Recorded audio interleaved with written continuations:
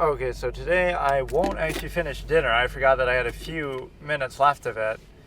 We can do that maybe later or something, but there's just like a few minutes left, so it probably gets like a D grade, but it's borderline C because that guy was so thoroughly entertaining, right?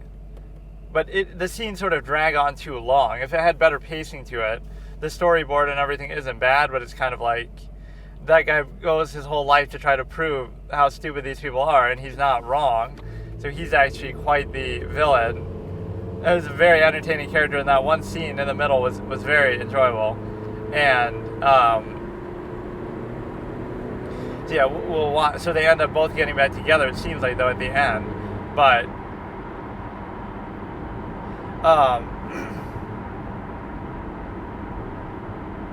yeah, I'll watch the end. We only have like 4 or 5 minutes left, so I'll just do a random YouTube session today. Just Shark Tank clips or whatever. So these ones are a lot harder to follow along with, and the reason why is because, you know, I'll just go into it right away. I don't give you really time to sync it up. If you were watching this like live, which I don't really do those too often, but, you know, we get like 2 episodes in 2 weeks that I can do. But I go back and do some older ones though too. So yeah, we're going to watch some random stuff on YouTube. It doesn't really have to be Shark Tank. That just happens to be what I'm fixated on for right now. And so what you have is a situation where you're basically able to, you know, just watch random stuff. But we'll finish that and then we'll watch Monk probably tomorrow. Monk episode 5. And that series has been unbelievably good. Part of it you could say is, oh, I just like that kind of series, but not really. In fact, there's like an opposite interpretation with that. You could say, oh, it's just because you like those kind of shows like Psych and The Mentalist, but it has a negative effect too. Like, because I've seen those and I've seen so much of it, I know it better than most people, or I know it super well, so now I hold it to a higher standard, or it's like I've already been there, done that, so I'm sort of desensitized a little bit, so I won't be as easily impressed. But then it still manages to be so good anyway. So you see how it works both ways. If you've never seen a show like that before, even if you don't like them, because you don't like them, or, you know, you've never really had an interest in them, now you watch that, you'll be super impressed because it's like, wow, I've never seen anything like this before. Whereas for me, oh, I've seen plenty like this before. And even if I'm giving it props for originality because it came before those other series, it's still not... The only thing I don't get with the Monk character is, like, he's all idiosyncratic and weird with how he does things, but was he like that before? Because a lot of his mannerisms and stuff are just a result of the trauma that he went through because of the loss of his wife. So, but I guess his techniques were still a little unconventional even then, because I can't imagine him as like a prim and proper detective and then all of a sudden he goes like this because of his mental case, right? He was always probably a bit unconventional and weird, and this just accentuates it all the more. So I haven't really laughed at all, I don't think, in the series, and I haven't really found it funny, but it doesn't matter. That's the beauty of it. It could be funny. There are some good moments like that that are okay, but it's more just, it operates at such a high level, like with Psych, that it just doesn't even matter. Right? I didn't find Psych particularly funny, but it was just fun. It was interesting. It was enjoyable to follow. It was smart. The cases there were written very well, too. That's the difference. That's what I was afraid might not happen here. Just because it has comedic elements doesn't mean you can't take the case solving seriously, which thankfully they do take it very seriously. So if I was a critic reviewing this when it came out, I would say that, like, the secret to this show's success is the fact that while it has the comedic elements, like, it manages to be funny while still respecting the audience's intelligence and still giving very well thought out cases to solve, right? That's the most important thing. Instead of like relying on the comedy, like, oh, we just tripped and fell and that's how we found the clue. Like, stuff like that sort of happens. There was that one plot armor moment where the guy tries to run over Monk in his car, and then his OCD tendency sort of saves him. But, you know, but yeah, there's no like gimmick to Monk really that explains him in terms of, like, he's not a fake psychic, he wasn't in the carnival as a kid, his dad's not a cop, so like, where did he get the skill from? We're gonna get some sort of flashback that his dad was something, you know, would have had some influence on him. So let's watch some random clips here. I almost don't even feel like it, but we just keep these going as a running commentary, like, just do it regardless, whether I I really have anything interesting to do or not. But no, we'll finish that stupid thing probably later, the last minutes of dinner, and then I guess you could say we have leftovers. Finish the last couple minutes of that, and then we get to do Monk episode 5, but I'll probably do that tomorrow. I should do this in like a more structured way, because I like watching these clips, but I don't really have a plan, and sometimes it's not what I want. And the whole problem with these Shark Tank negotiations is they'll go through all that on air, but then they'll change their mind behind the scenes and change the deal or something, you know. You know, sometimes the sharks are very arrogant and talk down to people and laugh at them and offer outrageous things, like you ask for 5%, they ask for 50%, and then they get mad when people come back on them, like the Scott Jordan or whatever. You're out. You point at me and say, now Robert's kind of more neutral and calm, so he's not the type of person to do that, but he says, like, you know, he points at you and says, you're out, as in the entrepreneur is saying that to the sharks. So like, oh yeah, that's totally not what you guys do all the time.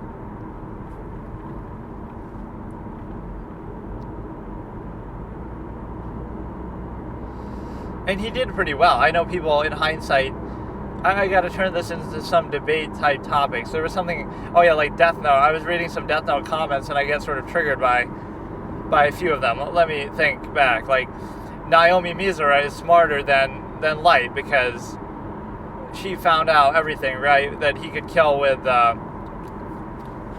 means other than heart attacks.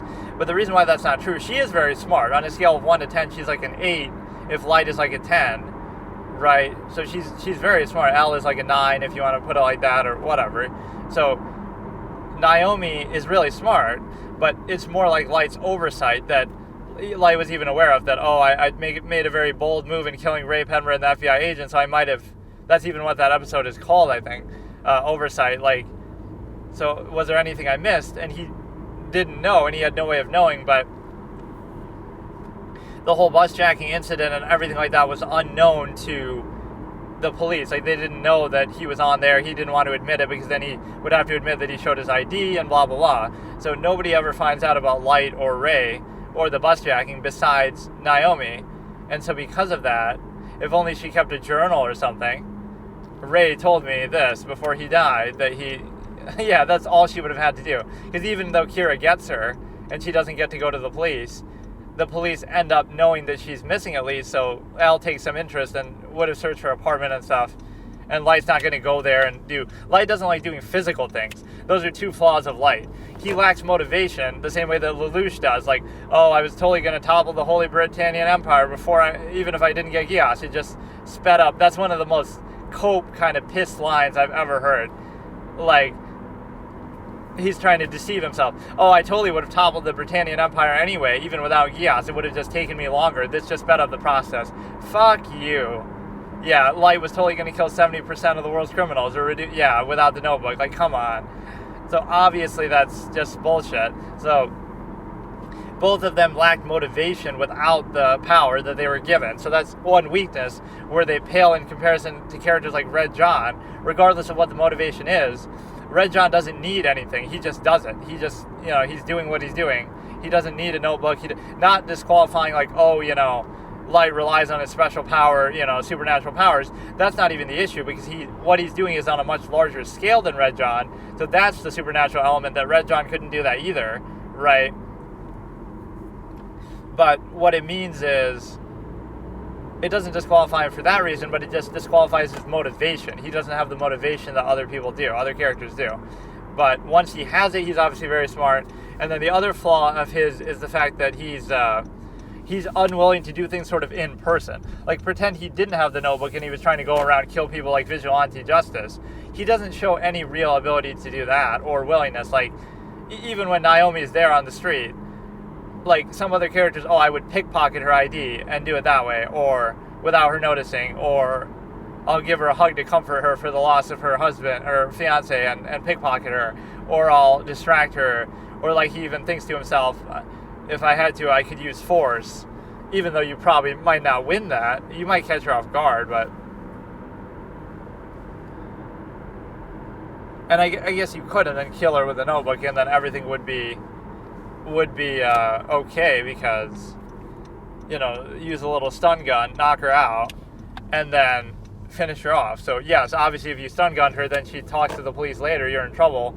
The whole point is you can't let her. So Light does get lucky there, and Light would have lost there, because that's one of those things like Rem killing Al, or Mikami revealing the notebook, where even though it's some external factor that you couldn't possibly be aware of or couldn't possibly control, the fact that Ray happened to have a fiance who happened to be an ex-FBI agent, who happened to be super smart, who he happened to tell some key information of the case to, right? There's no way Light could have possibly known that, even as smart as he is. The same way that L dies, Rem, there's no way that L knows that Rem loves Misa and Rem's willing to do that, and that it was all part of Light's plan to set up the situation, and there's no way for L to know that Rem would be willing to kill him, or that there's any threat, or that,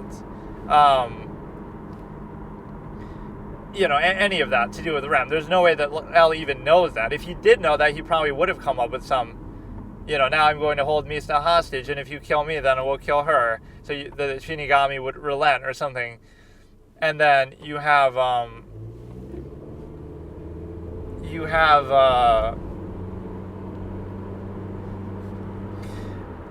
Mello revealing the notebook.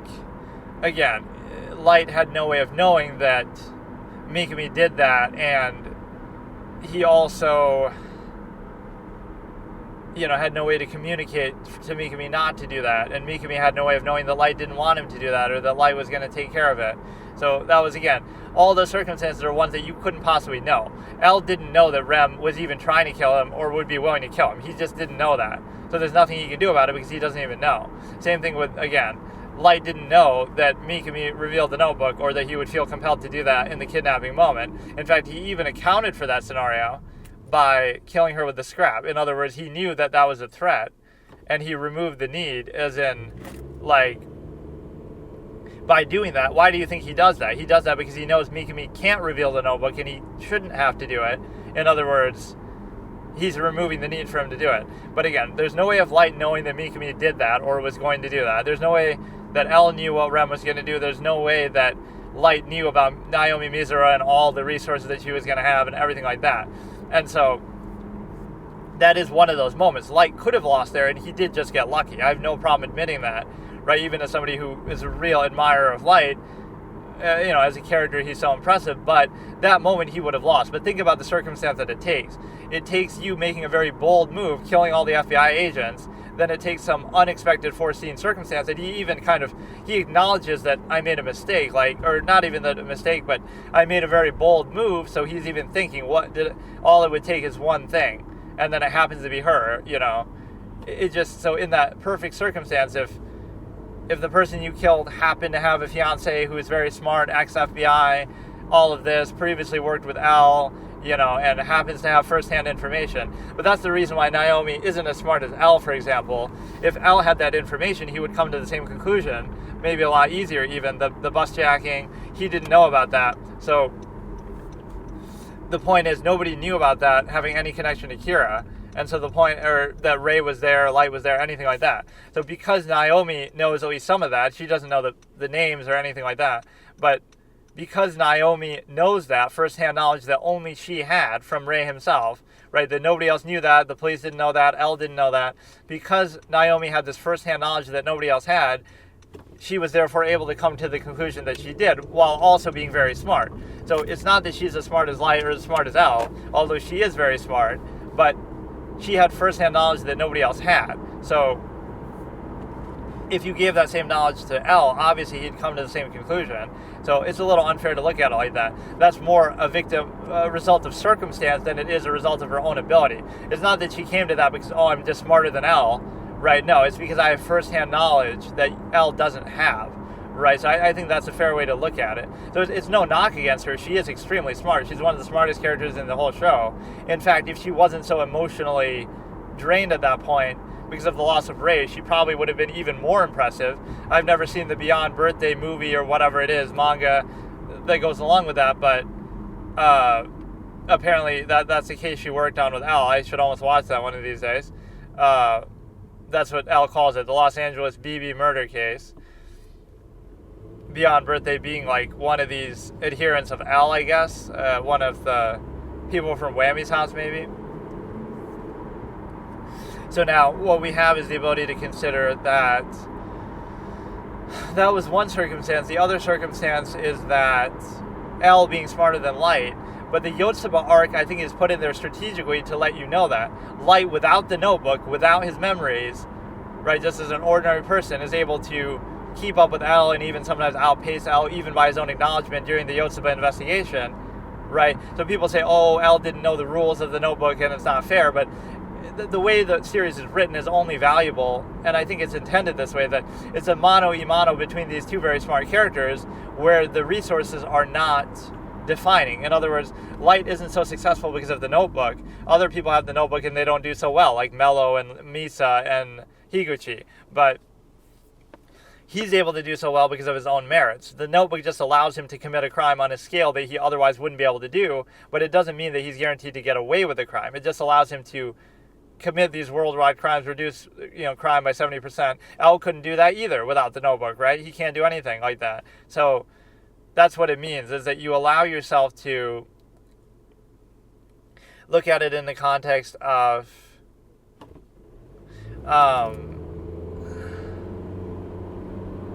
the notebook is an equalizing factor. L has all the police, all the police force of the world at his disposal, in a manner of speaking. Even if Light kind of cuts that down and whittles that down through his strategy, you turning them against him and stuff. The reality is that L did have that resource, the same way that Light has the resource of the notebook, but I think that's meant to be seen as an equalizing factor, and the whole game theory of the series works. Otherwise, it's like, well, Light's just some random idiot, and the only reason why he's impressive is because of the notebook. That's no fun then, right? It's still meant to be a one-on-one match. And so the point is that I don't think that's how the notebook is interpreted. And you even see that. Like, Misa isn't as impressive with the notebook. Higuchi isn't as impressive with the notebook. They would eventually get caught, or they get caught a lot easier, right? So when Light's in the Yotsuba arc without the notebook, how does that not show you that he's as smart as L? He's performing at an equal level to L. Even with like the Namikawa call, he's like L's even like, wow, you thought of that even faster than I did, and it's the sort of thing I would do. And it's like, you could say L's just trying to bait him that, oh, you'd be worthy of succeeding L, but in order to bait somebody, it has to have a believable basis to it too. He's not just saying that for no reason. He wouldn't say that to Matsuda or something. Like, obviously, Light really is that smart. There's so many moments in the show that indicate Light's intelligence being on par with L. Like, that's the whole point of the show. So I find that kind of insulting that people would say that. Light is at least on L's level, if not higher, especially in an overall sense. Even if you want to say L is more intelligent, right, in terms of overall charisma, social skills, all of that kind of thing, right, Light is an overall more capable character. And so the point is that Light is more capable than Nier individually, Light is more capable than L individually, Mello individually. So that's the whole implication, I think, is how they're showing it. Like, Light is on L's level for sure, because you see that in the Yotsuba arc, you see that in other moments that have nothing to do with the notebook. Again, the notebook allows you to commit a crime on a scale that you otherwise wouldn't be able to do at all, but it doesn't mean that, oh, you're guaranteed to get away or anything like that. And so now you're going to deal with it in such a way that that's the best argument against it, though. When Light performs at such a high level in the Yotsuba arc, basically on par with the world's greatest detective, and everybody else is in awe, that's not an act. That's not a pretense, just, oh, L's just letting him look that way so he can try to catch him as L. I mean, L even compliments him like that all the time. Like, your help on the investigation would be really valuable, and you're really smart, and all this kind of stuff. Like, it's not because he's Kira or he has the notebook. That's just a different trait. Like, no matter what they're doing, he's always, very sharp, very smart. So I think people miss the point with that. And again, it kind of ruins the show, so I don't think the writer would have intended that either. Like, L is way smarter than Light. I think he did say that L is a little smarter than Light, but, like, because the plot demands it, but I don't even buy that. like my own interpretation is more valuable than the writer's comment, because it doesn't matter what you say, it matters what you wrote. Based on what he wrote, right, Light and Al are on the same level. Al has a little more, let's say, Al has a little more like creativity in certain ways, and Light has a little more social skills, so if you want to equal those out. But generally speaking, in fact, let's do that as a character point system, like in my view, right? So Light's intelligence is a 10 out of 10, Al's is like a 9 out of 10 compared to him, would be my opinion. But you know what, I'll actually give Al the benefit of the doubt. I'll make them both a 10 out of 10. Intelligence. Creativity, I'll give them both a 10 actually too, because Light comes up with so many crazy techniques. Then initiative, I'll give Light a 10 and Al a 9, because even as much initiative as Al has, well, no, because like I said, until he gets the notebook, I'm just going to give them all 10s and everything. They're both a 10 out of 10 there, but they're really not. They're both like a 9 out of 10 because... No, I guess not. Light has to be a 10 and Al has to be a 9, because Light's so ruthless and he's willing to do whatever it takes. But realistically, Al would be like an 8, Light would be a 9, and then Mello would be a 10, because Mello's willing to go to even greater extremes, right? Like kidnapping people and stuff. So Light would be winning in that category. Social skills, Light would win. Emotional strength, they're both pretty even. Al doesn't have like too many weaknesses there. Neither does Light, but Light's is a little higher. So they'd be even in every category except for social skills, Light wins, and emotional strength, Light wins by a little bit. Although maybe not, because that's one of his core weaknesses that he's able to be exploited on by the fact of...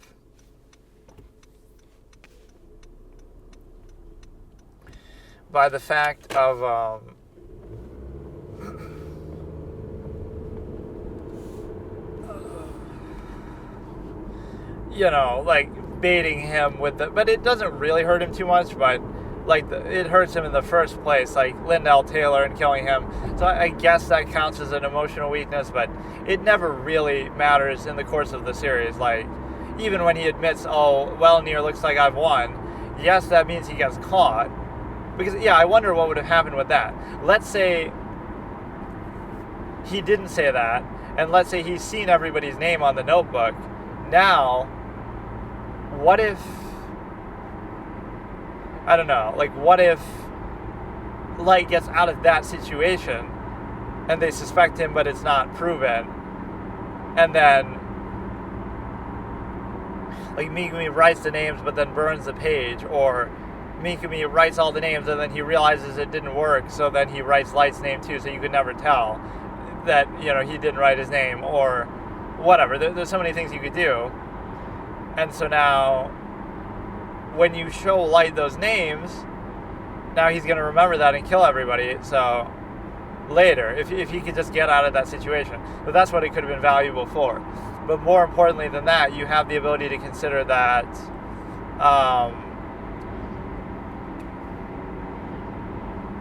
whatever. It's just a case where, so L wins on emotional strength a little bit, and Light wins on social skills, and then their final tribute would be like L is just deductive reasoning, and Light is sort of manipulation and sort of lying skills and acting skills, stuff like that. And so it would be about even, but probably Light would win, but again, just barely, and he would have to, because that's the point. Even Nier and stuff acknowledge that. Nier even says, if you can't win the game, you can't solve the puzzle, you're just a loser, or, you know, Al successfully, Kira beat Al and defeated him.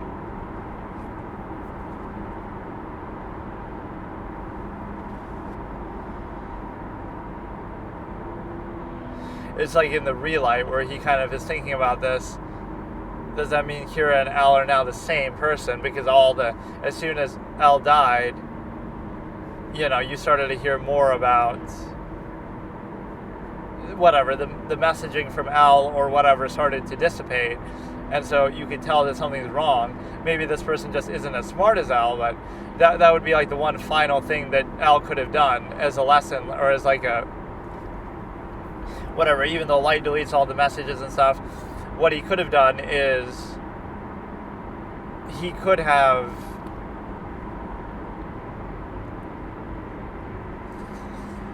he set up Light to be L, even though Light wanted that too. So the real successors to L that like L hasn't chosen yet, the reason why Light was basically chosen and anointed there is part of L's trap, or his final thing, because obviously L's successors would know or suspect that how could somebody else be L if L died, and that's not one of us, right? So obviously that's an indication almost that the only person who would have taken L's place, who isn't one of you, who is meant to be, is the one that L thought was Kira, or Kira who chose to do that. So like, it makes sense, because that would be a red flag. It was meant to be Nier or Mello who took over L's position, and he hadn't decided, or he didn't have time, and so now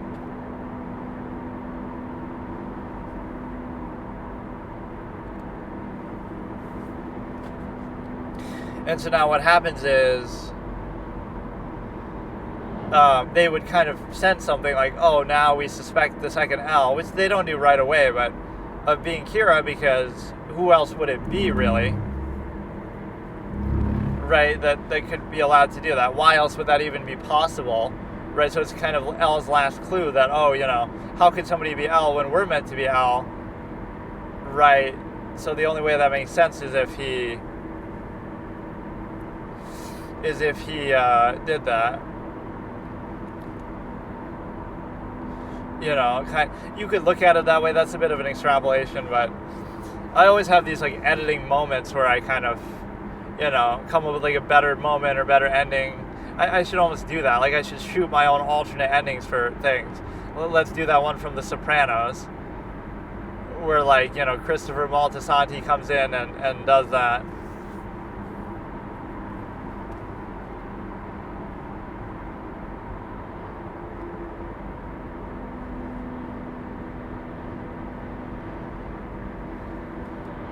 Or like, you should do it in animated form. If I was better at animating stuff, I could just have AI do it for me. I love how people act like AI is a new thing, though. It's gotten better, certainly, at a public level, too, accessible. But it's not like... It's not as though it wasn't around. It was always around. Like, you were playing against it in video games, or you were doing it in other things, too. Any sort of computer programs, there's some sort of artificial intelligence going on. Obviously, when anything's like an automatic process, so it's kind of stupid that you act like it's such a big deal. So yeah, let's watch some random clip here. But yeah, some of that stuff triggers me a little bit, because you can easily debate it, but people kind of have some wrong perceptions about it. I don't think that's what the author would have intended, for you to say, oh, the only reason why Light seems so smart or whatever is because of the notebook, and otherwise L runs circles around him, and otherwise it's like L is just way smarter and he doesn't know the rules, he's playing a game that he doesn't know the rules, blah blah blah. I don't think that's how it's meant to be written. I think the best way to look at it is they're equal footing. Light and L are very evenly matched, and that whole rivalry is the whole point of the show, and the notebook is just an equalizing factor. Like, that's what allows you to commit the crime in the first place, but it doesn't mean that you're smarter or you get away with it because of that or anything like that. And so what you have is a simple ability to consider that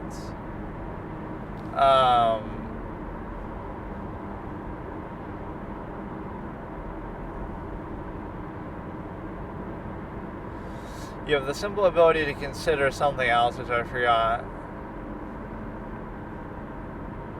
Let me watch something on here. I can't really find anything properly though. The sharks struggle to believe if kids will love Cody.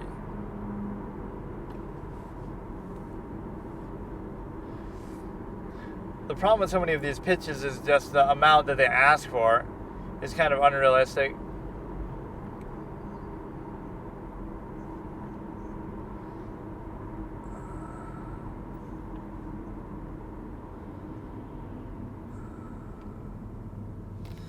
Okay, so give me a second here, and then I will decide to do this. I like the ones where there's some negative spin to it, right, where it's like more adversarial.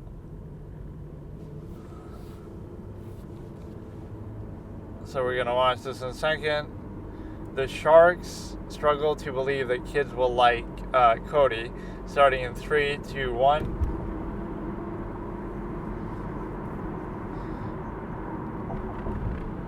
it's going to be way too expensive. That's the thing. Whether what they're asking for or whether what it sells for.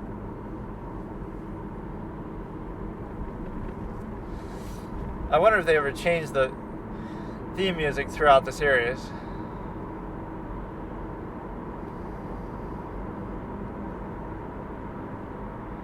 What is it, like Alexa for kids?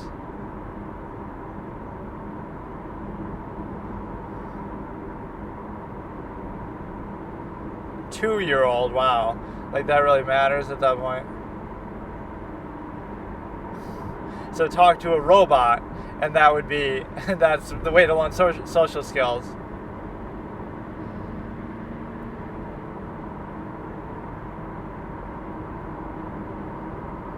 Smartphone.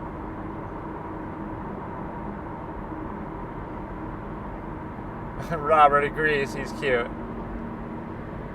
Why doesn't he have like a mouth though, or proper facial features?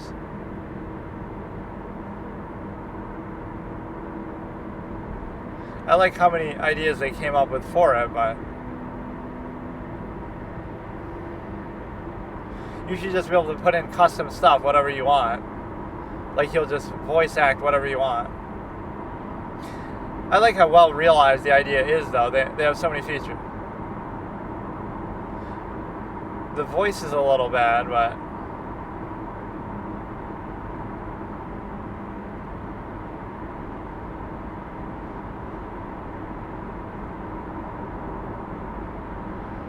he hesitated whether that's Lori's or not.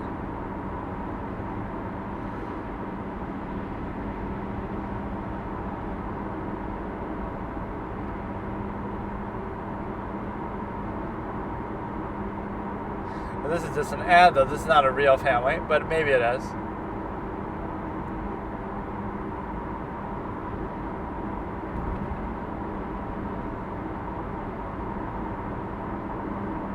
It's like a walkie-talkie. I like how versatile this product seems to be.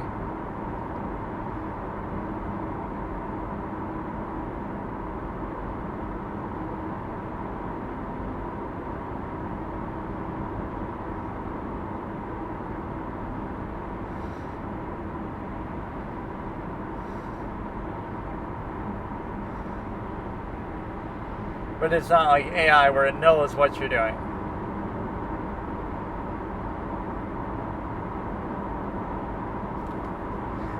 It should have a little more automation to it. Give it a high five, and then that's how it'll know that you're done. That's actually not that bad. It's actually not that bad. That's it.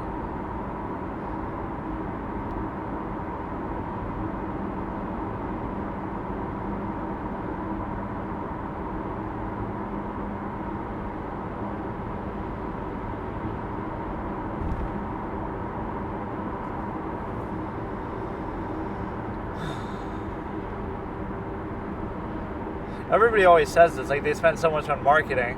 I'm not saying it's not worth it, but it feels like this would be so easy for somebody like Mark to do though. Just plug in stuff, make a little robot and plug in a whole bunch of content, and there you go, that's the product. You can put in any content in the world. Like today you could have the same thing controlled by AI where it just has access to everything in the universe, like Alexa for kids. That would be great.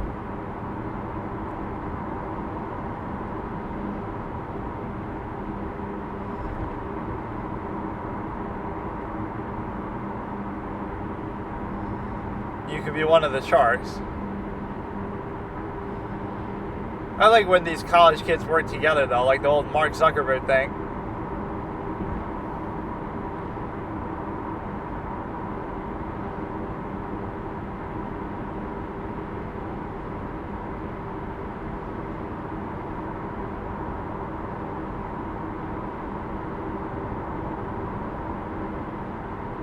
So you're really going to say a robot is the solution?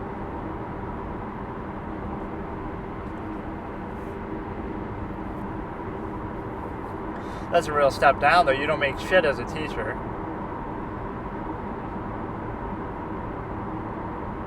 Is it competitive? What? Well, competitive with other things, not like stuff like this.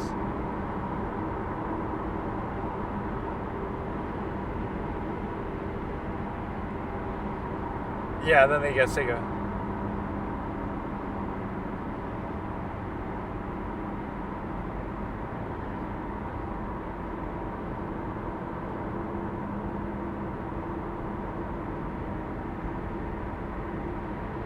Yeah, you could make it look a little better.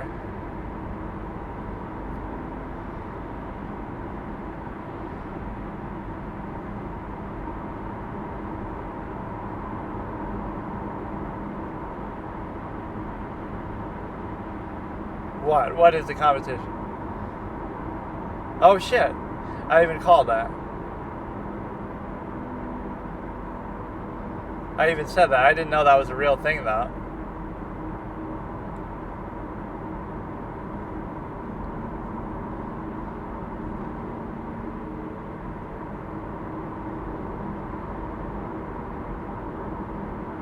Oh, here we go.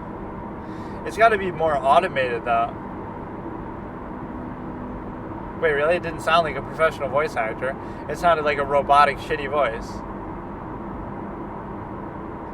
Yeah, I wouldn't even bother with this, though.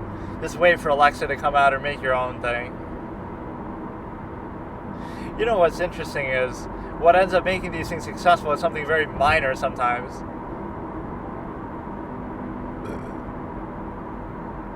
How much would an Alexa be, or Alexa for kids?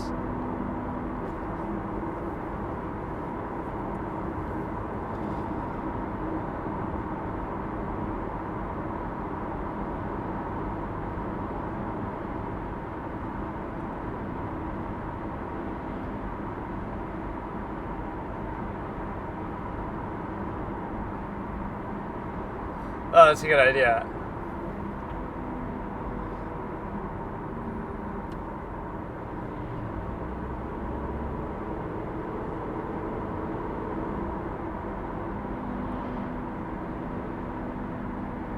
You can make it work, but you won't make money. So what does it mean to make it work?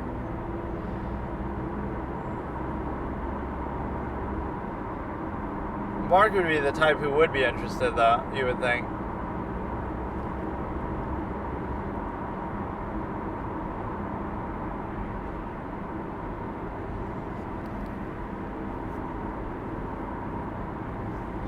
But they're not there yet. We're ahead of the curve.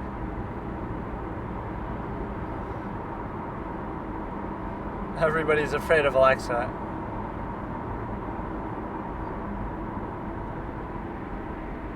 I don't know about that.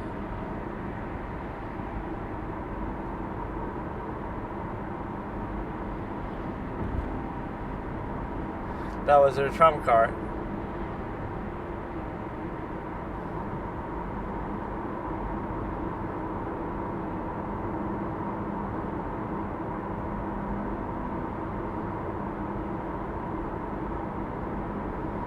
Isn't everybody out? So why are you even still talking?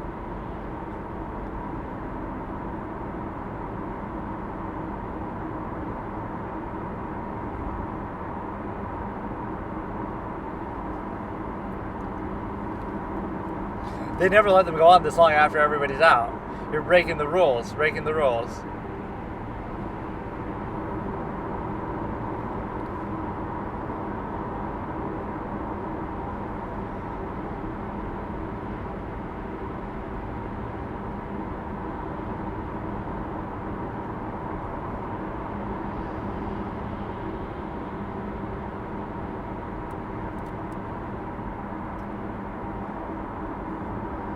He's so impressed with them.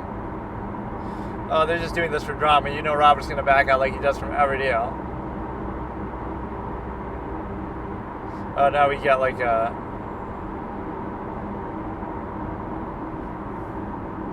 We got...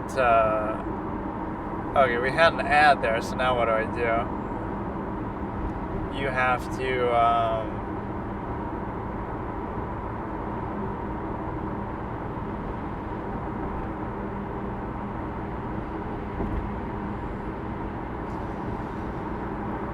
You have to consider that I gotta find the timestamp, which is really hard to do. God damn it. Robert's coming back in just for TV appeal, but then he'll probably back out later. He definitely had the highest rate of backing out after the fact. I like all the guest celebrity sharks and stuff that they do too. It's kind of a fun concept, but it makes it weird because you don't work with these people as often as the other ones, so that might make it better or worse. I wouldn't want to work with somebody that I'm seeing them every day, so we'll piss each other off.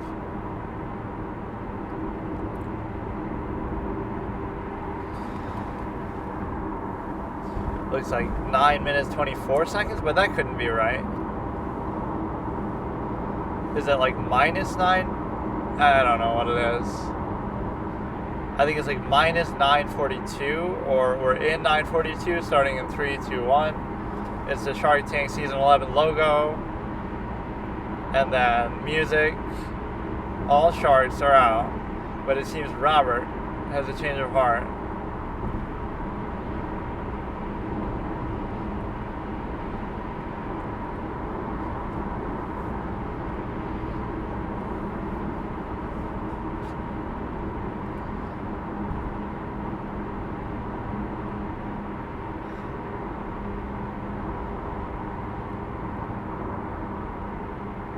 What were they even asking for?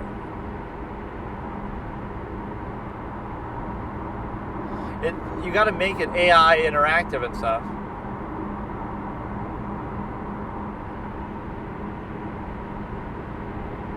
What did they ask for though?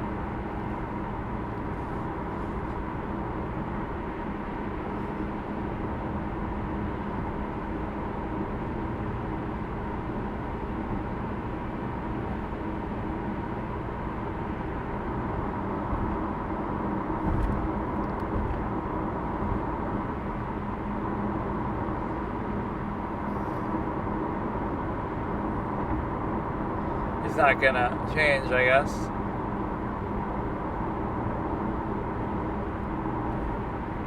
He's staying firm.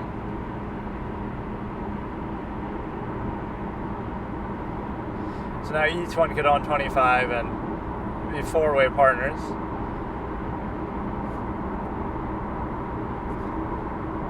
I bet they didn't have a deal though. Look at that hardball. They just don't want to leave without a deal. And then Robert backs out behind the scenes like every other fucking thing. But no, why not just say that? Like, forget about all the predetermined programs. Make it with like some sort of AI where it's like Alexa, where you have all that access. And I know that's not easy to do, but that's where the money comes in. Like, I'll pay you what you need to do. Make this fully active with AI. In a way that, like, it's not that, oh, you said have a predetermined thing. No, it's like I ask it something. I mean, that would be a whole nother project, though, but you ask it something and it has the answer, and it draws it from Google and this and that. Like, imagine that, dude. So, yeah, Alexa for kids. As if you should even need to do that. Like, just use your Alexa and put it on kid mode, right? Why should you have to make a separate product for it? But that was pretty good. I wasn't expecting them actually to get a deal. I assume he probably backed out, or even if he didn't back out, it was no good. It was no good because of the simple fact that, I don't know, you're not going to make money on it really. It's not enough. Like, all these companies do like good sales sometimes, but then they put it all back in marketing, so they say we're going at a loss, blah, blah, blah, which I get it. That's not a bad idea, but at a certain point it's like, we've been in business for 6 years and we have 10 million sales, but oh, we're still in the loss because of marketing. Like, how much marketing do you need? And if that's what it takes, then you never are going to get anywhere.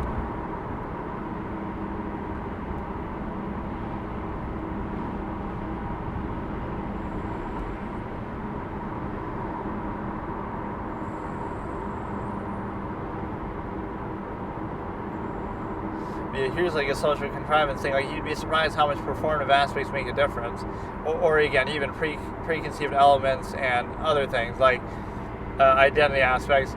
Like, you could say the exact same thing or do the same exact thing, but the perception and the reaction will be vastly different based on the performative aspects, you know, how you say it, etc. And then also who is saying it. Like, if you have something to gain from that person, you have some other incentive, stimuli, acme, zero-sum means, or even preconceived notions. Again, their age, their gender, their whatever it is, right? Their appearance. So that's more like a performative aspect, appearance, but all those things will play a big, major role as well. And so you're able to consider it in a basic way that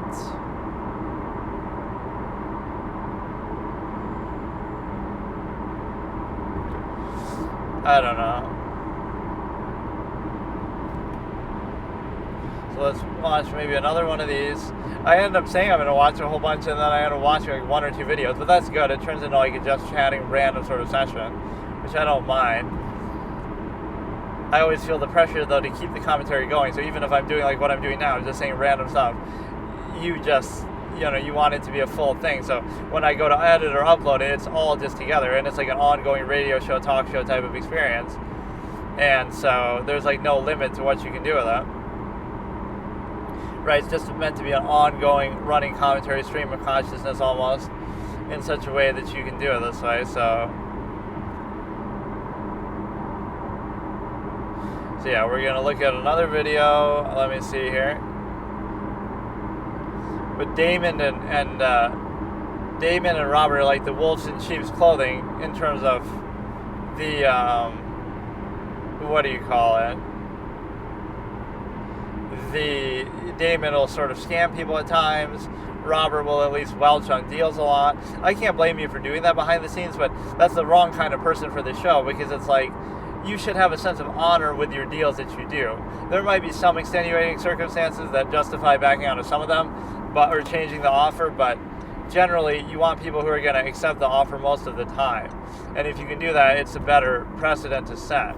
Because you might think, why am I being ignored, or why don't people want to do deals with Robert? But that's why, is because, he doesn't have the same like sort of clout as Mark, but also, and how many products can these people do? After a while, doesn't it get to be too much? Like, they're not doing it strictly for money, I get it, but it's kind of weird at times. Like, how are you going to, I'm going to host this product at a Dallas Mavericks game, and then I'm going to do it with 100 other products over the course of the years that I'm taking deals. Like, I think it's sort of unfocused. I'd rather make bigger investments even, but something more significant, like, I don't know, you sort of give yourself a platform in such a way that you can do that and just maximize something that's already big and substantial. And so you're able to do it that way, instead of like, I have like 100 different investments for a little bit here and there, even though a little bit is still a lot here, but for them, it's not. It's like, this is get you hyped for March Madness. All the sports stuff appeals to Mark, obviously, but sometimes it's a little contrived sometimes. Everybody goes in with an ideal of who they want to work with, but Mark almost seems like too important of a guy, where that could backfire too. Like, he doesn't care, he doesn't have time to deal with you, he's not going to personally deal with you too much, he's kind of too arrogant.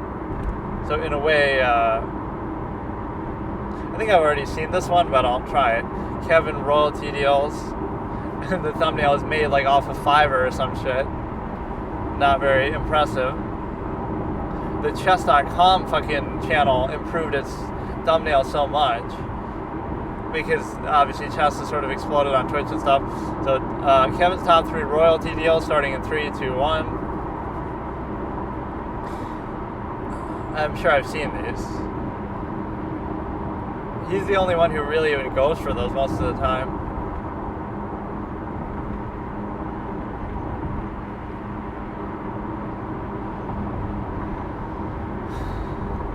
This is that one chick who, I thought she didn't get a deal though somehow. They shouldn't show these unless the deal actually went through though. Right, if they make the offer but then they don't actually do it after the fact, they shouldn't put it in these videos.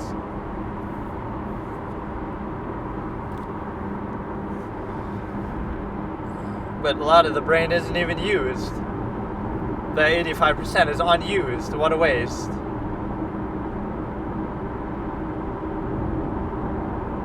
But no, it's like this reactionary social contrivance standard seeking reinforcement or validation from externality, ergo you're kind of giving them power over it. Fallacy of permission, like you need other people's permission or validation, even though it's arbitrary and interchangeable themselves, and they don't value themselves, so why would you value those who don't value themselves? And like, you know, you let yourself be controlled by something that's very arbitrary. This is the worst, when it's like a random... Oh yeah, I totally just saw this.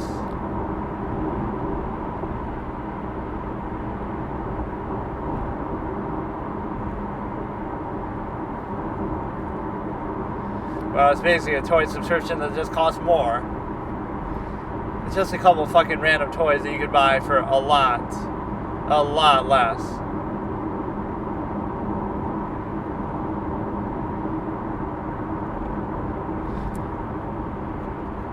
Gives Robert the first dibs. They're very simplistic kind of products.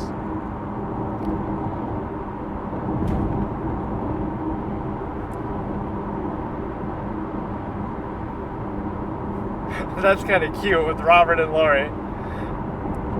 They're being pretty wholesome there.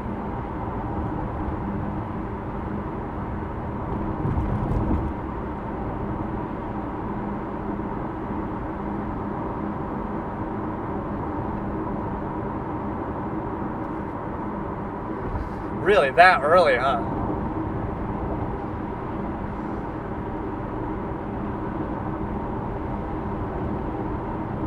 But nobody else has done something like this.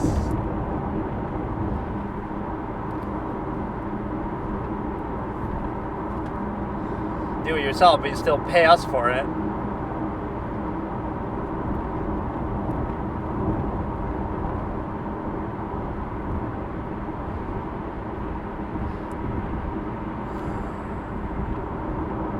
It's just too expensive, I think.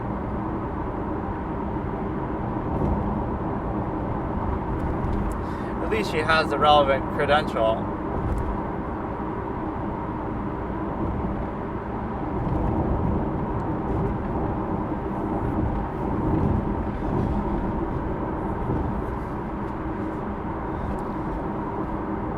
Why not have like a daycare Montessori overlap that sort of does that?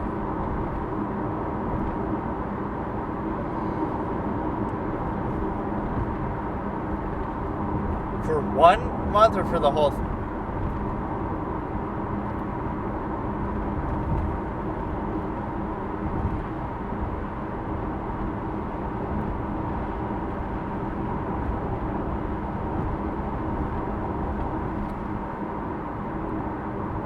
Really?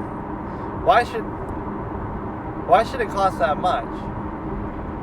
That's like some dumb shit that you can make for $10 in China somewhere.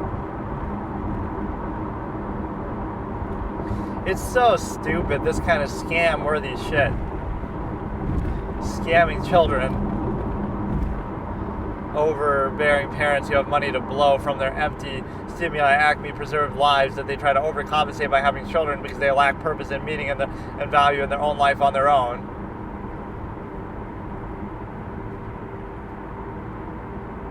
Or so said some wise person who may or may not have prognosticated the stimuli acme. Give some credit to Sigmund Freud, but it's not exactly the same thing.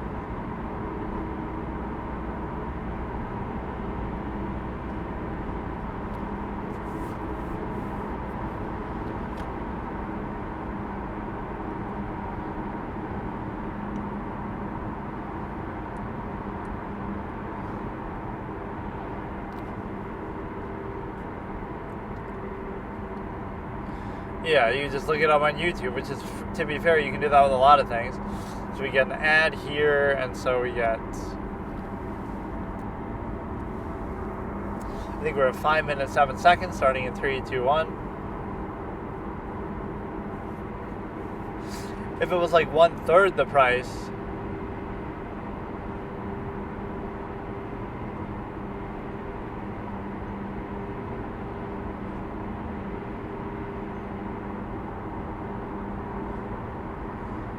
Yeah, it should be like $300 for the full year.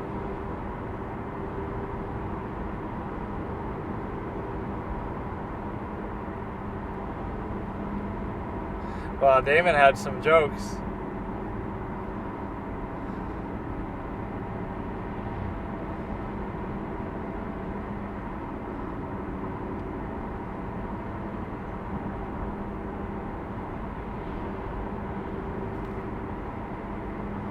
Everybody always talks over Damon, like the working stiffs guy.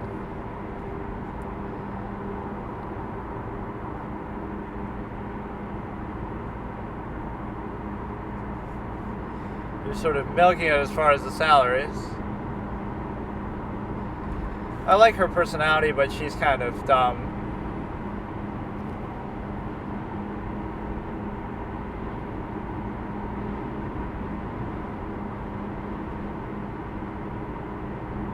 But you should always make a counteroffer then that's not too rich.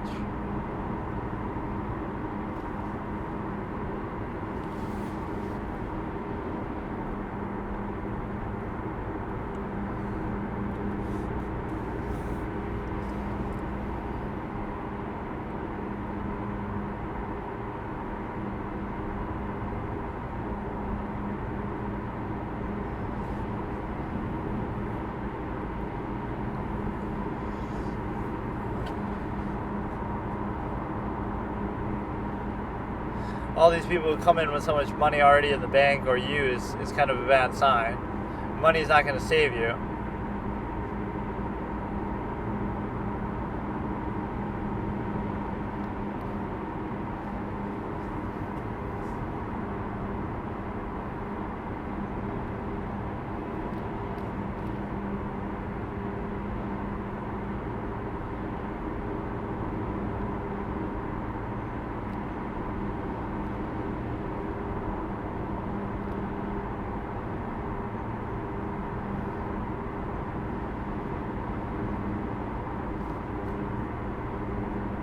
It sounded like he was giving her compliments.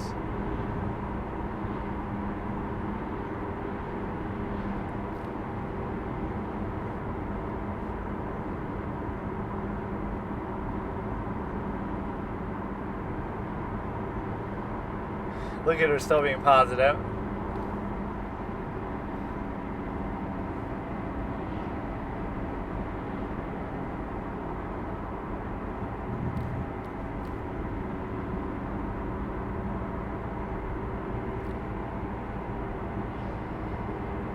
She's kind of annoying, yeah.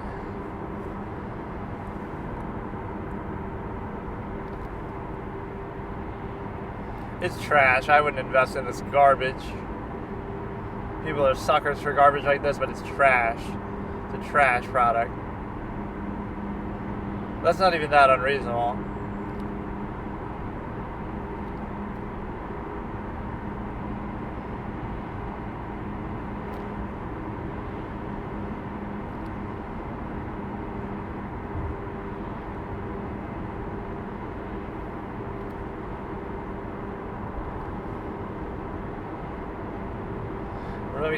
Oh yeah, I questioned that, the royalty, but am I missing something? Like $10 a unit isn't that much though when it's the $300 product. Maybe I'm missing something. $10 out of 300? Or is it each unit like less than that?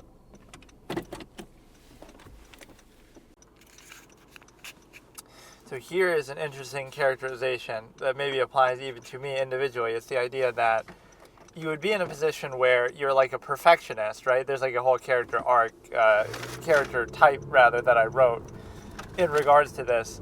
But it's a case where you're a perfectionist and sort of stickler by the rules, right? When you're young, you want to do everything by the rules, and you're maybe a little bit of a, not a tattletale per se, but like that sort of mindset that like, oh, but you did this wrong, or you didn't do this exactly right, or I got to do everything right on the nose as per structure. But then what happens as you get older is you try to keep doing that, but then you realize other people don't do that, or they're not worthy of it, or the structure itself isn't valid. So, for example, what happens is the structure isn't valid or absolute, so you realize it's arbitrary. So you go from one extreme to the other, where you're sort of a stickler and very, on the nose, doing everything like the right way according to whatever society structure. But then you go from that to doing it not at all, or to doing, sort of where you just go, not even anti, but you just go and subvert that structure. Now you no longer care because you realize, but it gives you a certain credibility, opposite interpretation. Like the alcoholic who condemns alcohol, it gives you that credibility to say that, yes, you might think, oh, well, who are you to say that alcohol is bad? You're the alcoholic. But that's exactly the point. You could use that to discredit them, but you could also use that to say, well, you have firsthand knowledge of how bad it is, so you would know best, arguably, right? Better than somebody who's never done it, who might still hold and trust that it's bad. So the same thing here, like, you hold that fact that you tried to be a perfectionist and tried to follow structure absolutely, right, everything on the nose, and then you realize it's artifice, that, oh, it's not actually perfect, it's not absolute, people don't really even follow it, even if you do follow it, so what, it's a zero-sum half-mass structure. Like, think about it like it's school. It's a good ideation, but it shows you the inconsistency of society and the whole half-mass nature of contrivance response, is the idea that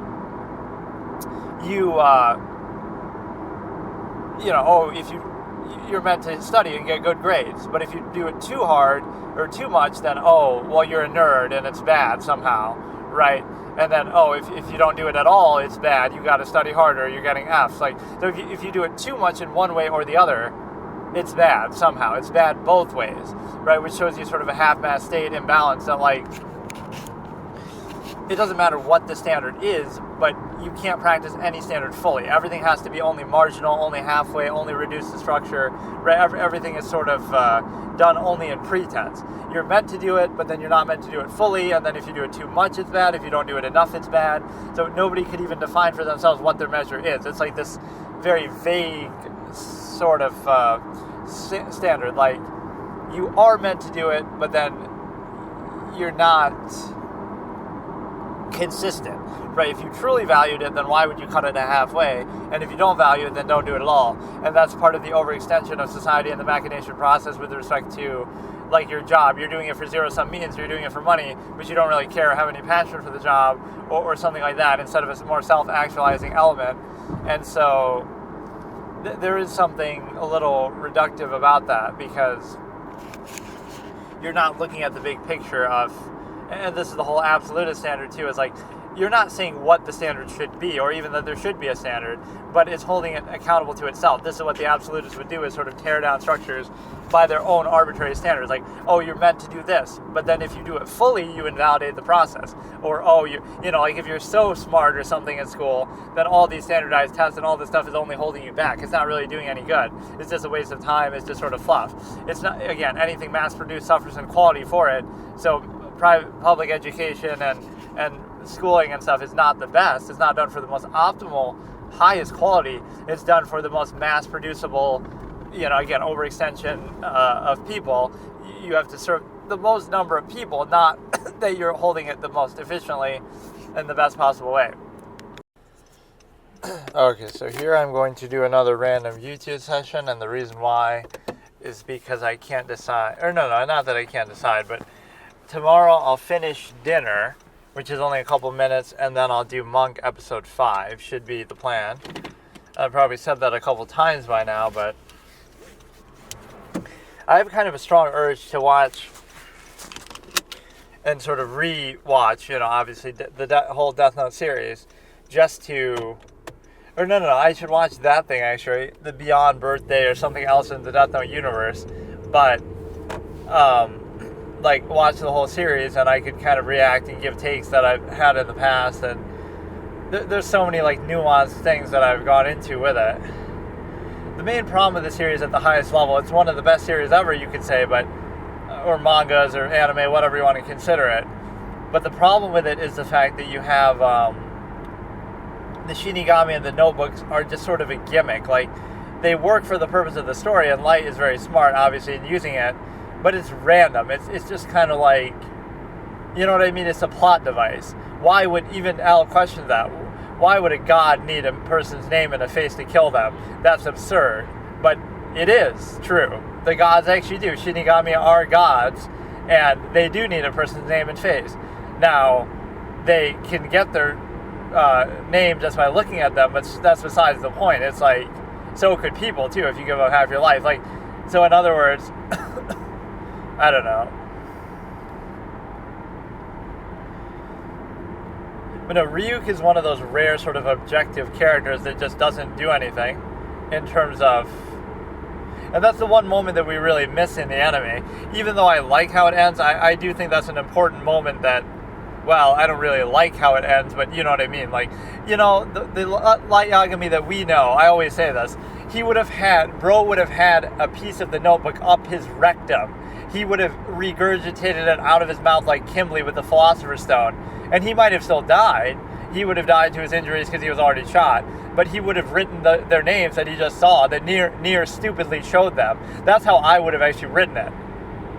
He still kills everybody, but he still dies. So he'll remember those names because Nier is a dumbass and shows them to him. Like, yes, he's trying to prove in his moment of victory, blah, blah, blah. And even Nier says, it's unlikely he'll go very far. Bro, he probably has a piece of the Death Note buried under the ground somewhere nearby that he planned a year in advance for this very moment, that he somehow knew you were going to host it here before you even knew that you were going to. Like, bro, you don't know who you're fucking dealing with, dude?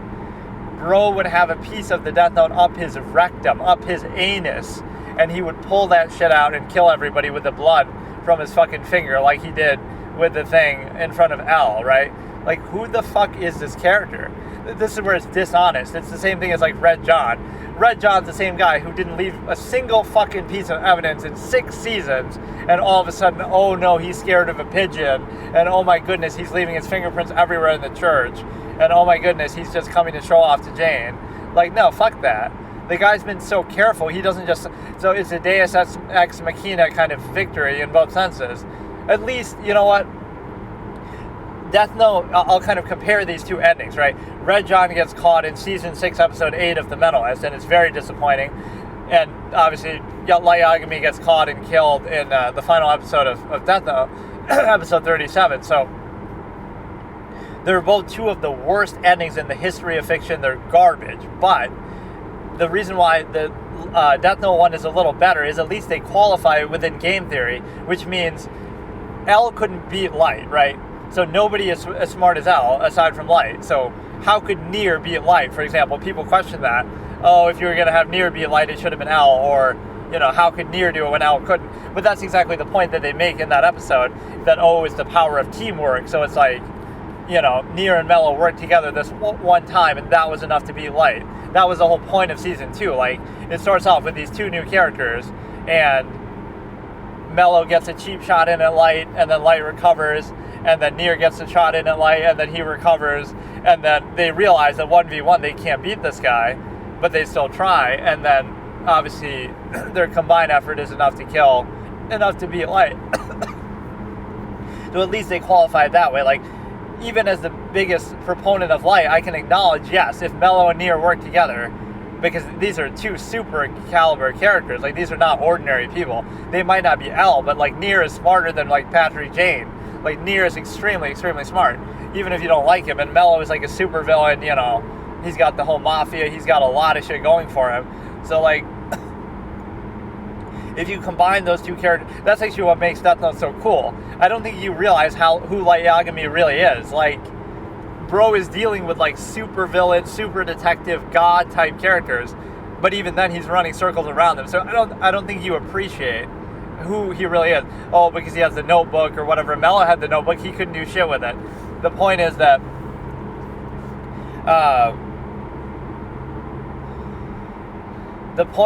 you're in a position where, you know, compare Mello to most characters. Like, compare Mello to James Bond. James Bond would be able to catch him and beat him, but it would be very, very difficult.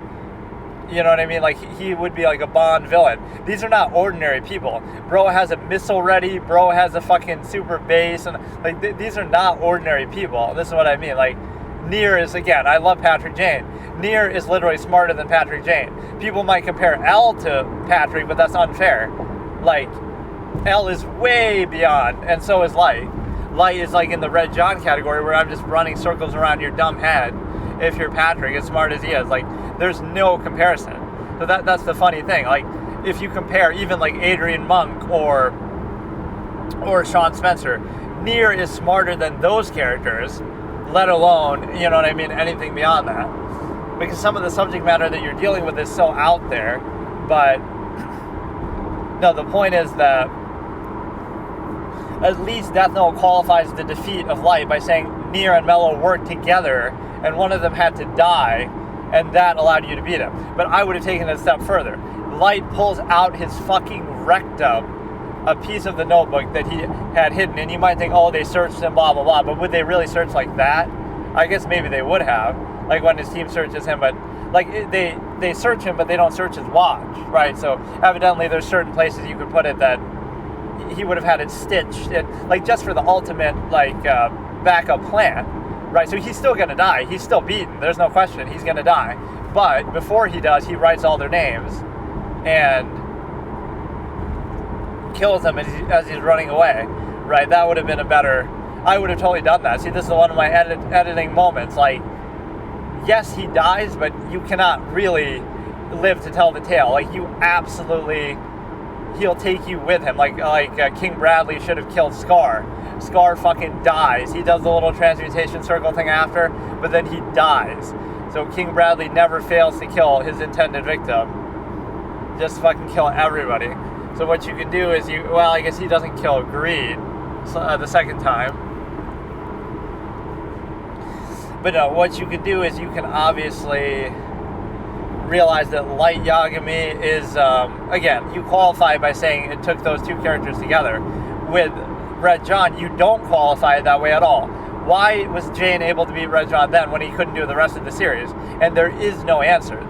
He just magically does, just because the writers want him to, right? You might think, oh, the pigeon out of the pocket or something, but again, it's a disservice to the character that you've written all this time. If that's all it took to be Red John, right, like, okay, but really what it takes is his own arrogance. Like, he's so arrogant that he saves Jane's life multiple times in Season 2, in Season 6, Episode 3, in Season 6, Episode 6, like, all the, like, just, what do you want me to do, man? Like, and even then, he beats Jane again, like, bro is, like, playing on super hard mode difficulty, like, what the fuck? Jane might be smart, but he's nothing compared to Red John.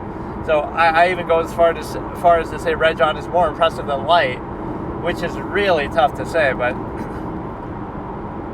we don't see the story from his perspective, basically.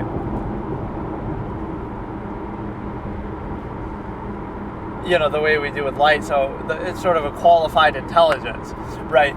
The way the Light thinks is much more impressive or much more valuable and believable to the audience, whereas Red John, that's what's so good about Light's character. Even though he seems like unrealistically smart, you hear his thought process and you see when he struggles and stuff like that. With with Red John, it's like this imaginary supervillain, right? It's like if you were seeing Kira from a distance and you didn't know who it was, right? So the point is that Red John is just, he does whatever he needs to do and he's just infinitely smart. But you don't really see how or why he comes to those conclusions or how exactly he operates. And they both sort of infiltrate law enforcement in that way that, you know, they're both in law enforcement. It's an amazing story, but I just think it's a little bit, but no, that ending would be better, because always they qualified in game theory. But no, you don't think he would have some other backup option, like the watch? You would say, oh, they searched him, but they don't search his watch. So you're telling me they search his rectum or they search something else, like... Or not even that he had it in his rectum, but that, like, all the time. But that day, he would have had it somehow. He would have had taken a piece out from his watch and put it in there, and then had it in his watch. Like, nobody ever finds that. Like, you know, it would have been better if he tried to run away, but they would have just caught him. Like, somehow they let him get away, which is utterly ridiculous for a character of that caliber. Like, you would never find him after that. He's so smart that he'll be gone. You'll never find him again. you won't even know whether he's dead or not. So if Ryuk didn't intervene, then he would have probably gotten away still.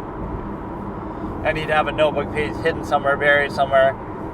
That's the problem with that whole plan with the switching of the books and the pages and stuff. There's no limit on what you can do with the notebook. I could rip out, because it has infinite pages too, right? I could rip out 1,000,000 pages and just have them everywhere for, when I need it. So, you had the bank safe and,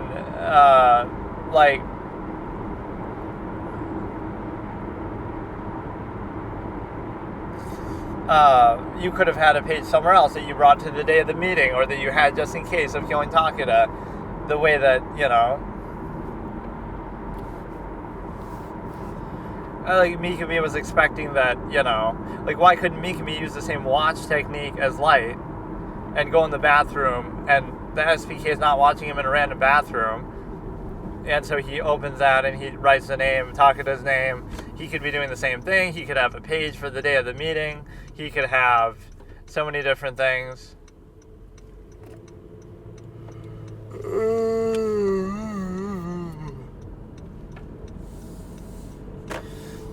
It's just too convenient, I don't know.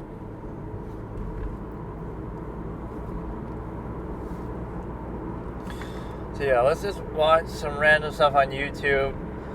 And the reason why is because of the simple fact that I don't feel like watching anything else right now.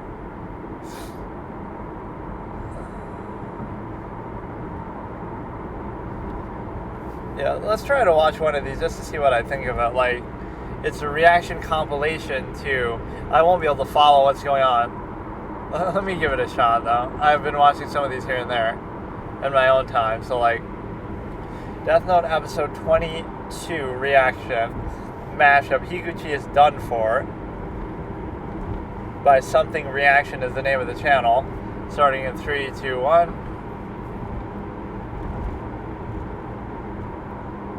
T reaction. Upload daily mashup.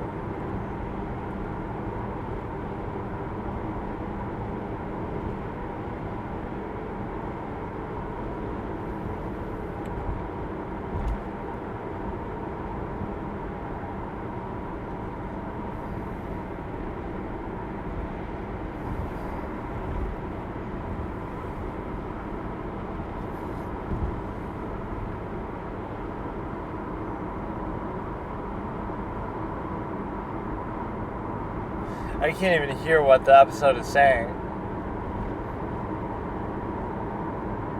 I can't even hear it. I don't care.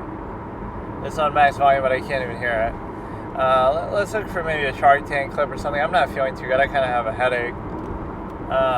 It's all this hot, cold stuff now. It's really cold outside, so that when you go indoors, outdoors, it makes you sick.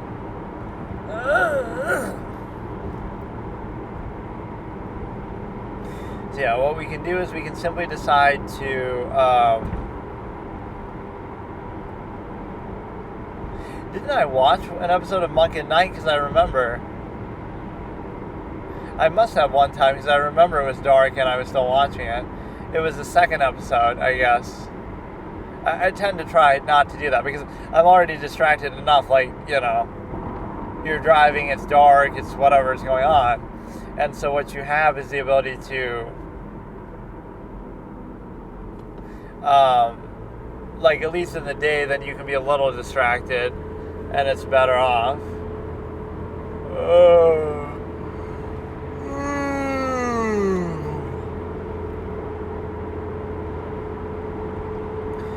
I'm fucking dead, bro. The amount that I'm fucking driving is just stupid as hell. Every day, but whatever, dude. Make the most of it by making it into content. You'd be surprised, though. Some of the commentary I give might be really high level or interesting, and some of it might not be, but what would it take to make this more popular? And whether doing face cam, whether actually showing what I'm reacting to, whether sort of syncing it up, timestamp, all of those things would help. But I think of it I could always add that later. I could just take the same audio and just sync it up with that. But for now, I'm just getting up there in any way that I can. And so...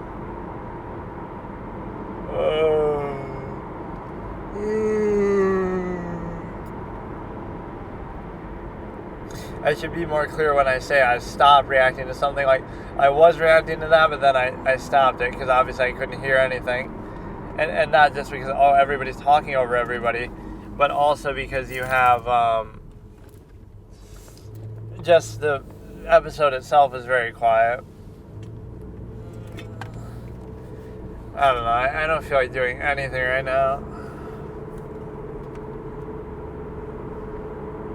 Let me see. Let's just do a Shark Tank. This one keeps coming up, the Working Stiffs. Let's watch it again, because it's just such a fucking funny video. I'm like XTC, where I keep reacting to the same thing over and over and beat it into the ground. We keep getting ads, though, is the problem. Okay, we'll watch this again and then segue into something else. There's so many... This is such a golden sort of YouTube series, right? You don't want to watch the full episodes, but you want to watch like a little part of it. Working Stiffs entrepreneur pisses Damon off, starting in 3, 2, 1. I just watched this too, but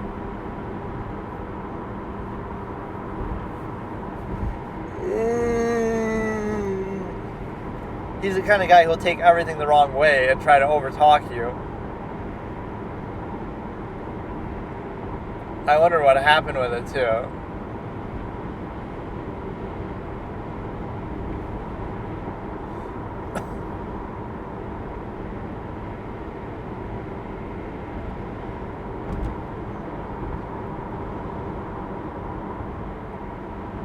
It seems like such a useless product, though, really.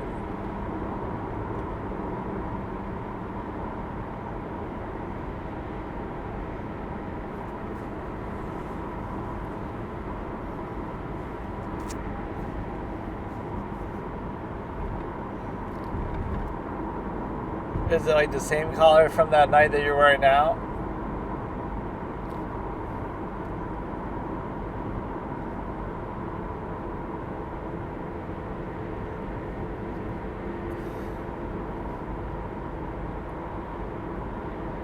Is this really that big of a need here? Look at the music, trying to make it more exciting.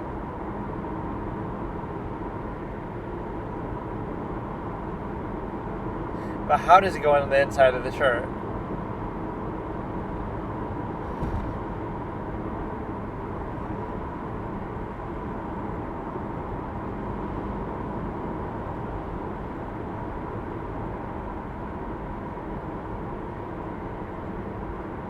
How is Kevin so impressed with it by...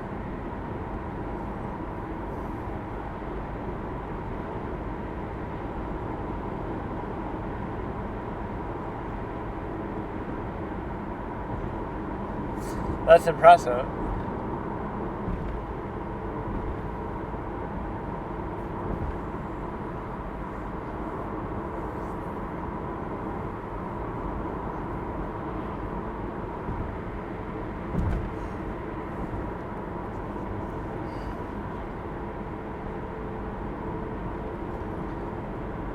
But you said 600 just from those stores alone.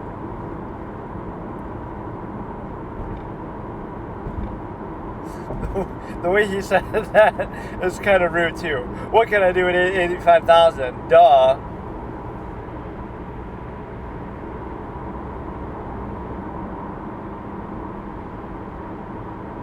We gotta watch the Scrub Daddy one again. Lori's just immediately picked up on it. You just look at her face during that pitch.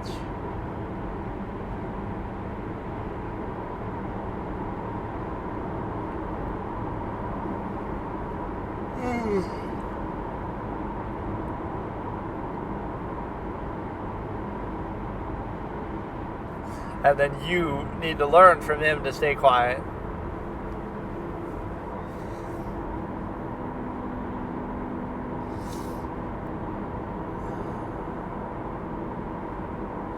That's a lot.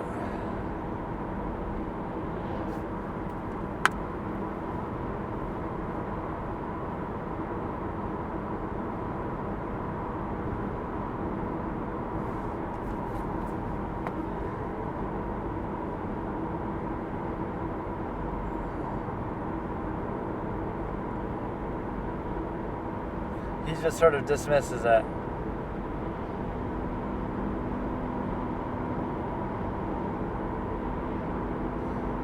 He has all this weird dejected quality, like, whatever. He just dismisses.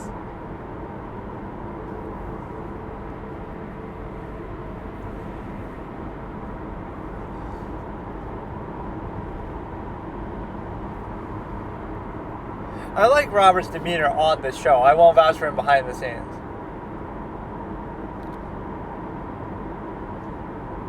Did he sell just hats? I thought he sold everything, like shirts and stuff.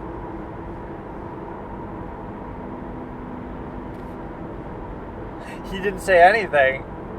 He's just projecting.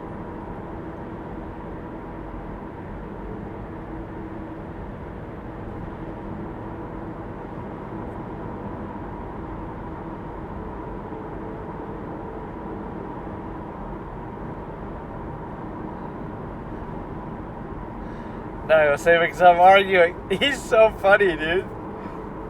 Bro is... I love when he does these little things dejected. He'll be in the middle of saying something and then say, whatever.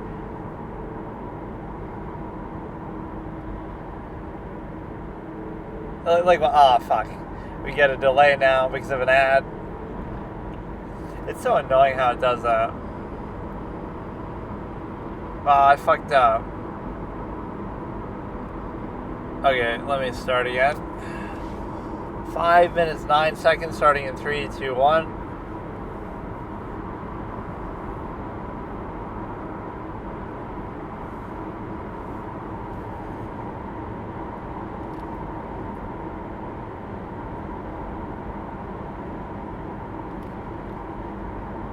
I like his clap right there. You took forever.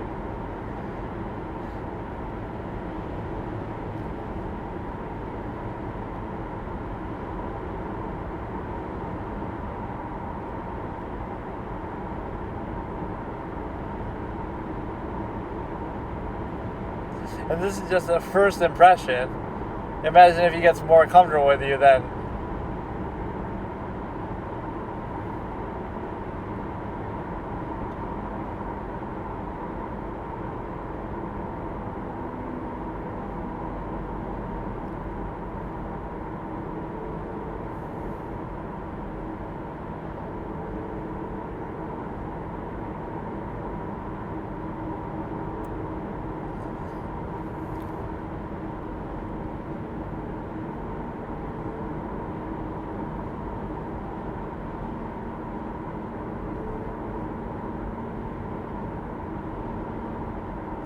Then he acts all alpha, like, oh, next.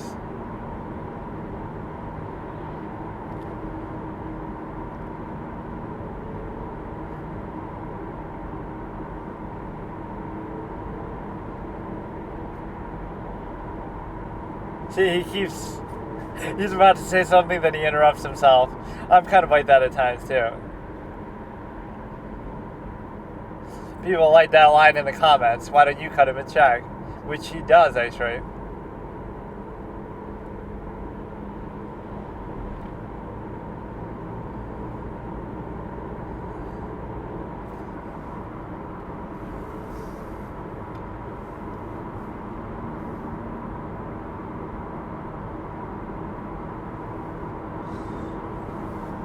%14 royalty.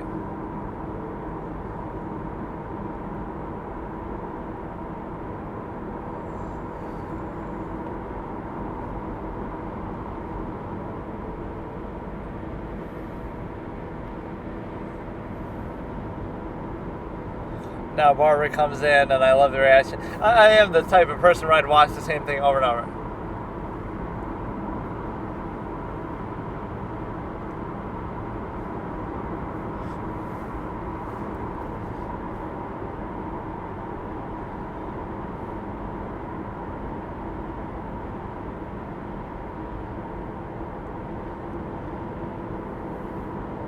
I like Barbara's confidence, though.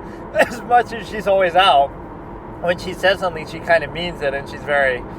I low-key like her quite a bit, actually. Alright, we have another delay because of ads. We were like 8 minutes and 5 seconds, I think, starting in 3, 2, 1. That's not enough.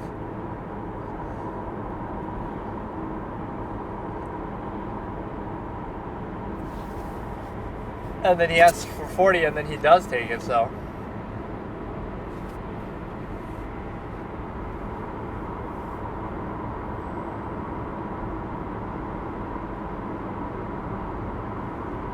I mean, that's a bad deal.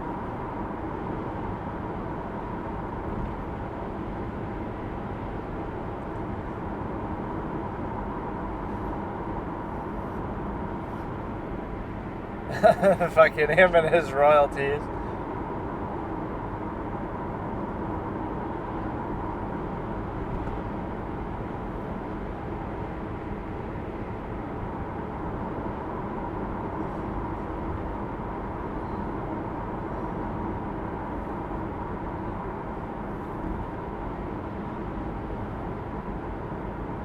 That's one of those like TV lines. You have to make a decision.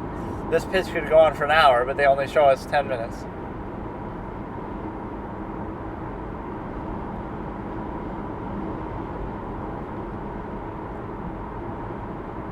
And then he correctly thanks Barbara outside.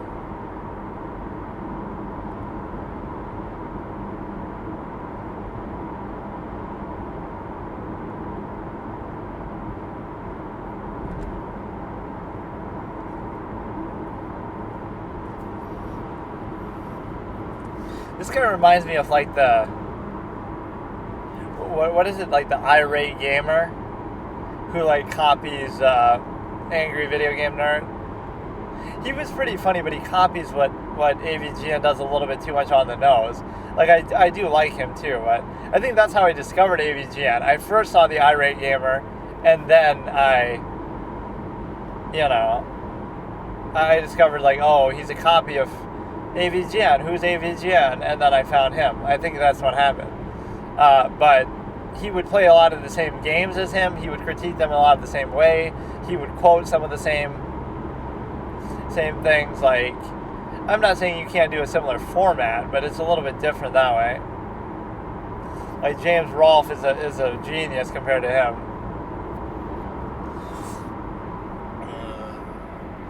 Let me see what other Shark Tank type of thing I can do here.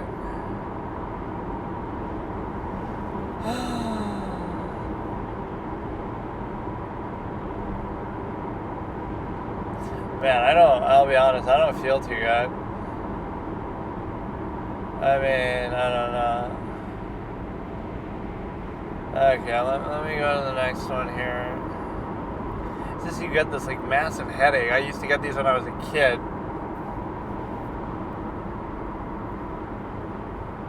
I used to get these really bad migraines when I was younger, actually. All the time for like no reason. You might think, oh, because of screen time. It could actually partly be because of that, but I would always do that. You kind of take that for granted. Or you know what would happen, actually? If I would watch something on TV, like let's say I'm using the computer a lot. I guess I wasn't that young then, but I'm using the computer every day, right? And so my eyes are like used to that, so that doesn't bother me at all. I don't even notice it. But then I watch something on TV and I get a headache because I'm not used to the TV compared to the computer. Or like if I watch a movie in a theater, right? So it's like, oh, I'm still using screens all day anyway, but it's a different screen. So honestly, that makes all the difference, right? Like that's actually true. It seems weird, but like there's a certain thing that you get used to or something.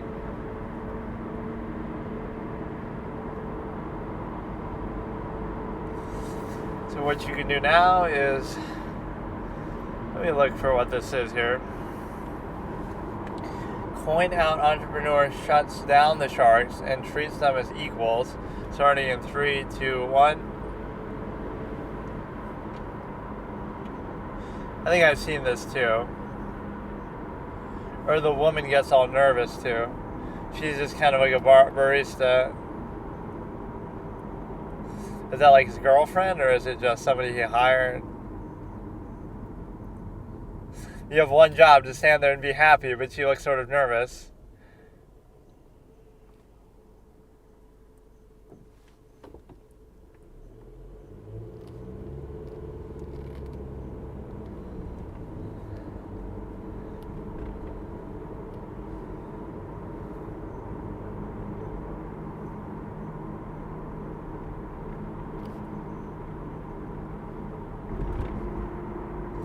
Bro thought he was gonna compete with fucking PayPal or some shit.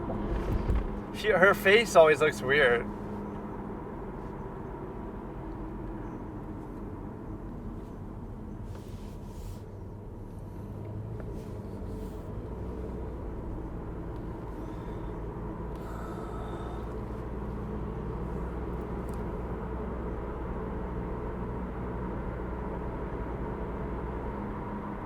It's just too much effort for the merchants.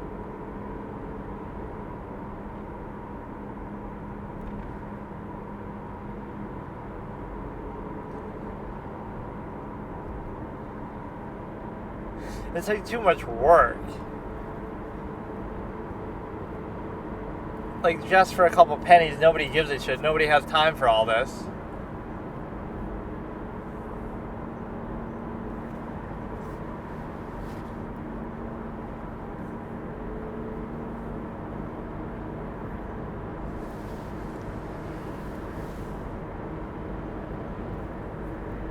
Or just use it to pay the next time.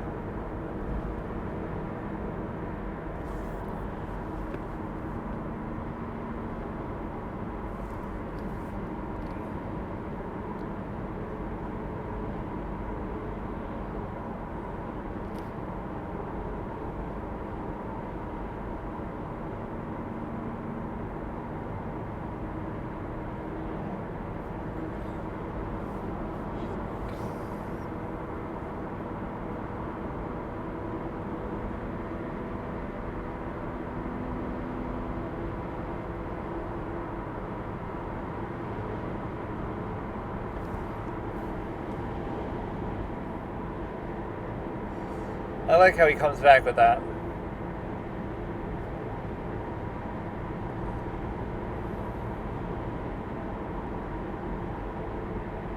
Like, as if these big companies couldn't do all those things, a banking relationship. Who the fuck are you that I have a banking relationship? We're getting an ad for a scam thing, like laundromat. I've seen that ad a couple times. Okay, I got to delay it now. I can't actually change the video, so I guess... Oh, here we go. Now we got it.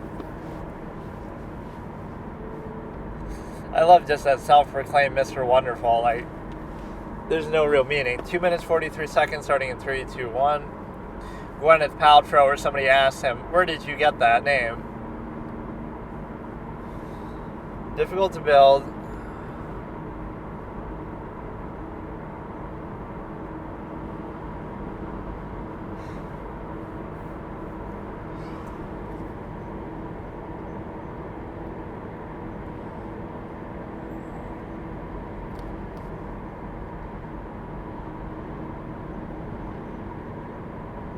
I couldn't tell whether Barbara was asking that, like, they don't get that, or they do get that.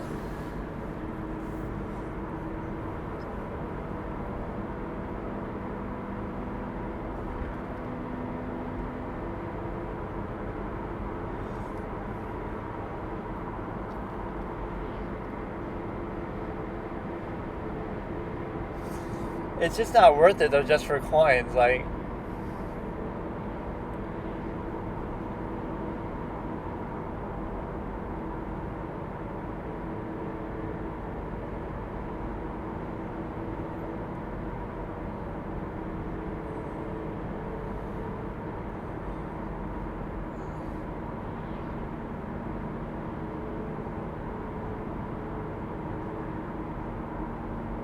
How long ago could that have been?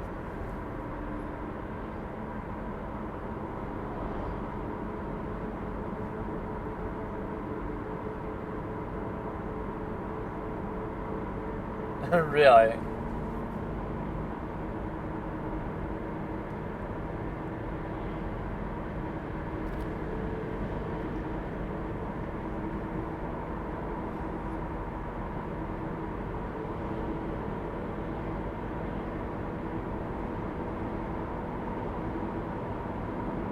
This seems like too much work, and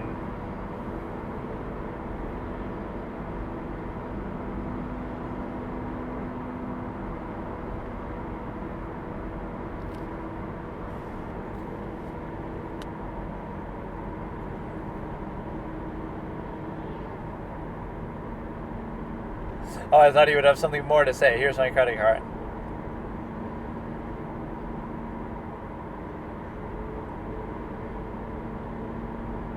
What do you mean? How could it be more than credit and debit if combined they're trying to split them up?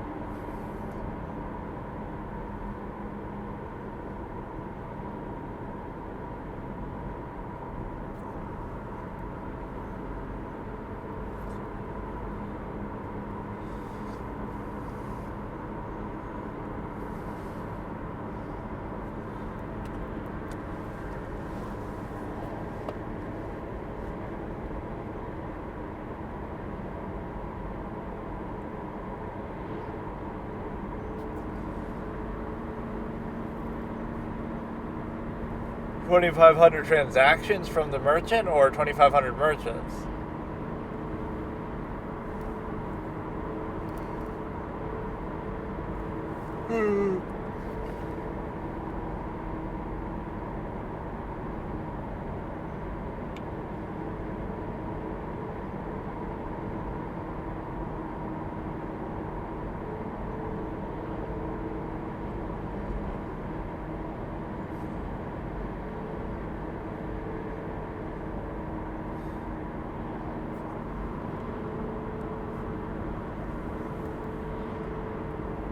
Yeah, because people aren't going to be willing to do that just for pennies.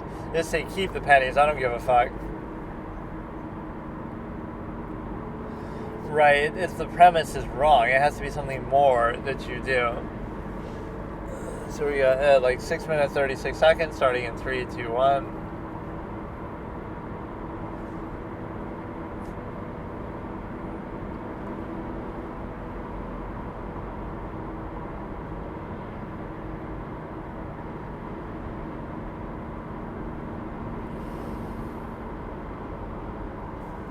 What is the bigger solution? Like,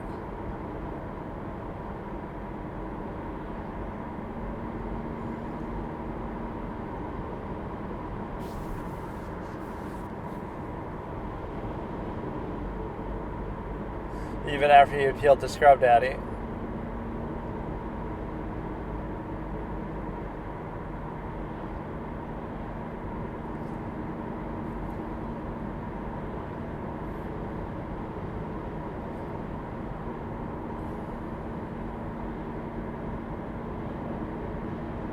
How many do you have now?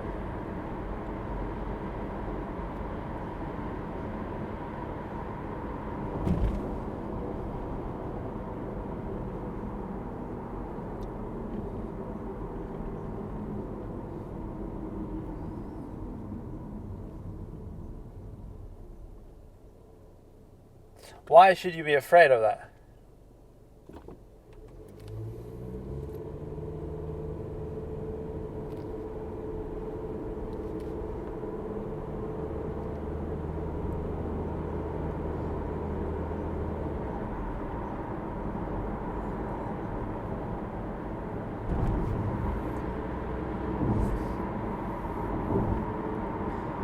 You believe in it.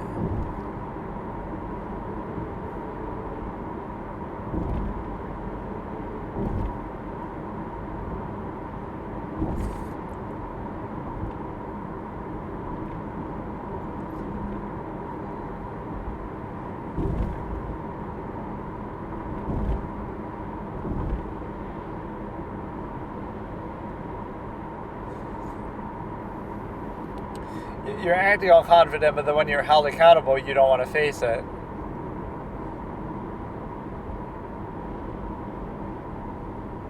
Look at that barista, man.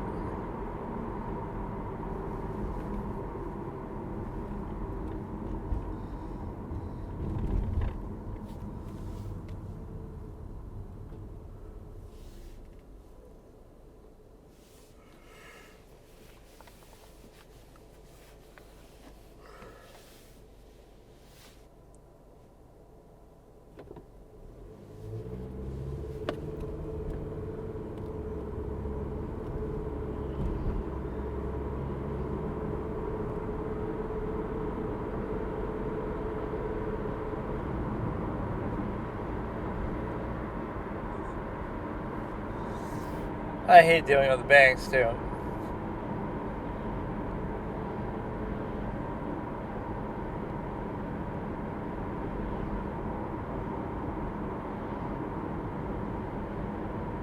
So it's basically similar to Barbara.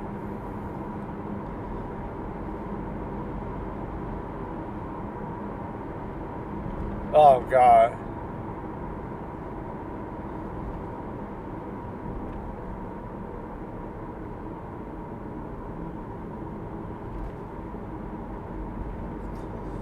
I'm not questioning the technology, but whether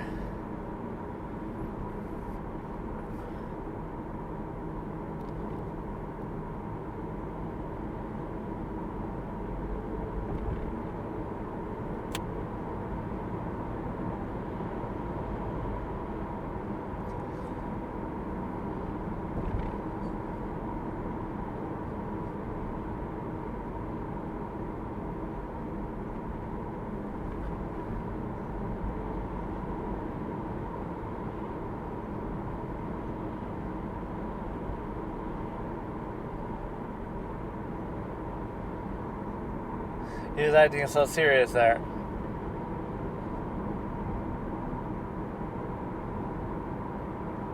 Yeah, all these people probably just use their cards anyway, but I wouldn't trust so much money in the bank, honestly. Put it, you got to put it in different places. Put some in gold, put some in stocks, put some in Bitcoin, put some in I would never put it all in one basket, so put some under your mattress, get some in jewelry, get some in real estate. Sometimes people question real estate, but it's actually better than you think, because even if the market crashes, the market goes down, well, the value of the dollar goes down too. So it's like, you know what I mean? Like, at least that's a solid, tangible thing that you have, right? It's a real thing. And so even if you lose some money on that, I still feel more comfortable with that than having it in the bank or having it go bust in inflation and stuff. Like, that's the worst thing you can do. You should never leave your money in the bank. That's horrible, because you get to, you just get to consider what it's all about. It's just a bad thing. Oh, man, I feel so sick, dude.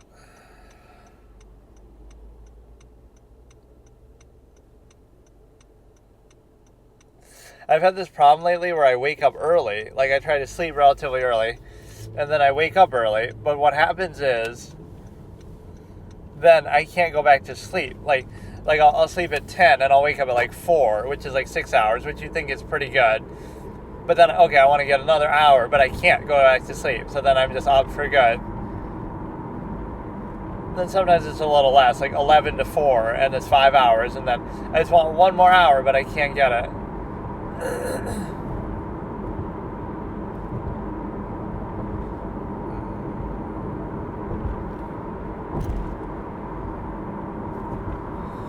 Let's watch another one of these. I think I've seen so many of them, though. Top 3 deals Mark Cuban called out as scams, which I've seen that one before, obviously. And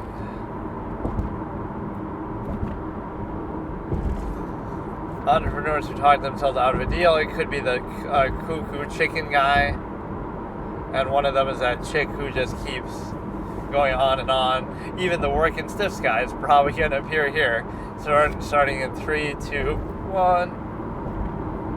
Bro, I just got to go home and lie down. Like, I'm not feeling too good. It's the fact of wearing a jacket, going out in the cold, then going in a hot car, heater. Yeah, these two clown it up.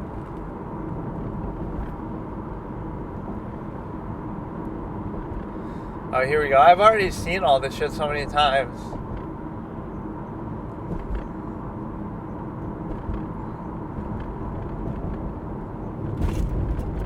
Like, how do you just go to Harvard? Like, I don't know. This is that little kid thing.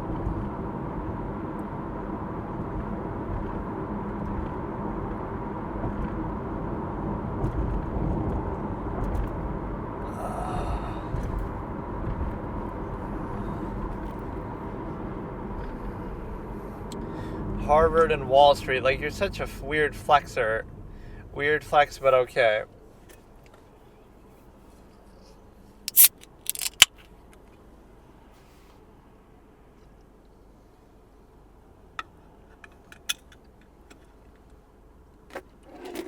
We get an ad, dude. I'm watching like 10 seconds of the fucking thing.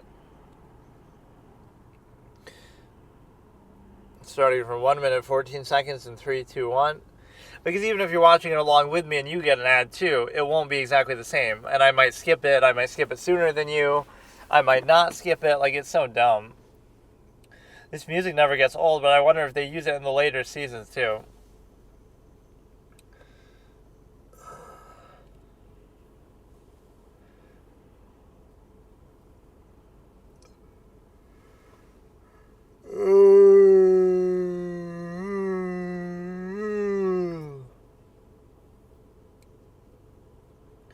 I hate these bundle type things.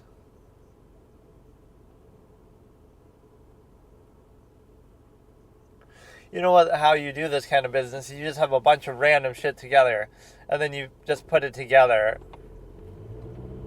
Or you have a warehouse of just random stuff, and you try to make the most of it. So the criteria is, let's use whatever we can get the cheapest, and that's what we'll decide to put in here.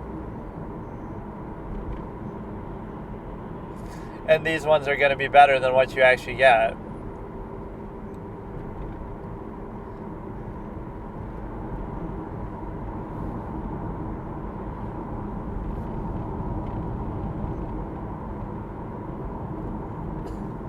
Robert's pretty low-key, but he can be funny sometimes.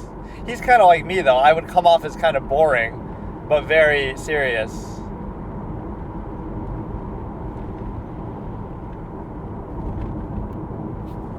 I like people like that because when they get mad, or I like characters like that too in stories, when they get mad or something or emotional, you know it's justified. Like, you know, when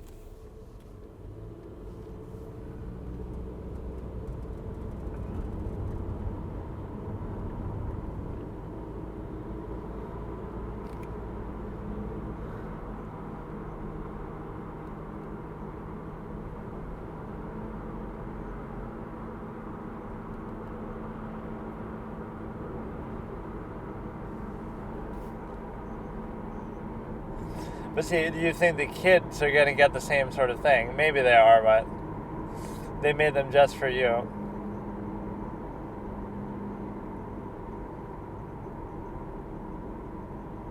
That's so much. You can subscribe to Netflix for that much and let them watch shit all day.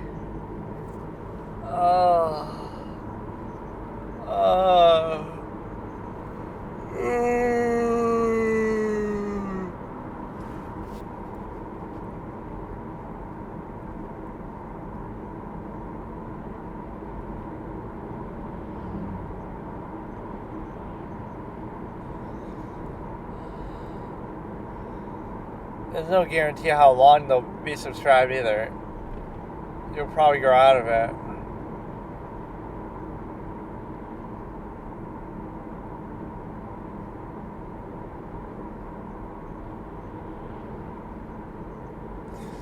Murders and executions. We just watched this recently. I don't know if that chicken guy is actually in this video. He should be, but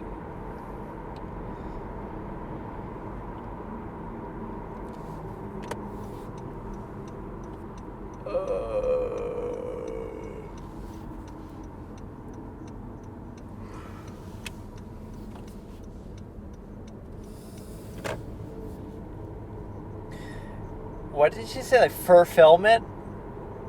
I swear she said not. I think she means to say fulfillment, but she said like fulfillment.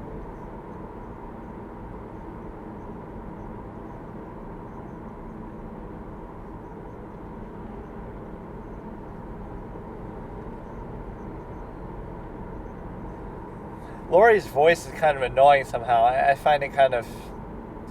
But she's probably the best shark.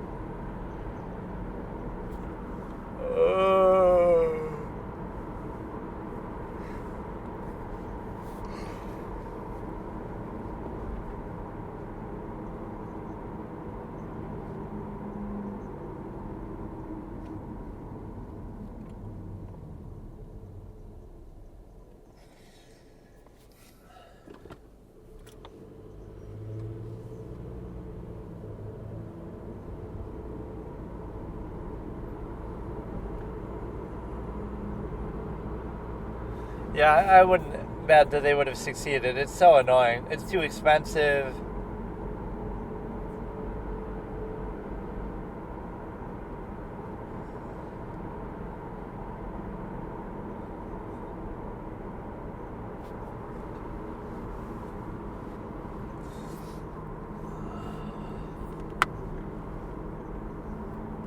Then just let him do it.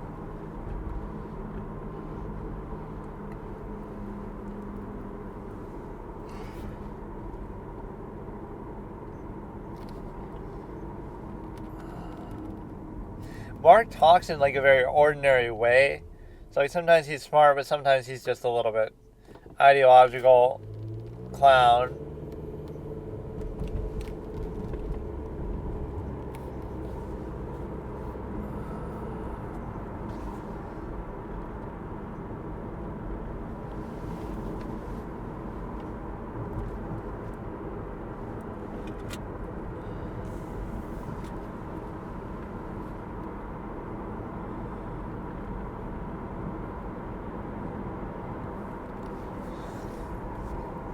$1 million startup.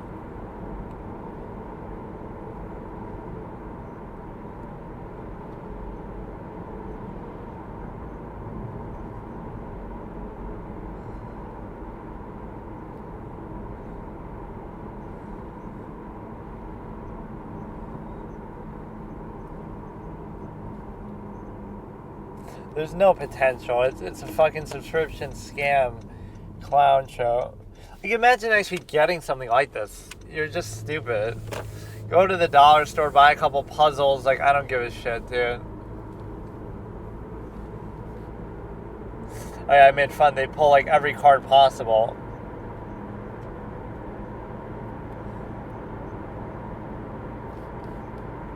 So how'd you end up at Harvard, though?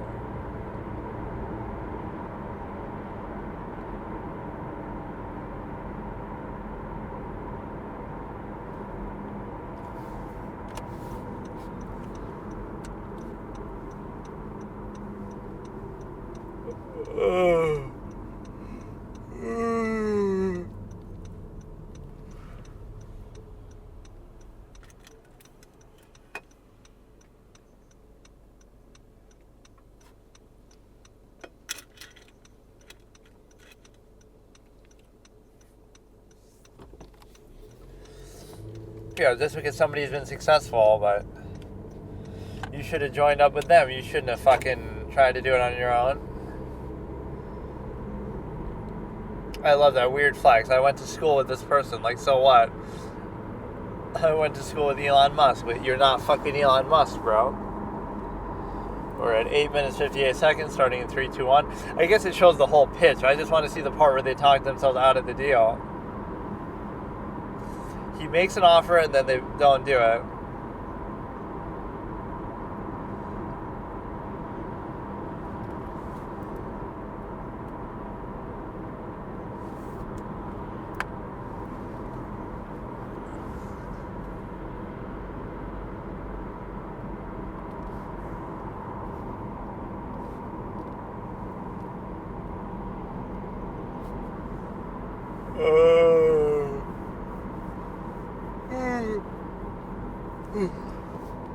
They try to haggle with him a little bit. There's another girl who has this happen too. With Robert. In fact, 2 of these 3 might be that.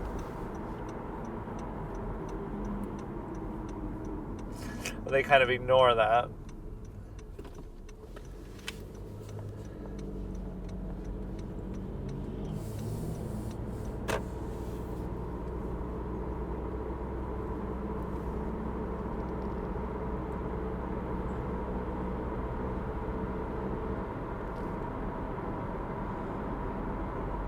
Alright, here we go. Play the woman card, play the war refugee card.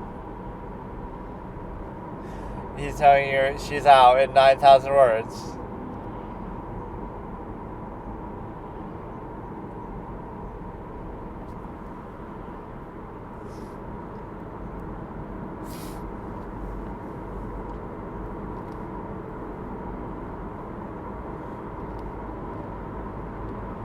And he's right.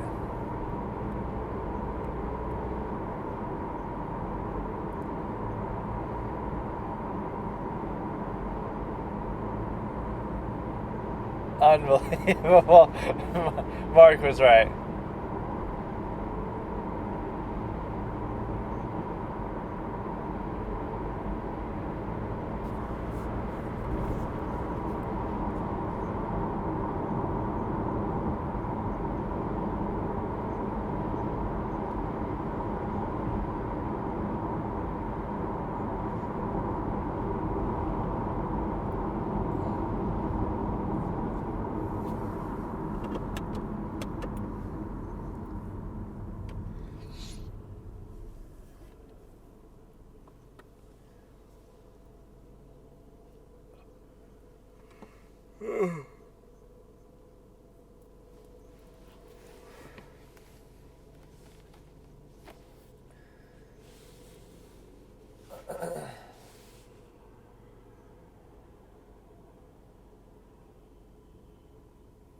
And you keep not even addressing it.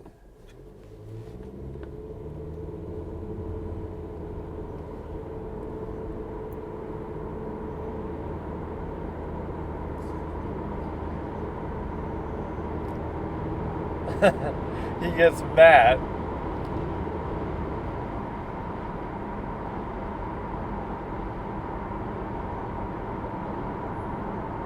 They didn't even really acknowledge the sale.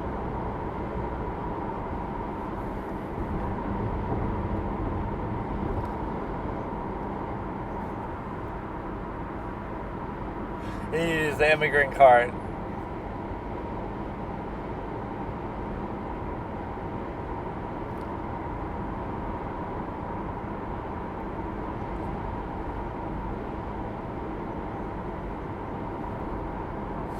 Mark eating popcorn.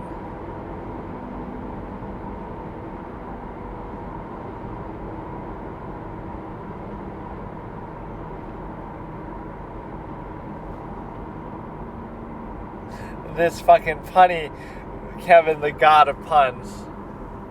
Yeah, they probably went out of fucking business because it's a clown show shit product. A little fucking $2 box for $24 a month. Give me a fucking break. And then they try to cope and act like, oh, he wasn't serious.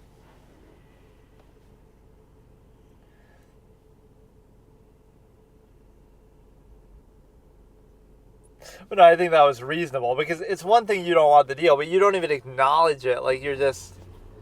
We're at like 13 minutes, 28 seconds, starting in 3, 2, 1.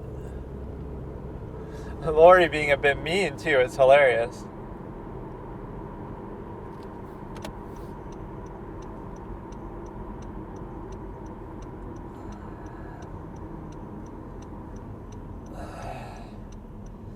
This is the Sweep Easy guy, or is it? Oh, Whisk, okay. What was Sweep Easy? That's another one on here. See, this product I like. This is actually a really good product. But it's a little expensive. This guy's kind of boring, but...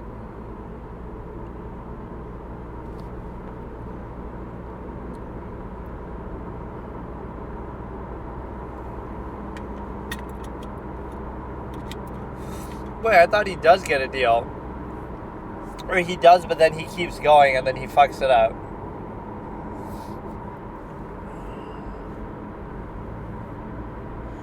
The cuckoo guy is the best. I wanted to talk to Robert. I don't think he's even in this video, though.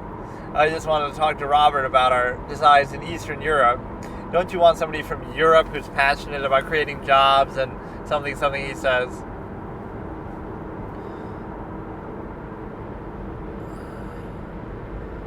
And then Kevin comes out with some hilarious lines like, I gave you the deal, and you said, no, I want to talk to Robert about Czechoslovakia.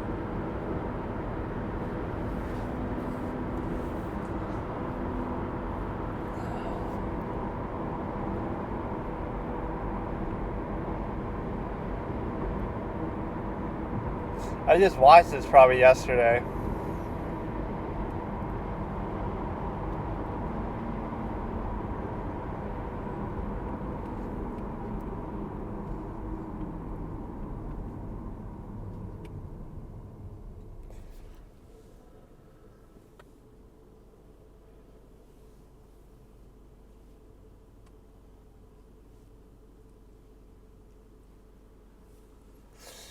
like a QVC type special deal.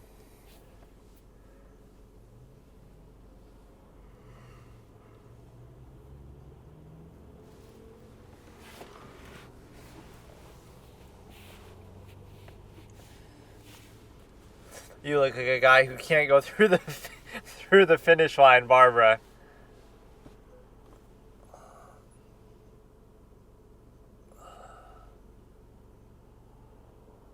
Who is this woman? I forget.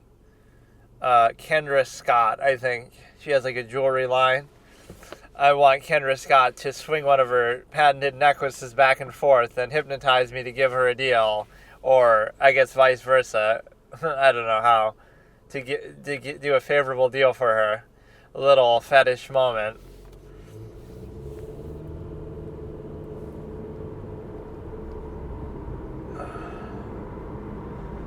There's a lot of talk about like female privilege and stuff, but you have to realize it's only a privilege if people give it to you. Like, if guys give you special benefits because you're a girl, that's their fault too, right? Like, it's not your fault.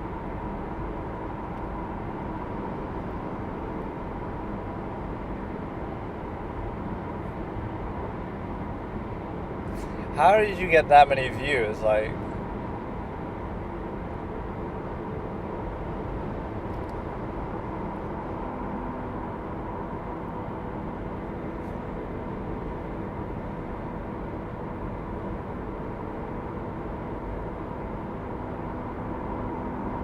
all this stuff turns into like an assembly line thing too. Like, you go through the same thing with every product. Like, it's so phony.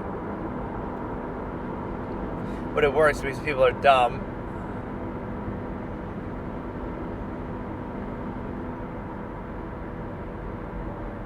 This was a pretty bad pitch.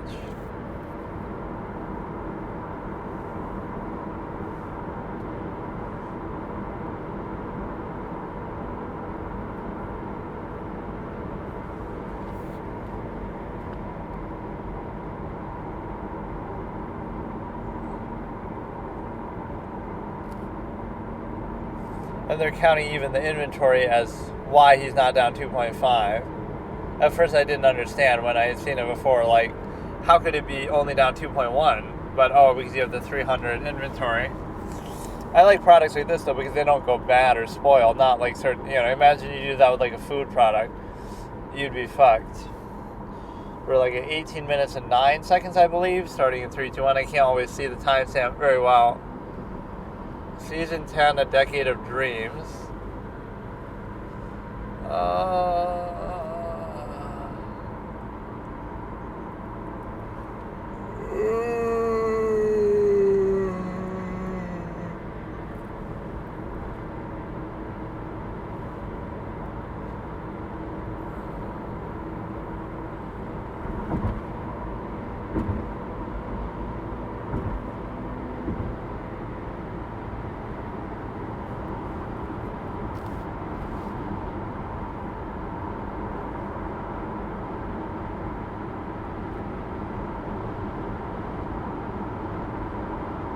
So you still get a C, a passing grade.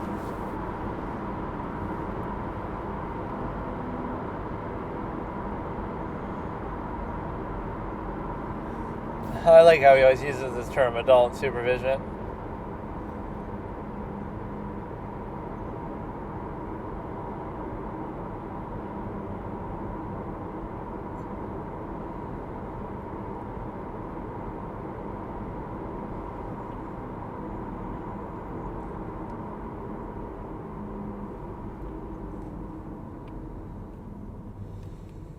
But how do you just do that? What network is this? Fucking...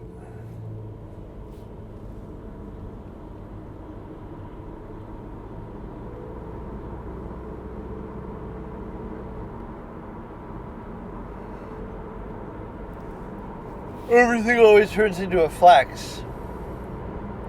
But at one point you probably got that much too. Like, you might have started it, but he's been started it.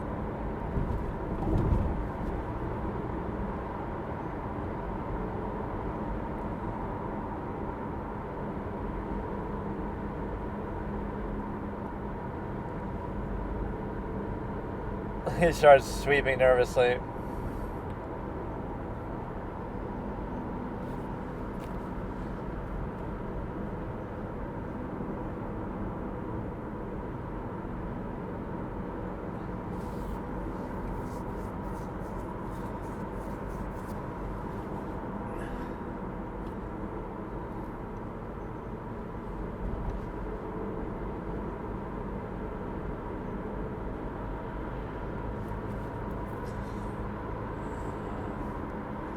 was very pleasant.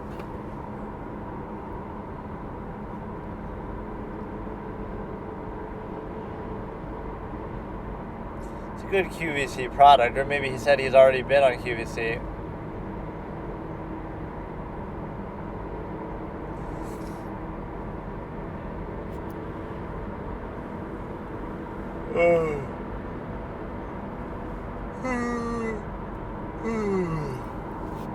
It's too expensive though, $229. I just want to see what the last one is. Could be the working stiffs guy. Could be a girl who gets pissed off Robert. Could be the chicken guy.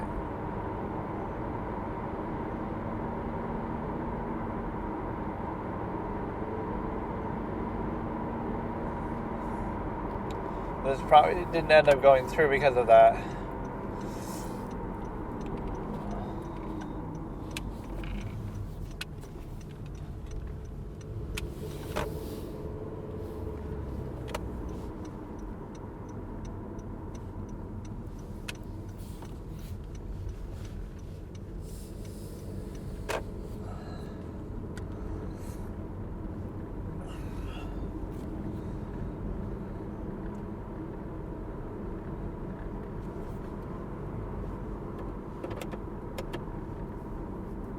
Lori is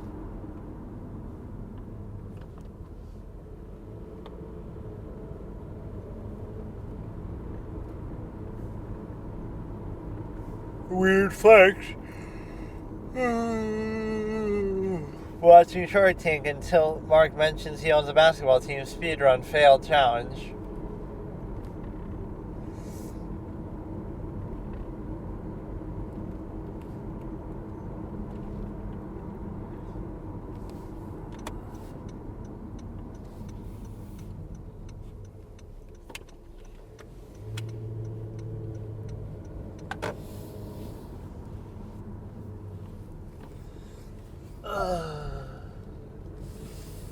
Let's just see what the last one is.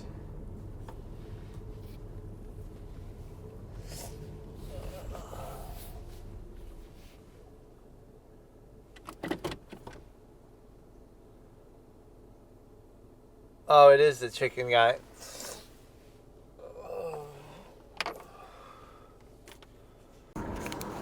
Here's this, something I was in the middle of thinking about, so let me finish the take. Like, society, like, will have certain standards that the only reason why they're necessary, right, the kind of things that you have or do, is because of society in the first place, like appearances. You might, have some inhibition, like you don't care about your appearance or etc. But the only reason why you do it, why you're expected to care, is for society in the first place. If you were just living on your own or in the wild or whatever, you wouldn't have the compunction to value it, because of the simple fact that, the only reason why you value appearance or performative aspects or social contrivance or a lot of things is only because society requires it in the first place. So on one hand, you'll point to it and you'll say, oh, why does somebody care so much about their appearance? But the only reason why they do is because other people do, because society does, that they're doing it to appease that. And then the other point is that the only reason that there are better examples too, but like as far as the zero-sum means, right? You take this sort of phony self-gratification from the principle of like hard work, but that hard work maybe only being necessary in an overextended sense. For example, you would glorify it and say, oh, you should be hardworking, etc., but then you're doing it for things that you don't even need, right? You're doing it for things that you could survive easily, etc., without. And so society creates that standard, like the gratification comes with the fact that, like, oh, hard work, but then it's also exuberance, like, oh, work hard and make six figures so you can buy all these things you don't need, a car and a house, etc., or even play into society's rigid structure where it's sort of sucking you dry in the sense that you would be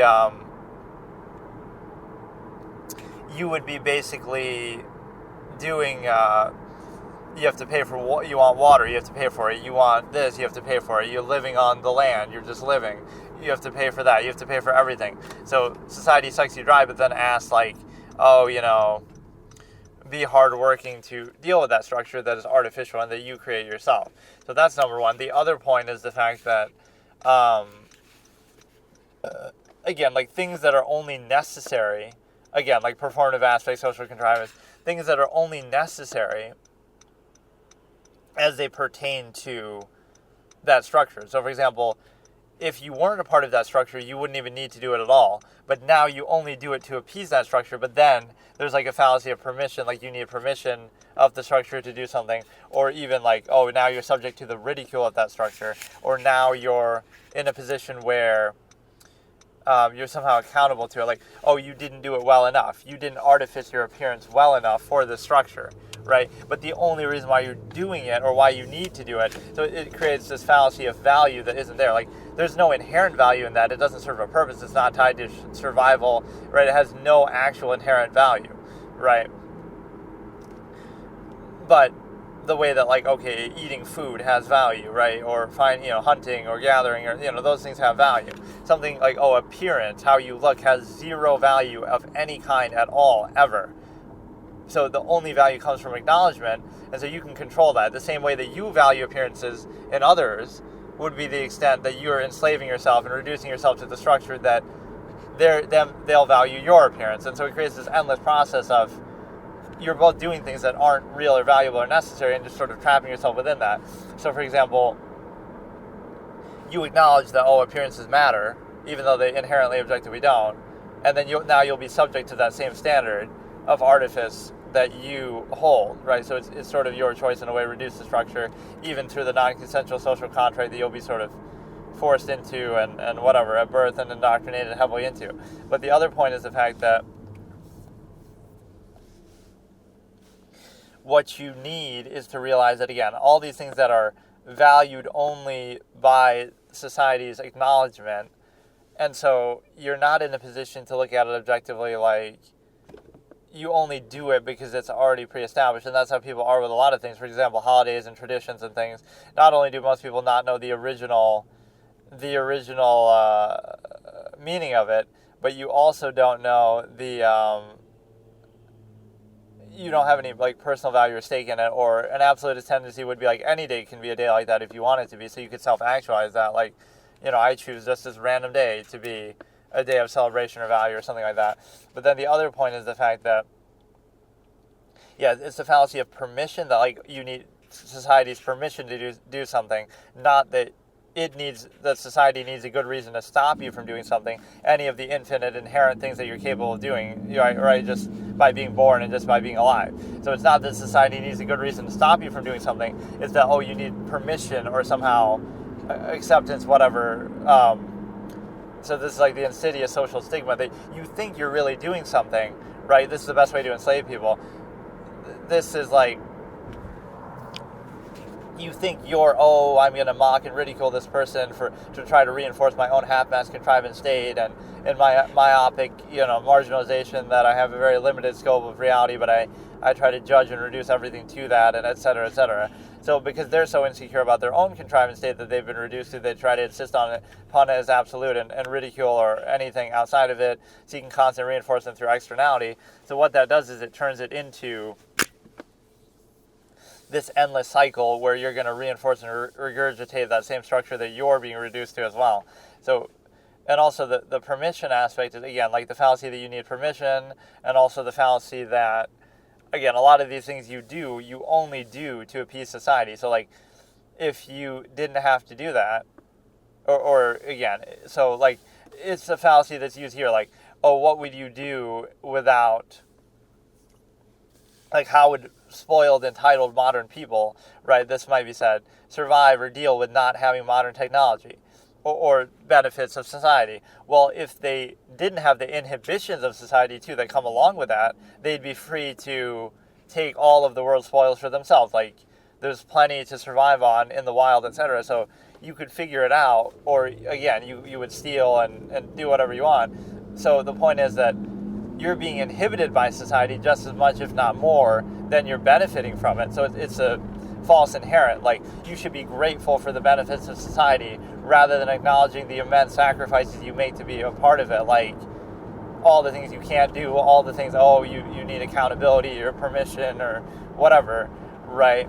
And so that allows you to consider that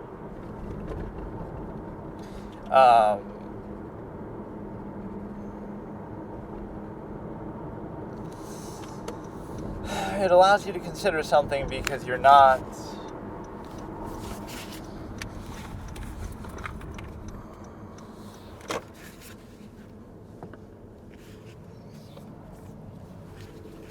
again, something that's only necessitated by society. Like, so how would these superficial people who care so much about what they wear, how would they ever handle in the wild, handle themselves in the wild, etc., right? But if they were in the wild, then they could operate by that standard, right, freely with no inhibition of society as well.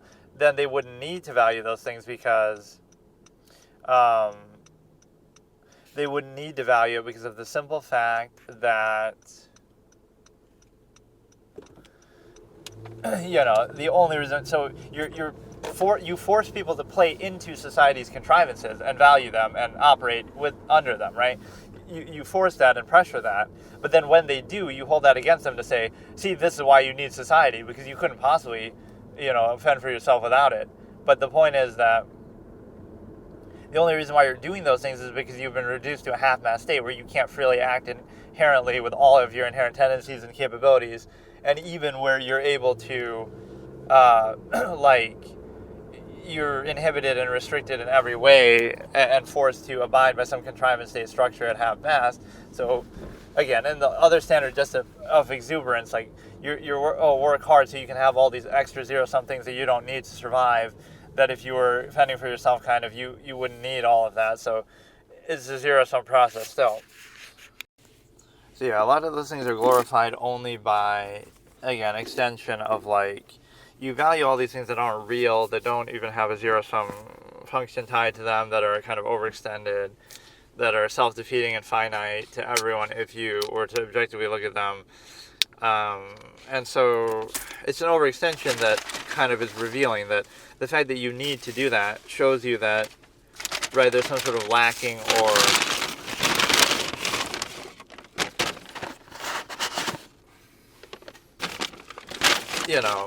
some overcompensation that is necessary for that. So I'll watch the ending of Dinner here, and then I will also watch episode 5 of Monk, I guess. So Monk has been firing on all cylinders. Dinner was it's probably going to get a D grade. We got about like 4 or 5 minutes left. And the whole point with that is the fact that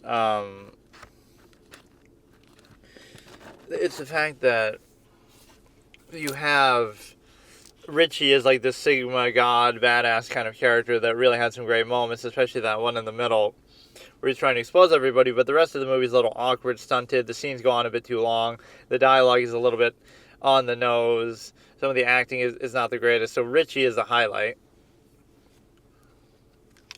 that saves it from being obviously an F, and it could even pull it almost to a C, but the ending is kind of lazy too. The fact that, or what it seems like, the fact that you have this, they're getting back together in a kind of a cliche way. I was almost hoping it wouldn't go in that direction. So let's forgive them for cheating, and it's just okay. Normalize cheating for women, but for men, it's just unacceptable. Think about that.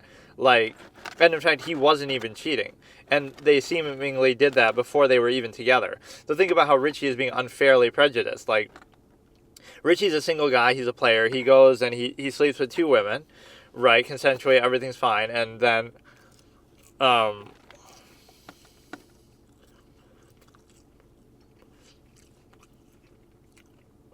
he sleeps with 2 women, they're single at the time, or he doesn't know the whole story, so that's fine. He's done nothing wrong. They're the ones who do something wrong. But he's the one who's ostracized that, a single guy sleeps with a single woman, and then the single woman happens to go out with his friend later, and now the guy's the villain, not the girl, and it's not even cheating. And if it was cheating, it'd be cheating for the girls because they end up with the guys, whereas Richie's kind of a single, he knows what he's doing, what he wants. So it's almost like he should be the one to triumph here. That was very impressive. and how he exposes everybody and everything like that.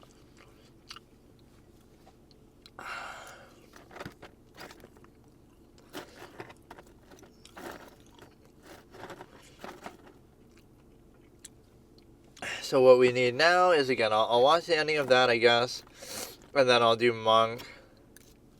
I almost don't even feel like it. I don't feel too good. I don't want to force myself. You got to be in a certain mood. Actually, I probably won't do it then.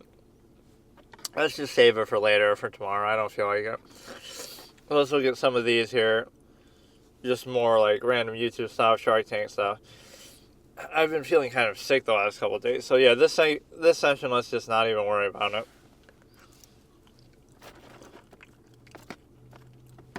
Although the ads have been fucking up some of these a little bit with the timestamp. So at Shark Tank US, Daymond John's top 3 biggest deals, starting in 3, 2, 1. Oh, I messed up. Starting in 3, 2, 1. I think there's a delay. We'll do it again. Starting in 3, 2, 1.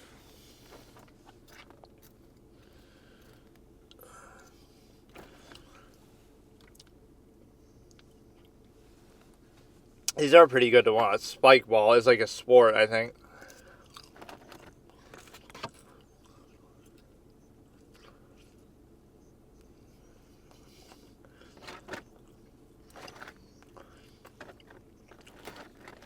There's another one like this too, right? Where they're in the balls and they beat each other up.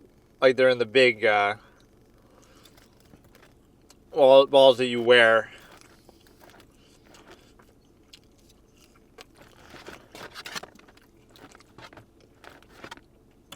I would just do this because I find the idea cool, like of making your own sport, but it doesn't mean that.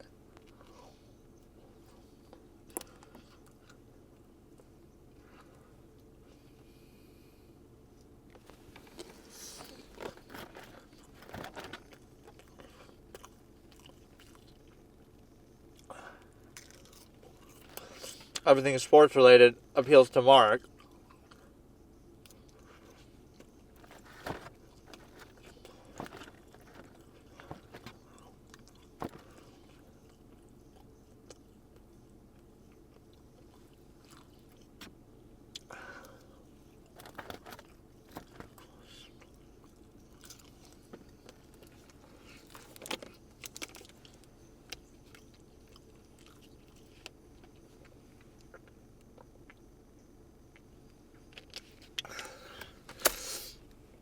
Okay, we got an ad already. But no, the whole social contrivance sense that I was saying is even, thinking or discussing something objectively inherently is stigmatized, and more to the point, there's like this constant reinforcement through externality that's needed, whether positive or negative, to reinforce your own state or to prevent sort of other states. It's amazing that people don't realize that, or, there's an element of, insecurity, like you have to constantly reinforce something. So, let's see. So just redo the timestamp. This makes me miss the premium thing, but I don't really want to redo it, because I'm not even meant to be doing this anyway. We're starting from 1 minute, 36 seconds, and 3, 2, 1, which is kind of like, like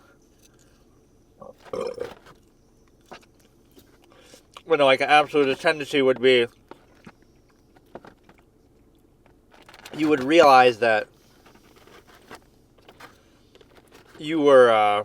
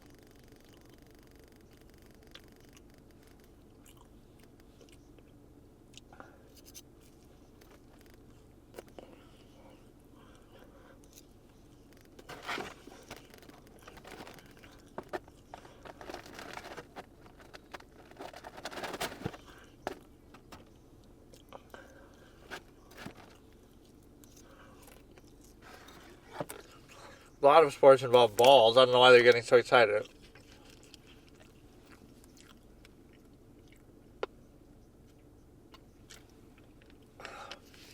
That's where it originally was, and I guess it failed.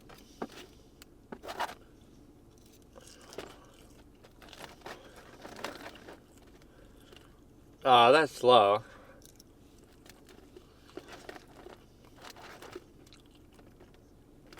But that's expensive, too.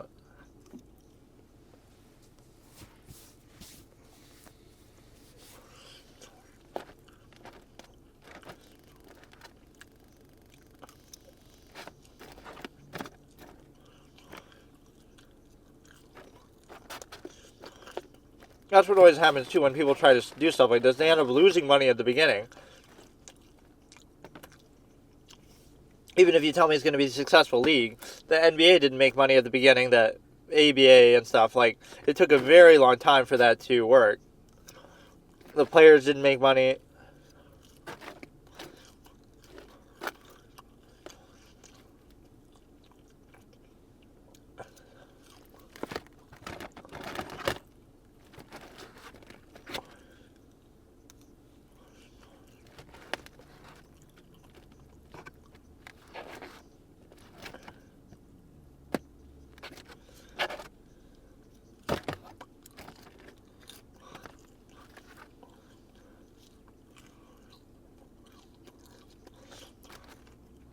How did you not sell more then? They only sold 29,000 though.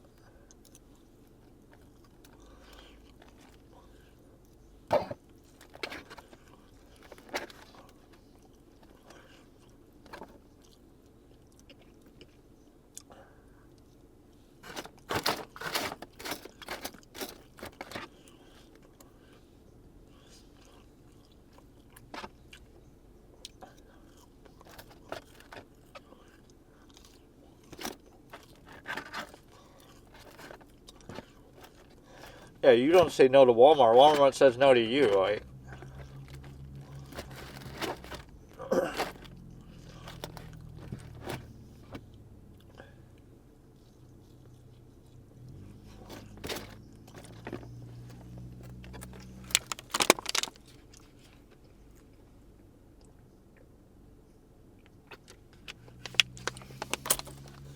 it's basically half of what he's asking.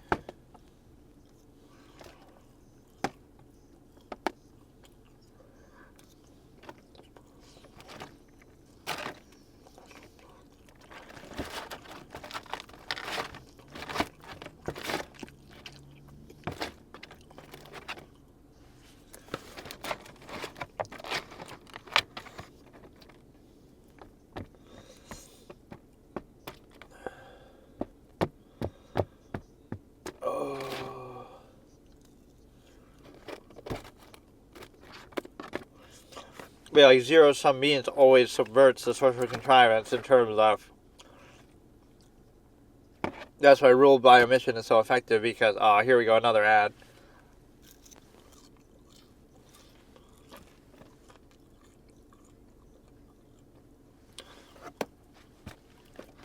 Right, so it shows the artifice as a functional basis, like,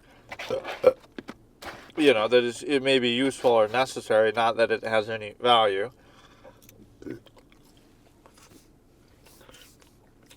Or that it seeks to maintain a structure that is anti-value. So it's sort of the glue that holds together an adverse contrivance state. So we're at 633, starting in 3, 2, 1. This is going to take forever. It already spoils who's going to take it, but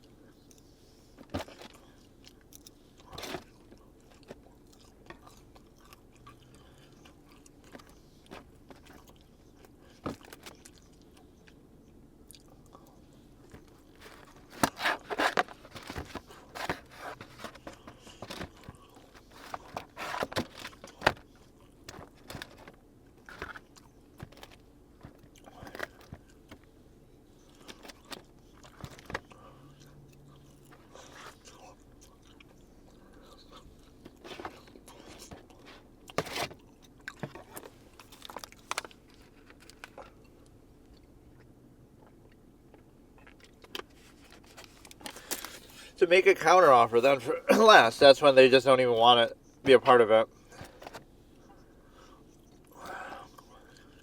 And Damon hasn't even said anything.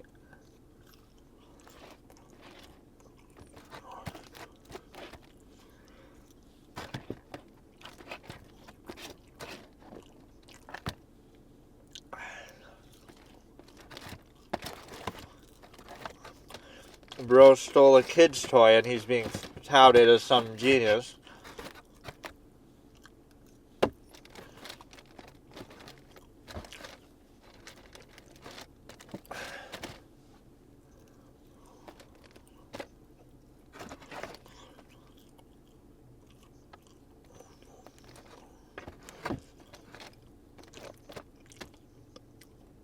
These loans are stupid though. Like, you can just take a loan from a bank.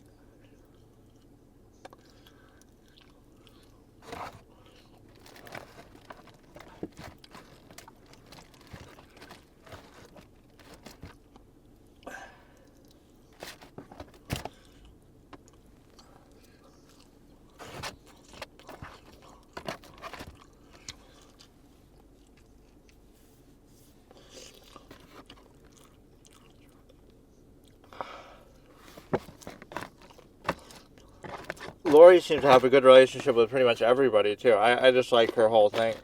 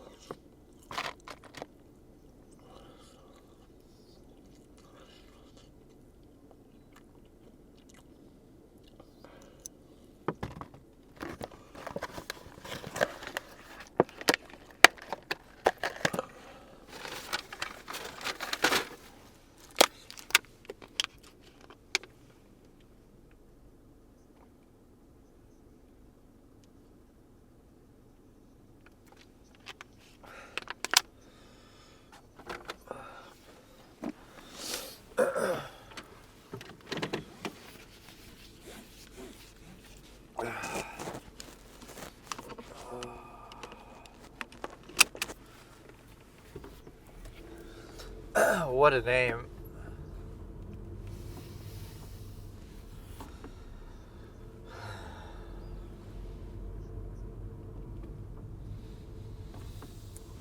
Clothing makes sense for him, or at least something related.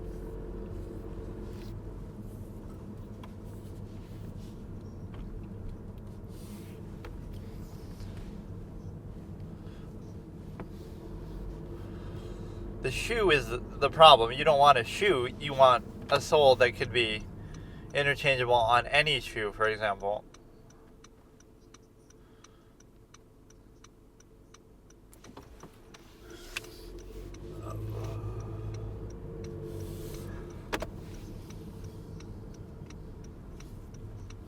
Right, it'd be good if you could interchangeably use it with any shoe somehow, based on the size.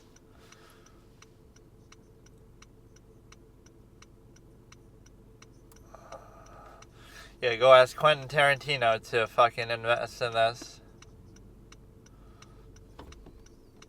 I like her way of saying stuff too. She's kind of dry. Let it speak for itself.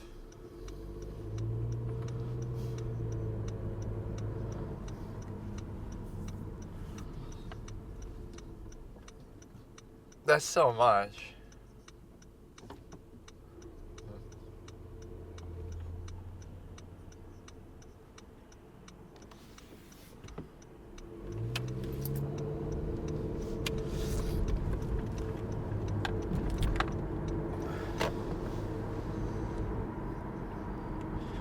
I don't want the shoe. I want the bottom that I can put in any shoe of the same size somehow.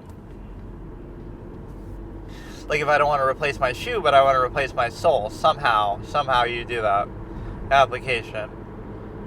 Whoa. How have you not heard of these products before? Like the sharks always act like they don't know what the product is. You think you would know about that. Damon would probably know about it. Sometimes they'll say that, but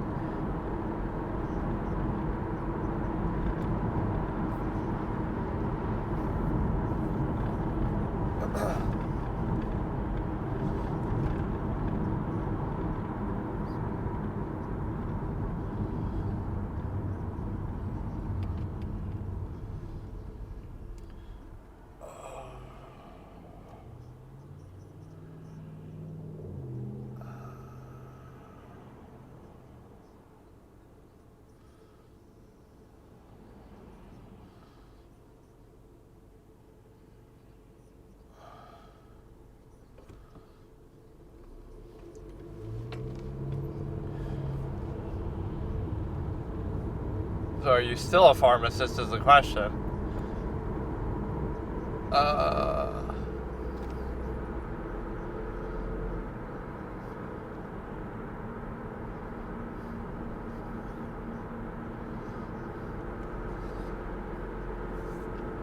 So why do you need money?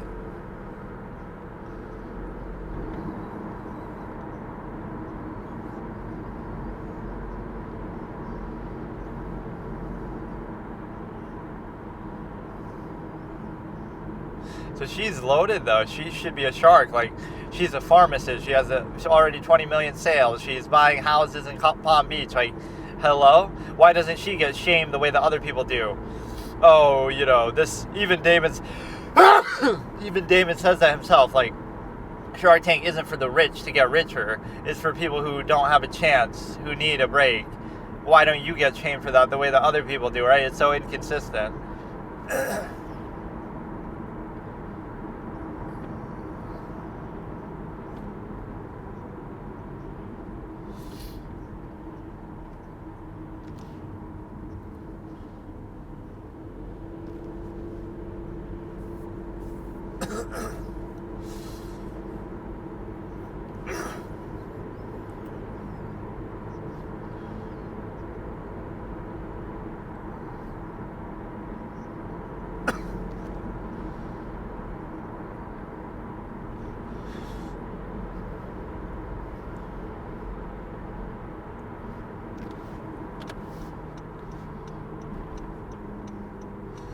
It's a good amount of humility, though.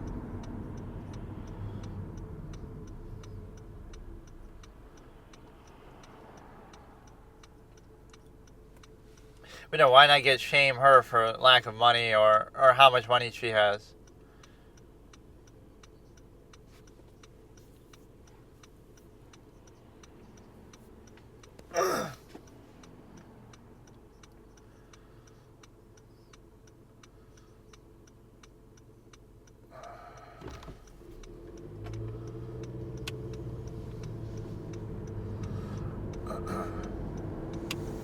What a story, Lori.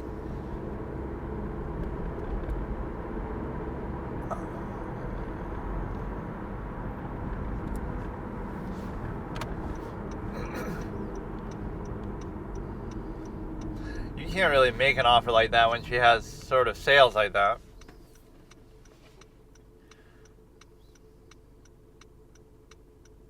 Damon might still be part of it, but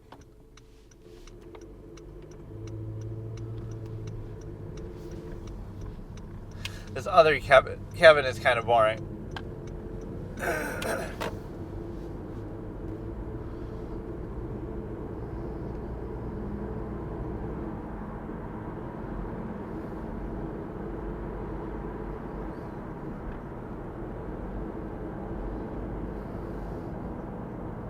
Oh, he does actually cuck him.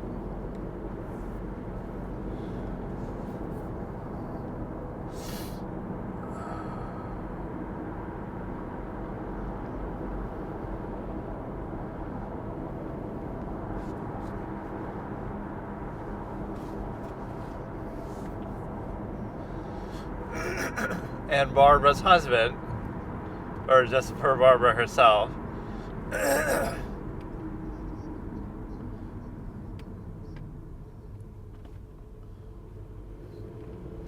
If it makes money, then it'd be worth your time. You know, it makes sense for Damon, though, because he's into clothing so much, so... So we're 1747, starting in 3, 2, 1. Kevin makes, like, the most offers. He'll just make an offer for everything. All the time. Like, he literally, every deal he'll have an offer. Like, you can't take these many offers.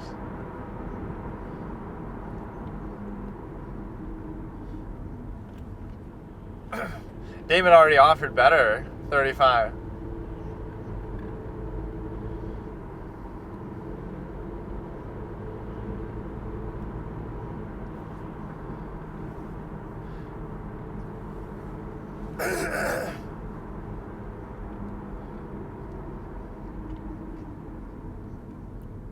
Why wouldn't you take Damon when he's the most experienced in the field and giving you the best offer? Like, why are these even on the table?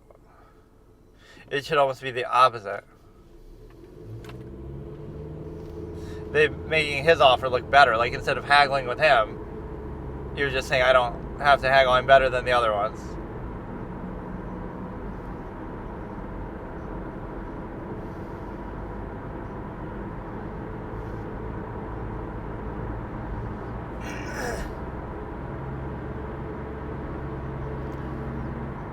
I wonder if it actually is a win. Let's hear what happened. Update.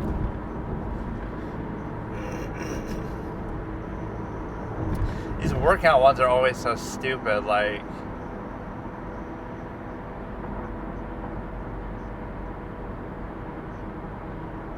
That's not really how I read it in my head. Titan.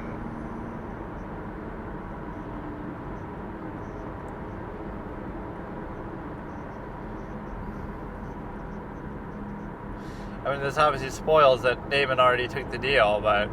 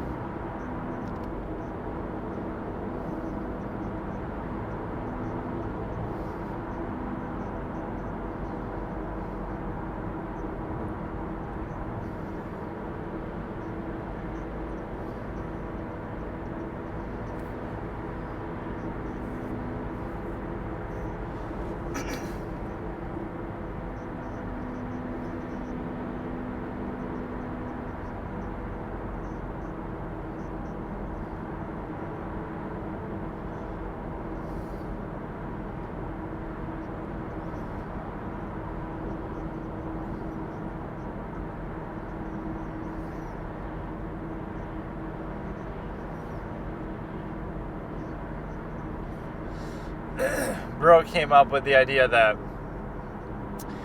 fucking Piccolo and Goku use. So it makes you feel heavier so you can...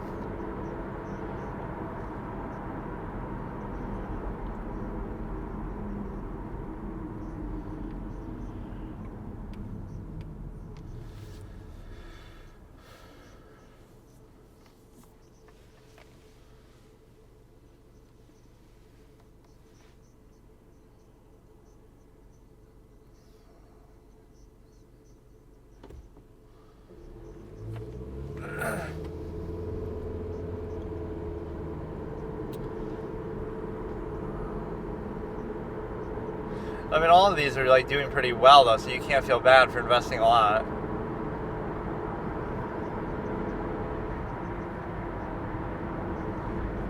I like how he said that it becomes part of your skin, like...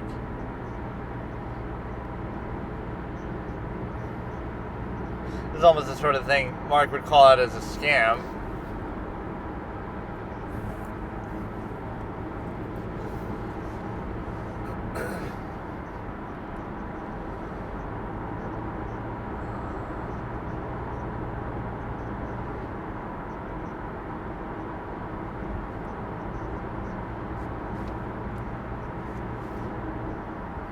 At least they're acknowledging that.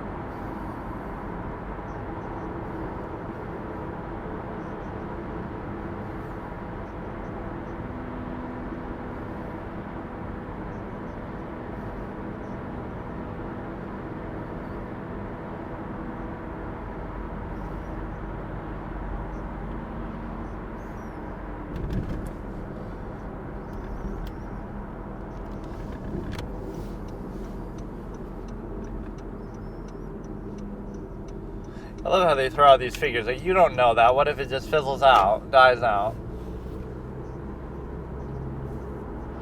What?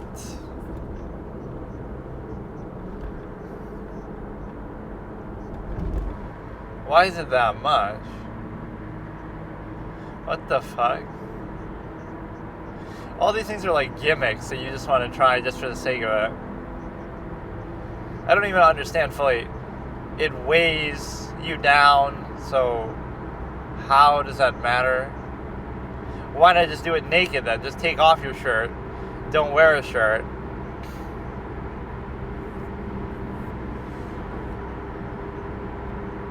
Yeah, I knew he'd think it was a scam.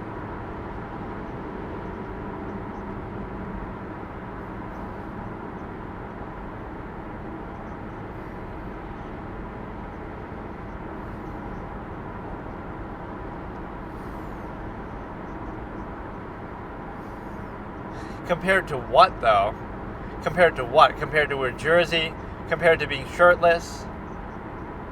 How does that...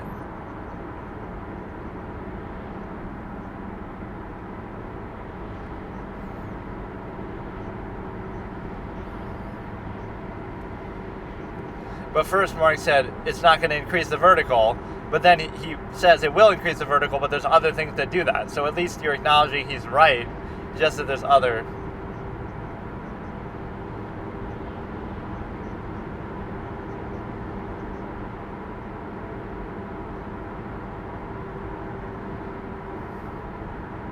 There's one time you call something a scam, but then it doesn't hurt them.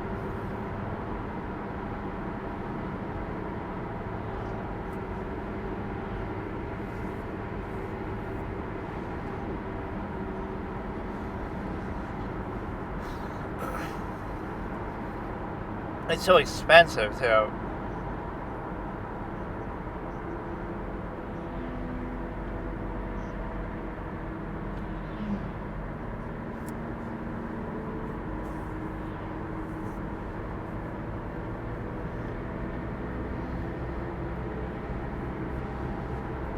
This is another ad. Hang on. This is so annoying. We get like 50 ads. We're like a minute into the video and we get an ad there. Like, how do they even decide this? Make me watch like 5 ads at the beginning before it starts at once, and I'll do it. But then not have to deal with this. So, let's see what we can do here. We're at like 25:15, I believe, starting in 3, 2, 1. Obviously, I'm not a sports guy. Oh, so you're a sports girl. Well, for $300.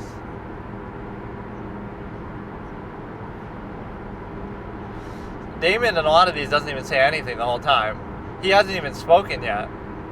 Everybody else always talks.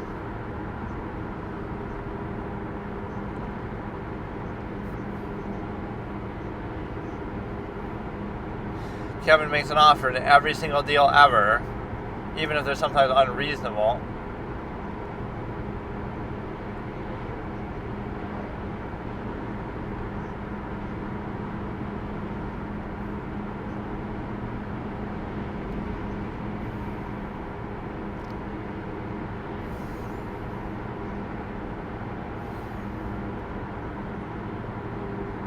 What did he even say there? You're a bit of a fuck? Bit of a fucker?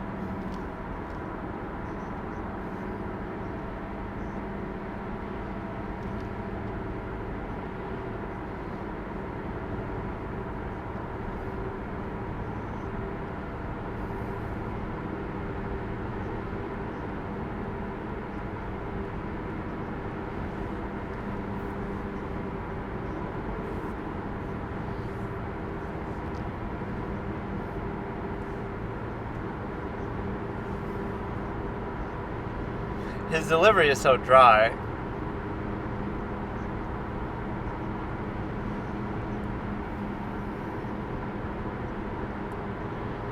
Yeah, and he's in clothing. Kevin doesn't know what he's in. He's just in money.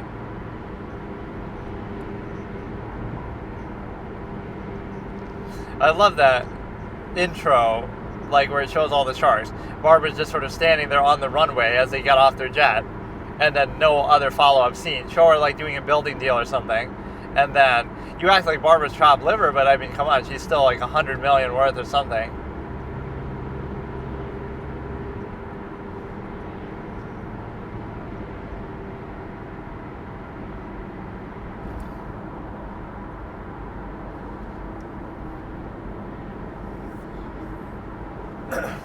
He's not even saying anything. He's just gone comatose with these offers.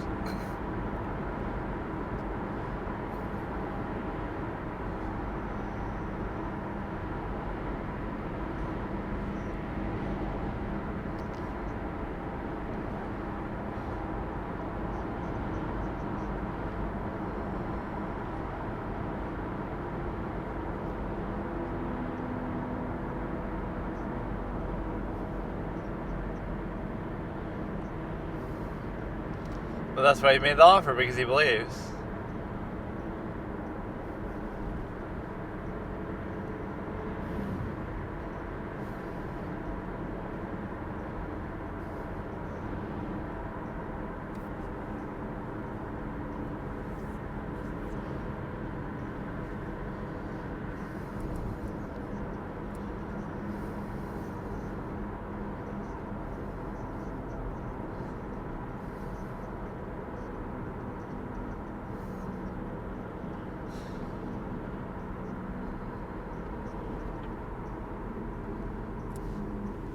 Yeah, I mean, you know he takes it. Maybe. So that shows you Damon doesn't invest, though, in the million kind of bracket. He's so slow. It's good for drama.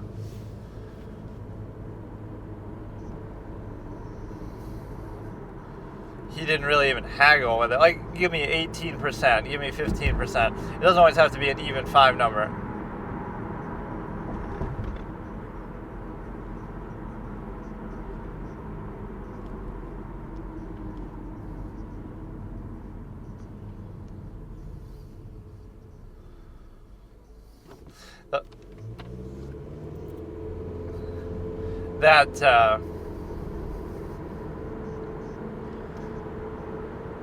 That's like the longest talk after a deal is made that we've had.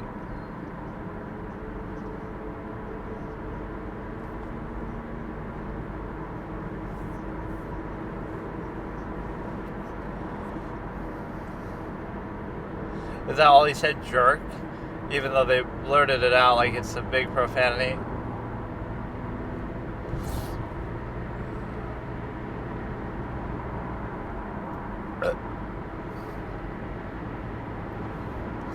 Let's watch another one of these. You can just tell even by my volume level and stuff, I'm just not feeling good. I don't know what it is, a change in the weather or something. So maybe tonight I'll watch Dinner and Monk. Save dinner for the nighttime, and then we have, let's see what other thing we find here. I keep trying to hit skip ad, but it won't work. Alright, top 3 veteran pitches. Like by veterans, or to do with products that have to do with veterans, probably both in some way. 3 pitches that will help you prepare for the Super Bowl. 5 Sharks 1 deal. It's got to be something sort of negative, even though that one really wasn't negative. Top 3 pitches the Sharks loved. How about the Sharks hated? Top 3 craziest pitches on season 14. Or not even top 3. No, I don't want to spoil season 14 because I'm going to watch totally every episode of the whole show one day. But this is the best way to watch it anyway. But no, I've probably been spoiled on a lot of things. In fact, I was spoiled on something from Monk that I won't even say what it was, but for some stupid ass reason, I have like this news feed that shows different articles on stuff, and for some reason it showed me something to do with Monk. And it's okay, but it's like, that was horrible.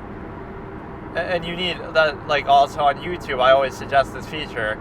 They should have like a spoiler tag type thing where certain videos get flagged. Not that they should get removed, but they get sort of hidden or buried, because if they have like clickbaity titles, a title that's a spoiler or a thumbnail that's a spoiler, and there's like add-ons that you can do to kind of try to limit that, but it's like there should be a feature like a spoiler tag where you as the creator are encouraged to do that if your video title or thumbnail has a spoiler, but also the community can choose to do that. And so I think that's fair. But that doesn't mean, well, it means your video might get a lot less traction, but you can also turn on or off that feature. Like, I can turn off, okay, I don't want spoilers, or I don't want spoilers for certain categories, certain things, certain games, right? Put in the name. That's what the add-on kind of does. There's an extension, like, it'll be,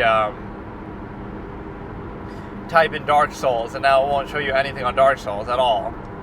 But even then, there'll be some exception. It won't have Dark Souls in the title, but it'll still be... I think I tried to do that too, and I got baited. So I'm like watching all kind of videos, and then I put in Dark Souls like to block, so it won't show any videos to do with that. It'll block them out. But then one video didn't have Dark Souls in the title, but it still was about it, right? And so now that spoiled me anyway. But no, that happens so many times. Like with Red Dead Redemption, I won't say what the spoiler even is, but like that happened where something I got spoiled on, certain other things that it just happens so easily. Like you're on YouTube watching stuff unrelated to that, or about the previous game, or about some other thing, or about some music, right? So it'll be about the sequel or something similar, and then it turns into that. So that should be a feature they have, a spoiler tag feature for YouTube. And again, most videos won't need to go into that, but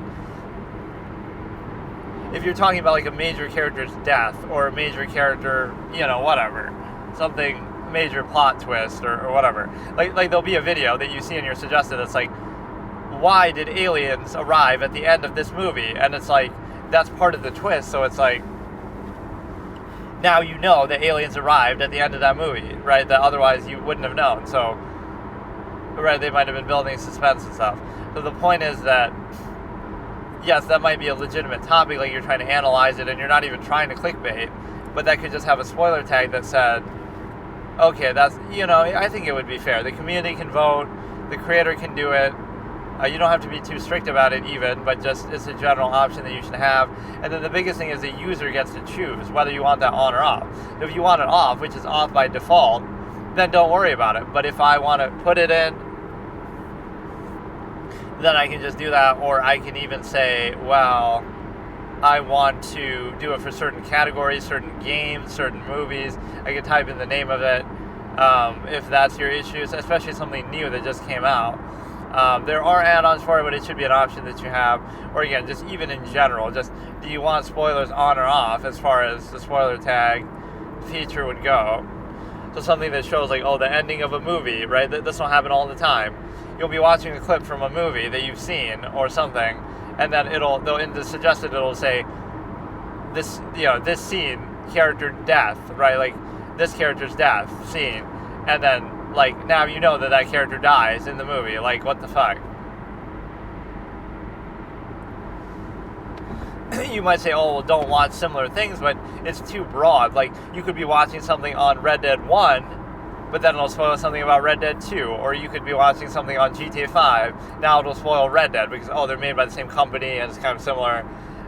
So, you'll be watching one horror movie, now it'll show you another horror movie. So, like, that's how suggested works, obviously. And so, it's not always a clear path, as far as that's concerned.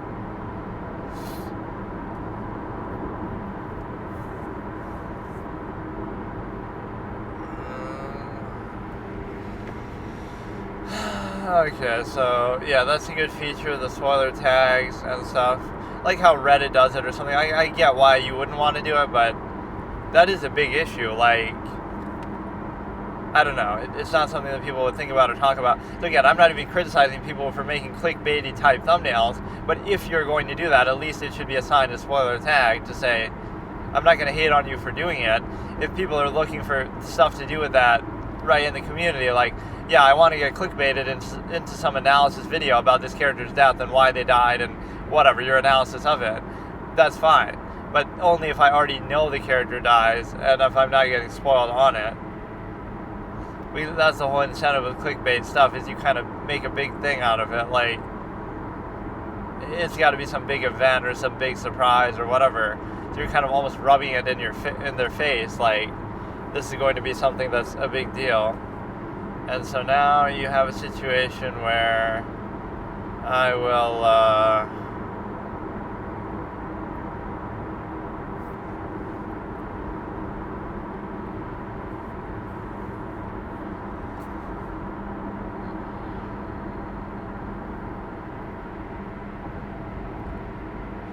I don't know. This is kind of annoying. So yeah, we'll try to do Monk maybe later, or I'll try to do the other thing too. The dinner, the end of dinner, Monk episode 5. I don't care. I'm just tired. I'm sick. Let's see what we got here. So I can watch another Shark Tank thing. It doesn't have to be only Shark Tank that I'm watching now, but at least that's been interesting in the context of, just the actual thing here.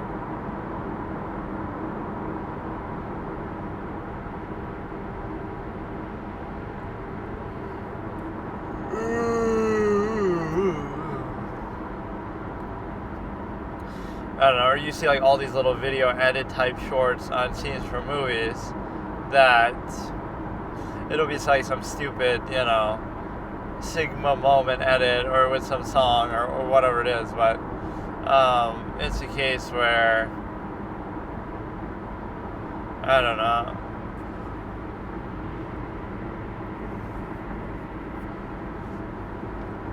You gotta figure something along the lines of, what else I want to watch? I'm just kind of not in the mood to do anything, but I guess I can always just talk less. Like, I don't always have to talk all the time, but you could get away with more if I was showing more of the actual video itself. And the reason why is because then you're watching, like XQC. I'll just sit there and eat my food and say one word every 10 minutes and just let the chat do all the jokes and say like very basic banal memes and template stuff and let the show be the content. Like, how great is that? I don't dislike XQC really, but that kind of content is so unbelievable that you can get away with doing that.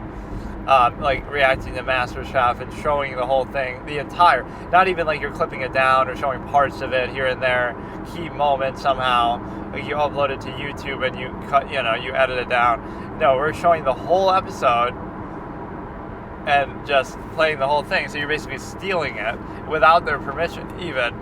Like Gordon Ramsay didn't even know what Twitch was or whatever. I hate how XQC did that actually. He just does it. He didn't make a deal with them. He didn't do anything. He just, I feel like watching it, so I'm watching it. And then they apparently seemed okay with it, but like, you couldn't just reach out or something. There was nothing like that was done. Sometimes these people behave like children, these streamers. Like, you have a big, you're making millions of dollars, you're a big personality. If you want to do it as like a business transaction, like, okay, I'll give you 10% of what I make on the stream if I can watch Hell's Kitchen on it and show it, and like, okay, fine. Well, that's like a broadcast deal with like a TV station. The XQC is so big and so popular that he's bigger than most TV stations. So I'm not questioning that, but it's like entitlement. You have a certain clout and certain structure to yourself, right? Like XQC is a big celebrity personality, but you're not even appealing to that celebrity personality by saying, okay, I'm going to use this to make a deal with them that the ordinary person couldn't do to be able to show it in like a broadcast deal thing. No, instead I'm just going to do it anyway just because I'm a big creator and I feel like I can get away with it. So that's the difference between entitlement and like actually using your resources. Like XQC could make a deal with them that the ordinary person couldn't make, right? Because he's so big they might consider it, etc. It's good exposure for them, etc. But he doesn't even try to make the deal, or he doesn't even make the deal. He just feels entitled, like, oh, I'll just do it and they should be grateful, which is such a backwards way to look at it. Like, you're literally stealing their intellectual property and just, that's actually a crime. Like, you cannot just I can't just broadcast stuff like that. I guess in the case of like the season 1 that I watched or something, that was on YouTube. Or maybe, no, I think the ones that he was watching were like re-uploads, though, like season 3 and season 4 of MasterChef. But the one I watched was actually free to watch on YouTube. So that at least you could argue, well, if it's free on YouTube, anybody could watch it anyway. But that still doesn't give me the right to by that logic, yeah, I could just upload it to my own channel and take credit for it. Like, no, it's still not my video. Like, I'm very particular about that, actually. I don't like to steal people's stuff. So even if you don't like this kind of React form, I'm fine with it, because this is how it should be. Or I'm fine with the middle ground too. Like, you'll show a couple key moments, right? So out of like a 30-minute episode, you might show like 5 minutes total, right? That's sort of good. But the problem with that too, even, is like, oh, it's under fair use that you can show like a couple minutes of a movie, right? Like, let's say 10 minutes out of a 2-hour movie, some React channel will show that much of it as they're reacting. The problem with that is, like, they'll cut it down to the best parts or whatever. The problem with that is the simple fact that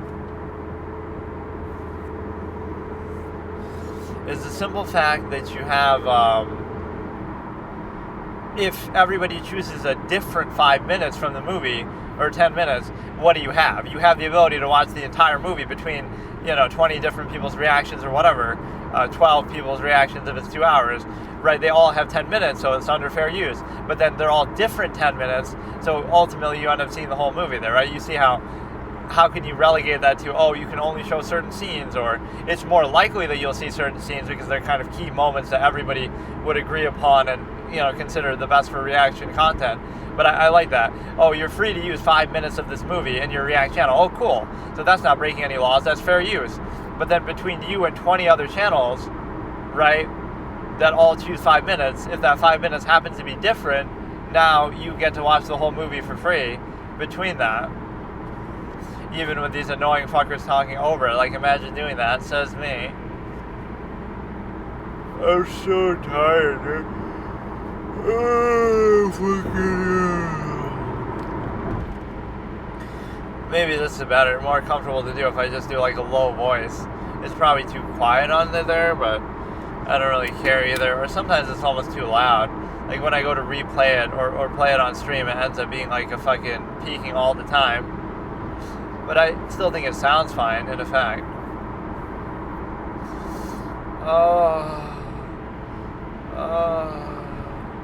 So yeah, what were the last ones I uploaded? Like, Emmy Rossum is more photogenic than Allison Williams, episode 1 of Shameless. Then the Fourth Republic, still a more secure election than fucking the 2020 US election.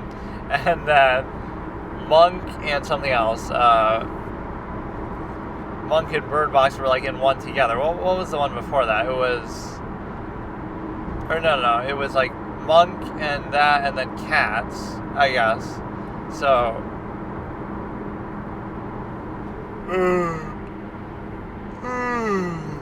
So Monk is like... Monk had the greatest premiere in television history, and these are like my titles that I use. And Bird Box is basically The Happening 2.0, and then film critic watches Cats for the first time. What in the jellicle is this movie about? At least I won't blame the movie for that, though, because that's just something genuinely from the work from 1939 or whatever, T.S. Eliot. Like, that's where the word jellicle comes from, and I really thought it was like just some breed of cat or some word associated with the cats for real, right, that I just didn't know, but it's just made up. I mean, I guess it's referring to these humanoid cats, or jellicles, I assume. Unless it's just like a sect of the humanoid cats that's relevant in the story, and collectively they're all called something else. I must admit, the story was really hard to follow, and some of that might be my fault. I'm not going to act like the movie's bad because of it, but I couldn't even explain to you the storyboard or anything. That's why I'm not giving it an F, because I feel like it would be a little harsh. Just because of some of the technical aspect, it's hard for me to completely discount it. In fact, it's a similar thing to what we just saw.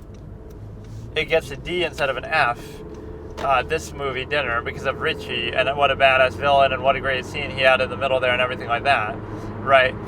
And so the same way, McCavity was good, and he had some good scenes, and even the song was pretty good, even though I couldn't tell that was Taylor Swift. But you had that, and the reason why you had that is because he sort of helps the movie a little bit. Again, D is still very bad, but I won't give it an F. So what have I given an F so far on this whole channel? Like the first episode of Lovecraft Country, which was terrible, And then one episode of The Sopranos, I think it's episode 9, where it's all about the soccer drama and stuff. And then I also have the ability to consider that I think that's mainly it.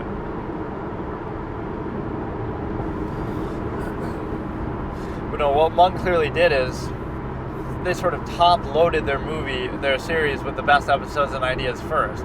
They're not waiting around or saving them for later, the way that some series might do that, like, oh, let's get them hooked with a good premiere and then have a bunch of filler episodes. No, it starts off and you're immediately doing interesting stuff. I would just say off the top of my head that it's better than the beginning of Psych and The Mentalist, but I don't remember fully what the first four episodes were in those. Like, The Mentalist was pretty good. The first episode is actually really good. The second episode is the red hair and silver tape thing. But, I mean, there are some good episodes in there. There's no question about it.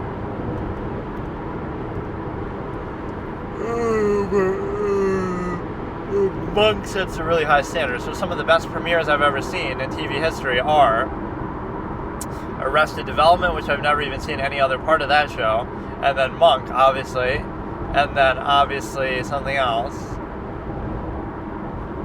You know, again, The Mentalist and Psych are really good, but it doesn't mean that they're better than these.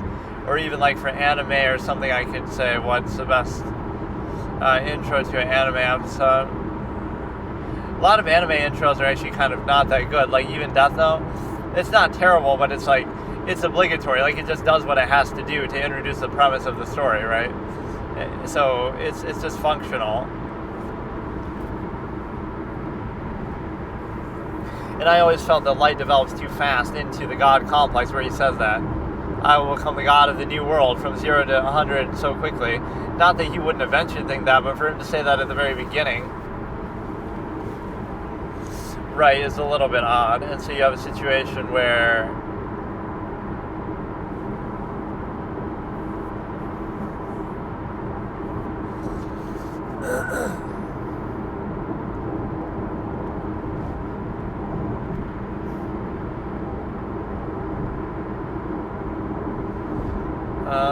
I'm just so tired. I don't know what I'm doing. Monk, Psych, The Mentalist, and what was another one? I said like one other show had one of the best intros ever. Shameless was pretty disappointing. That was like a D. Like I said, I very sparingly give out F's or A's. There has to be no redeeming quality about it, even as much as I didn't like Cats necessarily. I will say some of the music, the songs, the presentation, the visuals, again, they're not necessarily great, but they're not so bad that it gets an F when that's such a big emphasis. Like, there is some technical expertise that goes into it. There's certainly a lot of talent there, so you can be disappointed, but it's not like the worst movie ever. Right, just even on the pure aesthetic element alone, it's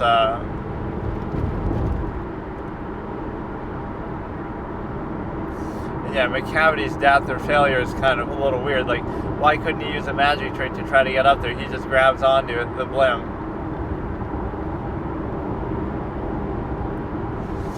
But McCavity's not there, that song, obviously, but I was wishing this would be my review.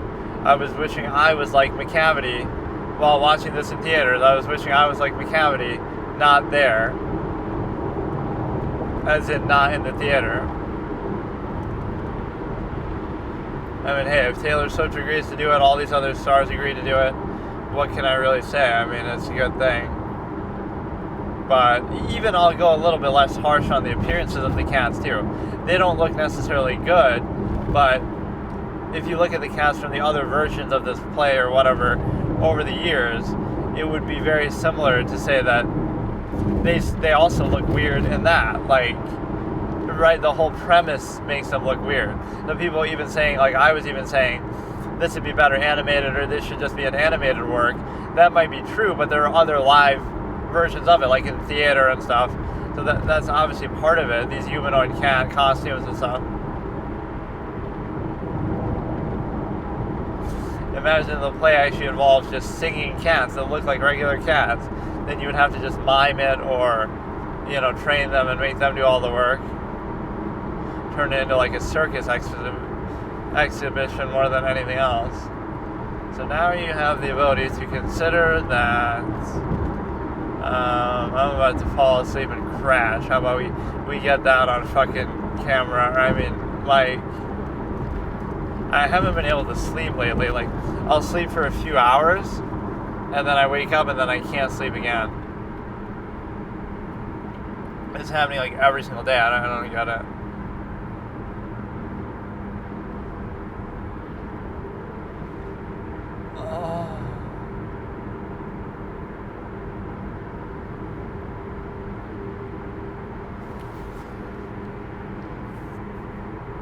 You might think I'm going easy on it, but I think it's fine. I'll give it a D. My initial reaction, it is bad. I'm not defending it, and it's weird to put it in the same category as like Bird Box and stuff like that, but Bird Box was terrible. It was a big disappointment, and so was Alone, and so those are like all the movies we watched. Even this thing is going to get a D. I'm surprised out of all these movies, the best rating I've given is a C to fucking The Fourth Republic, but even though some of the dialogue and stuff is stunted, it's actually pretty interesting that some of the events that happen, like the storyboard is actually pretty good with all the corruption and back and forth, and Bro pulls a Light Yagami moment in the car. Like, there is some intrigue with it. It might be a copy of something, but it's actually pretty intense. The ending left me a little bit confused, like they were trying a bit too hard, but some of the court scenes were excellent too. Like, I love that. I feel like you could have gotten a little more out of the judges, but with the whole corrupt dynamic, but they kind of were a little understated.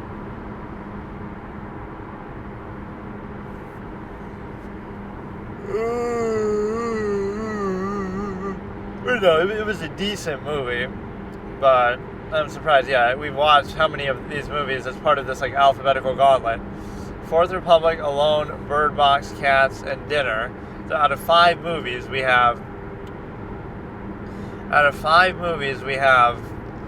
3 D grades for Alone, Bird Box, we have 4 D grades.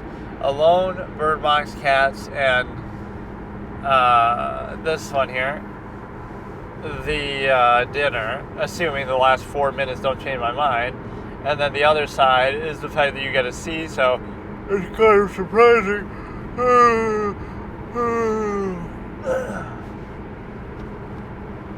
Yeah, I'd like to see that could have been a lot better too.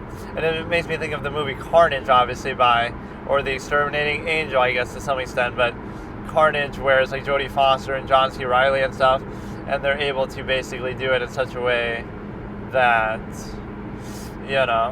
just they're arguing and stuff and unable to leave, and so it sort of turns into this dynamic. I don't think cheating was brought up that heavily like in this. Like, this was the whole theme of it. But Richie is such a god-level character.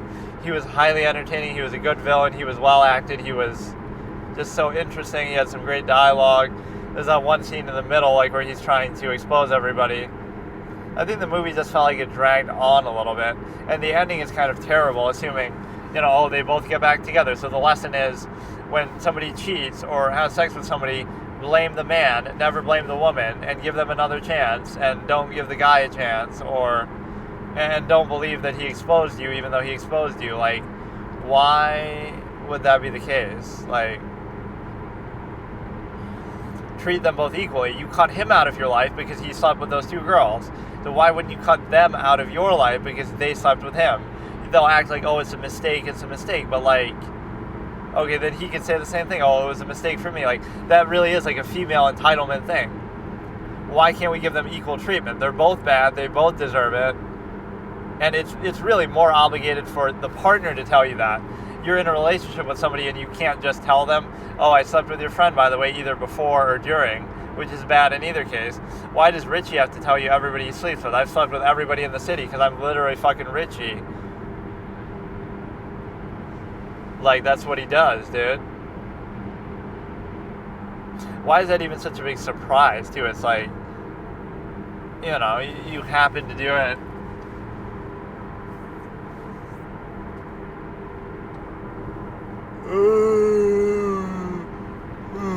But it's his fault, but it's not their fault. Just remember that.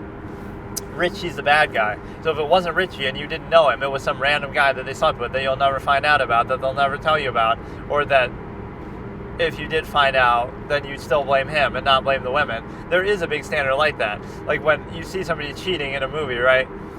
The guy goes after the guy and, oh, I'm going to kill you, I'm going to kill you. Hello? I'm not saying you should kill anybody, but why are you not mad at the girl? Oh, it's the guy's fault for sleeping with your girl. What about the girl's fault for sleeping with some random guy? Like, it's a very odd double standard that women are treated in a certain way as far as...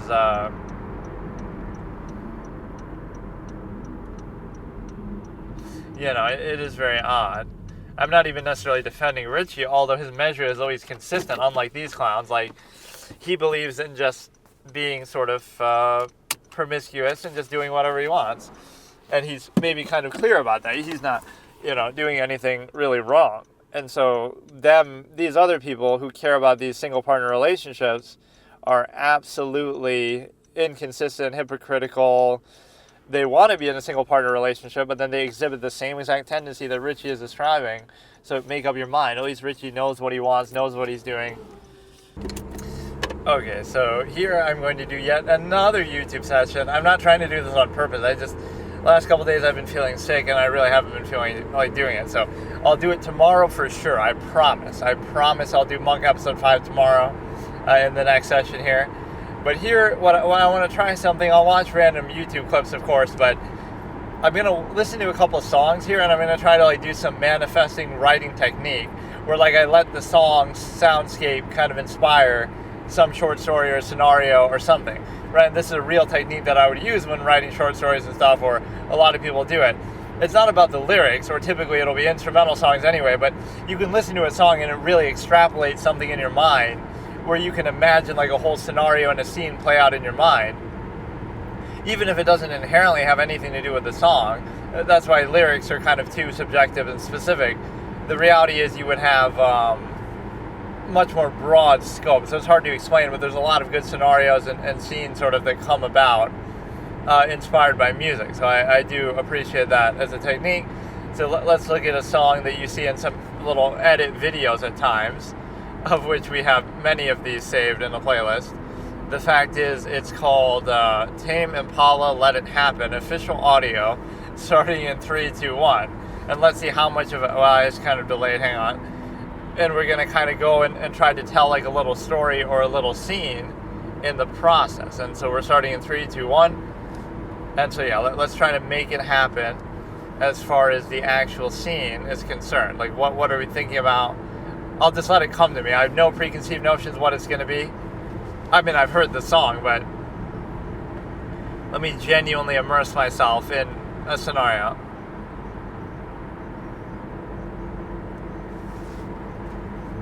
Again, this one has lyrics, so it's going to have some limits to that value, but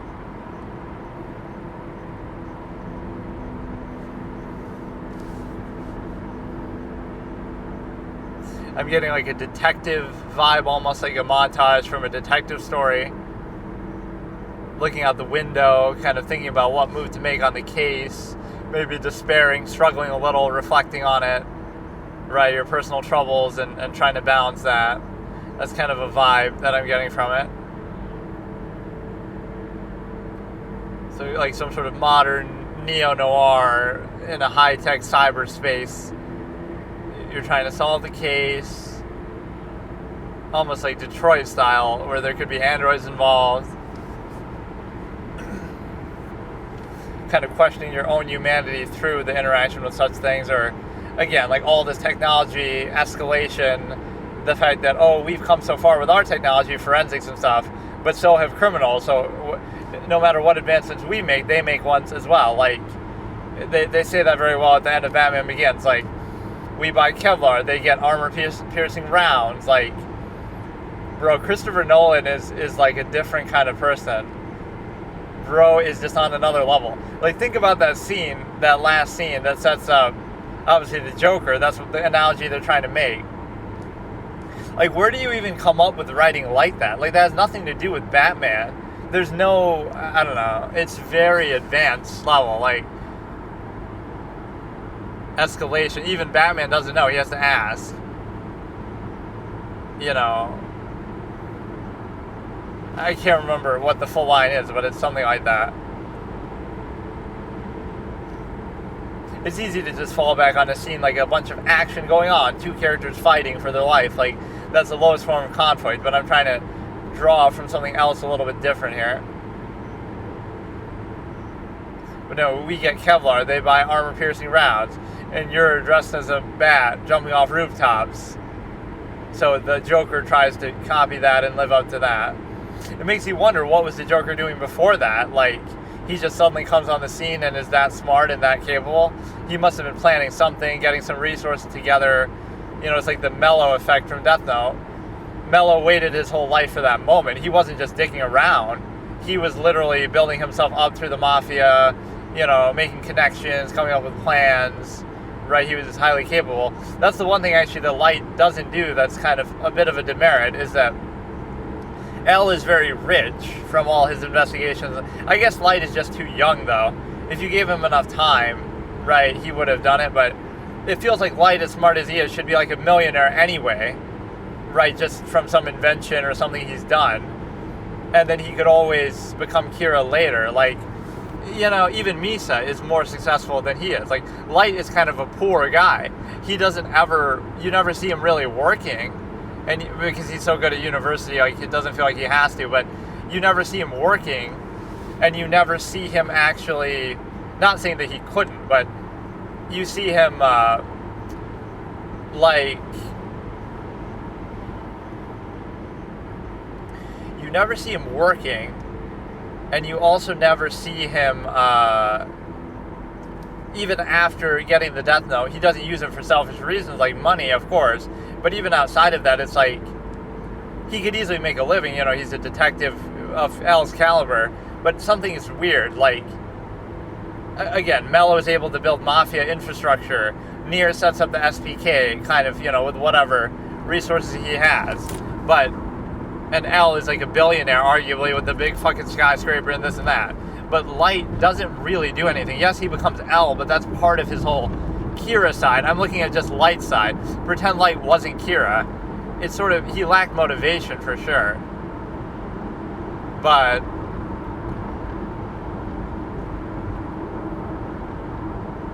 you know, you feel like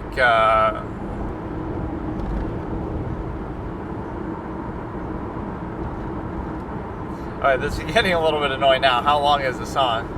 I'm getting distracted by all these other things that aren't really part of what I was talking about. The problem with imagination and storytelling sometimes, though, is reducing it to a structure in a way, to a lowest common denominator, being a perfectionist and never knowing, like, which is the best thing. It's like, sometimes it's that oversimplification that I dislike, where, you know, you have some more abstract existential idea, but oh no, let's just boil it down to, you know, this some kind of simple conflict, physical conflict. That really is my calling, though. I've realized. I'm not saying like, oh, I'd be some award-winning writer, but I could be like an editor of some caliber. Like, give me a scene, or I almost would want to be a producer. Give me a scene, like, I'll watch it and say, I want to change this, and I'm going to force you to change it because it'll be better. And we can keep your take as an alternate deleted scene in the DVD. Or maybe vice versa. I could keep my scene as an alternate, but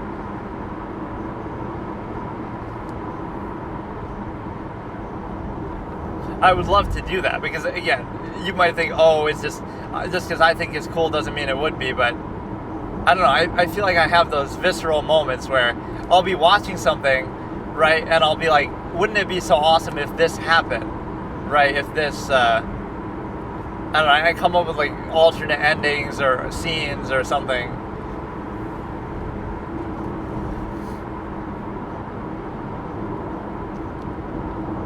So yeah, the song didn't do a whole lot for me though, actually. I think I'm getting sick of all this driving, honestly. I don't mind doing these sessions, but it's a bit too much.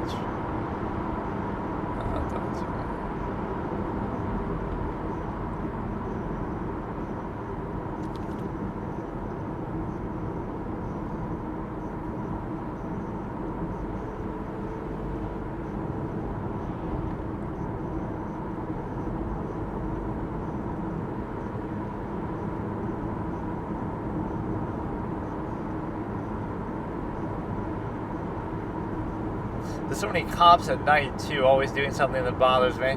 It'll interrupt me when I'm watching one of my episodes of something. But no, I don't feel like I should watch something super involved at night. I don't mind watching part of a movie like I did with Cats or something, but I don't want to watch The Monk at night. I'd rather do it in the morning. No, but the beginning of that series is something eye-opening, actually, because I was never expecting that. Like, I don't know how to explain it. It's just too good. It's too good. Let's find some other Shark Tank thing. I didn't really get much out of that, actually. Let's see what other songs we have in here. A lot of, like, YouTube-type songs, like, Edit. I don't know what some of these things are.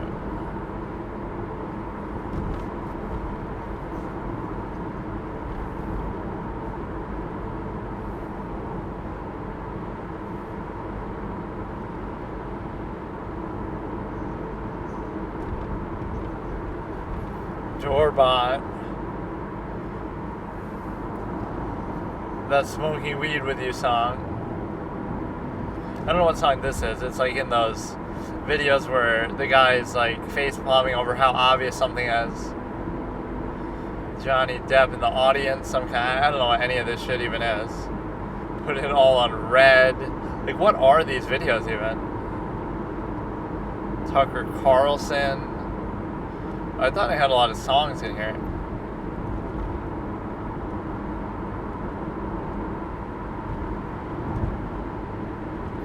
Yeah, that Paparazzi song is used in a lot of Scarface edits, but it's actually from, well, it's not from The Sopranos, but it was used in The Sopranos in a noteworthy way.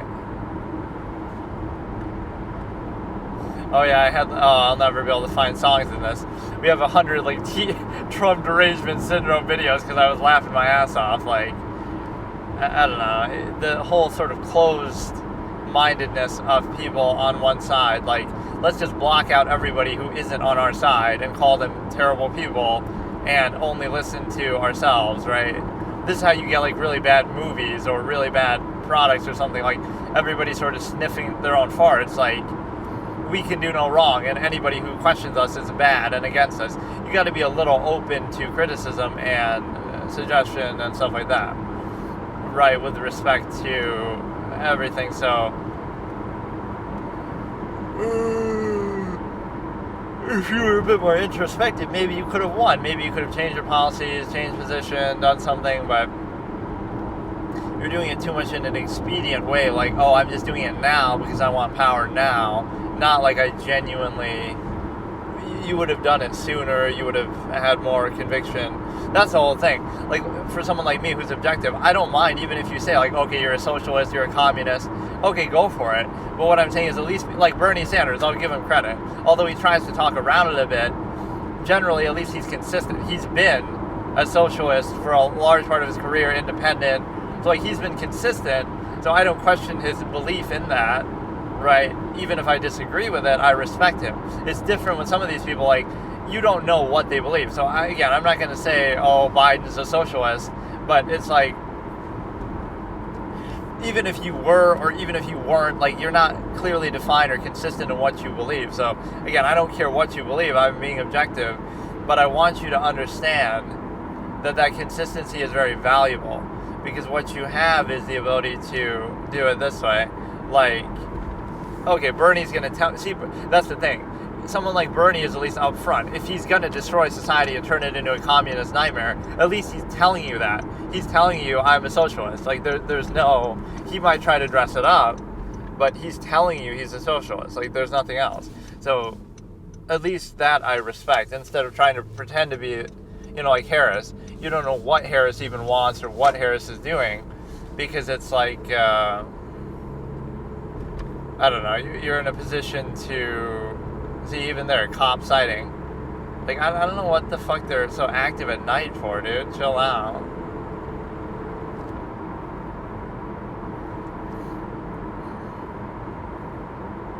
It just makes me uncomfortable. This is a good, like, psychological analysis that I was saying in, like, the Casey Anthony thing or something of the sort. Like, oh, you're nervous around cops, right? it's like, wouldn't a normal person be nervous around a cop, especially if that cop is interrogating you? Like, even if you're completely innocent, you would still be that. You would still be that, because it's like, you know, you just don't want to deal with cops. Why? Maybe they'll be rogue and corrupt and they'll do something bad, or maybe maybe they will make a mistake, or maybe, you know what I mean? Like, you've done nothing wrong, so why would you be worried? But like, sure, you'd be worried about the sheer circumstance and the prospect of dealing with them, right? That's a little bit different. So it's like, yeah, maybe I've done nothing wrong, but I still don't want to deal with cops. Or like, maybe it's like, oh, if there's nothing, I don't know. It's like going to the doctor. Oh, you don't like going to the doctor, but if there's nothing wrong with you, then what's the problem? But it is relevant because you maybe just don't like going for either the inconvenience of it, or there's a lot of reasons why people could be apprehensive about that, right?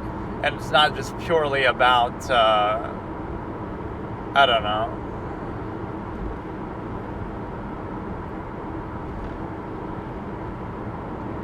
It's not just purely about whether you've done something wrong or not. Like, so you're guilty and you don't want to deal with cops because you're guilty, but you're innocent and you don't want to deal with cops because you're innocent, or like, you know, you don't want to be falsely accused. Like, why would I be comfortable if I'm falsely accused? Like, I'm pissed off and unhappy about the situation that I'm being falsely accused of something. So why would I not be upset about that? So either you're upset that you're guilty and you're going to get found out, or you're upset that you basically, you know,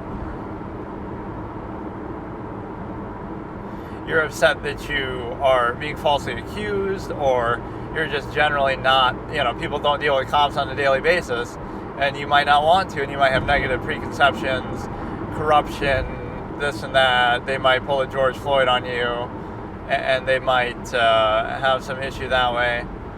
And so what you have is a simple ability to consider that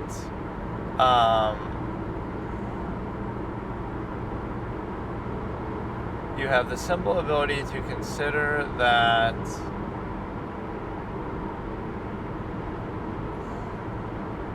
I don't know, like, just, you're innocent, but you don't want to deal with the cops, and I don't see what's really wrong with that as a prospect, because it seems like a perfectly reasonable thing to do. Like, yeah, I don't want to be inconvenienced, I don't want to have to deal with that, I don't want to have to deal with their power trips, I don't want to have to deal with their potential corruption, I don't want to deal with anything. Like, it's understandable that would make you uncomfortable, just like, oh, I'm in a police interrogation room, and I've done nothing wrong, but I should be perfectly calm. Like, why am I in a police interrogation room? Like, it's still bad.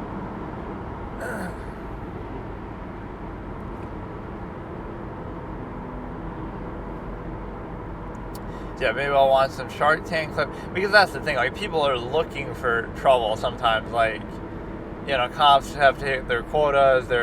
I've been pulled over a couple times in my life, and I'm not even saying this as taking the piss. Like, one time I even acknowledged I broke a stoplight, but I didn't get pulled over then. But what I mean is, it's like, it's a case where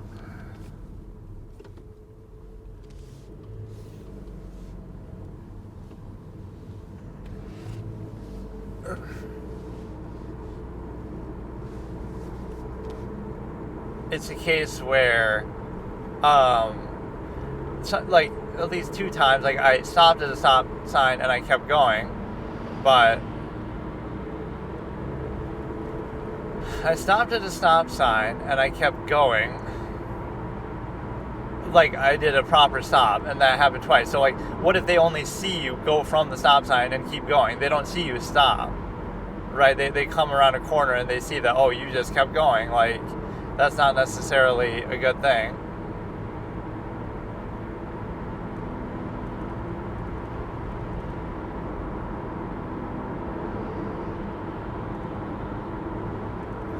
And so what you have here is the simple ability to consider that, yeah, let's look for something else. I was trying to look for some songs in this playlist, but then I corrupted the playlist. It's like my watch later, so when I add stuff, it auto goes to there. But now I got fucked up by the fact that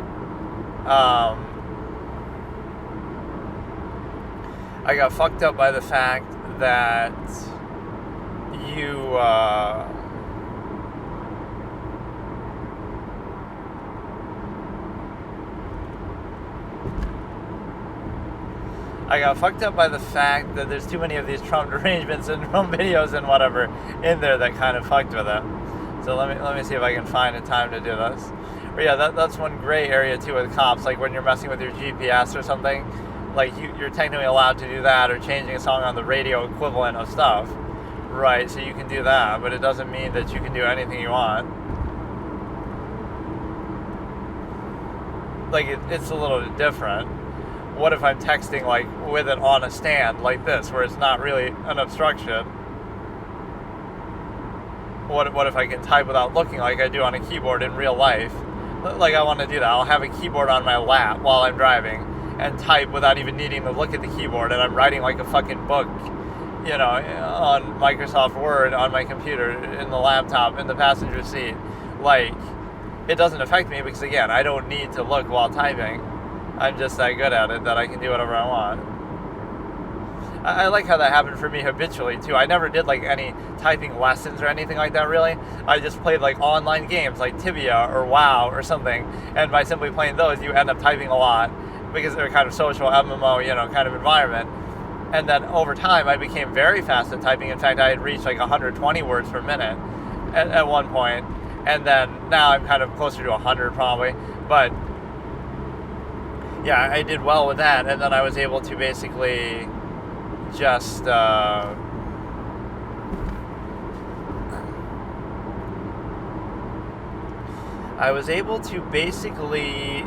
it like that way, just without any formal. I love that kind of stuff.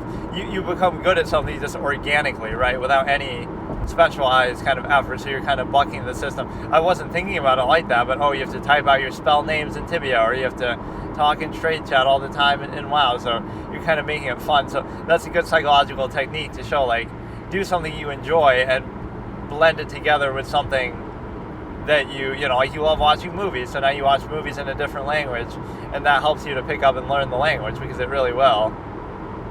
You know, I've done that with Hindi movies. Like, I pick up certain things. I guess with Chinese movies, I can't really pick up. That's a little harder to do, but I don't know, Hindi is kind of easier somehow just from hearing it. But also it's a case where you're able to,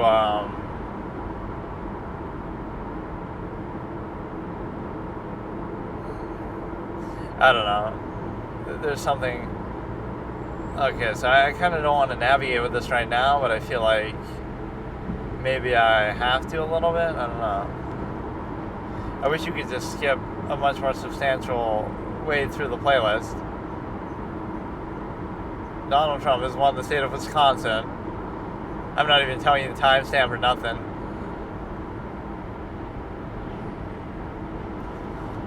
Everybody's laughing because they vote for somebody we don't like. They've given up on democracy.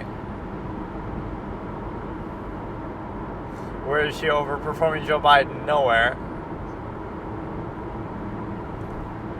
Biden got away with like sort of the harmless old man vibe. But no, it wasn't that not one county, just not one state. That was a different graph.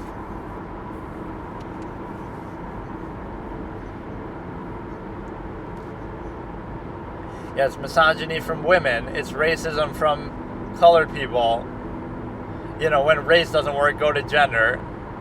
And I thought gender is malleable anyway.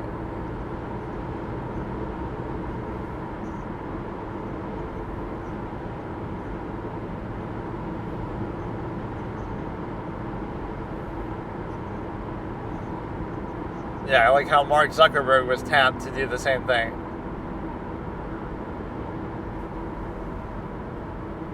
He is definitely more low energy now, though, where he'll kind of be,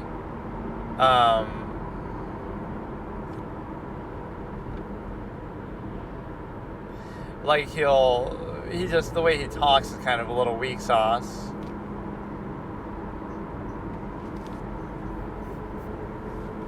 I think my sleep cycle has just been fucked up. I don't know why I can't sleep on time.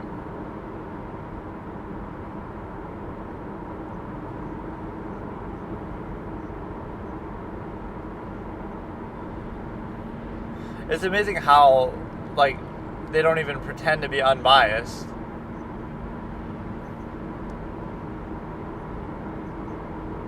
Any similarity between Harris and Clinton?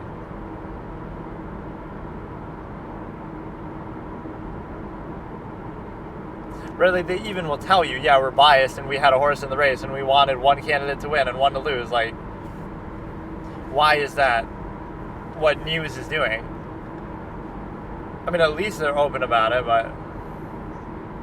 Isn't Sky News Australian, though? I thought a lot of this liked him, liked Trump.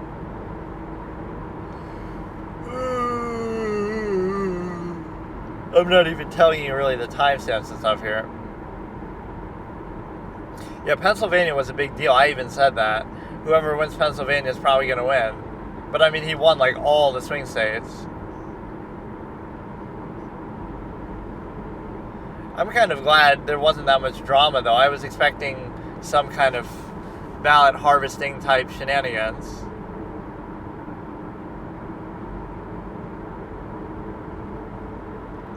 Maxine Waters.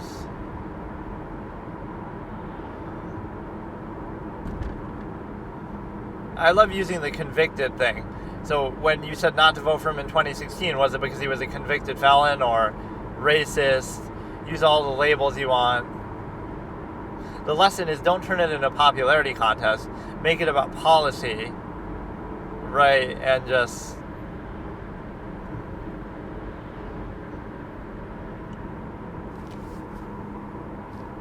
But a lot of black people voted for, I mean, again, not as many as Democrats, but millions of black people still voted for him, and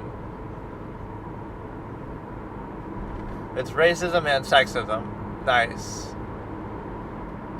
You can't just acknowledge... I mean, I'm not saying there aren't some people who think like that, but...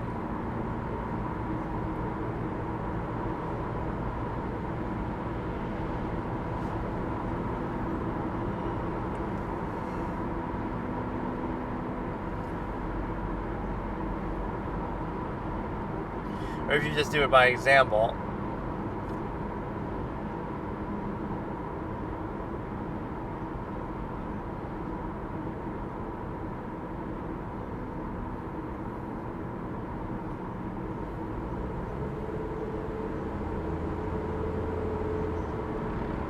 Wow, I like that even. Stop swearing. I love that. Stop swearing.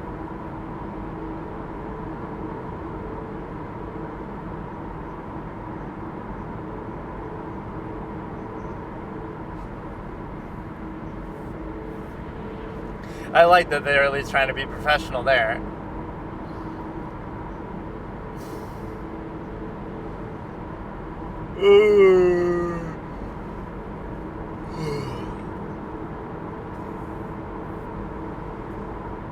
I don't know who this guy even is. David Lammy.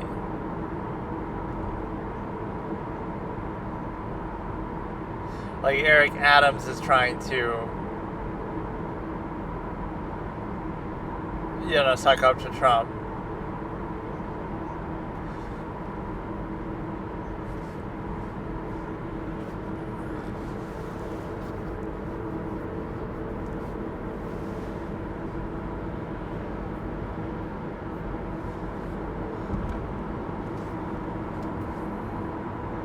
Or maybe he was just doing that for political reasons too. You hate him, you don't really hate him, but you do it, you exaggerate it just for political reasons, and then you like him for political reasons when you're really just neutral, indifferent, don't really care.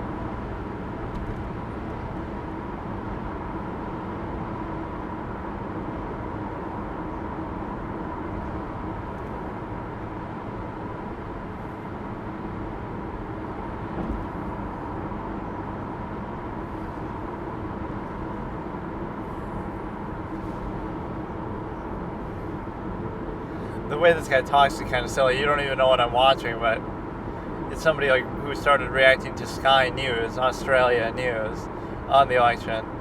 The word fascist is used so much.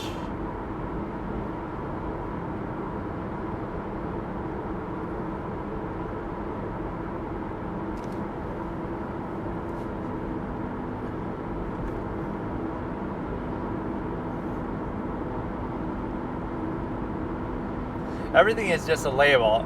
He's racist, homophobic, he's this, he's that. Every label in existence. Everybody's a victim. Every group, many millions of who dreaded this moment also voted for him. Like, you're assuming too much. Like,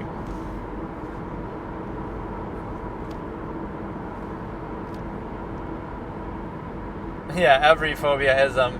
Let's get Jesse Lee Peterson on the case of how there's no such thing as racism, sexism, homophobism, deadbeat dadism. That's one that I've never heard anywhere else. Deadbeat dadism. What would that even mean? Like, you're making fun of deadbeat dads? Like, I guess what he could mean is like,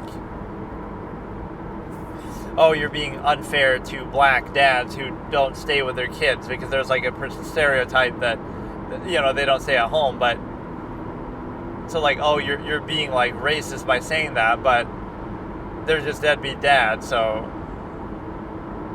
I like that line though. If you wanted to touch my body, you should have voted for it, for its right to murder a baby in its womb, because I'm too irresponsible to do this.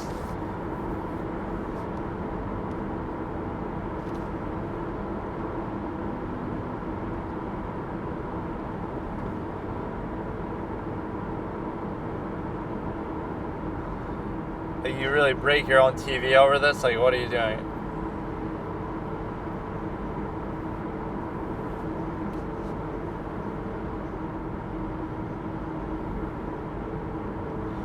Some of these people are so annoying too. They're just yelling and being loud.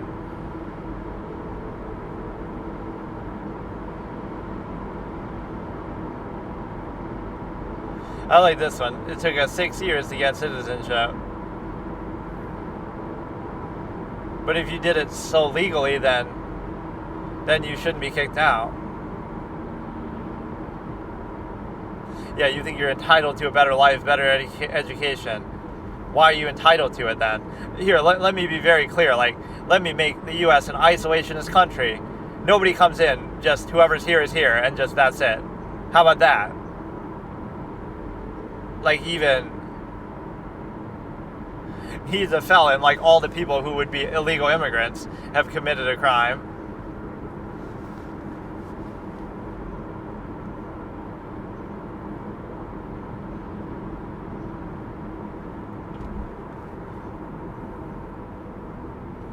There's a lot of conflation with immigrant and illegal immigrant. Like,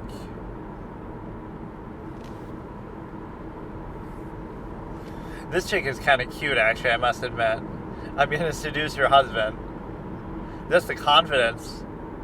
Look him in the eye and hypnotize him.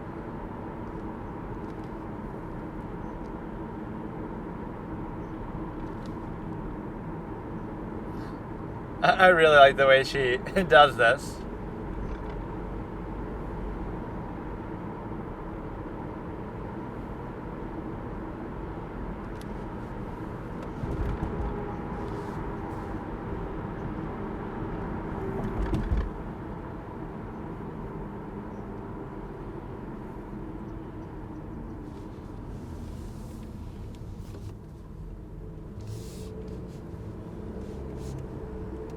I don't know entirely what that had to do with Trump, but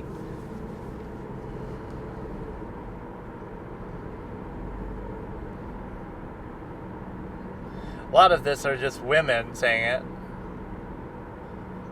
But again, a lot of women voted for him too.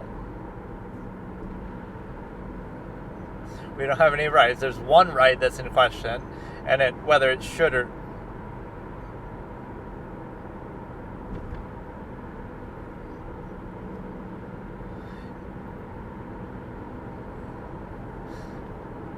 your grandma might not have had the right to vote or something, dude. But I can't kill a baby.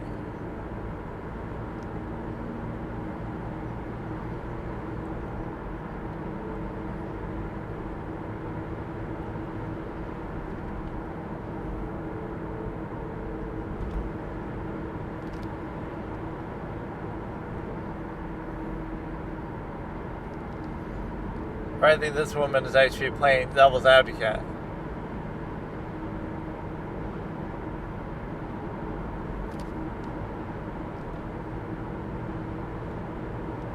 Yeah, I like this conflation with followers and stuff too. Like, you have to agree with everything everybody says all the time to support them in any way. Like if I'm a creative person, right? Like, oh, I make food or I make movies or something.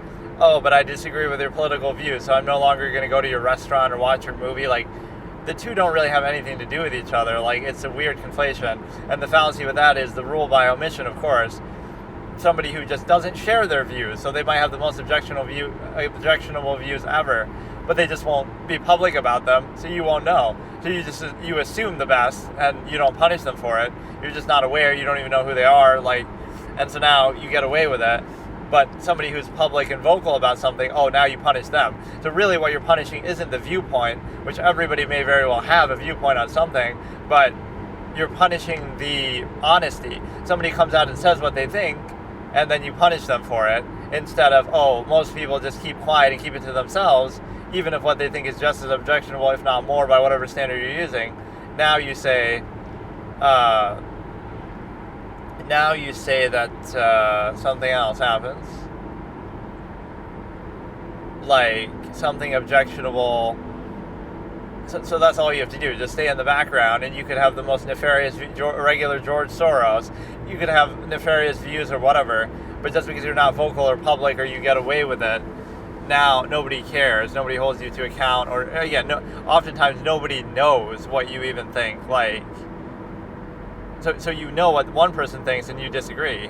You don't know what the other thinks, so you just assume it's the same as you, or you assume it's something not objectionable, right? So you'd rather be a blank slate of neutrality in that way to try to value it this way because you have something else in mind. And so you have the ability to... Alright, let's skip some of this shit. I wanted to get to some songs here, which are somewhere in this playlist, but I can't find them. I think I added way too many of these things to my playlist.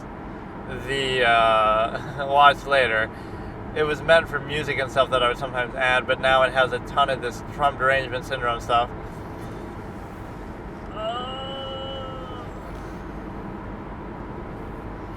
But no, it's a good day for democracy in the sense that if you tried to have a corporate appointed candidate or, whatever, state approved, one party state coming along, if you wanted to have that, the difference in the US, at least at this stage, is that you're not there yet, right? Like in China, let's say somebody had a chance to beat Xi Jinping and whatever, right? They would be killed, they would be arrested, the state-controlled media would do everything they could to bury them, so they would get destroyed. And then same thing in Russia, they'd end up dead, or they'd end up arrested, or they'd end up smeared. So the same thing happened here. Effectively, it's like setting up to be a one-party state, right? Where you have, it would have been that, but since we're in the earlier stages and since we're free for now, that's the thing, there's no going back. Like if they had won this time, it might have been over. Now it would have moved more in that direction. Now you would have had or only Democrats can win, and anybody who's a Republican is always bad and always evil and always this and that. And so what you have is a simple ability to consider that, it was threatening to be a one-party state, and the way that you can see that is the fact that that's just the last barrier that you would have had, right? Between social media, freedom of speech, all these other things. That's why Trump won. In any other country, pretty much, you would have had no chance because the forces that be would have aligned with the other side. So you might say, oh, how could that be that the elite forces of the country were all aligned with Democrats pretty much, but yet Trump still managed to win? But that's the one good thing about the United States is that anywhere else that wouldn't have been able to happen, and so it exposes it.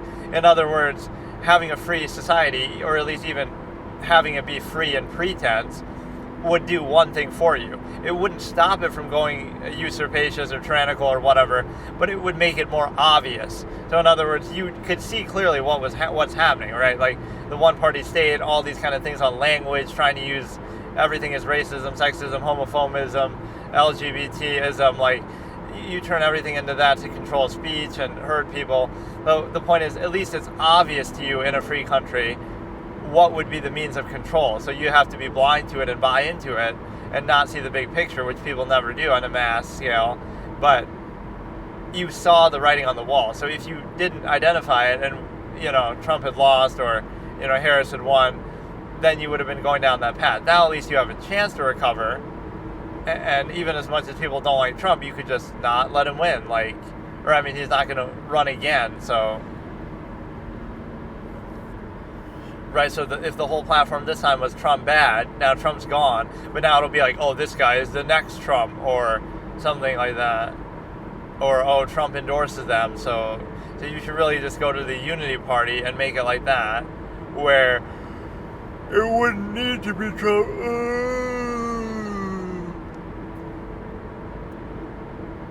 Or there's a stupid ad on the Lincoln Project showing oh, Trump is so stupid that he's going to be like Elon Musk's puppet. But I thought Trump was the danger all along. So if he's nothing more than a puppet, then I guess it's not that bad. Now Elon's the big bad guy, and Trump is just, following along. But, all this time you were saying, oh, Trump's a dictator, Trump's going to end the world, Trump's going to start World War III. So if he's not even in control and he's that dumb, then I guess that's good, because none of those things are going to happen then, and everything will be fine.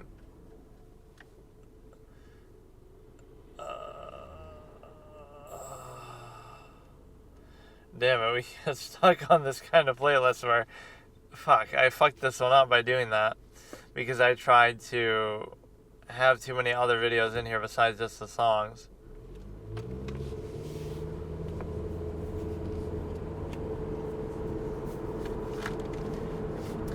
What we can do now, I was trying to watch stuff during this time, but I actually don't have anything to watch, or I didn't set it up properly, so I'm just kind of tired, man.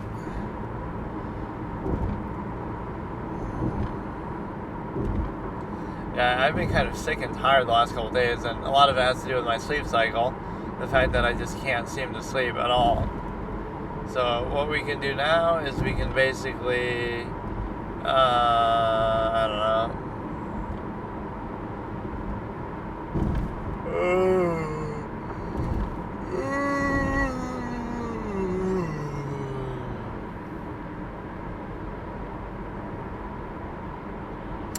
okay, so here's what we're going to do. We're going to look for something else that we can watch.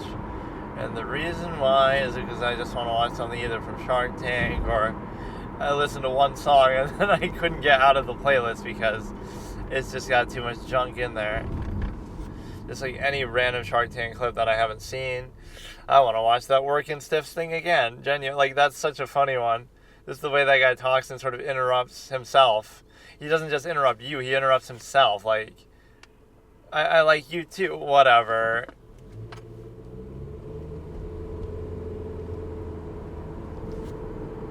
If you're that insufferable in a short first impression time, then what are you going to be in the long term? But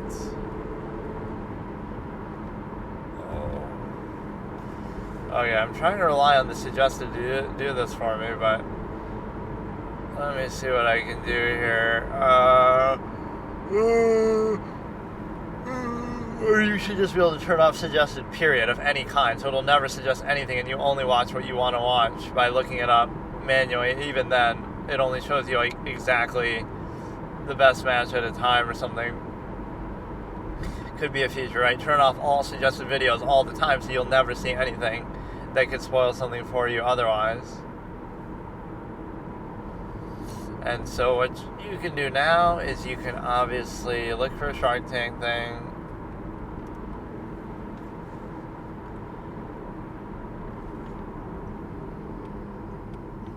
Yeah, we've been having to deal with too many ads here, which I don't like, in a way.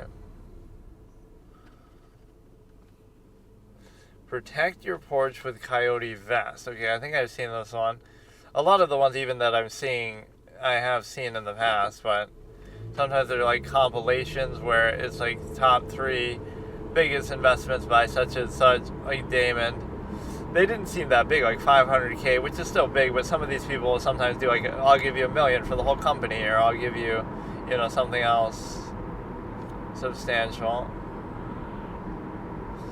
So So what you can do now is try to find something else.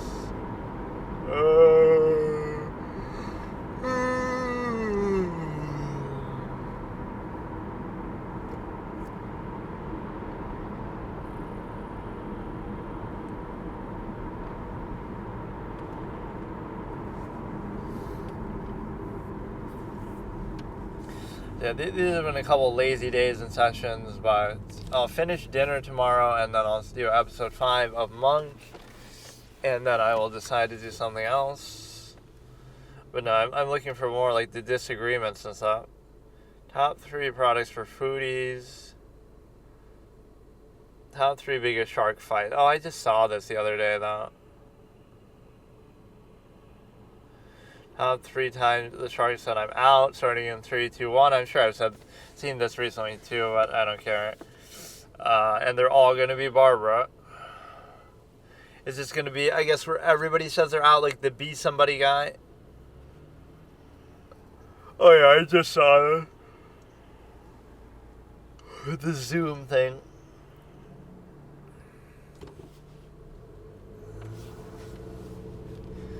Milestone throws 3 deals under the bus. I don't know that I've really seen this. Probably a long time ago. So what you can do now is you can obviously... I'm going to start this in a second here.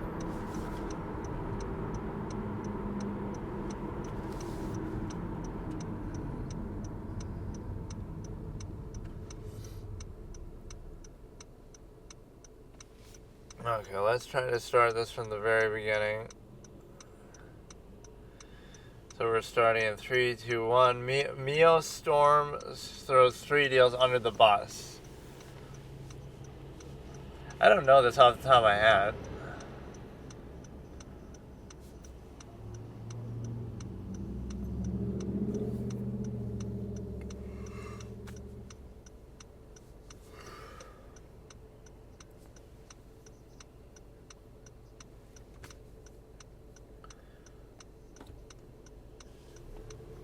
Not as impressive as the first 2.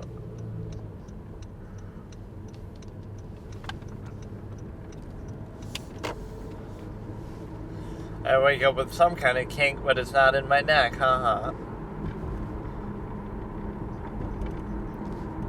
We've all felt pain, how existential.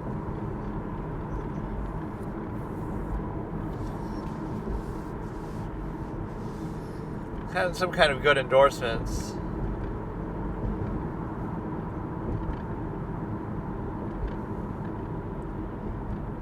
Oh, you're saying Shaq, like the Shaq. You should look at that. How many people were named Shaq before, like Shaquille, before Shaq came on the scene and was a big star in the NBA versus after? Like, it probably spiked like crazy.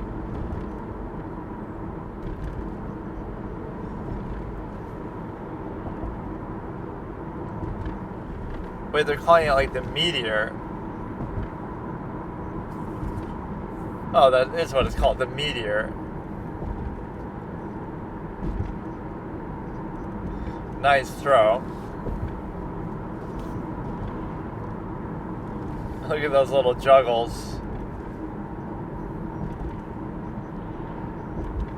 1.5 million valuation. But if you're Olympic athletes, you should have your own resource available. I guess they sometimes don't make as much as you'd think. Fuck off.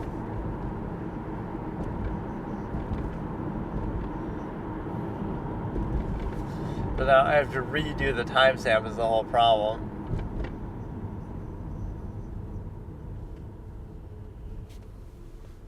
This is going to be 2 minutes on the nose, 2:00, starting in 3, 2, 1.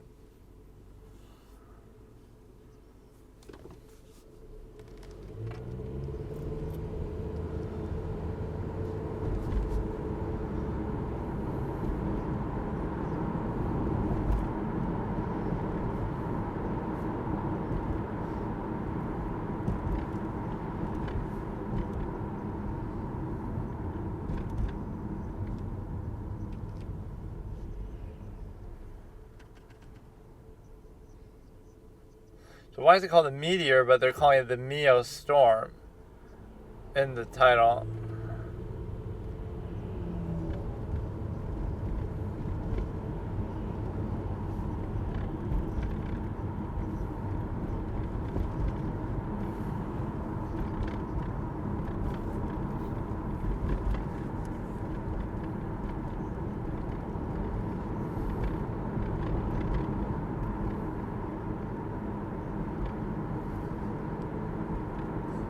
So how much are we paying for this one fucking ball? It seems too small.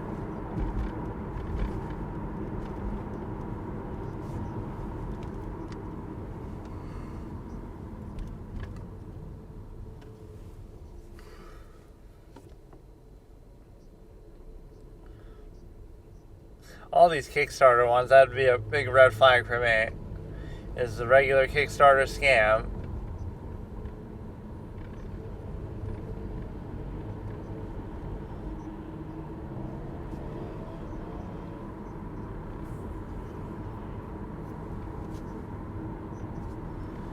What?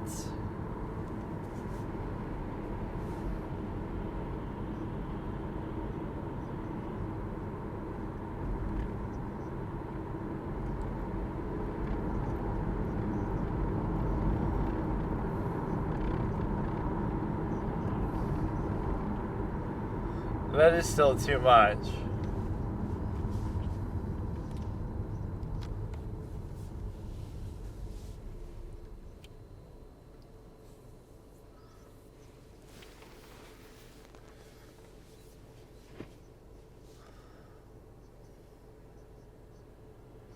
It seems too small, first of all, too.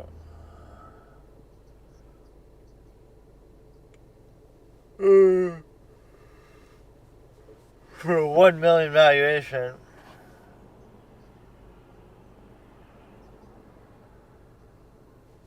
It's got to be 99.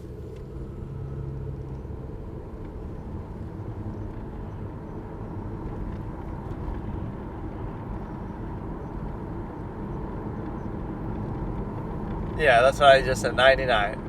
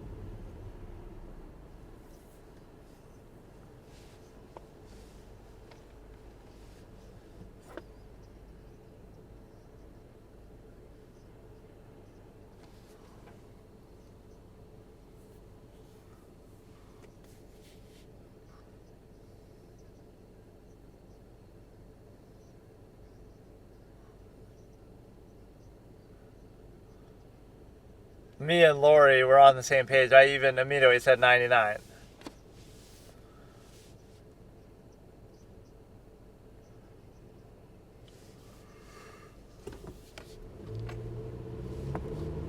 Oh, here we go with him being obnoxious. I've seen this part of it before, at least.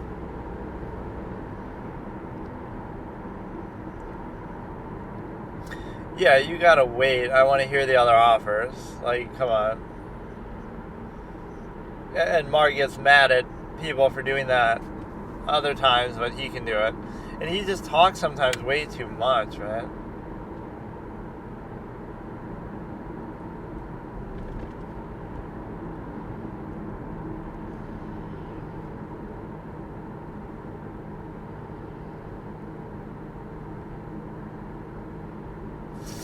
But yeah, let's look at one concept here. There was an ad, so I stopped it anyway. But like, you know, like self-awareness. Any condition you have or anything that people will say, like certain labels, you don't think people are aware of that, or you don't think people can be aware of that. So like, it's so weird. You know what I mean? Like, you can be aware of something and then you can counteract it or something. So, you know, people will think, oh, look at this person, such and such, whatever.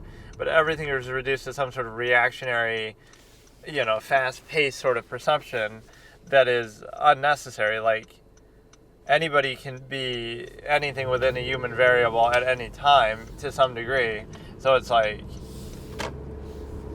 it's very artificial because you're saying, well, we'll put a label, but we assume, like, you don't think they're aware of that. So, like, they're either doing it by choice or, you know, to some extent, oh, maybe they can't help it, but you don't think they know exactly what the perception is. Like, maybe I'm just perceptive like that, where I can see, you know, get the sense of what people think or something like that. But it's just weird because there's too many things that are taken as like absolutes. Like, oh, this person is such and such, but you don't think they know that, or that they know the perception would exist like that. So again, either they don't care, or it's deliberate, or they want to be like that, or I don't know. It's just some counteractive tendency. So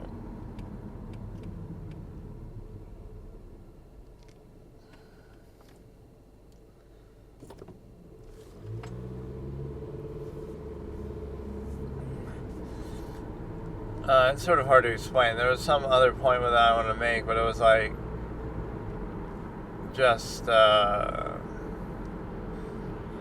you know, you're expected to buy into artifice and contrivance at half mast and unquestionably, and it's sort of a blackmail of zero-sum means, functionalism, semi-acme, all these kind of overextensions. And what the telltale sign of that too is the conflict of contrivance that you see. Because again, a lot of these things are posed as like sort of absolute and unquestionable, indignant, they go without saying, etc. But the problem with that is, if that was the case, again, it's not just like, oh, you can do that, or, you know, whatever. You can do whatever you want. But no, it's indignantly insisted upon as though it's absolute. But then you suffer from the conflict of contrivance. It's kind of like with single partner relationships, let's say, where people get all aggressive towards open relationships and attack them and stuff. Nobody's saying you can't be in a single partner relationship. What they're saying is that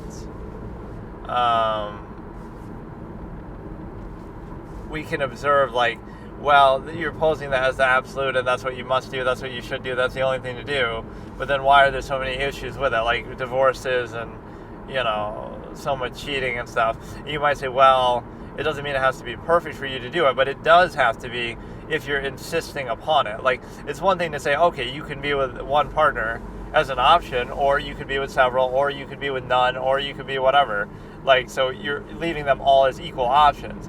As soon as you say, no, you must be with one person, you must be with only one person, you must do this, you must do that, right? That's the right thing, and anything else is wrong. When you say that, now it is held accountable, because now you're making these heavy-handed claims, and so now you ask yourself, like, well, is it going to be,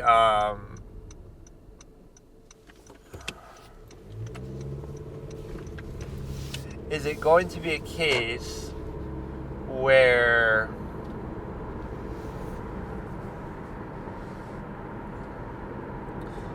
you make all these heavy-handed claims, and the reason why you made them is because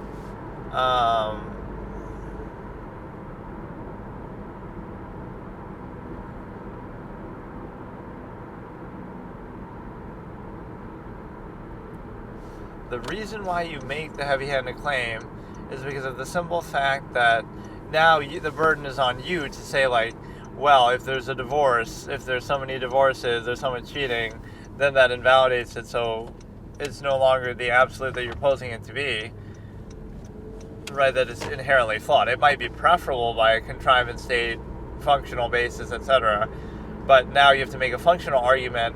But the reason why that falls apart then is because it's preferential, like whether you even believe that that function is worth serving, or whether you believe that, you know, you couldn't serve it some other way just as well or better, or that you have a different measure, hedonism, whatever it might be. That's the whole irony of it, is the basis of it is still hedonism, right? So this is the inherent versus the contrivance response.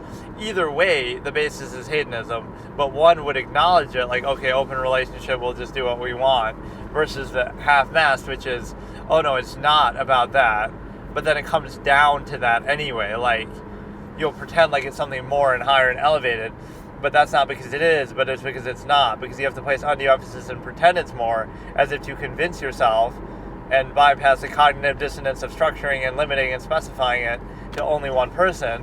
So now you have to rationalize that by posing a false absolute, by, again, glorifying that person like, oh, they're my soulmate, it's love, it's meant to be, blah, blah, blah. And not only that, but you have to do it in such a way that you place this general undue emphasis that allows you to basically, I don't know. It allows you to, again, be sort of objective about it, because, like, oh yeah, the half-mast hedonism is still the defining factor. So you pretend it's more because it's not, to make up for the difference. But no, like, the undue emphasis is about the idea that you have,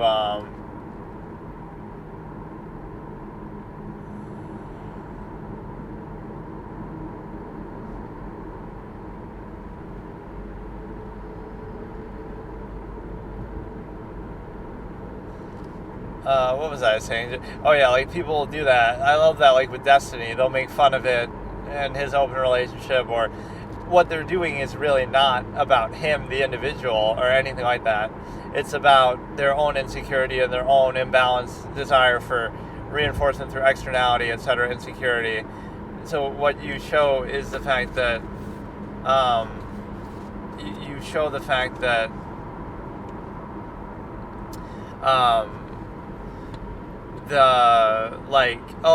Destiny broke up with Melina. That means the open relationships don't work. Let's dunk all over him. Haha. Also, every single time a couple has a divorce in a typical marriage, like a one person, like a not an open relationship, oh, I guess that means it's invalid. You see how stupid that is? That means it's invalidated. Amber Heard and Johnny Depp broke up. That shows you single partner relationships don't work and they're all bad. Like, you don't see what you're doing. So that to me kind of triggers me, because it's so idiotic. One highly conspicuous public example of a type of relationship doesn't work out, so that means they're all invalid. So celebrities get divorced, so that means marriage is invalid, or other things like that, similar.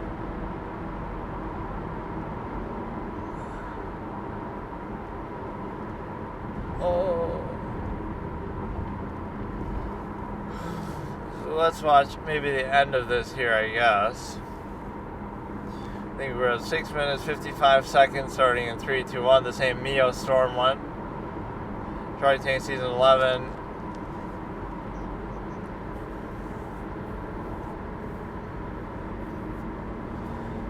I'm sure I've seen this, but I don't remember it super well.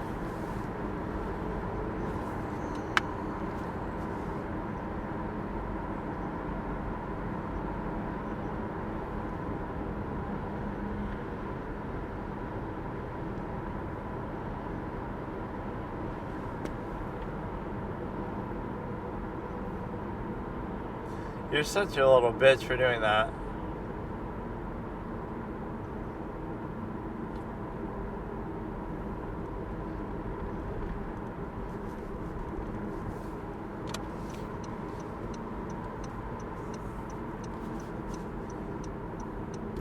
That's actually not too bad, because the royalty is limited in time.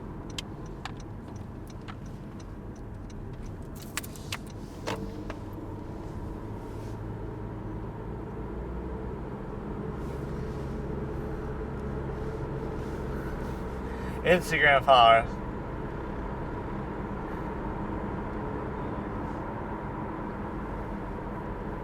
And he knows that off the top of his head. 16,000 Instagram followers, I'm dead. There's plenty of wealthy people who don't even use social media, or how many Instagram followers would Steve Jobs have? Like, does he even care about that, or what?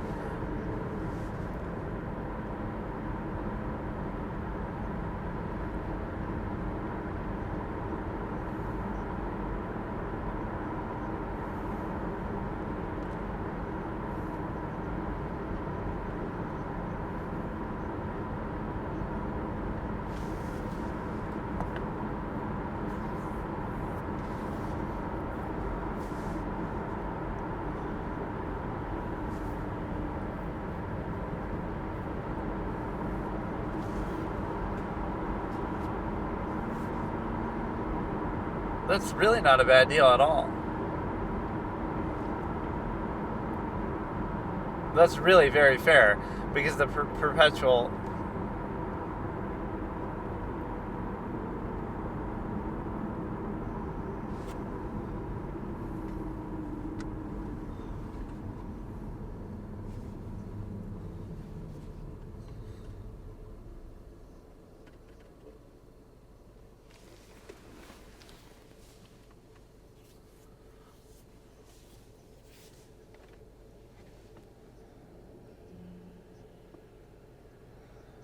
She's the only one who had like a real idea on the subject, and it's exactly what I said too.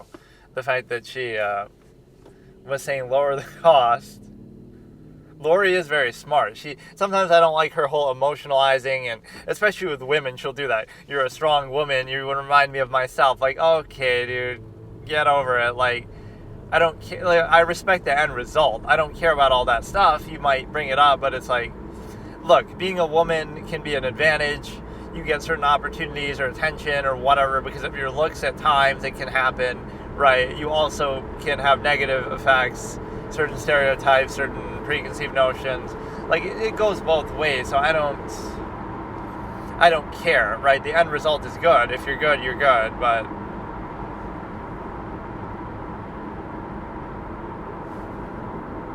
no, like, let's look at an absolutist kind of hypothetical that it'd be a society that doesn't value appearances at all because it only cares about function and performance and practice, and so therefore you wouldn't have to worry about that at all. Like, it just wouldn't even be a factor. I gotta go to bed. Like, it's only 7 o'clock, but I gotta go to bed, and then I'll wake up, and then I'll try to go to bed again. Like, it's so fucking annoying. My sleep cycle is ruined. I just can't sleep straight anymore. I don't know why. But no, that was pretty fun. I didn't know Lori got that deal, actually. She is the best to work with. Like, I would say that. Just from whatever, you can tell that she's so smart and she knows what she's doing. Soapbox? I can't really read it. I have 2 very difficult offers to choose from. Have 2 very different is what it probably should be called.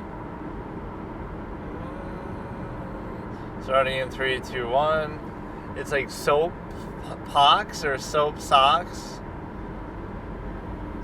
Oh, don't give us a documentary. That's how you know they're going to get a deal. Documentary equals win, like from Hell's Kitchen or MasterChef moment. You know they're going to get through if you have that. If you bother to show a documentary for them. I don't want to see all this shit. Since when did they show this? Fuck you. Don't give us all this. Just give us the pitch. Explain this in the pitch. Baby shark.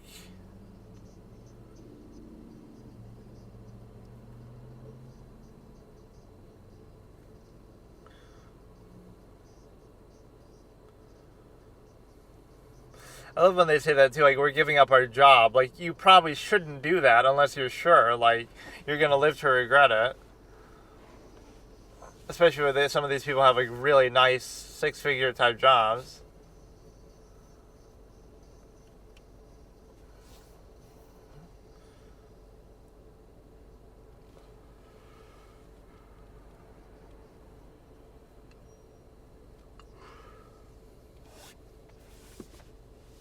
$2.6 million.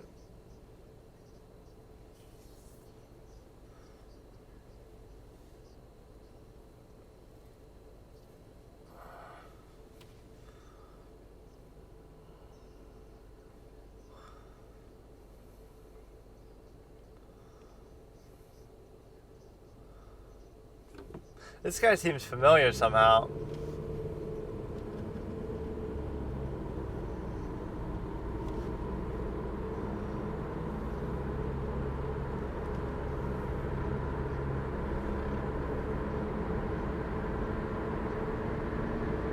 Alright, that's why he's a smart dynamic to it.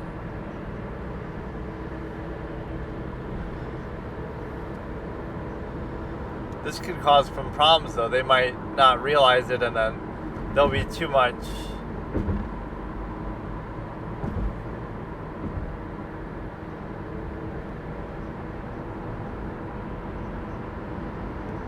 I mean, you'd still be supervising them, but it's a pretty smart design, though.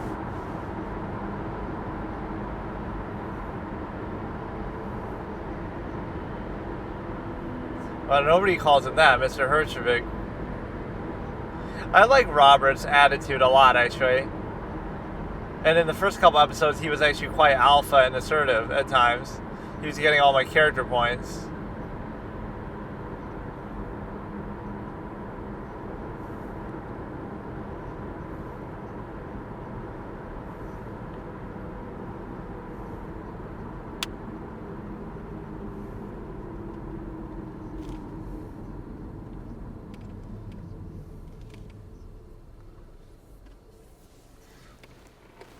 Wow, that was mean. We got a donkey. Oh, here we go. A little sob story, backstory. Cry me a river.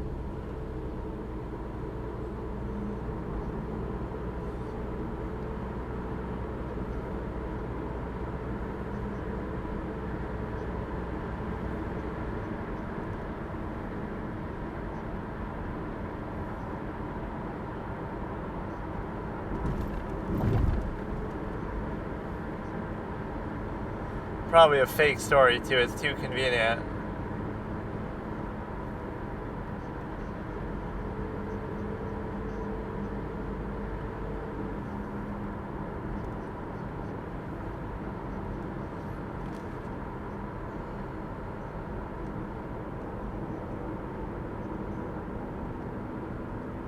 I love it. If everybody was like me, nothing would ever sell. Like, I'm so minimalistic that I don't do shit.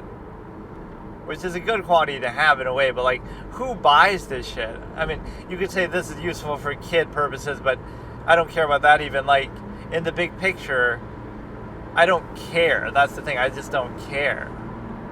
I don't need anything. Oh, I didn't even hear where they said $20.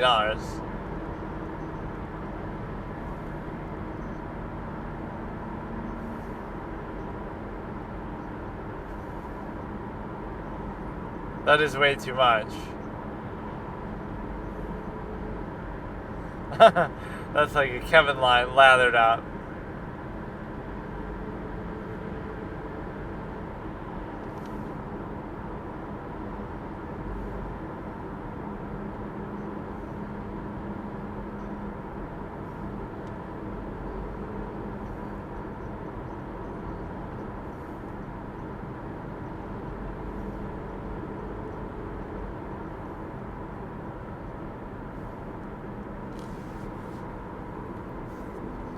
It should be like $9.99.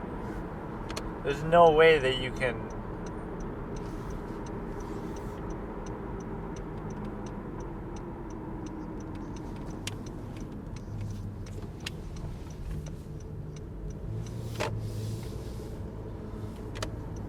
Yeah, for $9.99 now you can think about it.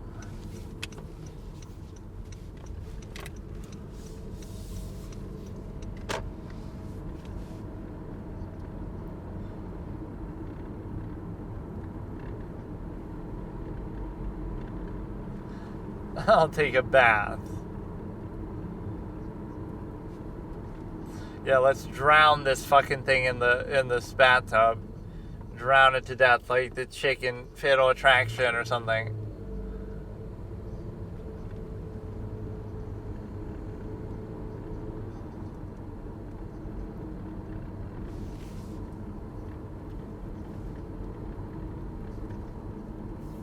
So what valuation is that? I can't even figure out.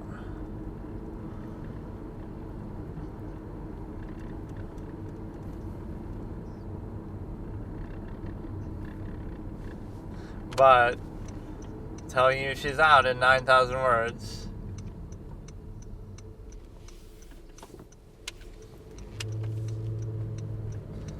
A lot of people say that though.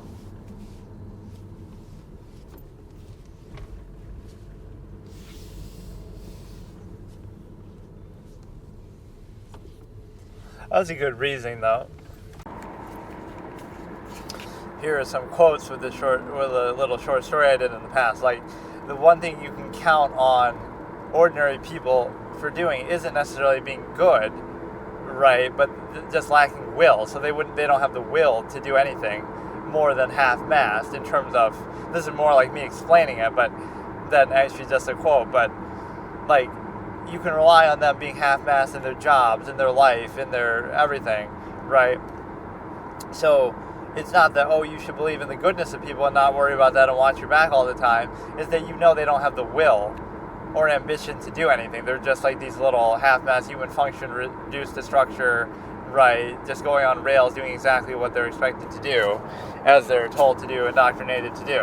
So it's a question of, like, you don't have nothing to fear because they don't even have the will to do anything, right? Everything for them is just appearance and pretense and just halfway, within, on rails, if you will, exactly that, whatever society sets for them. So again, they wouldn't even have the will or ability to do it. Not that they are too good to do it. Not that they wouldn't want to do it. They just wouldn't be, you wouldn't be capable or smart enough to do it or get away with it, nor would you have the ambition or the will power to see it through. You would want the result of it, but you don't even have the guts to pursue it, right? That's how the ordinary person is defined. Because that's the basic absolutist tendency is, you could do anything at any time. So like, there's never any real structure to you, which is defined maybe in different ways by society for certain reasons, but it would be a negative perception. It's like, you can do anything you want at any time, but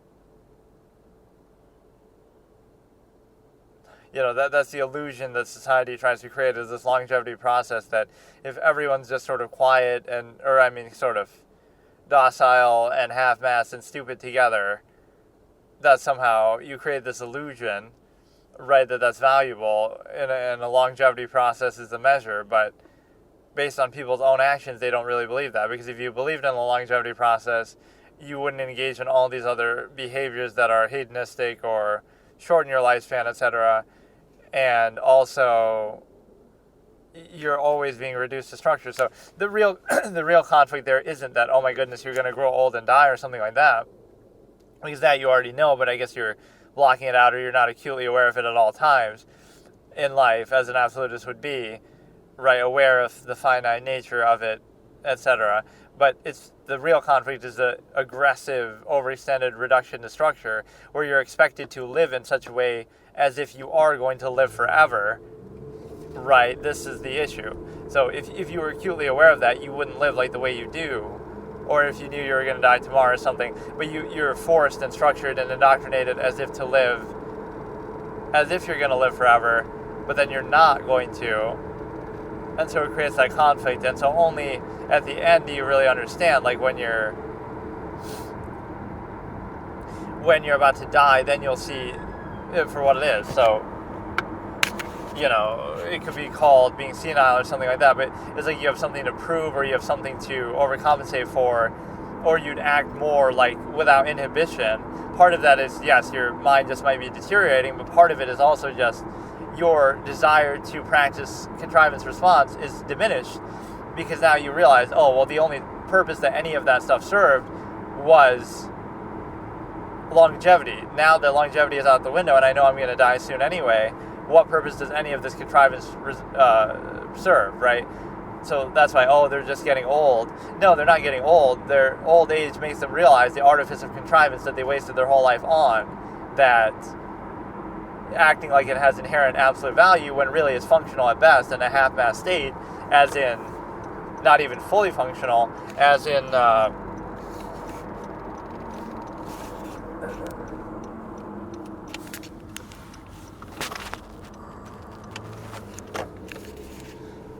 like it's functional at best, but in other words, you believed or posed certain absolutes and did all these things only because it was useful to create a longevity process, reduce the structure, etc. But that was only useful to extend your life further. Now when there's no need to extend it, right, it's like you're living in such a way that is, you could say, more sustainable, or at least as this external structure is forcing you to be.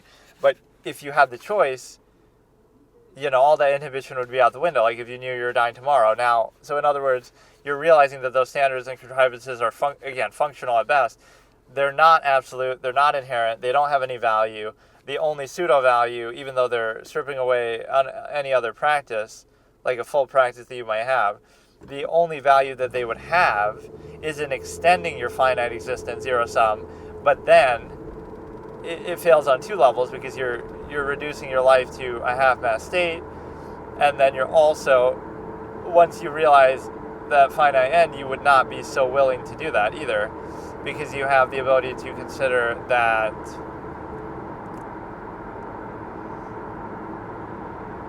again, you were only doing it for that reason. There's no inherent value, because if there was inherent value, then you would do it still all the time.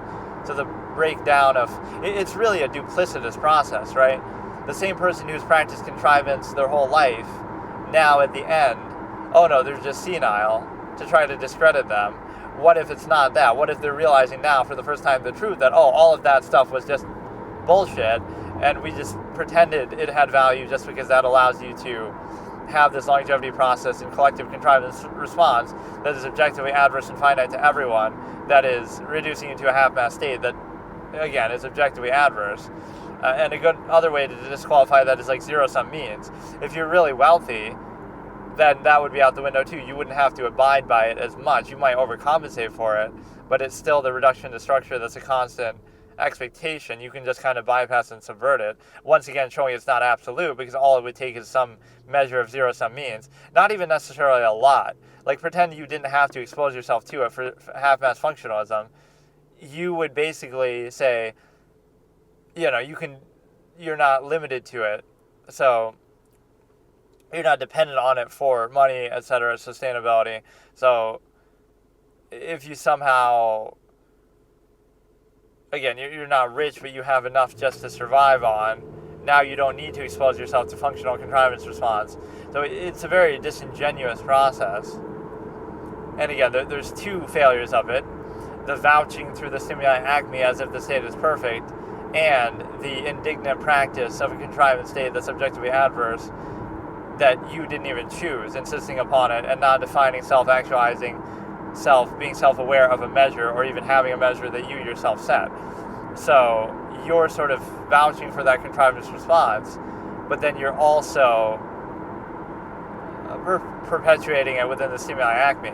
So that's a very stark issue, because again, the burden is on the claim maker. So you're the one making those claims by doing those actions and by preserving that process. So now you're vouching for the state, but yet you practice it at half-mass, and you had your own conflict of contrivance with it, and you suffer for it because you're basically vouching for it, right? The absolutist standard would be more basic, that you wouldn't do it then. Unless it was a perfect state, for example, you wouldn't reproduce. You wouldn't practice stimuli acme. You wouldn't you would maybe practice contrivance, or maybe you wouldn't, you'd live outside of it, or maybe what you would do is you would do it, but with some sort of reservation that the artifice of the process, but yet you would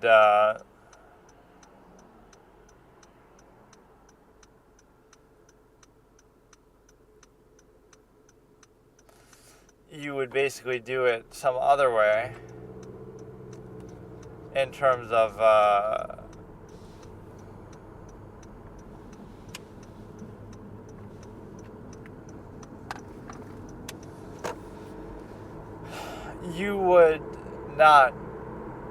you would realize it for what it is, but I guess that's the whole cognitive dissonance element, that if you did realize it for what it is, then it'd be very difficult for you to practice it. So I guess you would have some reservation there too. That's the problem. So this is how a human function is created. You're born into a stimuli acme process. You have a non-consensual social contract. You are indoctrinated heavily by social contrivance. Then you are expected to abide by a fallacy of permission, that you need permission from society to do anything, everything. You are held in check by enforcement. You are also constantly indoctrinated and have that reinforced by social stigma, social contrivance. And then after all that, you are put in a position where you are constantly struggling with that conflict of contrivance that you've been exposed to, but you treat that as though it's an inherent conflict, like, oh, well, that just goes without saying, I'm not going to question the measure or anything behind it, I'm just going to blindly practice it, right? So it's a zero-sum, self-fulfilling, closed-structure contrivance where it's the fault of you for not dealing with the contrivance, not the contrivance itself. Because, again, you're treating it like it's an inherent reality when it's not. And there was one other point, but I can't remember. So what I'll do is I'll watch the rest of Dinner, which is only like 4 or 5 minutes to end, where they're going to like get back together. And then I'll watch Monk episode 5. I like going into these other little topics because there's no other time where I'm going to have the will to even bother, categorizing it. So that's my one reservation about fiction, even though I do like it so much, is that just as a general thing, fiction, like, yes, there's a certain craftsmanship that goes into it, but what you're really doing is sometimes disingenuous, because it's like you're taking a lot of ideas and value that you have, and what you're doing is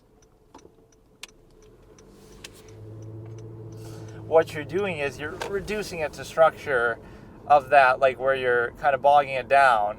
So whatever meaning it would have had is diluted, and so you end up with something less than what's actually there. Because you might think, oh, it has so much value and stuff to people's lives, but it's still superficial and escapist in nature, even in the best case.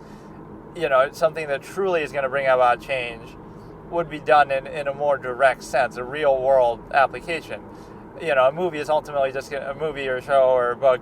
It's still ultimately going to be escapism. Even like Shakespeare, did that really change the world? It changed certain writing standards, but nobody watched Romeo and Juliet and then went on to change the world because of it, or have it be that big of a deal. So it's still window dressing. It might be very valuable in that way, but is it really affecting and changing the world directly in some meaningful way? And the answer is no, it's not. So it's pretty disappointing that, again, even in the best case, all you're doing is dressing it up, because especially in certain genres and modern time commercial work, stuff like that, because you're getting so bogged down by the minutiae of something like, oh, the superheroes and their powers and all these kind of high-tech things and sci-fi and all this kind of stuff.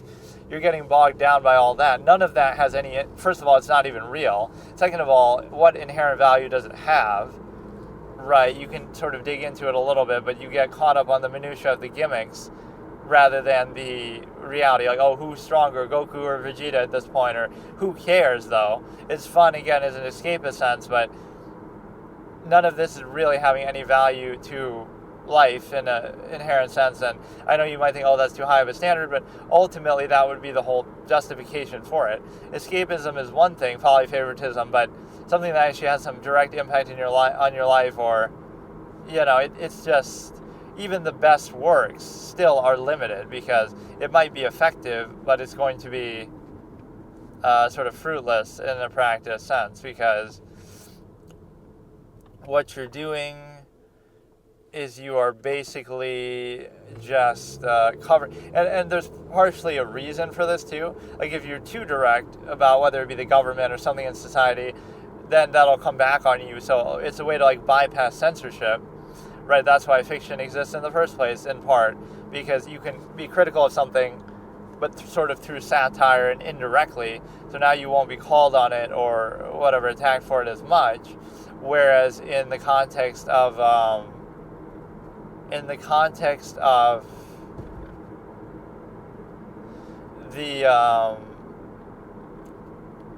if you were more direct, obviously you'd be censored or attacked. So you can deal with those kind of subjects through analogy, right, instead of directly talking about it. But it might just have more value if you directly talk about it. But then people's perception of that changes too. The fact that, you're able to,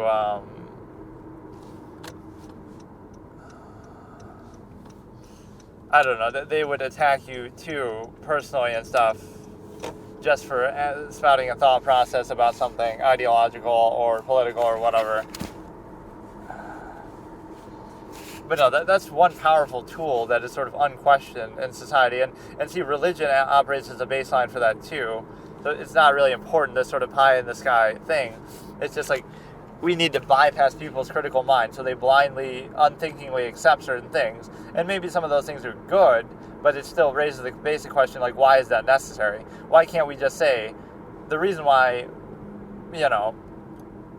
there's no morality, none of this, it's just like we say that killing a person is wrong, and we make it against the law, because we don't want to be killed ourselves, like the golden rule, basically. Don't do to others what you don't want to be done to you, so, like, that's why it's against the law and you'll be punished for it. Why isn't that enough? Why do you have to bypass people's reason and say, oh no, it's because God says it, not just subjective humans. Oh, it's because of some higher morality, not just because we don't want that to happen to ourselves and we can respect that, and it might be functional to have it might be useful to have a functional society. That's how I meant to say it, but it has a certain value. So again, this is where people always lose their kind of, this is just exposing the inherent versus the contrivance response. Going back to that debate again, this debate lasted 53 seconds. The guy who says, the guy who's saying, is Jeffrey Dahmer or somebody inherently evil, absolutely evil? But that's the whole point that you're missing. If they were, you wouldn't even need to be having this discussion, because I don't know what those words mean to you, but to me it would mean that it goes without saying, as in, God would strike them down or prevent them from even doing what they did in the first place or punish them in that context. It wouldn't come down to subjective human enforcement and, like, what if he was a little smarter and he got away? So all it would take to debunk your absolute morality is, he was just more careful and you'll never catch him. So now that absolute evil gets away. So again, what does that mean then, that it's absolute? Like, you wouldn't need law enforcement. So the same person who said, you're talking about like out of both sides of your mouth, the functional basis is not a negative, but yet that's sort of childish, immature framing. Like, if I don't say, like, they're saying something other than what you want to believe, so, they must be wrong. In other words, we want the Tooth Fairy to exist and Santa Claus to exist. So if you say they don't exist, then, you're just a bad person. How could you say that? So it's the same thing here, like, morality isn't inherent and it's just a human construct. Wow, you're terrible. How could you say that? That must mean you're defending killers and this and that. Not that you realize the pragmatic reality that people actually do and how society is actually structured, as in it relies on constant human indoctrination, reinforcement, enforcement, as in law enforcement. Like, it requires all of these things that we actively have to do and uphold, not just this imaginary being in the sky who's going to do it. It was one of two things. Even if you believe in God and all that, it's like, well, evidently God has a very laissez-faire approach to morality where he'll sort of do it to test us, I guess. This is how people justify it. So he'll test us by leaving it up to us whether we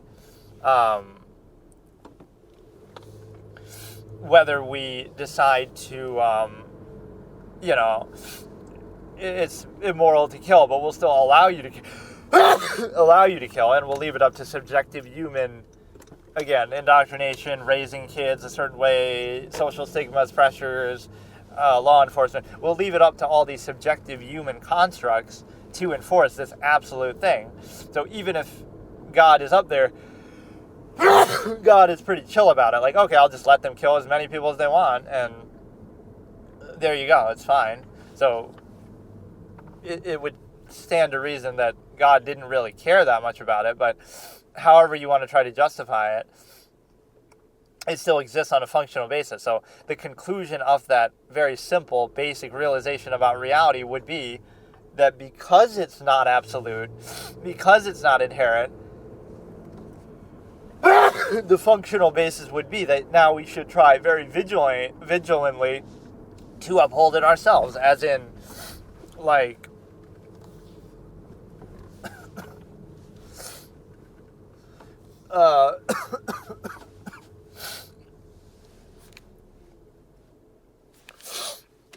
as in we should try to make a point to, make law enforcement as efficient as possible and try to make whatever, social indoctrination and contrivance and stigma and all that, make that as efficient as possible so that it's most effective and we get the best end result, instead of just pretending like you're pretending that something is inherent and absolute, so then, you don't have to do anything, then just let that deal with it itself. It's a very strange thing, but you're not seeing the second layer. The point of saying it's not inherent is so you can best practice it in a reactionary sense. if you pretend it's absolute and inherent, then it's almost like you shouldn't have to do anything then. You shouldn't have to raise people to be a certain way. You shouldn't have to stigmatize things a certain way. You shouldn't have to have enforcement a certain way. All those things existing on a subjective human level that varies, so if people just gave up doing that, then all of a sudden, what would happen? Like if law enforcement just ceased to exist, or before it existed, it's kind of like we take these things for granted because they're already established in a contrivance response sense. So now it creates the impression of a false inherent. So the premise is like that, everything is fake, of one of these concepts anyway, but like everything is fake, but people just don't like being made aware that it's fake. Or then they'll specify and personalize it, saying like, well, it's not just the artifice of contrivance, it's the fact that, you're just fake, and then you're not overcompensating for the process adequately. The problem with that is it creates an arbitrary element that, like, well, if it relies on your subjective undue emphasis, then you could arguably do that with anything. So here I'll finish dinner, and then I'll do the thing. Do episode 5. So, let me see 1 second here. It'll take some setting up.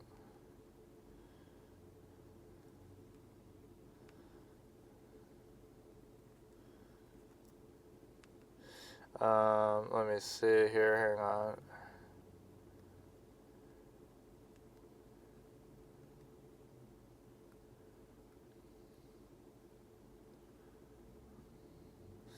on. So we have about 5 minutes left, and I really don't like the fact that, I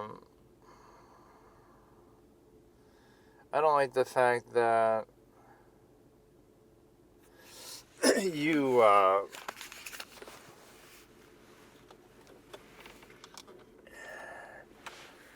I don't like the fact that you have, like them get back together at the end is kind of artificial because it feels sort of forced. The strong point of the story was Richie, and you're trying to make him look like the bad guy, but he's really just exposing, like, again, if it wasn't him, it would just be somebody else, so at least he's big enough to tell you, I guess, maybe at a certain time that is a sensitive time, but I think it's the wrong lesson that you're taking out of it. Like, let's blame the guy who does it. Don't blame the women. And then we get back together and everything is fine. It's like, but wait a second. That sort of thing happens all the time, so it's not his fault. Right? He's just showing you this is how people are, and he's not wrong. And what I'd love to learn is that later on, the same thing ends up happening anyway. Like, they'll end up doing that regardless. So let's see what we can do here. Just go ahead and I don't know if it'll pick up like kind of where I left it. Probably should, but this is going to be but Richie was the one thing that made it worth watching, even to whatever extent. It's unbelievable the kind of stuff I end up watching in this when I know absolutely nothing about it. Dinner. So yeah, it's ending in some kind of phony, stupid way that is like, oh, well, they get back together and everything's fine, and Richie's a bad guy, but I guess the women are at least forgive Richie then and say, okay, it wasn't your fault. You're just, you just exposed the artifice of our uncontrived state. So yeah, we have like 3 minutes. Let me go back a little bit.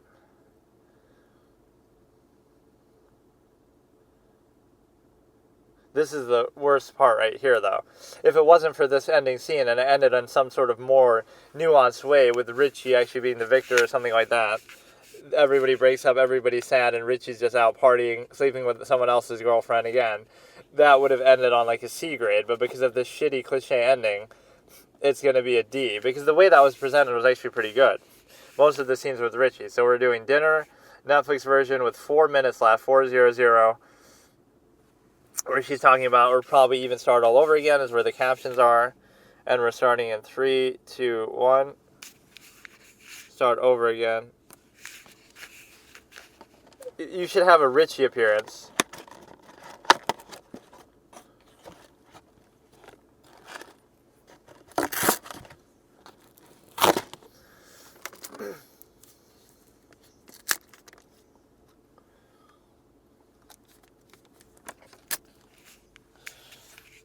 including cheating on you, or I love that dude, Richie spanked you guys. Now the next Richie isn't going to be nice enough to come along and tell you what happened. Absolutely pathetic ending. The same way that Alone ruined the ending with not showing us any character arc with the mother or anything to do with the character. It just kind of ends. And the same way that even Bird Box doesn't give us a proper ending as far as what happens. So we have a theme that all these endings are sort of unsatisfying.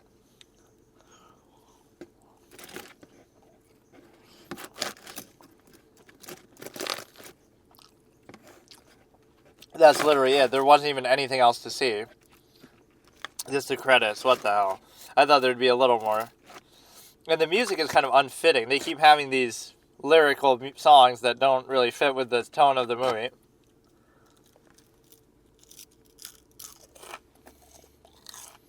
Oh, is this going to be a Richie thing with the phone at the end? Come on, Richie's got to end on a happy note.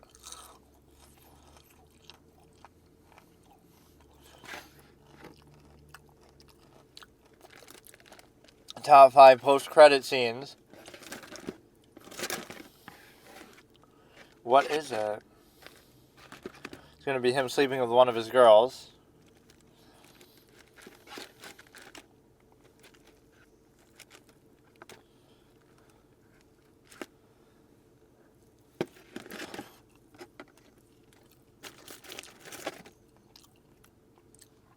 Come on, it's got to be Richie. I can't even see who it is, but Richie is the GOAT.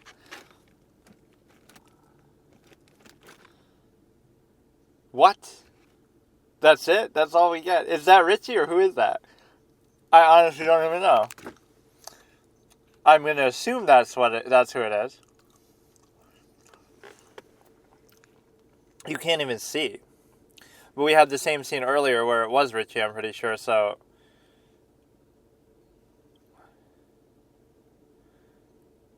Like, Richie's going on and on. I assume that's what it is, but it's kind of unclear.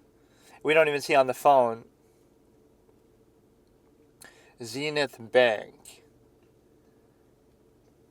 Which means that, it's probably like showing Richie's like going out of money and stuff.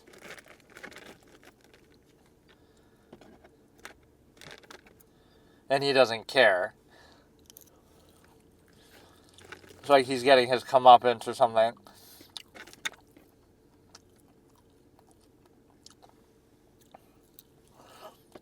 That was kind of a dumb ending, though, all things considered. And it goes into the rest of the credits.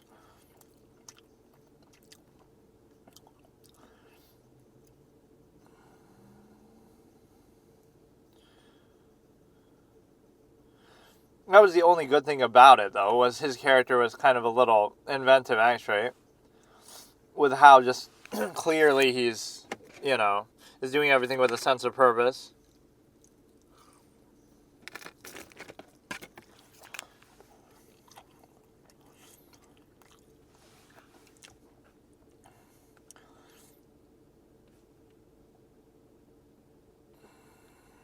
Let's watch one of these, I guess, while we wait. Tell me to be done eating, and then I'll do Monk, I guess, after. So this is Shark Tank US. Mr. Wonderful gives cycloramic entrepreneur an ultimatum, starting in 3, 2, 1.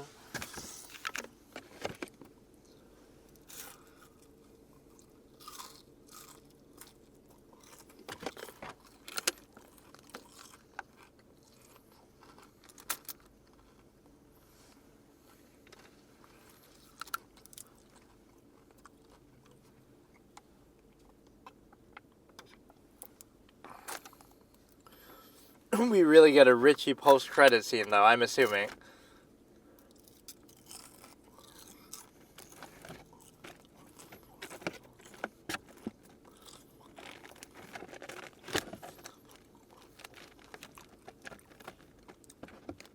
But I love how he's the bad guy. So if he just didn't do it, then they would have been fine. Not that they would have been willing to do that in the first place. He's just a handsome, suave guy.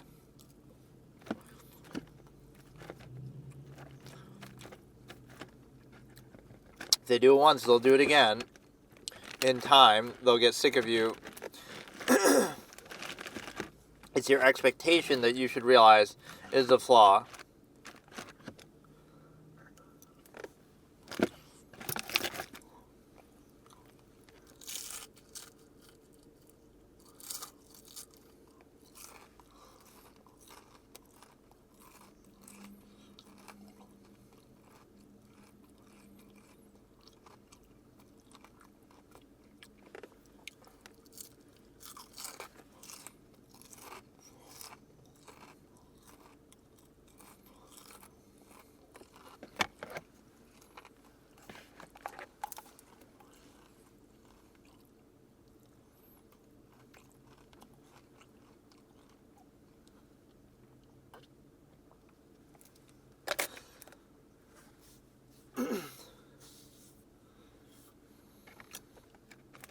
So it's doing this purely with just an app.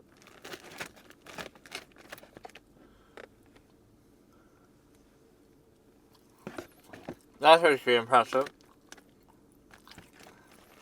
It could cause some unexpected damages or something.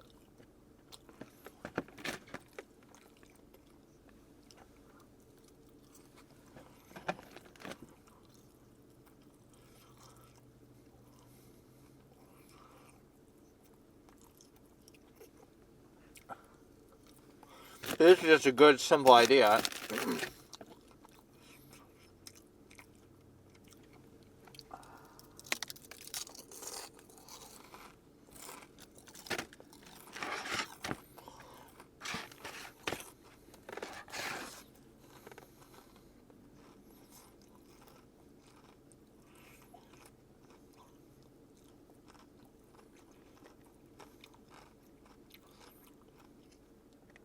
Lori looks like she's got some Botox on her face or something at this point.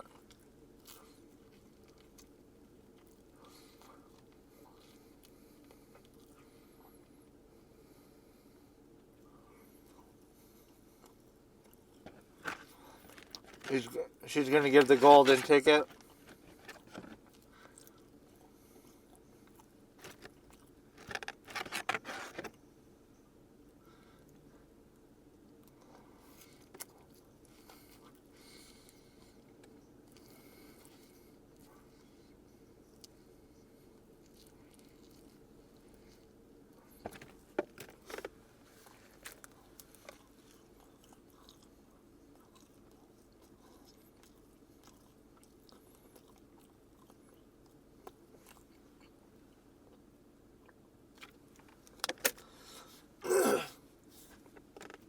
Lori knows what she's doing.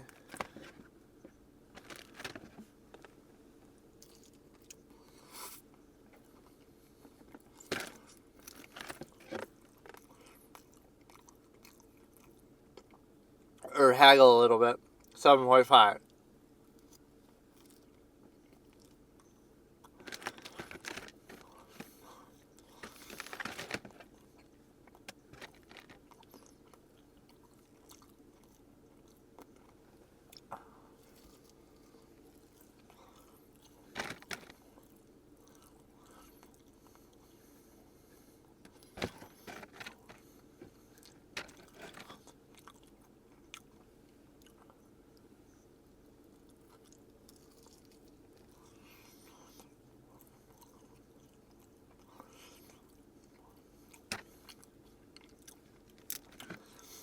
I would have just taken it. Lori is always good.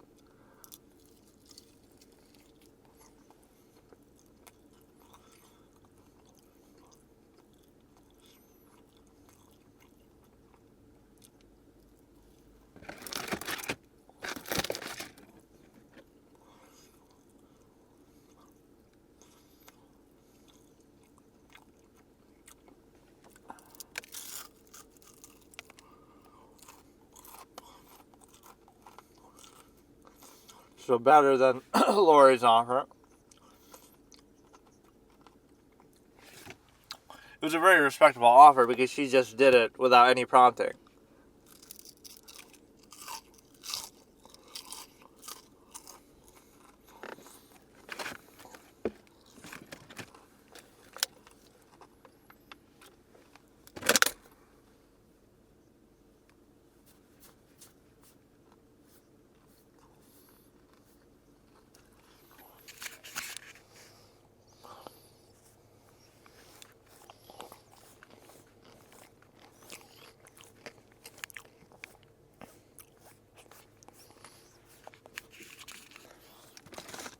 royalty.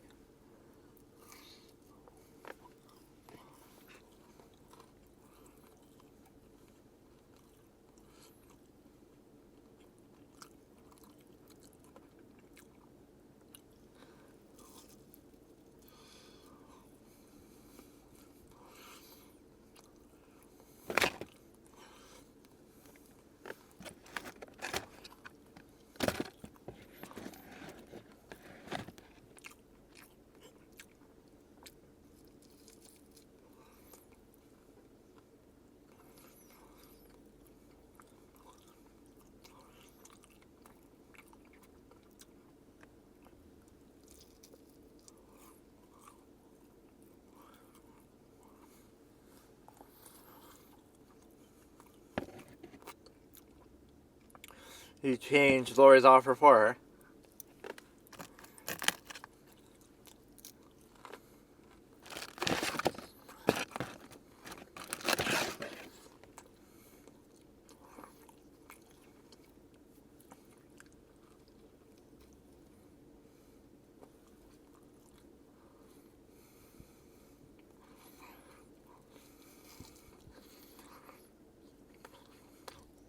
David, he just doesn't give a shit about.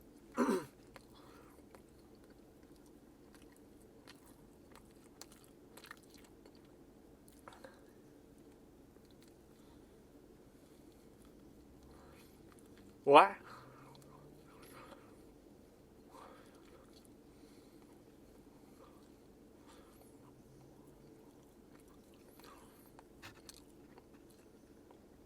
I must thought he was going to say for the whole thing.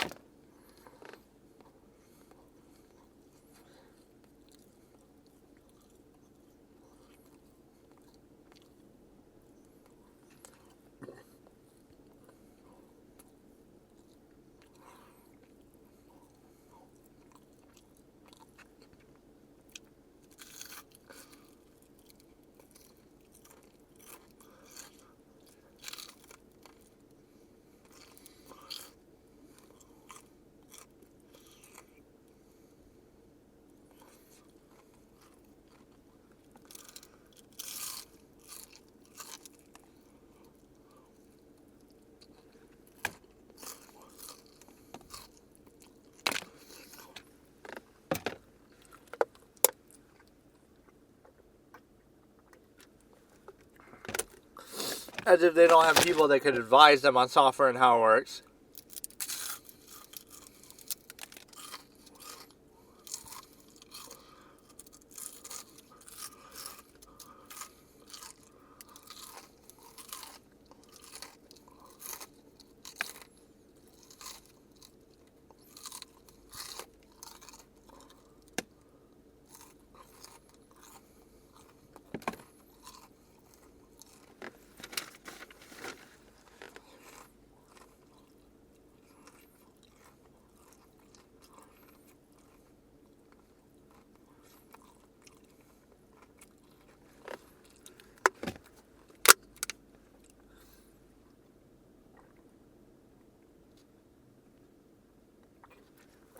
Just out of spite.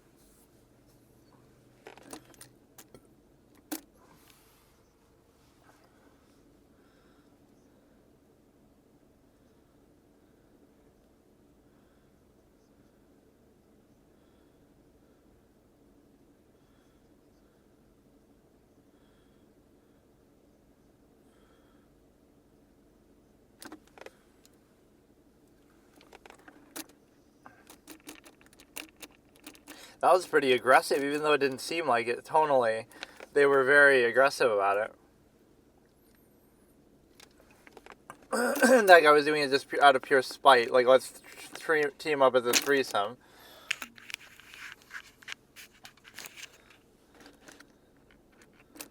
No, that was like better than what he came for. What did he ask for again? 500 for 15%. What did he come in asking for? Like 250 for 5% or something? No, look at, he asked for 90 for 5%. So if you triple it, 9, 18, 27. So he would have gotten 270 for 15%. He got 500 for 15%. What the fuck? That's a rare moment where you just get a better thing and he barely even had to do the talking. So smart, kept quiet. Straight to the point, not exaggerated. Yeah, he did less talking than they did. Okay, so we're going to start Monk Season 1, Episode 5 in a second here, and it's well-deserved to have even a stinker of an episode that I wouldn't be surprised by, but it's been firing on all cylinders so far. It's been very good. Arguably, it would probably be one of the best starts to any series ever, because getting this many A's, I always say that A is not something I give out very easily, and so Dale the Whale was a fantastic villain, and so let's go ahead and look at this here. We're doing Netflix version of Monk, Season 1, Episode 5, Mr. Monk Goes to the Carnival. Some of these subject matters have been a little silly, but they've made it work very well. Like, that episode was actually iconic. The mystery was so crazy. So we're starting from the very beginning. It's going to be minus 4322 in 3, 2, 1.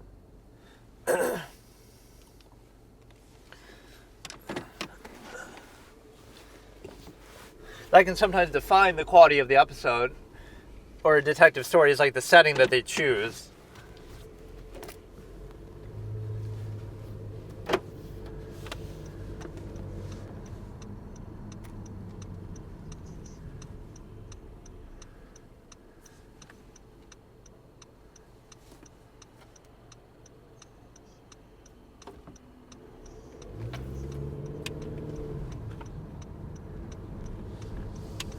What, like he recently became captain? I'll call you Captain Leland then. It'll be some clown killer. And I don't mean just because they're at the carnival. Or they'll use like a ride as a killing method. Some of these things so far have been pretty elaborate. Like you've had an assassin, but then what was episode 3 was like the car. That was so fucking nuts. That's Casey Anthony. She worked as one of the Incredible Hulk ride. She would take pictures and do it like that. That's exactly what her job was.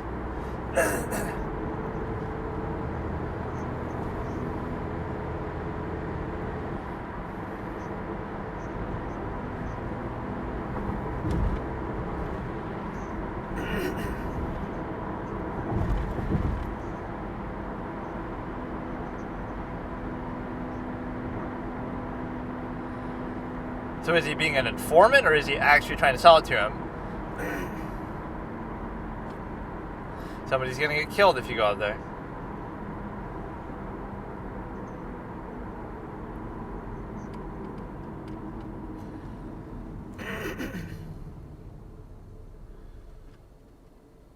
Like, he's acknowledging that he's a cop, so why would somebody's gonna fall off the ride and die? It was all part of his plan, but I don't see how this kid would be so well connected. I don't like the ones where they show you who did it, because that's giving me a free pass on my guessing game.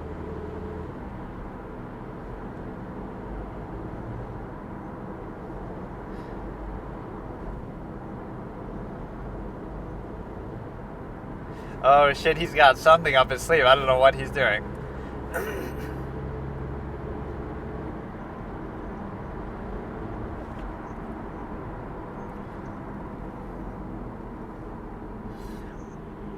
Why is he doing that?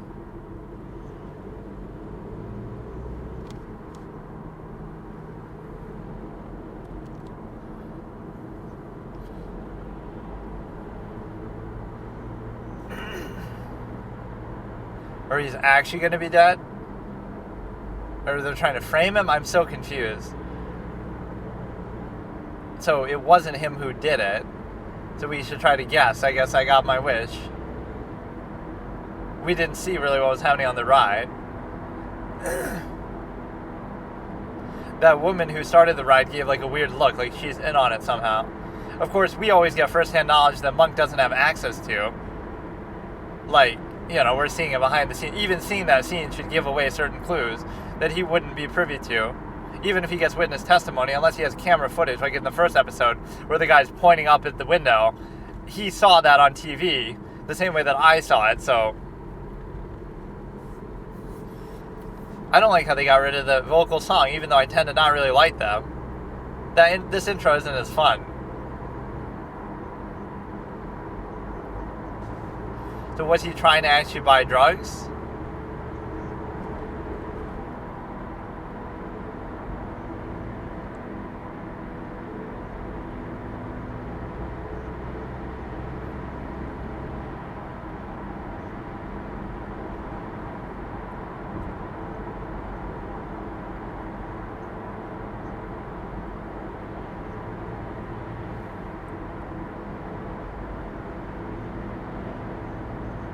Call me captain.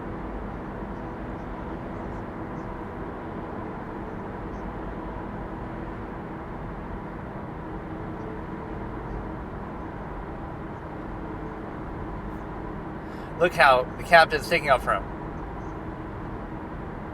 Even if that's true. Or like they wouldn't believe it. This captain character is very good. I like him a lot. He gets like a +1 for all this support. I've lost count of my character point system though.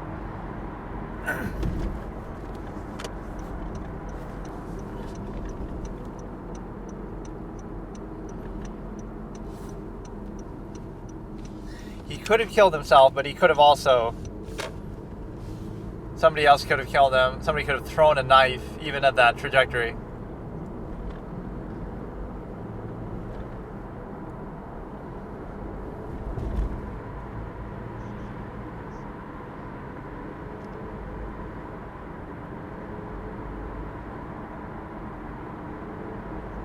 What's the review board? Just the fact that he's getting... Oh, I like this scene already. He's been doing very well.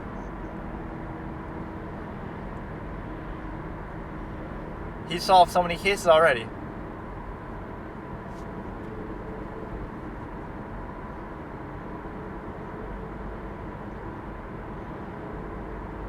Why are you asking him? You should know.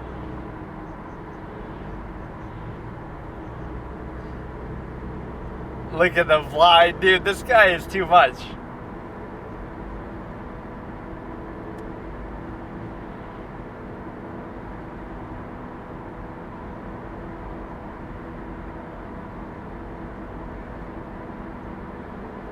That's what you're good at. See, he's just hyper fixated on everything. Why are they asking him? There's not been any progress on your wife's death. You're the one who's in the department. You should know.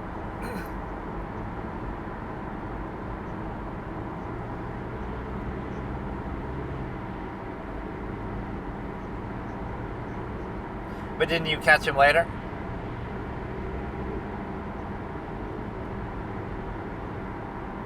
And we haven't seen him brandish a gun much.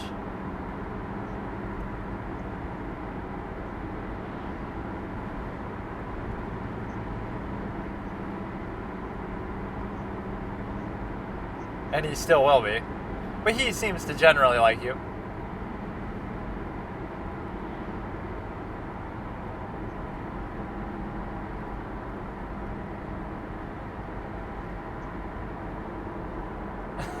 I like him in these kind of situations outside of work.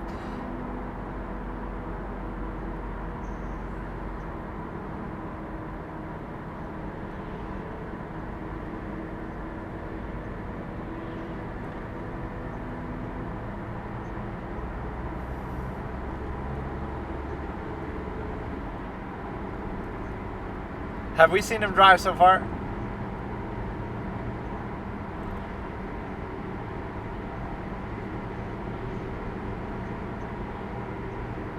Oh, look at him being self-aware.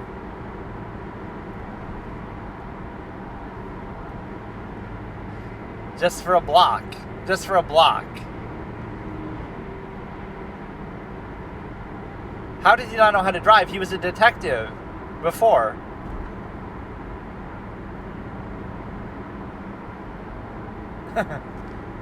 This is like a Patrick Jane scene. Trust fall. Show me you trust me.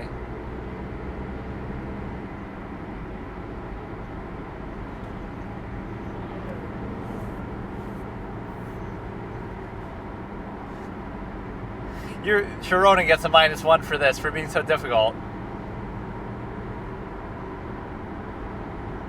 Did they mention that he shot the guy who got away on the ladder? And did you mention the fact that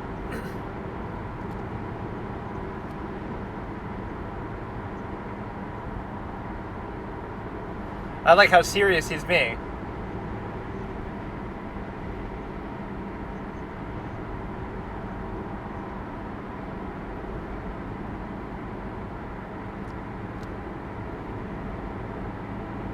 Like they're really watching him through all this.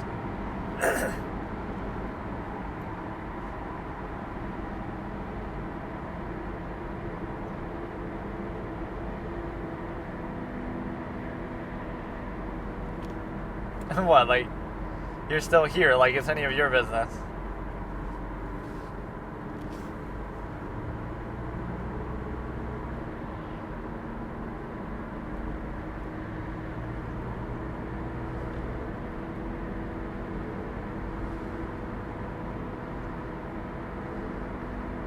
Why are they looking at him so suspiciously? Like, come on, you can't use every idiosyncrasy against him. He's a genius. Okay, now you're going a bit too far.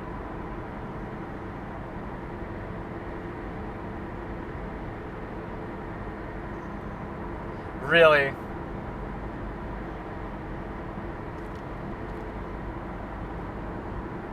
This is weird, though. How can he be this bad at something like that when he's so good in other ways?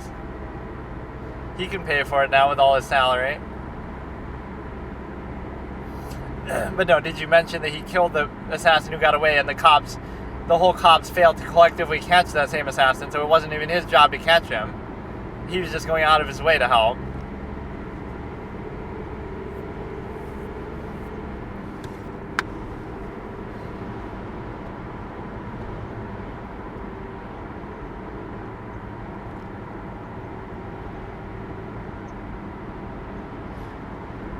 How could he have been a detective before? Like, don't...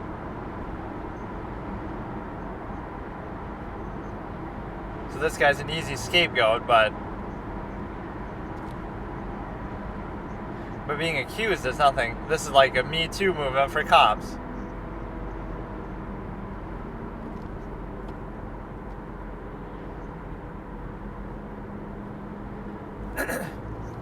Oh, this guy's gonna grow up one day to be a corrupt official and kill himself. Bud DeWer.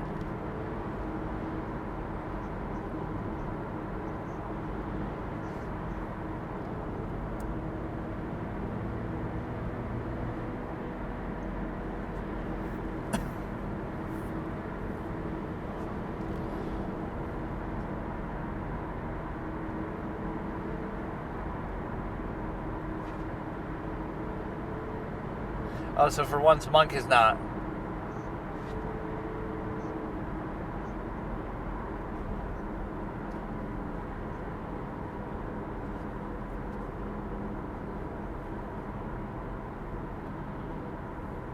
Oh, look, he's doing a favor for Stottlemyre.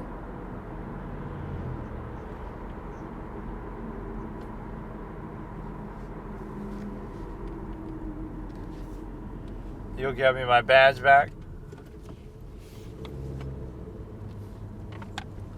Look at Stottlemyre. No, I love this relationship with Stottlemyre and Monk. It's still respectful. But what if you fail? What if he actually is guilty?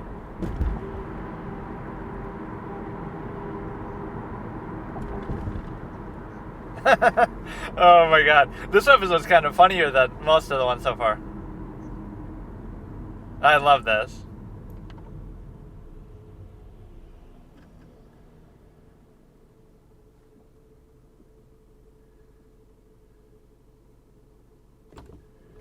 highly trained detective skills. Or maybe he was just calling his bluff.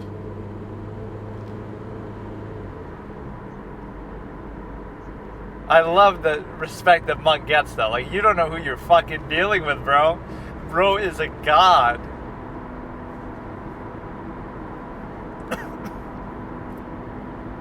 No, if you get this guy at full power, he's unstoppable. Oh shit, the captain's being pretty... Look at how well written this is. It's so entertaining, wow.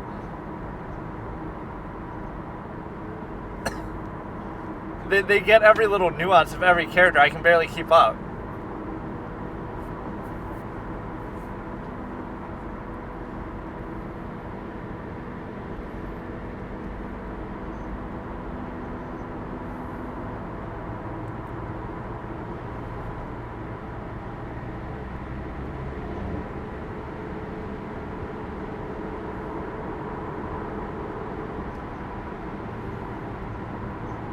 So he saw what he has done in the past.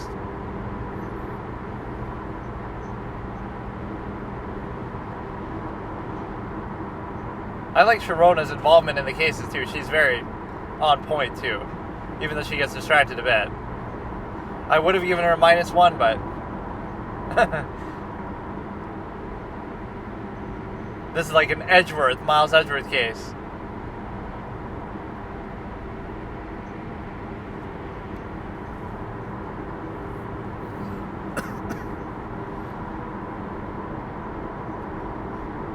Your first instinct to not want to go up there is right.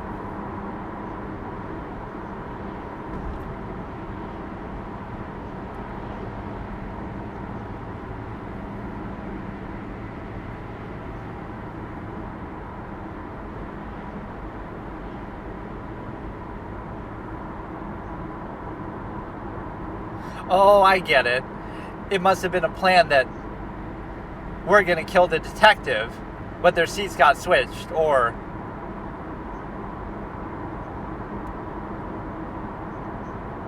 he was killed like after you got off the ride, or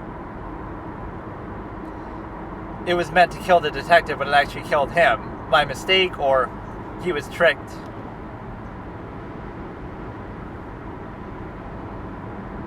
This guy's got a big temper. They both have issues.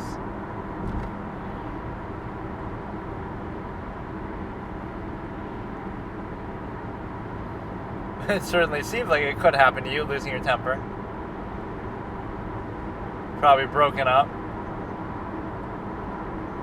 You're broken up. You're divorced. You're such a liar.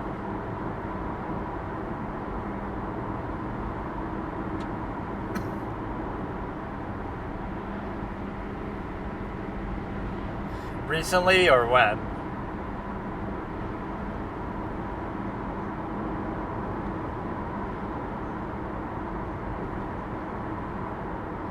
So it must be relatively recent. Look at him go, bro. I'm done, bro. I'm done with this show. It's too good. I don't even want to watch it anymore. It's too good. This might be the best start to a show I've ever seen in my life.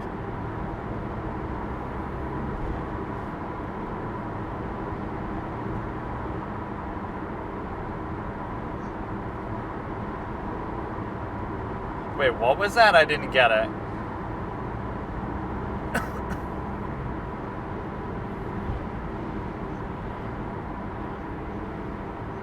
Oh, you got the kid there for undercover. Oh, Benji's gonna piss me off.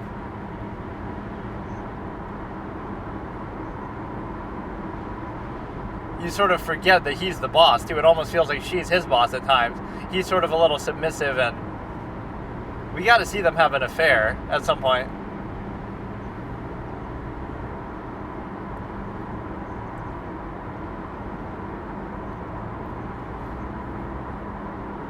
We've never seen him in front of a jury before, though.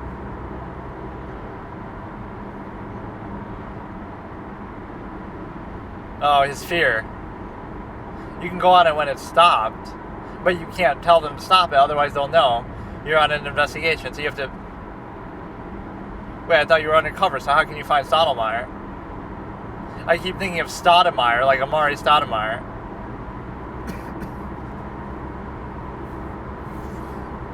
I got a recap on my character point system later, but I don't want to worry about it right now.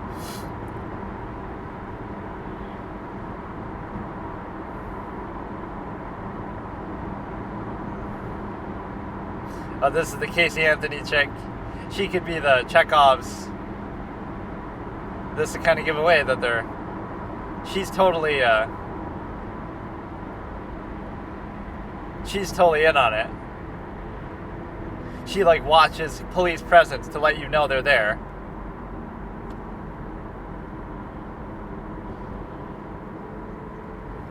Or that she would have at least taken a picture of everybody that day.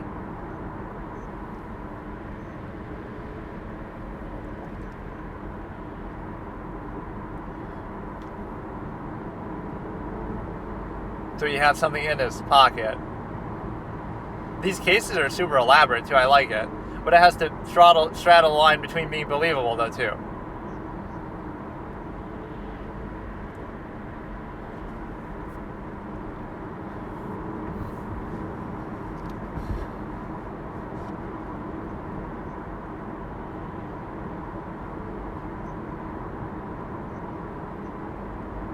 Shouldn't part of this be closed off because it's a crime scene? At least that same ride where the murder took place should be closed for a while.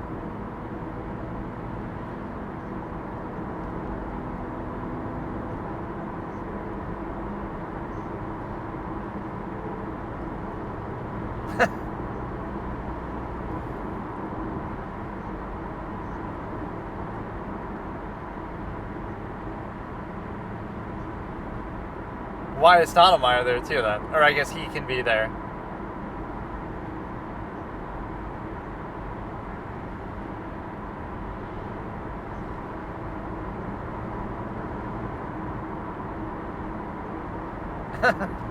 I love this. Some of these character dynamics. See, they didn't make Stottlemyre too petulant or annoying. Like Lassiter kind of is like that. He's kind of too irritating at times.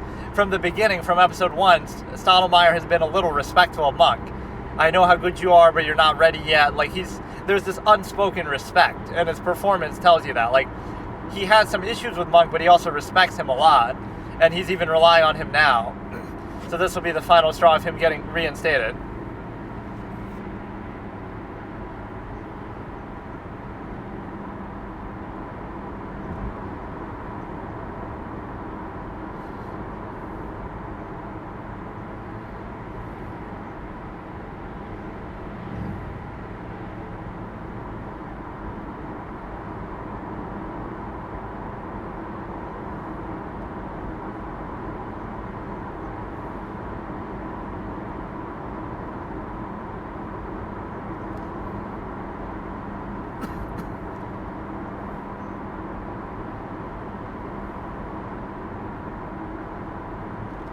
They're just there to stop them from investigating. They're not there to investigate themselves. Like, just say she's your girlfriend already. My assistant.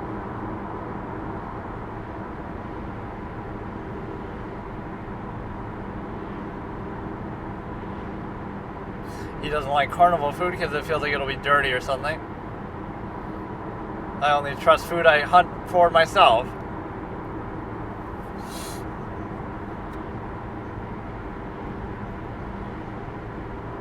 Is he afraid of clowns? This would have been the Michael Richards special.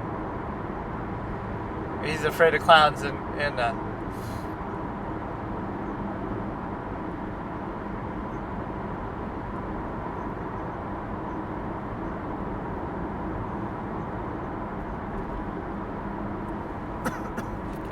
What, he's not going to explain his technique this time?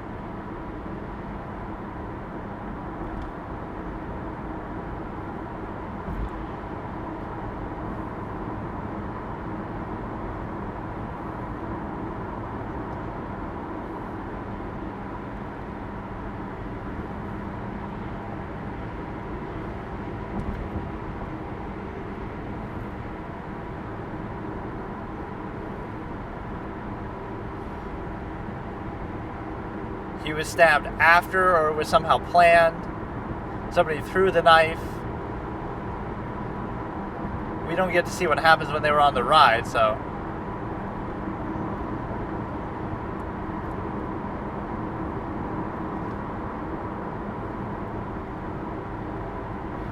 You didn't know they were knifing yet. But he could have been stabbed after, too, because we don't see... You didn't know he was stabbed until... But when did you see the knife?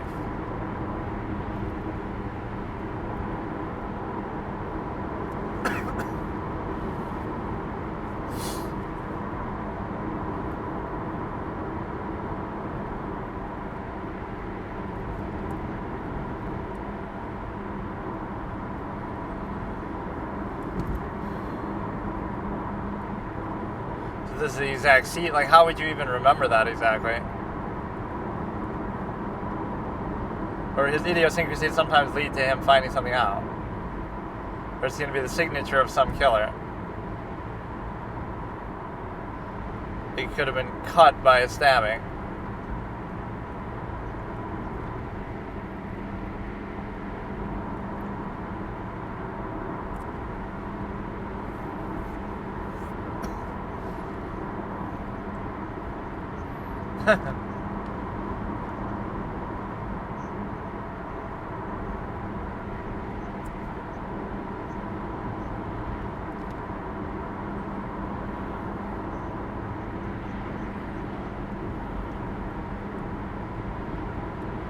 It almost makes me think he faked his death somehow. It seemed deliberate.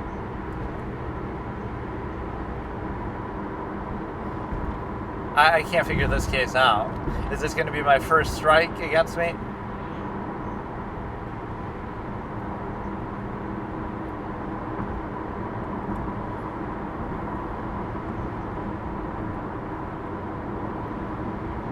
Oh, like you can put a bunch of coins in that. So he's a bit of a trickster. He can have weapons out of thin air.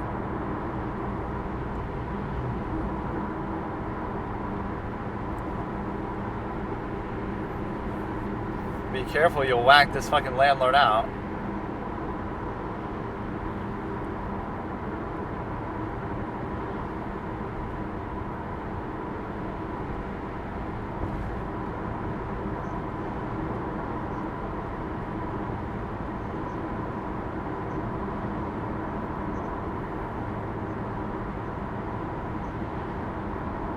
Some sort of self-harm, but why? Or are you going to use this to like hypnotize him the way that Jane would almost do? Right, they would have almost played into that if it was the mentalist or something.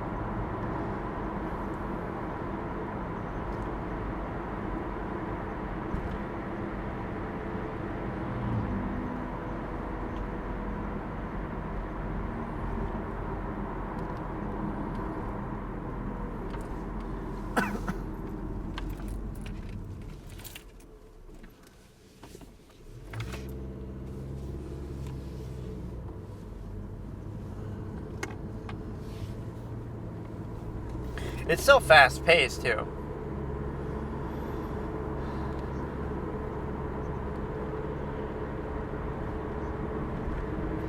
Two and a half years. Hasn't it just been super recent? Or maybe they are spread out.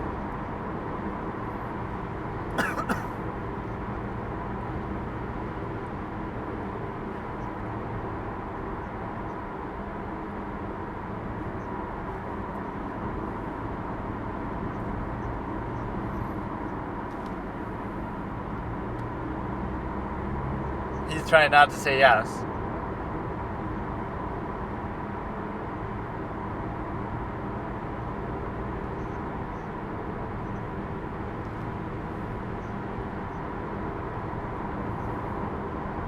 You're giving like all the trivia about him. +1 character point moment. I like how the show can be serious when it wants to be. And we're getting some nice court scenes, too.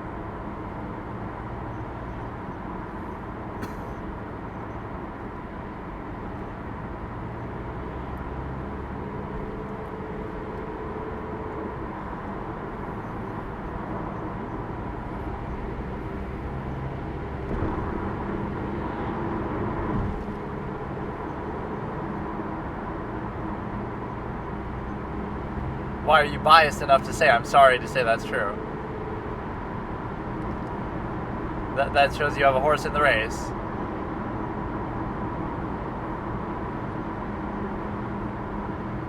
She's really curious about that. It's going to have to do with solving the case.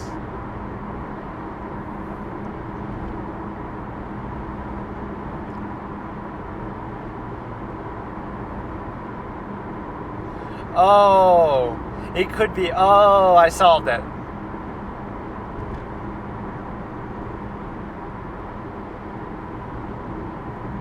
Well, maybe not the method, but, well, it's over halfway through the episode, though, so it shouldn't count. But this guy did it to frame the guy so he could get out, right? He somehow hired somebody to do that. You're doing it to discredit the detective so you can get out. He set that up to do that. Gives you a strong motive, so he somehow set it up.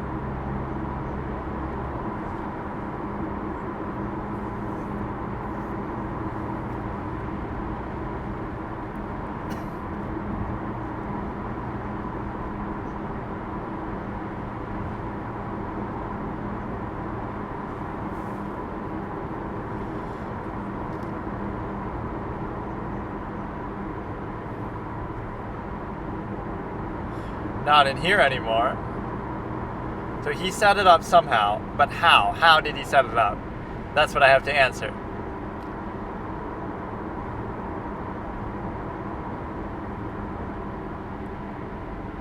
Well, he already said yeah, so why does it matter? Like, you can't do anything to affect it. How would the method be done? Like, somebody threw a knife, there's a knife already sitting there, somebody was hiding in the thing, he was stabbed after. Oh shit, we're already back, just like that. Oh, he's not been reinstated yet, but...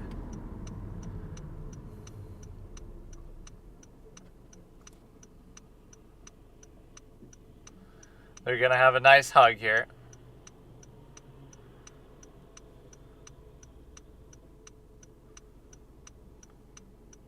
I didn't know he'd actually be dressing up like a cop and stuff like that.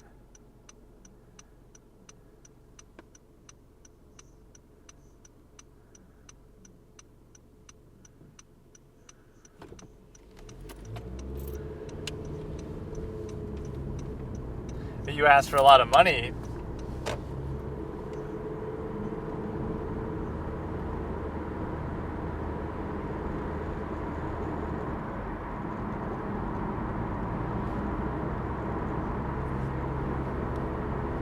But that's fine, you're still a detective. Oh, come on. -1 character point.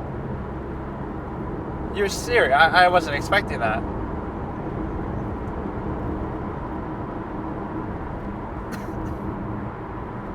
Oh shit, that was a harsh line. Come on, I gotta come up with a murder method, otherwise I'm -1 point for the season. I can't. How did he do it? How did he do it? The jelly beans, the girl and the thing. Come on. Fuck. Somebody threw it. Somebody was already there. It was planted. The girl was in on it from the ride. The photo girl was there. He set it up. I got the killer, but what's the motive? What's the method?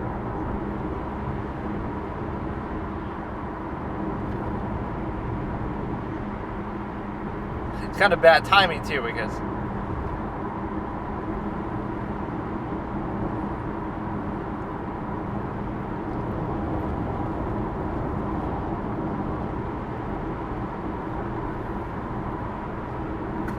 get a little backstory. I'm trying to brainstorm. I can't come up with it. Fuck. I got a roleplay monk right now. It's very important.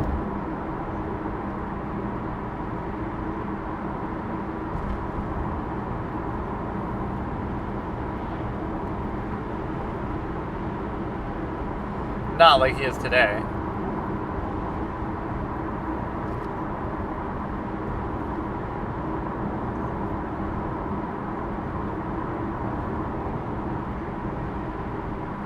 This is how he makes a name for himself.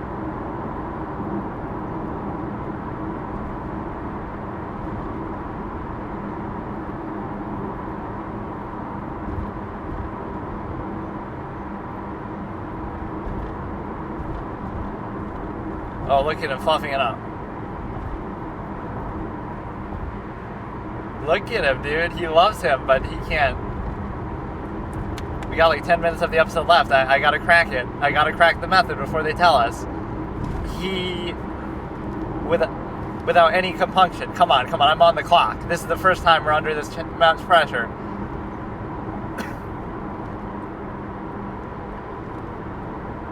You hired the girl at the carnival to do it.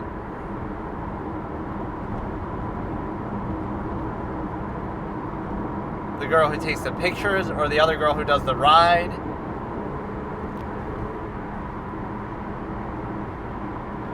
Oh, it's self-harm. He did it to himself because he wanted to die, because he hit himself with the coins.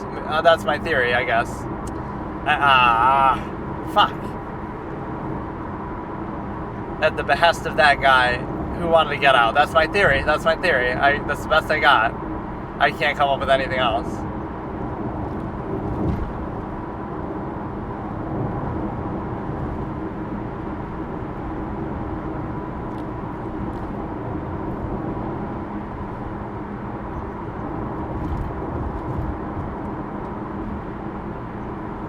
I always knew you wanted a bite of my pickle.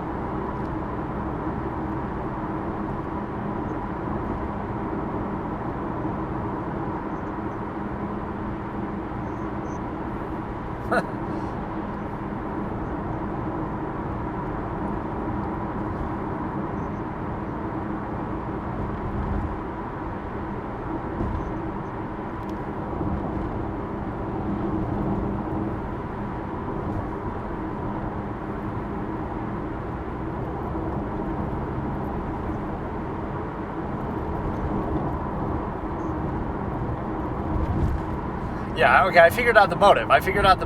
But as soon as he went to meet him, so I guess I...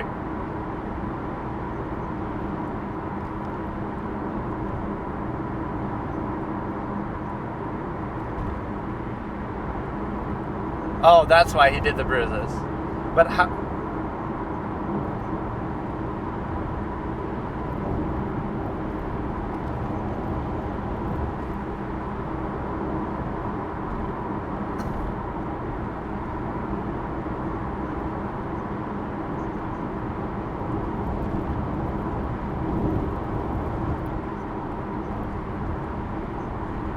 I sort of said that.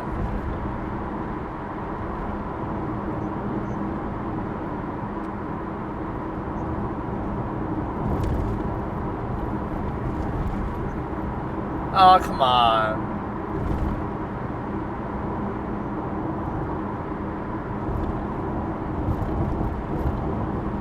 How did nobody see that then? I did sort of say she's a suspect. I wasn't confident though. Oh, come on. That almost shouldn't count. Just get a different job. Should that count or not?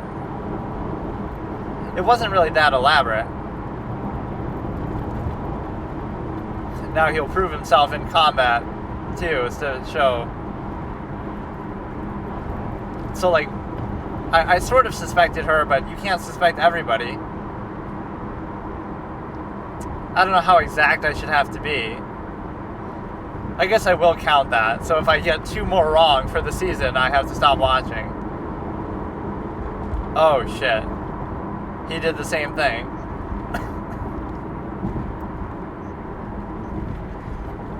As if that would really be the solution.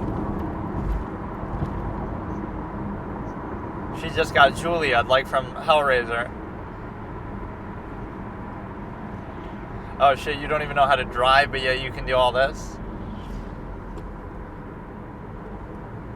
You won't trust him to drive, but you'll trust him to do a Ferris wheel. What the fuck?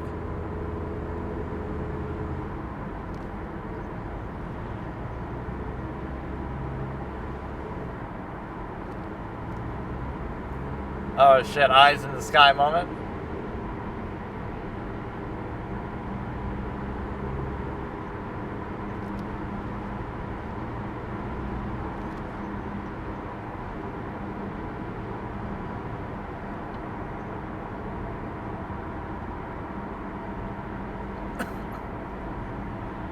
he was just convinced the kid to pretend like he's getting killed, but then get out.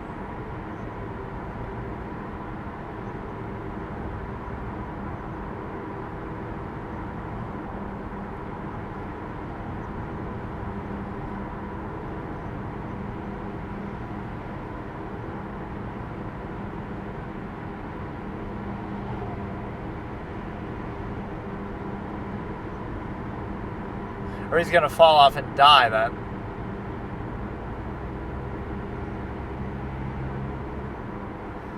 Shouldn't they have someone else who works at the fair to be able to do this? Holy shit.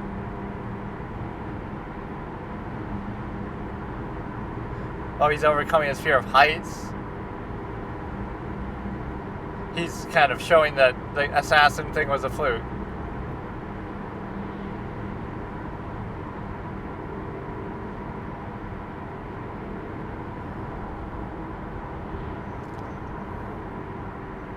Or he's going to do it sort of by accident.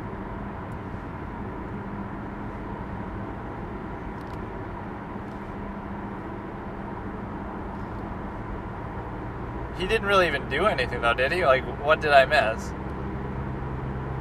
He was at least willing to do that. He didn't accomplish anything, maybe delayed him by a second.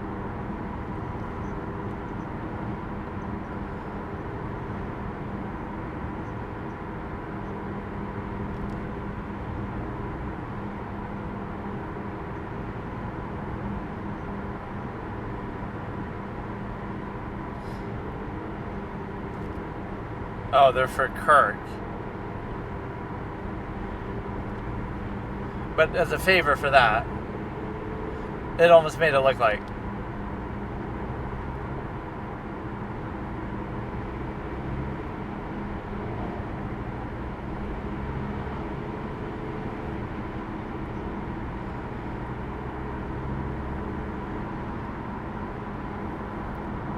It's hard to guess with compunction. I knew the Ferris wheel person was sus, though, the way they show her at the beginning.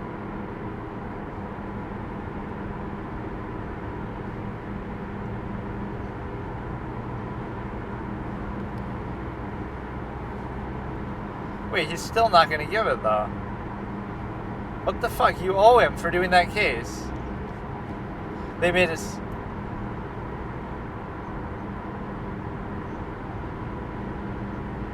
This is a good ongoing bit. I've been curious myself.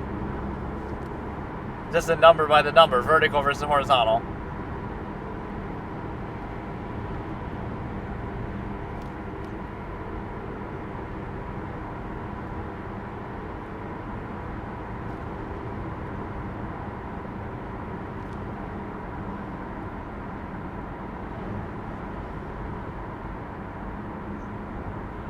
But how do you know they use them all for that? It could be for various things.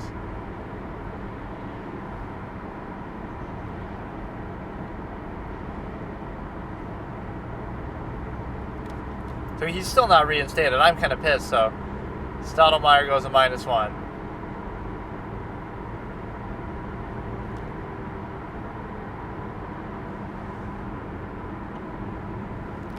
But there won't be a nice time because he just said never do it. I don't get what Monk really did up there either. He was willing to put himself at risk, but he didn't actually catch the guy or stop the guy. Maybe he just distracted the guy a little bit. If he had a gun, he would have been fine.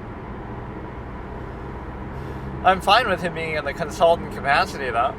Maybe he'll never get it back then to this showing. Like, the whole show, he'll just be in this role. Because he's doing better detective work than the detectives, gun or no gun. So it's fine if he's in a consulting role. Kind of like Patrick Jane. Jane doesn't like guns. Sean, I forget what his stance on guns is, but he doesn't really do stuff like that.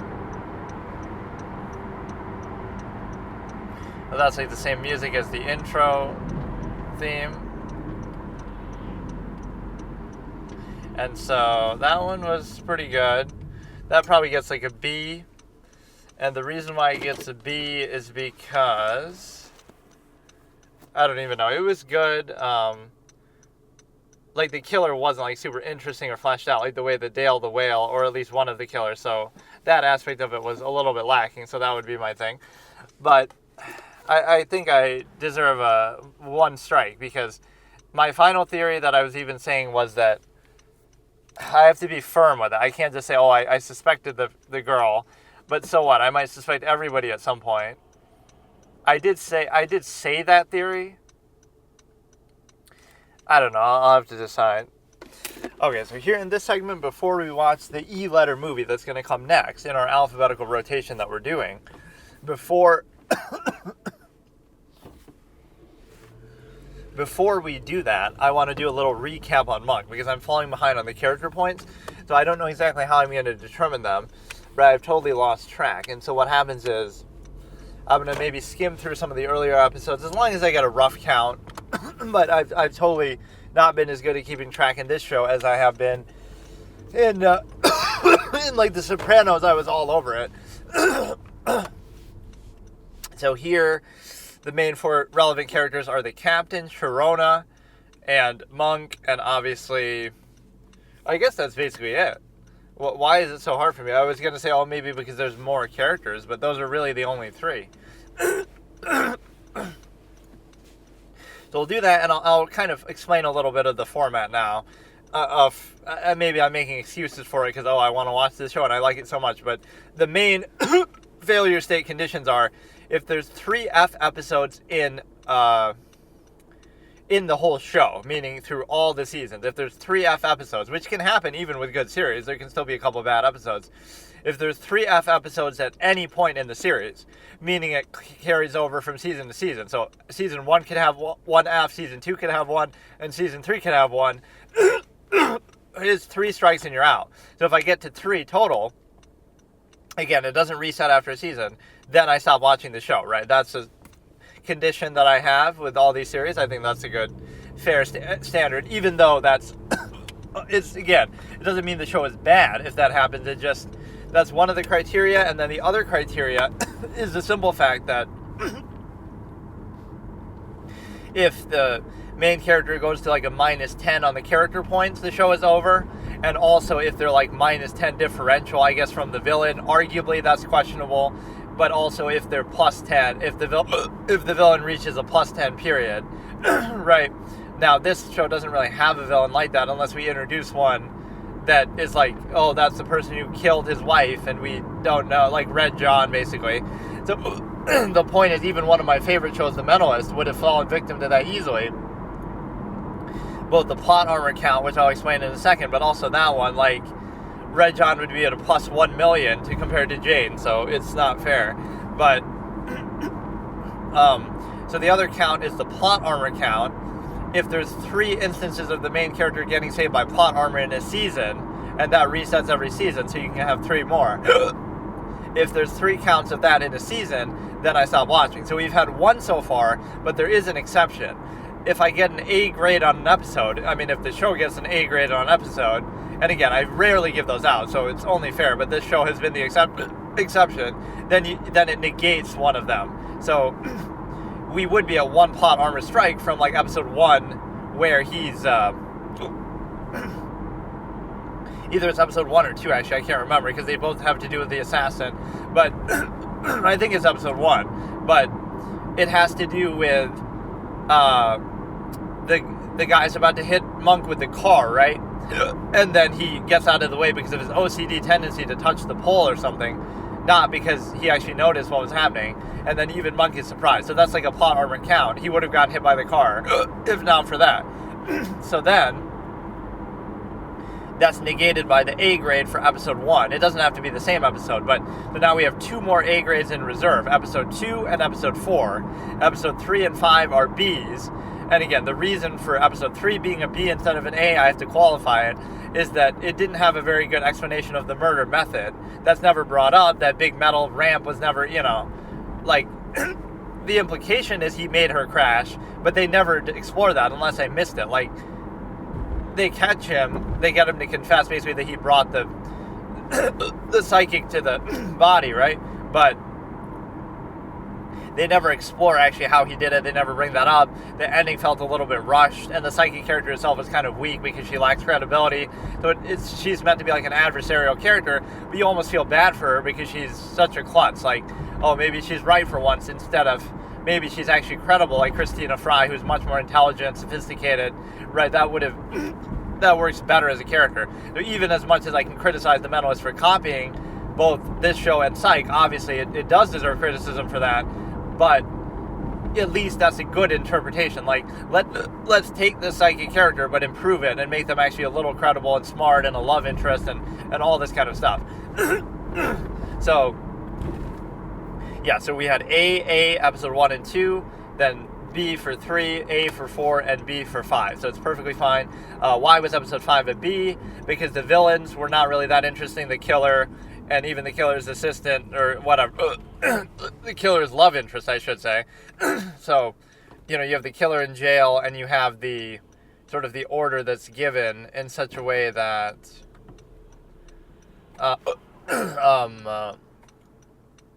it's a unique scenario that he's in jail and he's trying to do it to get out, and it's actually pretty smart. But the reality is that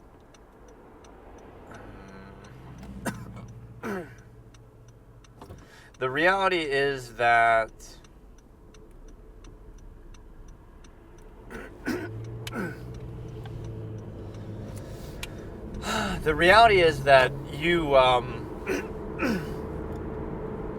you don't get to see enough of them, and they're not really that interesting. Like, they're not, like Dale the Whale is why episode 4 got an A, because it checked that box like crazy. He was like an iconic series caliber villain, or a season finale type villain that you've been building up and going against the whole, he's like a boss battle type thing. Like, you would spend a whole season trying to catch him in the background, and he's like the one who hired the people to kill Trudy because he had animus against her or something. He could be a Brett Stiles type character. He could be a movie villain. Like, he's too good to just be an episodic villain. And so you have that, and then you also have the fact that I know I talk a lot during the episodes, and I don't mind it because I have the subtitles and I'm paying attention, but what I will acknowledge is I'm not holding it against the show clearly because I'm praising the show. Sometimes it's hard to keep up and it's really like overwhelming, but that's just because the show is so good and there's so much depth and nuance and so much more happening than really needs to be happening. Like, this show is better than it has any business being because it sort of goes above and beyond. So there was the big twist moment where he didn't actually say yes to Monk, and he's still not being given back his gun, which is stupid. Like, I don't know. But yeah, let's try to do the character point relegation. But one thing first I want to address is the failure state of me having to guess. So we're doing like a play along, but I'm going to make it a little bit less harsh. Not just because I like the show so much, but it just seems sort of fair. Okay, so here's what we're going to do.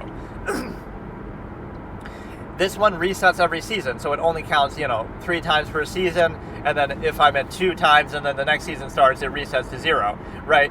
So if I fail to guess the culprit by about the halfway point of the episode, or at least before the characters actually make it obvious and tell it themselves, what happens is 3 strikes and I'm out. So if 3 episodes I fail to guess the culprit. Now the exception to that is if they show you the killer at the beginning, like in episode 3, right, you know who the killer is, that doesn't count, so I don't have to worry about that. That episode's just a skip, right?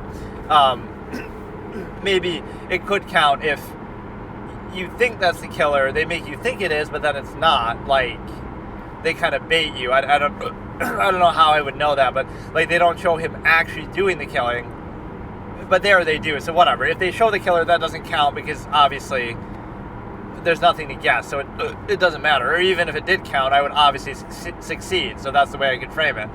The other way to look at it is I'm going to have like a softer condition. It's not that I have to guess it exactly. What I'll say is like this. This is a very easy condition then, because I realized that in this episode, and even the last one, I didn't guess that the doctor killed him at all. Right, I just didn't even say that, so I did mention like a fat suit, but I didn't. I said it like he was wearing a fat suit. So the point is, I'd already have like 2 strikes or something. So let's make it like this, so it's not too unfair, and we can do this in other detective type series too. The condition is, I have to guess the murder method and killer at some point in the episode, which I know that seems stupid and is unfair, but I have to guess it at least at some point. So the point is, if I don't mention the killer or the method and the method at some point at all, like I say, I don't pose the theory at all, like the killer was Sharona and I never mentioned that possibility, then I get a strike. And if I get 3 of those, I have to stop watching the show. 3 within a season, right? So all I have to do is vaguely say this person is the killer and this is the way they killed them, right? And it has to be relatively accurate. It doesn't mean I have to say it with conviction or be 100% sure as the final theory, because again, I'm not Monk, and even with all the first-hand knowledge I'm getting that he might not get, I'm not going to make it that difficult, because that one I just couldn't, some of these I can't figure out. So, let's recap on this. But the point is, I'll make an exceptional condition, so that's the survival state. If I fail to do that, again, say who the killer is, as a theory even at some point, even if I'm not convinced on it, right? Say who the killer is and say how they did it roughly, right? Vaguely how they did it. Otherwise I get a strike, and if I get 3, I stop watching the show. But here's the exceptional condition. This is what I'll do. If I guess exactly who did it with conviction, and if I guess exactly how they did it, right? If I had said it exactly 100%, right, with no compunction, so I'll try to still do that, that doesn't have to be right for me to survive, as long as I mentioned it in some other way. But that would give me an extra life, if you will. That would give me a shield against the next one. So if I get one exactly 100% right, like I did in episode 1, for example, the fact that he pointed, right, and I said right then, right when it happened, at the beginning of the episode, I said, oh, that means he did it. And I never really doubted that. So I'm going to count that as I was on point with it. I thought maybe the wife of the guy did it who was running or something, but I think that one deserves a plus. So what that does is that negates, if I'm on point, 100% accurate with conviction as to who did it and how they did it. Now, obviously, in that case, is hiring him, the assassin. But if I'm 100% conviction with it, right, then I get a pass. So, let's say I get a strike, and I'm going to do that right now. I get a strike for 1, but the pass negates it. So only if I guess exactly right. So episode 1 and 2 is going to count really as one of them, because it's the same case, right? So it almost should count as 2, but whatever, I won't do that. It's, per case. So I guessed in episode 1 when I saw him pointing up, right, immediately, that how could he have known that? That means he must be in on it. And just generally, I suspected him as a character. I immediately was saying, I guess my theory was sort of that he did it for attention. He tried to shoot the guy running just to get him more attention and sympathy, but then it accidentally killed the guy. But whatever, the setup is still the same, that he hired somebody. The exact motivation doesn't have to be right. There's no way I could have known that, he asked this guy to kill the guy for him or something, and then he refused. Why would you ask his bodyguard to kill somebody anyway? But whatever, the point is, I guessed that pretty early and pretty much with conviction, and I was kind of suspicious of the campaign manager the whole time, right? I think I said some things to that effect. This guy's sketchy in the scene, he was the only one I genuinely suspected. A little bit the wife, but I had no real theory with that. So yeah, the fact that he pointed up, and that's even the clue that Monk uses, right? So that one I get a point for. So now I'm +1, meaning I have a free strike. Episode 1 and 2 all combined, it's 1 free point. Look at how much detail I go into it. Episode 3 was what? The fact that we already see it at the beginning, so there's nothing, that's a neutral pass, right? Nothing to worry about. So we still have the +1 pass. Episode 4 and 5 now, we come into play, right? And then I'll do the character point system. This is how I get into it, dude. Not just that the show is good. That's what I love about The Sopranos, even though it ended early because of the plot armor count, which I think is totally fair, right? He got 3 plot armor counts, so it's over. Even though he's Tony Plot Armor Soprano, that's his middle name, the reality is that I was still happy and getting immersed, Mama Soprano is a menace. I was getting so hyped up for that. This would be so good. I should try to do it with the video in there too. People would get pissed that I talk so much, but it doesn't matter. That's the point of me doing this. And I'm too, I'm focused. So what I'm saying is relevant. It's how I want to do it, right? I don't want to be quiet and then talk about it after. It's got to be a running commentary in this context. So sometimes I can't keep up even as I'm doing that, let alone I won't remember everything. So, okay, so episode 4, I think I deserve a strike. And the reason why I deserve a strike is because I didn't say that the doctor killed him ever. I don't think I ever said that, right? I was sold on the fact that Beiderbecke himself killed him. So what I said with the bodysuit too, what I said with the bodysuit is the fact that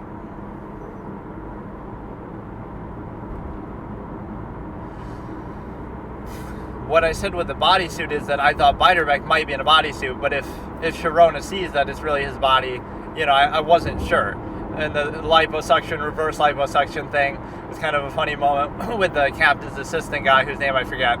So my point is that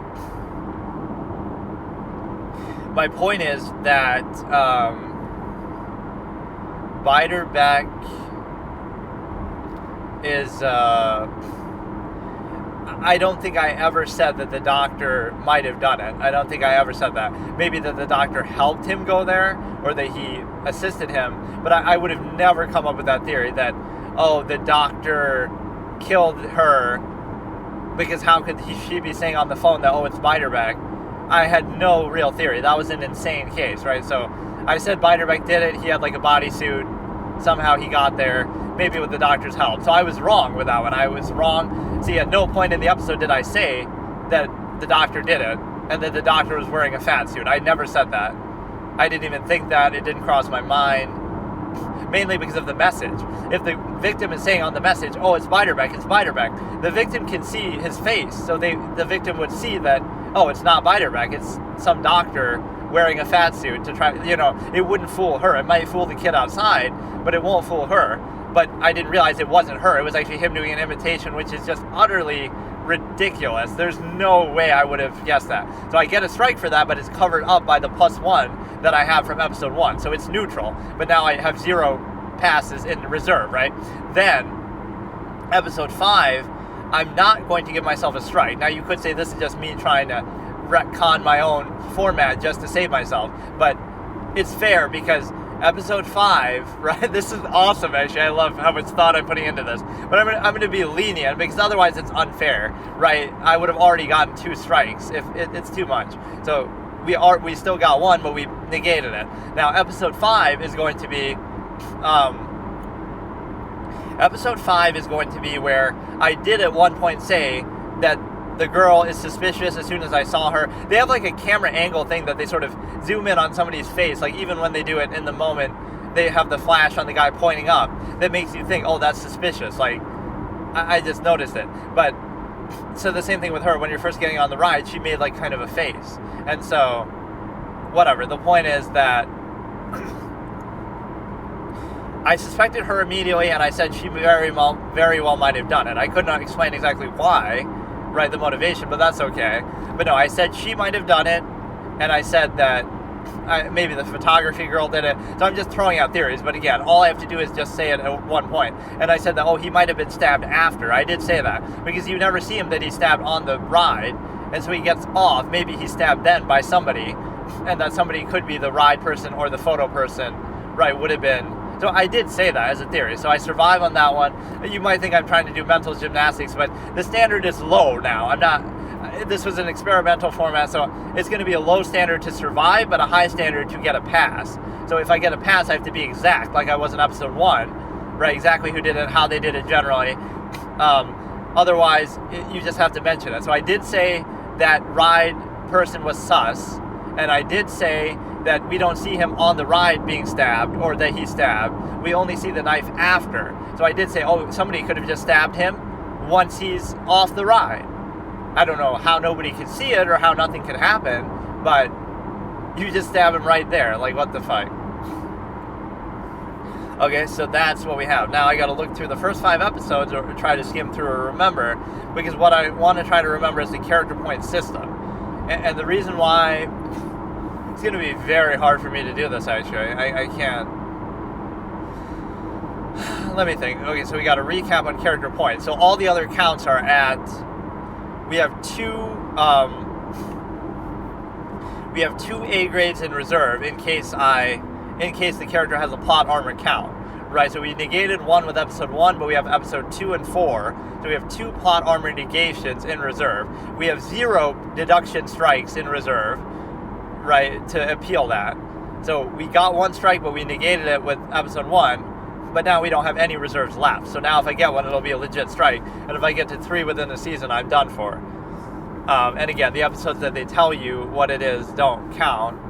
Because again, I would guess right. I think in episode 3, the commissioner did it, and he used a ramp to do it. Wow, I'm a genius. I get a bonus for that one. But when they're just showing you, especially at the beginning, like obviously, you expect them to show you at the end or whatever. But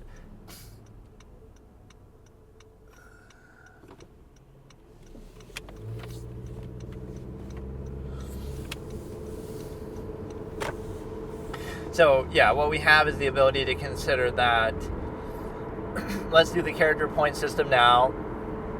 Look at all these formats I do, but it's so exciting because, again, I'm going to be fair with it. I'm not going to be too harsh, right? So what you have is the ability to consider that, I don't know, like, generally, it's so hard. I won't be able to remember, like, I got to go through every episode and like sort of skim through it. I wish you could play it on faster than 2 times speed or faster than 1.5 times speed, because if I just really want to see the events of the episode, so episodes, so you got to go back to episode 1. So we're not going to watch episode 6 now for obviously a day or two because we have episode, I basically just have to skim through it. I don't know how to do this. Like, it's very hard while you're driving. I just got to see, like, scene by scene. So, Monk, okay, I can't do this. I'll have to stop and do it. I'll stop and just do it for a couple minutes. But generally, I can't remember, man. It's too hard. It's too hard. I wanted to do it, but it's impossible. I just need to see a scene by scene replay, bruh. It's too difficult. Like, the first deduction moment by Monk is a +1 character point for him.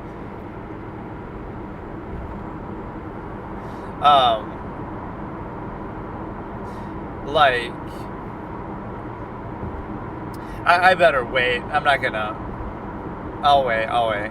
But no, we gotta just recount the character points, then tomorrow we'll decide on an E video to watch. Or sorry, an E movie. A movie that starts with the letter E. And then I will do episode 6 after that. So I'm going to try to be a little particular because all these movies have been pretty bad. Let's recap on the movies that we're doing 1 per letter on Netflix. And the way I'm deciding is just skimming through the list, an alphabetical list on Netflix, just looking at which ones interest me. And then if there's a couple that interest me, then I use like a randomizer to decide which of the couple that interest me are going to be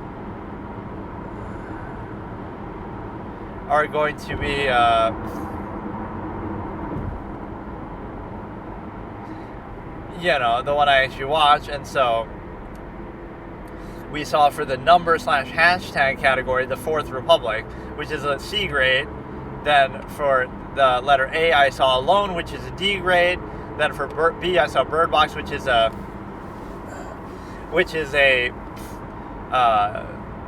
D grade as well. Then for C, I saw Cats, which is a D grade. And then for D, we saw Dinner, which is also a D grade. And so, like, what's the most noteworthy thing about each one? The Fourth Republic, the courtroom scenes were actually pretty good. For Alone, the beginning is actually interesting, the way they show her driving and just the quiet solemn nature of it. I kind of like that, and some of the backstory with her husband and the family and the mom and the tension, but they don't go anywhere with it. But there's some interesting way that it starts and the whole vibe and the atmosphere. Then for Bird Box, again, the atmosphere, some of the visuals, some of the stuff on the boat is kind of cool to look at with the fog, but the actual substance of the monster was lacking. And then letter C is going to be Cat. Some of the sets and visual design is good. Other than that, some of the songs are okay. Other than that, it's pretty bad. And then letter D, Richie was a Sigma God goat who's absolutely exposing everybody and a really good villain type character, even though I don't look at him entirely as a villain. But he was a very interesting character, and what he's trying to prove and everything was very convincing. So basically what I'm saying is the elements that allow it to not get an F grade or to get the grade that it got, I'm trying to show the good things about it, right? So, and then the other criteria with that is the fact that we're trying not to watch Netflix produced movies, which I think the only one of those that was Netflix produced is Bird Box. And I also am trying to watch obscure stuff that I haven't really heard about. So not something super well known, not something made by Netflix, and not something that is actually able to... I wonder how much of a difference that would make. Like, I should do it for one of these just to try. I guess you'd have to do face cam too, because you got to do all the superficial performative aspects. But the thing is that you have... what is it called? What is it called? Not a Netflix produced one, not a foreign language, just because I don't want to have to rely on subtitles. I want to be able to hear it. And even if it's badly dubbed, that's kind of dumb. So it's got to be in English. It's got to be not made by Netflix. And it's got to be relatively obscure, like I haven't heard about it, or it's not super well known or well received. But that's the criteria there. And then for the TV show, I'm like alternating, right? Watch one movie within one letter, and then watch an episode of a big name series. So watch an obscure movie, and then watch a big name series episode. And that big name series for now happens to be Monk, right? So I like the dynamic we have, and I'm not the type of guy who maybe would watch like a whole series just like that. But, you know, if it's this good, I can't argue, right? What'll happen is I'll watch it to a certain extent, and then it'll just kind of kill my interest with like one really bad episode. But like The Mentalist, well, after season 3 it became kind of shitty, or even after episode 6, 8 it became garbage, or like those events were kind of, I guess season 3 was like the ending is so good that you don't even want to see, you're satisfied. Not that it's bad, it's just so good. Or like Psych, as soon as they are on the boardwalk and he's rescuing Jules from some serial killer, now that's stupid because they're trying to copy like some serial killer type big major villain that's not really how the series is written. So it's not necessary for a show like that. Like, I get what they're trying to do, but I just stopped watching there because it felt a little bit phony, because you're trying to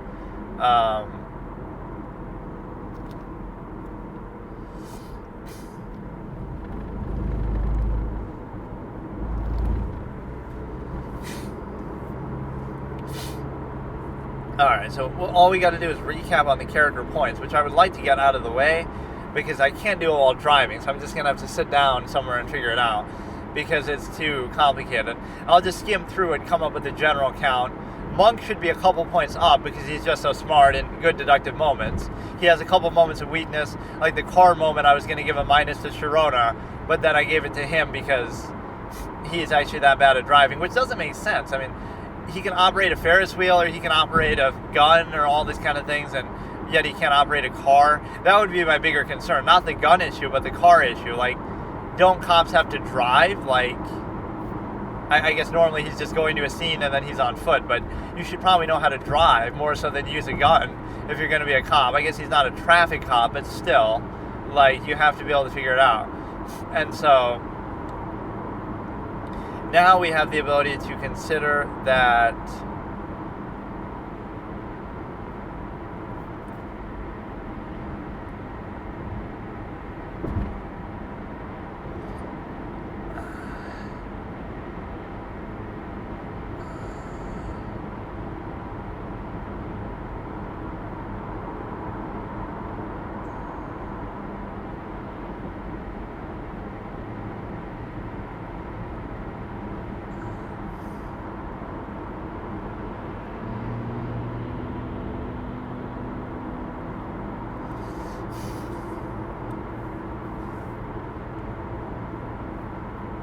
So, yeah, we'll go through the character points, and I will also consider the fact that we'll look for an E-movie. I can always watch YouTube stuff in between, like I always do. But that was another very good episode, but it's sort of hard to follow sometimes, and that's not a fault of it. It's just, like, it's so much going on and so smart, and, you know, so we had some good character dynamics here, and I love that implication, though. He's going to be a cop, but he can't drive? Or is that because of his trauma? Like, I like how serious he is, too. I liken him more to Patrick Jane than Sean Spencer. But just, his goofiness is not deliberate. But his ability to drive is weird. How he's able to be a cop and everything without that. or his ability to shoot, being questioned but not. And didn't he shoot that guy? Like, he already used his gun, so didn't he prove right there what he can do? I thought that was the point of that scene. Like, he fails to catch him on the ladder, but then he shoots him. But no, I hate what the captain is doing, so that's like a -1 right there. You might think I should do this by memory, but I won't know scene by scene what exactly happened. I sometimes have a pretty good memory with stuff like this, but I have to get some basic scene by scene replay for something as nuanced as character points. I should almost like write it down and keep track, because it's very hard. But there's mainly only 3 characters that we're worried about, which is Monk, Sharona, and the captain, right? So it shouldn't take that long. I'll just sit somewhere here and actually do it, because I have to figure it out. And then we'll be all set. Then we can do the E-letter movie, and then we can do the other thing, which is going to be the E-letter movie, and then episode 6. That was episode 5, obviously. There was an episode that took place in the carnival for Psych, but I don't think it was anything like this. I can't remember it. Where the killer gives themselves up like laughably easy when they don't have to. This show might be trying to pick environments that are kind of funny for that sake, but they're still taking the case very seriously. Although the killing in this one was a little bit stupid. Like, oh, he got off the ride and you just stabbed him. Like, what? There's so many things that could go wrong with that. He could survive for a few seconds and say, hey, she did it. Or somebody could see you stab him. Or, like, maybe the guy, I don't know. It wasn't exactly that convincing. I thought it would have been like some trap was left on that ride and the girl was in on it. You would think she would have to be in on it somehow, though. But the girl was on that ride, or the trap was on the ride, and the girl made sure they got on that one. And maybe they sat in the wrong position, like it was meant to kill the cop, but it actually killed him. But then it was actually meant to kill him, or maybe that's how they would trick the victim. Like, oh no, it's meant for the cop, not for you, but then it's actually switched the position. Sit on the right side and it won't be there, but it actually is there because you want to kill him, or maybe something went wrong with it, or maybe something. I mean, some of these plans are so fucking elaborate. Like, I gotta respect how hard it is to come up with this as a writer. Like, and also week after week, like, there's so much. Sometimes it's like they're trying too hard, but the way they write it is sort of backwards. Like, this is how they did it, and then these are the clues we're gonna give to make them do it. But like the little pin, that's sort of a hard clue for me to get because I can barely see. Like, I'm not watching it on a big screen TV. I'm driving.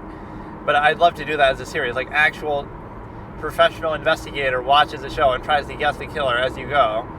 Right, like, that could be a good format. Not that I'm a professional investigator, but I play one on stream sometimes. So, yeah, I'm basically just trying to stall now because I can't do this while driving, skimming through. But no, this is the guy who plays like Barlow in The Mentalist. A lot of people from The Mentalist that I keep mentioning, but even Bird Box, JJ LaRoche. But it's a situation where you're able to have all these interesting formats going, which I find very fun. You might think, oh, I'm doing that for content's sake, but I'm really not. Like, this is the kind of thing I would do anyway because I'm trying to make it more interesting for myself. Like, just something, give it a little variety. And so yeah, we're gonna have, our schedule goes E-movie and then possibly YouTube stuff either before or after that, and then episode 6 of Monk. So I'm not watching them like every day, but I want a little bit here to have some sort of rhythm with it. So yeah, we'll skim through these very quickly. I'll just go scene by scene. You can just see what scene it is. I'm not going to watch like 5 episodes, but I better keep up to date. Otherwise, it's going to get out of hand. I don't know why it's so hard for me to remember, but there's a lot going on as it is. So in the episode, like, I was pretty good at keeping track of it in The Sopranos, actually. I could always listen back, but I have to say it very clearly, like, what are we at? Or again, I have to like write it down or make a note of it on my phone. So we have a situation where you're able to consider that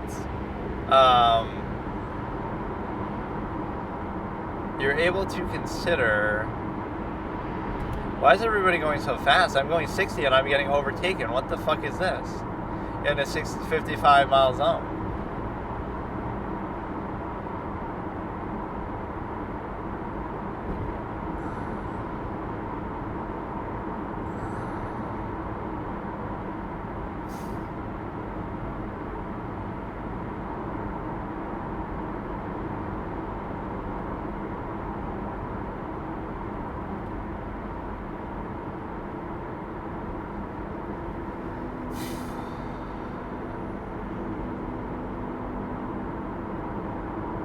So yeah, we'll decide on the character points. My assumption would be like Sharona would be about neutral, and the captain would be about neutral, and Monk would be up a little bit, just something basic like that. But I don't want to just vaguely say it. I want it to be kind of clear. To explain what a character point system is about is it's basically just a thing I do. Sometimes I do it in games and stuff too, just to kind of show, like, when a character does something really impressive, even if it's by their own standard, like Light Yagami's the villain and he wants to kill people and whatever, but if you're impressive, you get a point. It's not about my morality or my standards, it's about whether what you're doing is impressive by any measure of what you're trying to do, based on your job, based on your goals, right? So what happens is you measure it that way, and then that shows you the character's overall value or competency or capability or whatever it is. So it's a pretty strong thing to consider. So I like it. So then you have a general feel for, this character really did something dumb and pissed me off, so that's a -1. Or this character did something really impressive, so it's got to be a +1.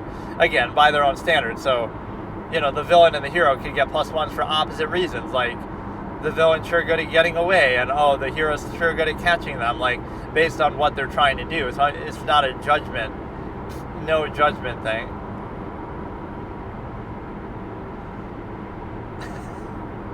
So what you have is the ability to consider that...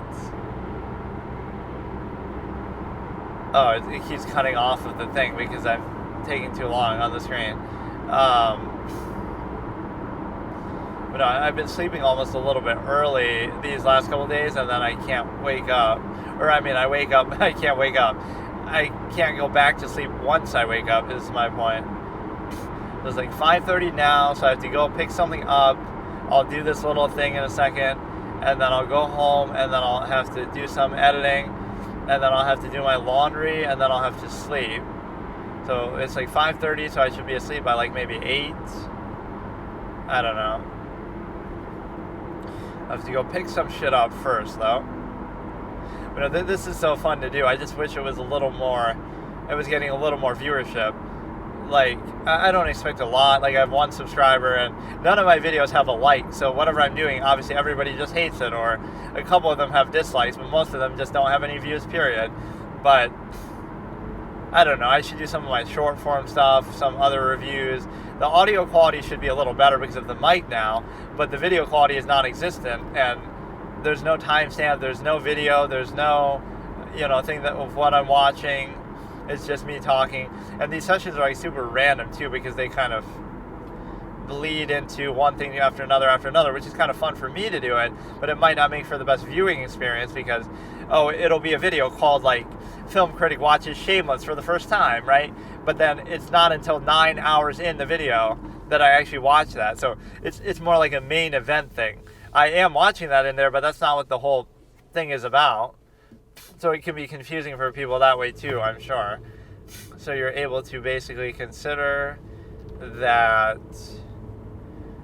Okay. So all I have to do is I have to go a little further, pick something up. But before I pick something up, I guess I can do this. I don't want to spend too much time doing it, but I may as well get it over with. We'll just get a basic count. My assumption is Monk will be like a +2. Sharona's probably a 0, and the captain's probably a 0, something like that, which just means it's neutral. It doesn't mean they haven't gotten any points. It just means they've also lost a point. Or they might be like a +1 or something too. Why did I feel like there was a 4th character that deserved to be tracked? You would think it would be more if I'm getting so confused by it. Like, I'm not able to keep up with the number of characters that we have here. Or the system. I totally have no idea now. Even if I allot them as something happens, I can't keep track of the ones that we already have.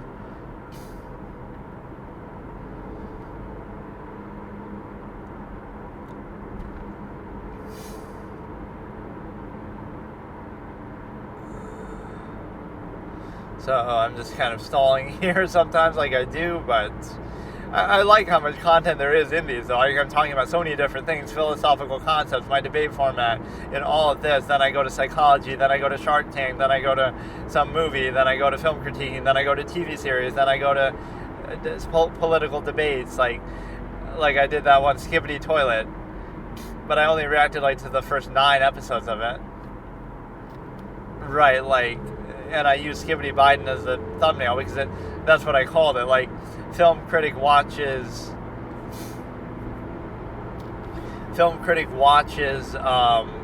Skibbity Toilet for the first time and discusses politics, both. So I put both in the title, and then I say, I put Skibbity Biden as the thumbnail.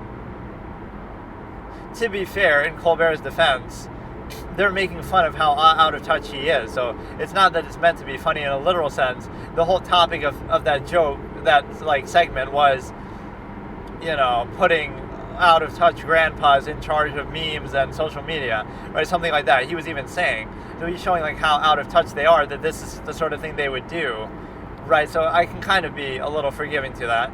It's not literally supposed to be funny or oh, look how funny this is. It's look how funny and stupid this would be, because this is almost like something they would actually do. There is a little bit of that to justify it. So what you can do now is you can basically decide to... Man, how long is this drive? Man, I always forget. I just want to go somewhere here and...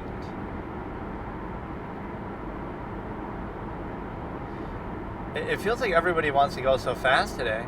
I'm going pretty fast and they're still cutting me off or trying to overtake my dumb ass. Okay, dude. Hurry up, dude. Come on, dude. You know what's funny about a certain folly favoritism standard? Somebody who's addicted to games or something. It costs so little to do that compared to being addicted to drugs or anything else. And it's somebody who just doesn't want anything. They're happy just staying home playing video games instead of requiring constant reinforcement through externality and social contrivance and blah blah blah. So it's you limit somebody's ability to do anything in the world because there's so much social contrivance, structure, reduction, etc., contrivance, everything. So you restrict them so much, and then all they want to do is just be left alone. But even then you have to say, oh, you just want to sit in your room all day and do this, folly favoritism. But they don't want to do that, but you restrict them from doing pretty much everything else in a meaningful way, or it's so heavily controlled that they say, fuck it, just leave me alone. But you won't even leave them alone. That's the great failure of society, that it's so lacking in self-awareness. And then you wonder why people do extreme things or act out. You're acting like this benevolent thing that's... it's so good, or it goes without saying. But, I don't know.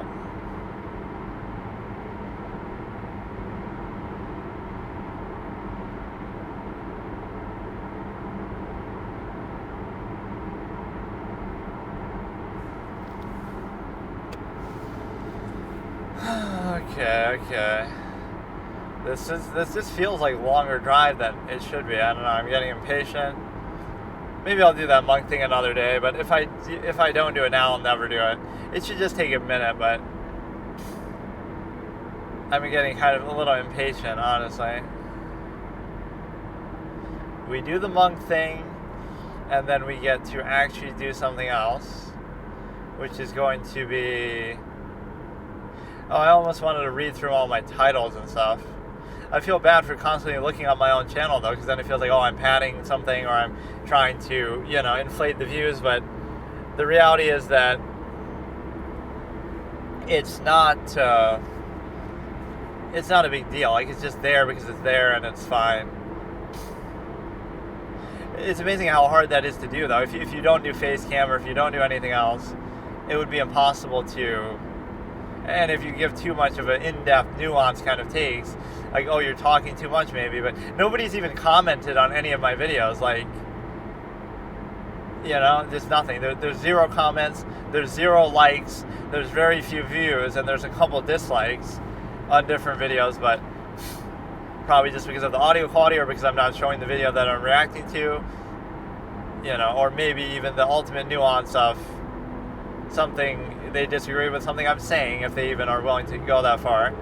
But you should cut it down to like just the episode. So I should just cut this out and just only upload my reaction to episode 5 of Monk, and then it would at least do a little better, and then add face cam, and then add video, and then add what I'm reacting to. Like, fuck,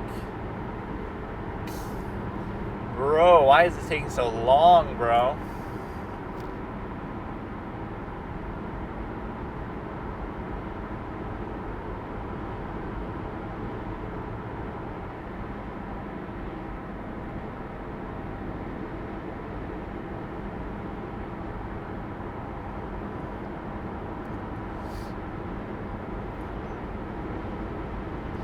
Alright, so all we gotta do is figure a way to actually, I keep saying something just as a filler. I like to always just keep talking, because then, again, I don't edit these in parts. Like, if I'm recording, I'm doing it, otherwise I'm not. Like, if I have to break for a few minutes, I just stop recording, and then I just restart. So this recorder did come in handy after all, but I'm using an external mic to try to make it usable, which may or may not be better. In fact, I don't have much of a sample size of people saying. To me, they sound almost the same. In fact, in some ways, using it without the mic might be better, but this is at least a comfortable mic to wear, a lapel mic. It's mainly just the background sound of driving that you want to cut out, which I don't think this entirely does, but at least it's better than the other thing. And it's kind of closer to you and stuff. Oh my god.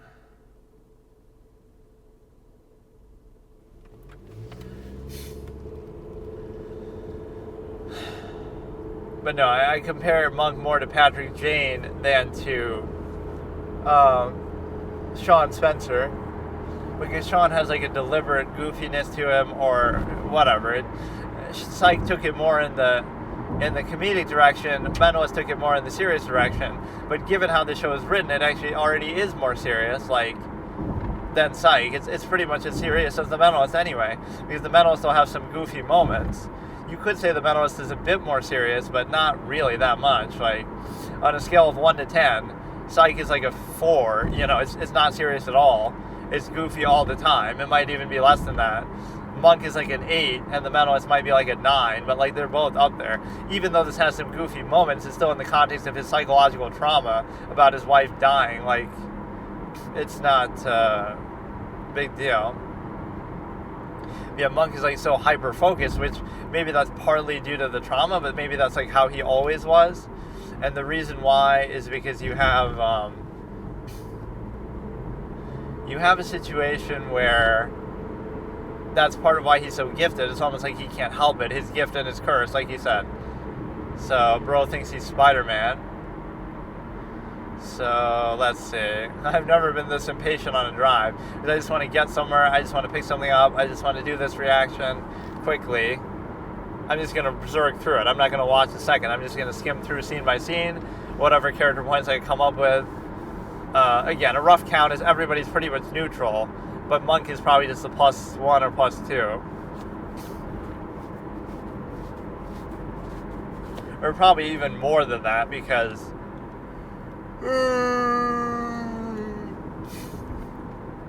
yes, he has his idiosyncrasies, but the positive is always better than the minuses of what he's doing.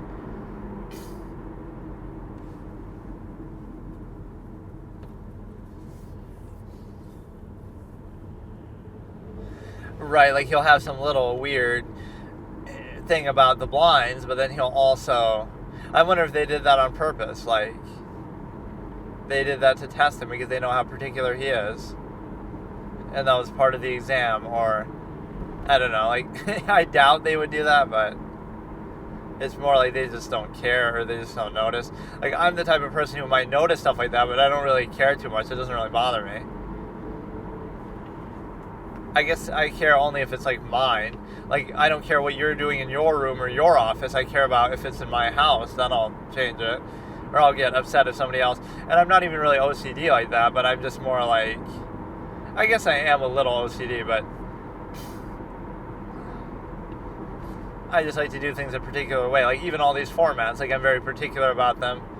But that's just kind of a fun extrapolation on a form of reacting content and stuff.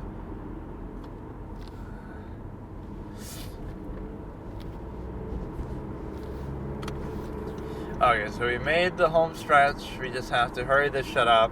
I wish I could have done it while driving, because this last 10-20 minutes has been a waste of time. But I can't navigate this shit while driving. Where, again, it should be like, if you want to go 20 times speed, then let me go 20 times speed. Like this player.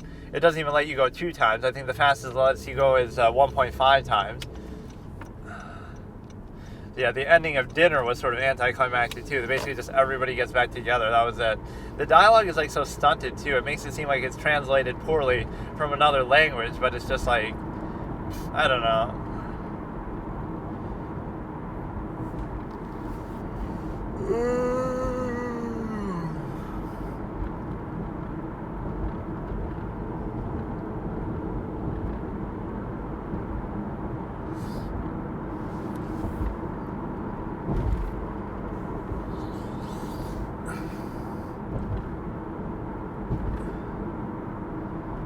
Maybe I don't want to do... Fuck off. Maybe I don't want to do it now.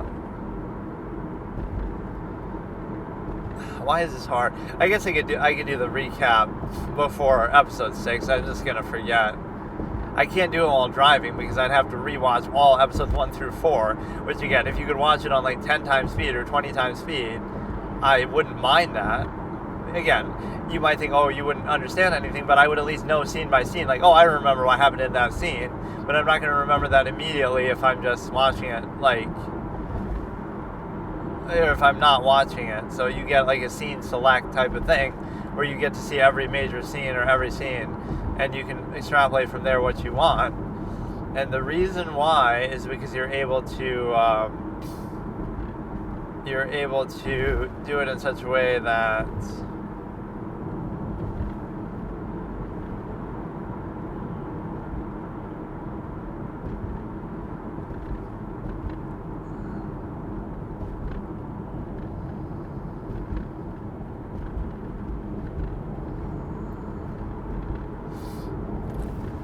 okay, whatever. I guess I just won't even do it now. Fucking stupid.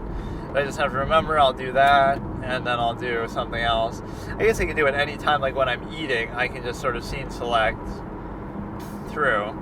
But definitely before episode 6, I want to do that. And even in movies and stuff, I'll do that. Like, I don't think I was doing it much in any of these, but if it's hard to kind of keep up with everything and keep track of that. But it's very important in a series, especially because it goes on for so long. Over the course of a series, the character might amass a lot of points, right? Or in a game. I love doing it in games. Like if I'm playing something like a detective game or whatever, you know, certain characters will be more or less useful. Like Until Dawn, Ashley would have gotten 0 points for anything ever because she doesn't do shit. Emily and Mike would get a lot because he's Rambo and she's a genius. Sam would get a moderate amount because she's always trying her best. Matt and Ashley are meant for each other, even though they're not together, because they're totally clowns and don't do anything. And I forgot Matt even existed in the game. And then the last one is the dude called, what's his name? The dude,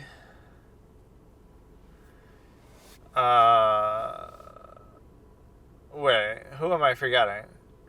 Sam, Jess, Mike, oh yeah, Jessica. It's not a dude. Jessica, I won't hold too hard against Jessica actually because she gets abducted so early in the story, and I think that's guaranteed to happen. So that is actually fine. Like, I'm not going to say, oh, it's her fault that she, whatever. So that's neutral. We don't really know what Jess could have really done, so probably should be like a neutral because, but no, like Ashley and fucking Matt are just total useless clowns. Ashley really doesn't do anything of use in the whole story. Like, nothing. She's just kind of irritating and anxious and whatever the fuck. I don't know.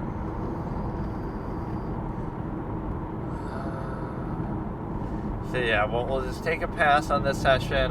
Maybe I'll watch like a Shark Tank episode after this or something. I don't know. Sometimes I've been doing these sessions without the mic if it's just more convenient. If I'm in like a hurry and I don't have time to set it up. Not that it should really take that much time or effort to set it up, but so fine. I'll just skip the character point thing for now. I'll do it tomorrow or some other time. So okay, I'll end off here and then I might watch like a Shark Tank episode or something in a moment. Let's look at inherent man as a concept. So basically it just means the inherent state of a human being without any external influence of society, schools, anything like that, right? Some sort of social indoctrination, etc. So that's how people would inherently be, and that's important to value and realize because no matter what your state is presently, it was made sort of in an arbitrary way. So you could define and decide for yourself, like go back to that inherent state when you were born, and look at that, and return to that mentally for a second at least, and then decide from there how you want to define yourself instead of, oh no, I'm defined by my childhood, which you didn't have a choice in, non-choice reaction, not where you were born, not who you were born to, not the events that happened. So all of that shapes you and influences you heavily, and you had no impact on that whatsoever. That doesn't mean you should reject it categorically. It means that you should assess it and figure out that almost should be a standard. Like the entire childhood of somebody should be recorded fully so that they can decide for themselves. It's like with religion, you shouldn't indoctrinate somebody into that even if you believe it until they're much older, like until you're old enough to think for yourself. Otherwise, it's not really fair. Even if they would believe it, you don't know that, right? So there's a few problems that happen, right? The non-consensual social contract that you're sort of born into society and then you're indoctrinated by it before you're old enough to assess it objectively, right? In any other context, that would be a bypassing a critical faculty. But again, you do that, you have the parenting, you have all of the social stigma, social dogma, and then you have law enforcement, social stigma, all of that, right? So the point is, you're exposed to all of that influence before the machination process. That's always sort of more objective because that's like not being tailored for a certain purpose. Maybe how it's used, but the mere existence of the current net sum of technology in the era that you live in is less deliberate. Like it's not designed to control you, it's designed just to be efficient, and then it might be used to control you as well, but right, that's always more authentic. Your folly favoritism choices are the most amount of choice that you're going to make, or the clothing you choose to wear is the most amount of choice you're going to make. So that serves as like an overcompensating basis that you can't choose things in a meaningful way in life, or it's a lot harder and a lot more burden of consequence associated with trying to do that. So instead, you choose what to wear and you take pride in that, or you choose a tattoo, or you choose a piercing, right, as a form of expression in insignificant ways that are only superficial, that don't actually have any impact on your life, and you do that almost to overcompensate for the fact that you're not doing that in ways that do matter. And so what that shows you is the simple fact that you're almost trying to appease that. You have some sort of cognitive dissonance that's telling you, like, okay, you have some need for expression or self-actualization, but you diminish that need, or you satisfy that need, or you distract it by, but I'm going to do it in all these insignificant ways that don't actually matter. Your taste in music, your tattoos, your clothing, right, all your hobbies, but not in ways that actually have significance or impact, right? That's what you'd rather focus on, or that's part of why folly is favored. But the one thing that you have is, from that base state, the process by which you now believe what you think, it was arbitrary, even by whatever criteria, whatever your measure is. You just happen to be born here, and you happen to be raised like this, and you happen to be born to this family, and you happen to live in this area, and you happen to have this machination process, and you happen to have this and that circumstance. So even if you vouch for all of that fully, right, it was sort of not chosen, and it was done in an arbitrary fashion that it just so happened to be. So this is an irrational insistence upon non-choice reaction. In other words, like, it would be one thing to, you accept that that's the reality, but it's another thing to embrace it or insist upon it or take pride in it. It's sort of like cultures when it comes to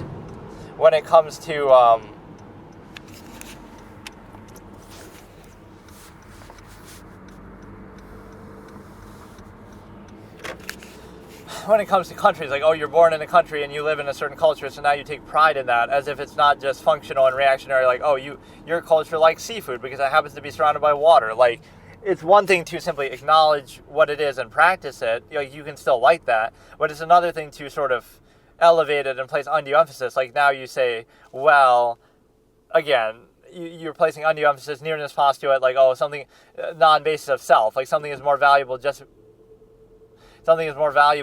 because of your relation to it. So, like, why is your family valuable? Just because you happen to be related to them. So the criteria of basis is not any objective measure, right, based on their action, their state, their this or that. It's based solely on the fact that of its nearness and relativity to you. So, like, the area you live in is valuable to you only because you happen to live there. Like, there's no inherent value or standard being used, right, compared to, again, like, if you were to use criteria and come to a conclusion based on that criteria, whatever that criteria might be, you'd say, okay, this is my family, or I value them because of this. They behave in this way, or they have this accomplishment, or they have this, whatever it might be, right? So you're not using that, and of course, again, that's just non-choice reaction insistence. It's one thing to realize, okay, you couldn't have a choice in certain things, like who you're born to, but you could at least have the awareness. So again, it's one thing to be aware of it and sort of treat it for the process that it is. It's another thing to insist upon it and glorify it and almost be indignant about it, to say, oh no, but I love that, or you glorified it into something else. And what you also do is you also turn it into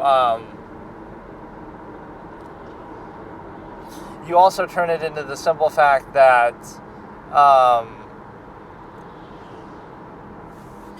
again, you're just not objectively assessing it. So not only did you not choose it, and not only did you not have it defined by a consistent criteria, but you also were in a position where you're able to, you should always objectively assess it and then define it by your own measure in a clear way, right? And so much of human existence relies on this sort of half-mast state of contrivance where you're not even thinking about what's happening fully.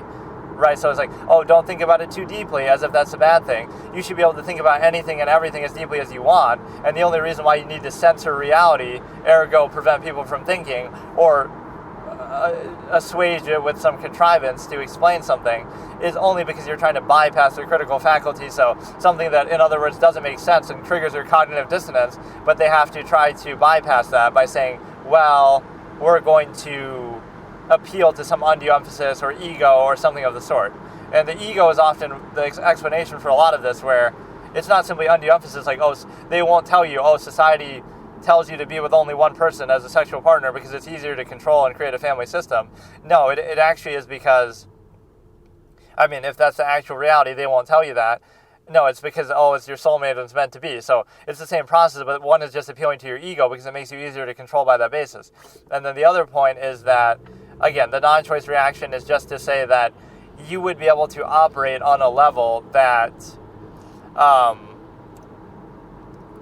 again, do you indignantly insist upon it without questioning it, in which case it's just totally arbitrary and without standards. Meaning if you were just, oh, you were born somewhere else instead now, oh, so you would support that for that reason alone, right? Or would you objectively take a step back and say, I know how biased I am because of this, and I know I didn't choose it, and I know all of this. Now I'm going to define standards for myself from an inherent base position.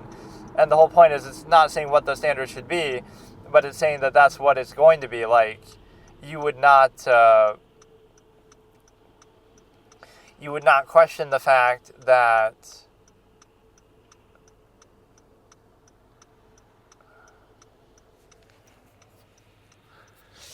again, in both cases you don't choose those things, but at least in one you treat it like you did, or you indignantly insist upon it and act like, oh yeah, I'm going to take pride in it, and I'm going to really be passionate about it and be defend it and insist upon it.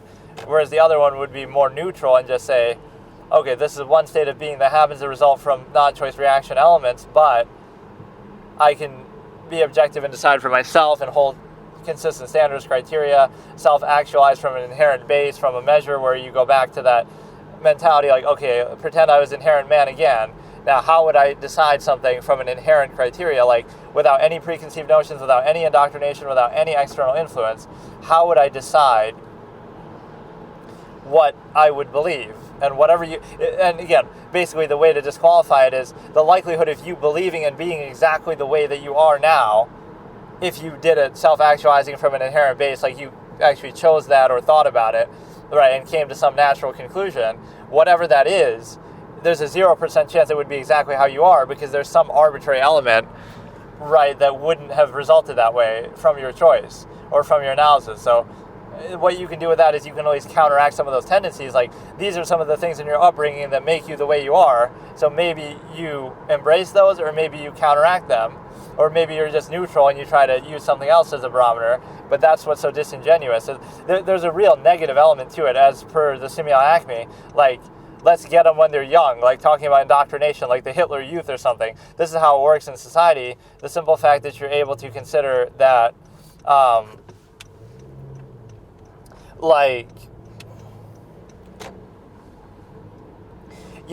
before people are old enough to really think for themselves, let's indoctrinate them as much as possible, and now, right, bypass all their reason. So now, in critical thinking, now they're going to assess the process within that indoctrinated mindset. So it's very disingenuous that shouldn't be necessary if your standard is really solid. So it shows you a contrivance state that is arbitrary and practiced at half-mast, very inconsistent, suffers from severe conflict of contrivance. But within all that, one of the core tenets of it that allows it to continue is the fact that you are bypassing that accountability in the first place. So by that logic, it could be basically anything, right? And you see that between different cultures. Even if you're very indignant about your own culture, like, oh no, of course ours is right and everybody else is wrong. If you were born into that, you very likely would have believed the same thing. So in the least critical state, you're indoctrinating people heavily and training them basically like animals. And now you are creating this non-choice state that is treated as a baseline, as absolute. And again, it's the objective standard basis to say it doesn't matter what your standard is, right? But whatever it is going to be sort of inconsistent and undefined and unclear. So you should always go back and think like, okay, what are my standards actually? What do I actually hold in value? And you decide for yourself, right? So some basic absolutist tendencies are like a harm-help basis. If something hurts somebody, it's bad. If something helps, it can be good. So things like appearance would be out the window, because appearance doesn't have any impact on anything at all. So it's a heavy impact basis. Like, somebody would have to do something of actual significance and impact one way or another. So you would have, okay, somebody hurts someone, somebody kills somebody physically, right, that's significant. Appearances, whether positive or negative, and the key word there being positive, should not be emphasized, because when you do that, then you're controlled by them too. So you're placing this undue emphasis on appearances that isn't really necessary or valuable in an inherent way. So, okay, so here I wasn't really going to react to anything, but I saw this clip that kind of triggered me. And so Charlie Kirk is kind of a smart guy. I don't dislike him too much, but here's the problem where religious people go a little bit on the deep end. They use these sort of straw man fallacies that are very, very weak. So we saw that this debate lasted 53 seconds, right? Where the one guy is, the religious guy is talking to the atheist, and he says, is this person morally or objectively wrong, or absolutely wrong, right? So the whole fallacy there is, you're not realizing the practical reality of what actually happens, right? Just because you want something, it's the inherent versus the contrivance response, right? Just because you want something to be true doesn't mean it's true. And the fact that it isn't true, like objectively or inherently, is the very reason why it's so important to contrive it, as far as morality is a human construct, and once you realize that, you're in a better position to achieve it. That's why we have laws, that's why we have court systems, that's why we have social stigma, social indoctrination, that's why we're having this conversation in the first place. So you're trying to make this very juvenile disqualifier, like, oh, you didn't say that Hitler is objectively absolutely wrong, so therefore you're a bad person. Like, really? Is this really the first grade kind of mentality we're at? When you know that society operates on that very premise, the fact that if something was absolutely wrong, right? Like killing a person is a simpler example. Killing a person is absolutely objectively wrong, right? According to religion or according to just, I guess, objective inherent reality, the laws of nature. But if that was true, right, I don't think people know what the word objective or absolute means really, but let's attribute a meaning to it. So absolutely would mean that God, okay, absolute in terms of religion, right? The one religious guy says that, or is it absolutely wrong to kill somebody or to commit a crime effectively, right, to hurt somebody, etc.? If it was absolutely wrong, as per your God, then God would not have created you with the ability to do it in the first place, or they would strike you down with a bolt of lightning if you try to do it, or if you try to do it, or if you succeed in doing it, they would strike you down, right, with a bolt of lightning. So that would be an absolute, something beyond human control and above human control. But human beings exist. I can't really talk because maybe it's cold out, so my jaw is fucked up. But human beings exist on a subjective level in their everyday lives. Everything people do and say and think is subjective. So even that conversation and that question of somebody asking you, is this killer objectively wrong? They're asking you that subjectively, and you would be answering it subjectively. So it's getting a little bit too high on yourself to think that, oh, we can assess things objectively. We can observe things objectively, meaning like science can tell us something. So like here's an example of an objective statement, right?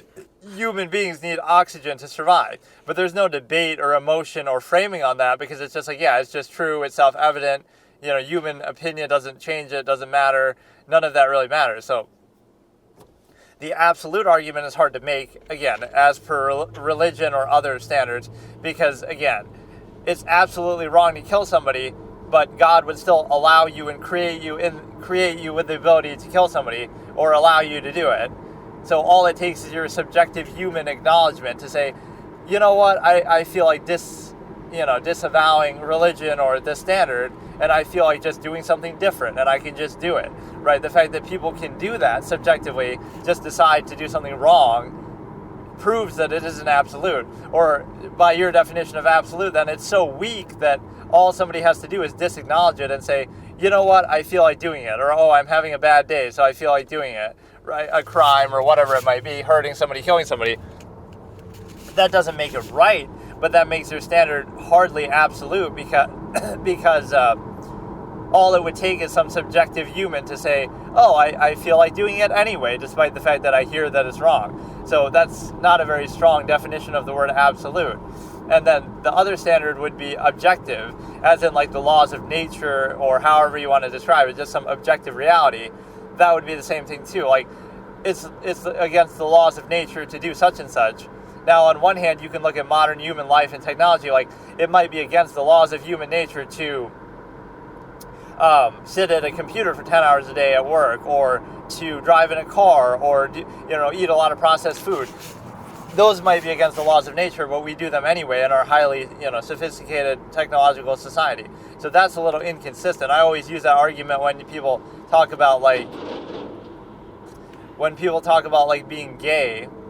Right, like, oh, being gay isn't natural, which generally speaking, you're right, as far as a reproductive process, right? But a lot of things people do aren't natural either. So unless you live like a truly naturalistic lifestyle, then you could make that argument to disqualify being gay, because you could say, well, people shouldn't be gay because it's not natural, but then it's also not natural to drive a car. It's also not natural to, go to work in an office building with an air conditioner and sit at a computer. Like these aren't natural tendencies either, to sit for such long periods of time, and a lot of the things we do are not natural. So that's all I'm saying. I'm not even saying your argument or premise is wrong, but I'm saying there's a heavy inconsistency with it. Like, you have to make up your mind. Are you living a fully natural lifestyle where you would be qualified to say that something shouldn't be done because it's not natural?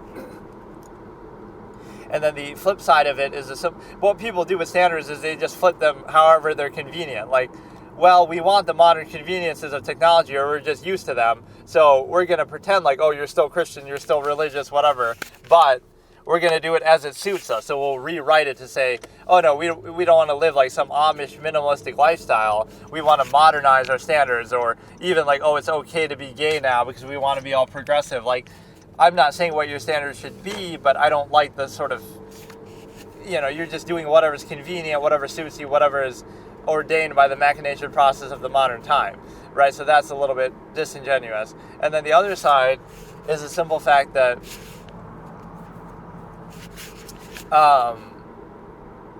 the other side of it is the simple fact that, again, the laws of nature wouldn't allow you to do that. That, oh, it's against the laws of nature to kill, but animals kill each other all the time, and, that's just natural part of life and whatever. Doesn't mean it's okay, but again, it's the case where even acknowledging human beings as animals is something people have difficulty doing because of the tremendous ego and narcissism, within us. Like, whatever, everything that happens to us is somehow special, even though it happens in nature all the time to animals, etc. Again, on an individual level, I'm not questioning that, but it's kind of contradictory how it's perceived. But the point is that, oh, it's against the laws of nature to hurt and kill and do all this, but yet nature allows you to still do it anyway, so it seems like it's perfectly within the bounds of nature. So that's the whole reason why we create these human constructs. So what the premise and this whole sort of bait goes into is, oh, you're going to say that some killer or someone isn't objectively wrong or absolutely wrong, so that somehow means that you're vouching for them or defending them, when in reality you're looking at it the way that society actually looks at it, like it's not objectively or inherently or absolutely wrong. That's why on a subjective human level we stigmatize it to discourage it, why we raise our children a certain way to prevent them from doing it because they would do it otherwise, potentially be more likely to. And then we also have law enforcement. So all those things exist on a subjective level, just like how we live our lives on a daily basis on a subjective level. So in other words, you're posing it, oh, it's absolute,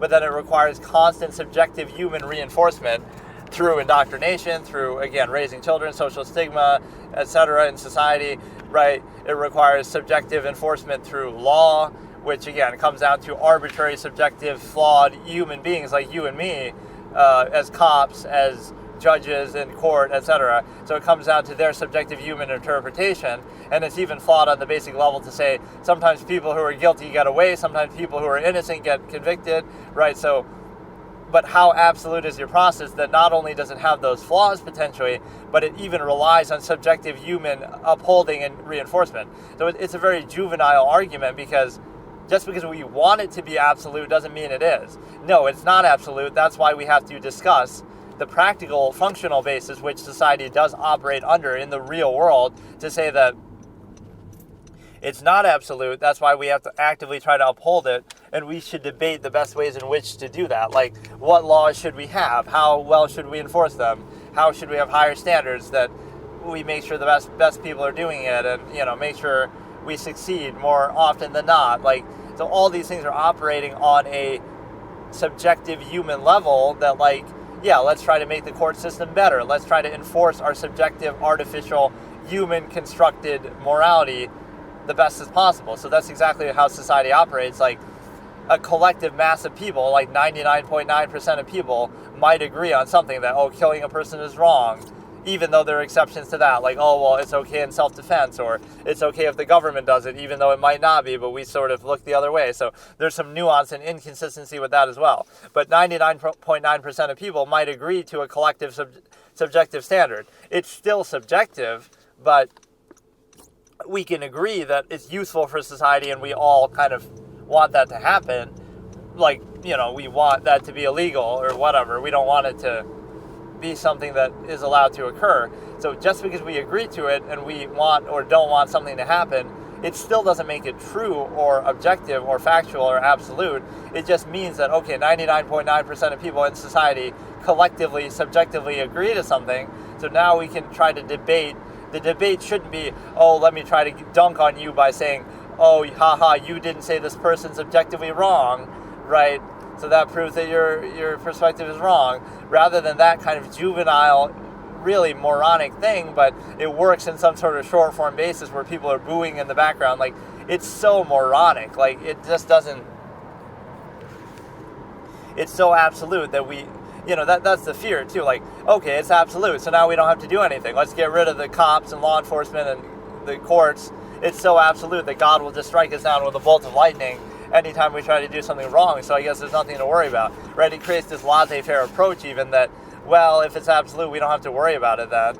It'll just take care of itself, because that's what absolute means. It's sort of self-evident, or it goes without saying, or it wouldn't rely on or be able to be defied by subjective human action. Like, all it would take to defy an absolute would be some random clown human just says, oh, I feel like doing something different, and that's all it would take. Like, or again, they're upset, they're whatever the reason. It wouldn't come down to that then if it was so absolute, right? How valuable is that word then? I don't think you understand what it means or value what it means then. All it would take to tear down an absolute is one random person just randomly deciding to do something, right? And then the other side of it is the fact that the discussion shouldn't be some attempt to try to discredit in some juvenile way like this. It should instead be, how can we best achieve our artificial constructed morality that we as humans collectively hold and have high functional value for, right? What laws can we best be written? How can we best enforce them? That should be the discussion, right? Not like, oh, you're not pretending that what I want to be true is true, even though we know it's not true, because that's why we have to actively uphold it. So I love the basis of it. The initial minded, like almost caveman primitive brain that goes into this sort of discussion. Like, you don't immediately say that what I want to be true or that what we pretend to be true is true, right? The inherent versus the contrivance response. The whole reason why we say it's wrong is so that people don't do it.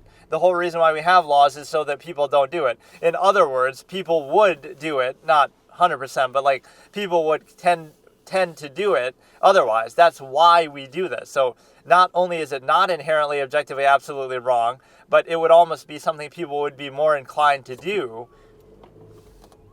if not for that sort of stigma and contrivance. And so what you have is the simple ability to consider that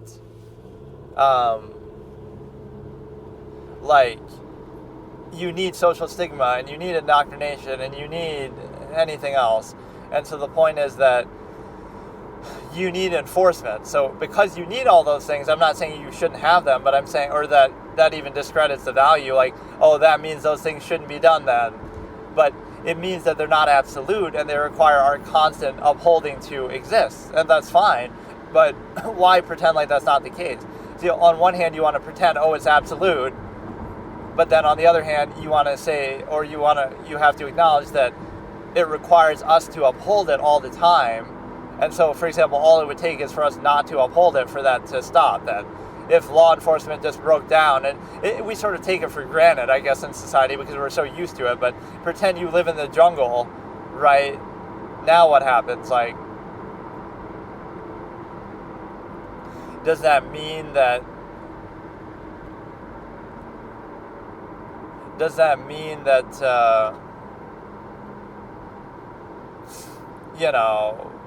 now where's your law enforcement now? Where is your absolute morality now? Or even just some basic knowledge of history would tell you that too.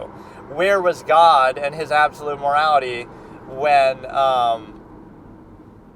Genghis Khan was doing what he was doing, or when the big bad evil Europeans were committing genocide on Native Americans, or when slavery was happening? Where was it all then? Oh, in other words, all it took was subjective human action and perspective and propaganda or whatever to achieve, to have that happen. Even in the Hitler example, how come Hitler was able to do that then? So in other words, no absolute force was stopping him from doing that, whether that be the laws of nature, whether that be God, whether that be your absolute morality, inherent morality. None of that stuff was there to stop him. So it would have taken subjective human action to stop him, and it ultimately did, which was, again, human beings exist on a subjective level. It took a government, it took, soldiers, it took all this kind of stuff to stop him, just like it enabled him. So when you realize that reality occurs on that subjective basic level, now it empowers you to take action instead of deferring to some invisible force, right? And even if that invisible force was there, evidently it doesn't directly intervene in what we're doing, even if people like to believe that. So the way you could look at it is a perspective that, oh, maybe God's up there, but it's not a defined process, so God's going to do what God's going to do, because it's one of two things. Either God listens to your prayers and then they'll just do whatever you ask, and then you could control them completely, or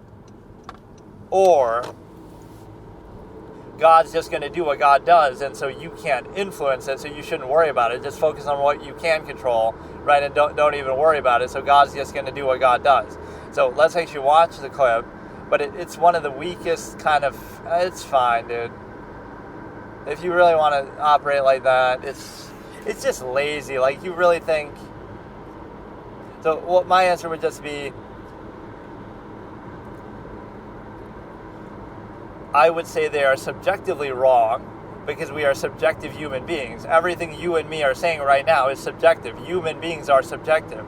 We're not objective creatures, because objective is something above our head and beyond us, because that would imply, again, something that goes without saying. So here's an example of an objective statement, since you don't seem to know what that word means, is that it would mean you need oxygen to survive or to live, so you have to breathe air, right? There's no strong debate on that subject. There's no, high horse moral position. There's nothing. It's just, it speaks for itself. It goes without saying. We might want that to be the case for morality, but we still have to actively uphold it, because that's not the case. So it's dangerous actually to pretend like it is inherent and goes without saying. And the reason why it's dangerous is because then you won't adequately uphold what needs to be done. Like, you'll just take it for granted and you won't think about it. Was Hitler a bad... Oh, here we go, dude. Was Hitler a bad person objectively? Look at the mob in the background.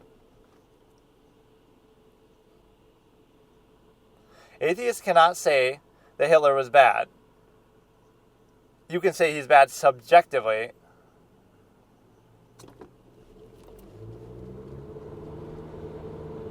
Feeling and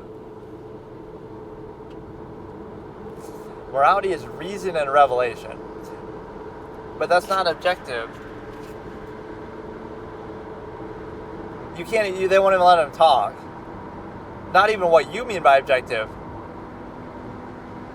It's objectively wrong to the laws of nature, but yet nature still allows you to do it. Like, it doesn't...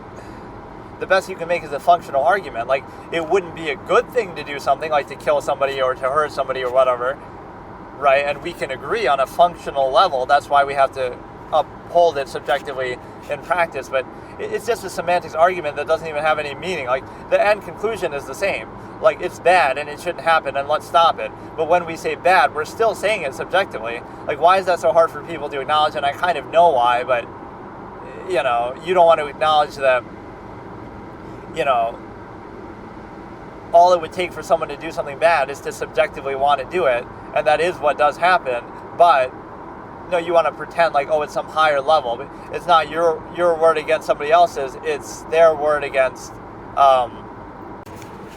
So yeah, today let's look at some random aspect to do with like a machination process where every area of society is controlled in some way. So like, let's say you want to live off the land and just live in nature, in the wild, and in the jungle, like how people would have done long ago in history, right?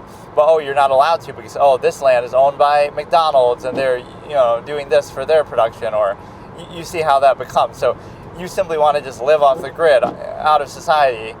But no, you still, you can buy a little piece of land and then do it that way. But I'm just saying, like, everything has to be controlled.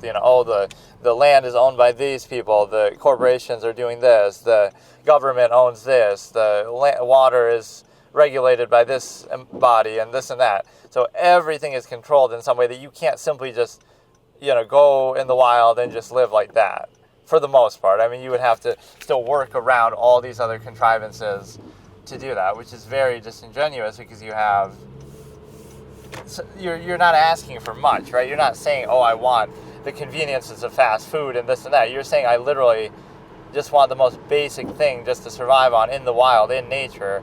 But now, you need the permission of these big corporations to, no, but it's our land and we're ravaging it and you're stealing from us. And like, it's so backwards thinking, but this is what happens with overextension and machination process. And so let me go over a few quotes from my past. Like, don't specify the conflict, right, is one. I mean, there's so many, but don't specify the conflict, and do not give any man a monopoly over sin, which those two are kind of similar in their meaning. And then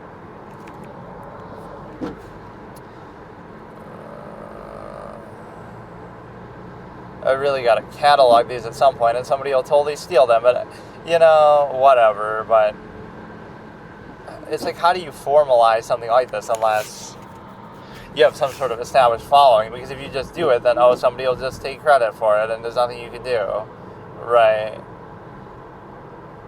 With whatever value that this may or may not have, even, is besides the point.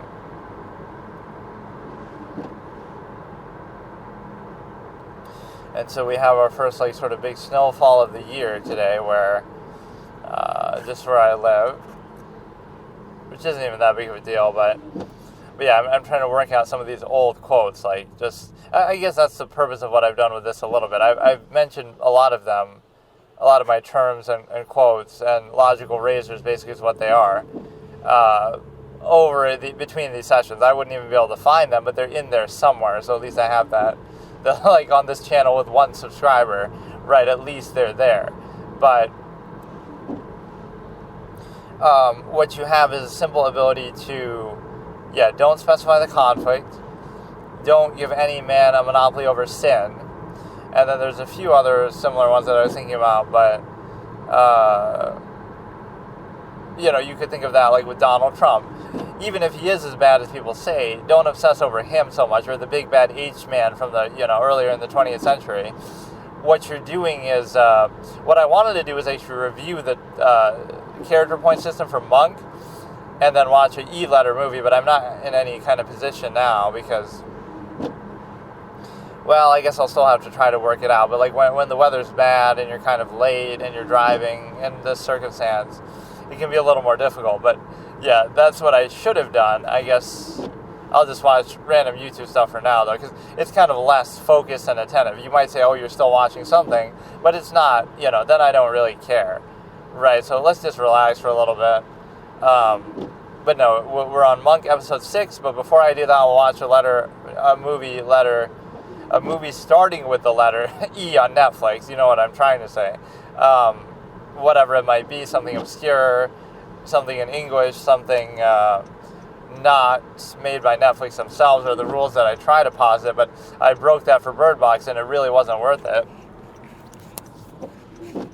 I was really disappointed by that. I mean, I didn't even know what it was going to be about, but I guess it was effectively about nothing.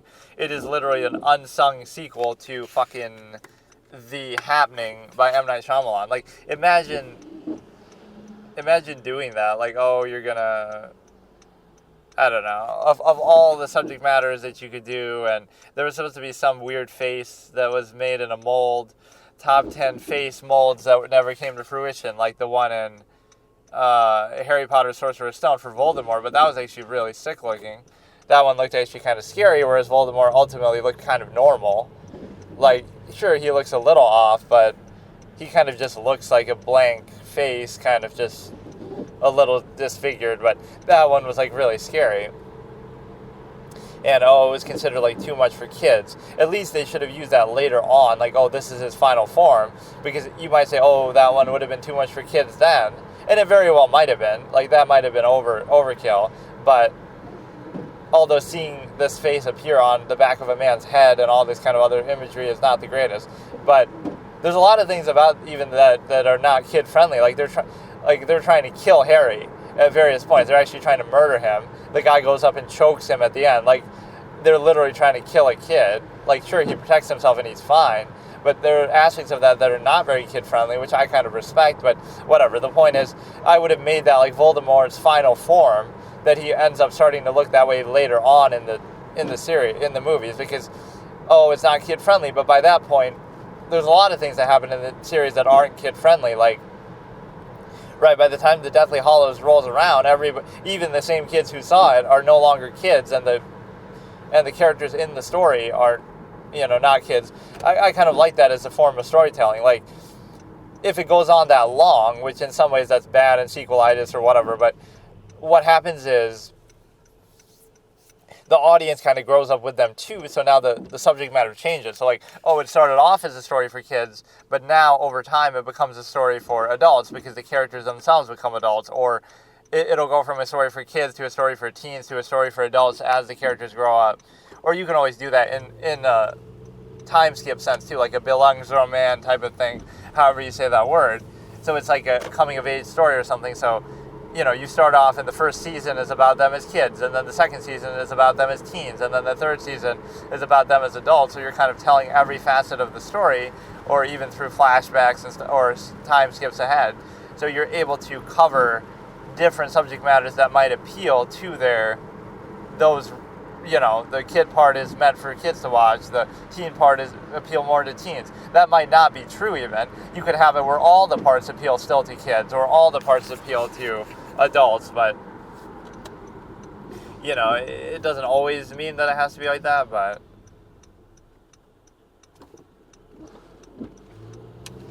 yeah, we'll do either like some Shark Tank thing or something. It's kind of a nice cozy thing to do.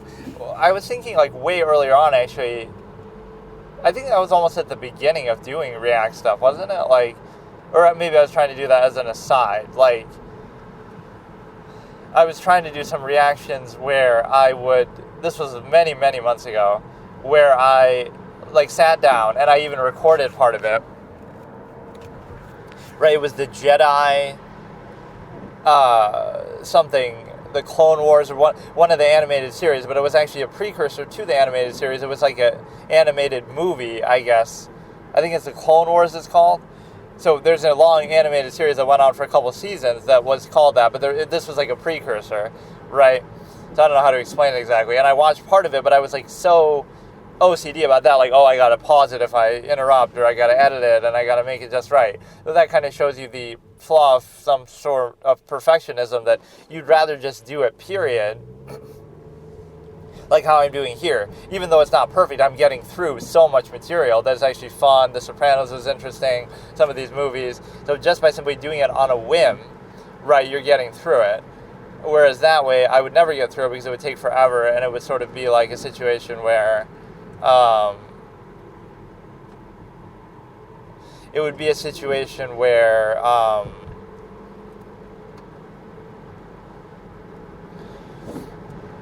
I don't know, it would take long, like, you're trying to do it too perfectly, so then you feel apprehensive about ever doing it at all, and then you never end up doing it. Whereas here, you at least decide to,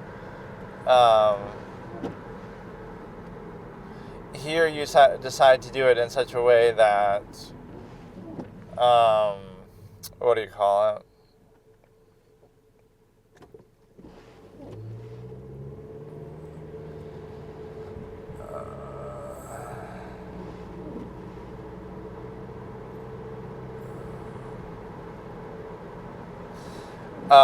Here you're just doing it. Sometimes there'll be one thing that seems to be an issue with this, though, despite my whole sort of timestamp hacks. This is the best way to do it, sort of, without any other effort. You don't have to show it visually. I just say it. I say we're starting, and then we start. Right? That works pretty well as long as you're not pausing a lot. Then it becomes confusing. But I'll still say the new updated timestamp with what I'm starting from, but like with a movie, I guess I have to do that at least once, because I'm not going to watch it in one sitting unless it's really short. But with the other thing, with the actual thing, I forget what I was even saying. With a show episode, I can typically get through it in one sitting. I had to do that for The Sopranos a couple times. I don't know why, actually. Maybe I would start the episode at relatively the same time. I guess sometimes those episodes would be a little longer, like over 50 minutes. They did sort of vary in time, I feel like. So yeah, here we're just going to do maybe some more Shark Tank stuff or something random there. But yeah, what I'm saying is I was going to almost do it where, I don't know, like when I wasn't driving and I was sort of sitting down and recording a reaction that way. But yeah, the performative aspects of it are pretty important, because what you have is, whether it be like, you do face cam, or you show the video and stuff. that would be sort of the hack, right? You would do it for a while, and you won't get in trouble because you're too small, so nobody notices or even cares. But you'll get a certain amount of views because you're just illegally uploading the video effectively, and so your reaction is kind of ancillary. And so people are almost watching for that reason. Not so much that they haven't seen it, but they want to kind of live vicariously, and it kind of makes it easier and better to watch. So then when people do that, right, then you'll get a bit of a following, and then after a while, now you'll get in trouble, and then they'll delete your channel or ban some of your videos, but now your following is already established. So that's almost the principle it's encouraging. You're going to get in trouble for a while, and then, or you won't get in trouble for a while, and then by the time you do, it was worth it because you already capitalized on doing something a little bit wrong. And I resent sort of at the high level that, again, XQC or somebody, without trying to make a formal deal, even with the clout that you've established, you just do it, and then you get away with it. Like he goes on Kick, and one of the first days, if not the first day, he watches The Dark Knight, and he shows the whole thing. Like, are you fucking serious? Oh, I didn't know I couldn't stream a major Warner Brothers movie like The Dark Knight. Like, are you fucking retarded? Like, what do you mean, dude? You make $100 million deal with this clown, and you think, oh, now he's gonna fucking do this, where... Or, one of my favorite forms of content would be like, or not really a form of content, but it could be something I turn into that, is like, you criticize something that people are super defensive about, and like triggering a bunch of overly defensive fanboys. Like, I don't know, I tend to do that because I'll look at something objectively and I'm not even really trying to trigger them, and I'll point out some fair criticism even if overall I still like the subject or whatever. But they're so overly defensive that like, oh, they're so perfect in every way, but I criticize one thing, and then it turns into, oh, you're hating by criticizing one thing, right? That's another logical razor from my debate format, like part versus whole and stuff like that. But this is like a cognitive dissonance basis. Like, in order to value something, you feel like you have to value it fully in all its aspects, or if not, then you hate everything about it. So like, you can't be objective and in the middle and say, oh, there's some things I like, some things I don't like, I can be critical here. People tend to struggle with that. They instead want to be full on, like, oh no, it's perfect in every way, and if you say a single negative thing about it, it's like a tribalism, then that's bad, disqualifying. So, it's like, how could I possibly support something that has some flaw to it?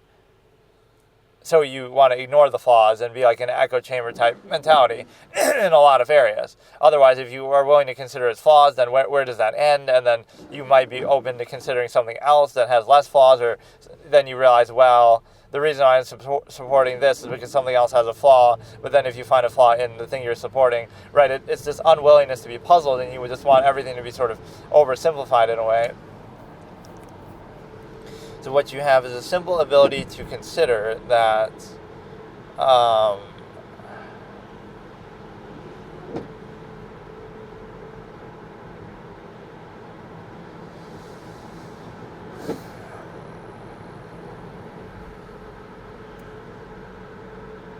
those are three things we can make a note of here. Don't specify the conflict. Don't give any man a monopoly on sin. And the other thing is, I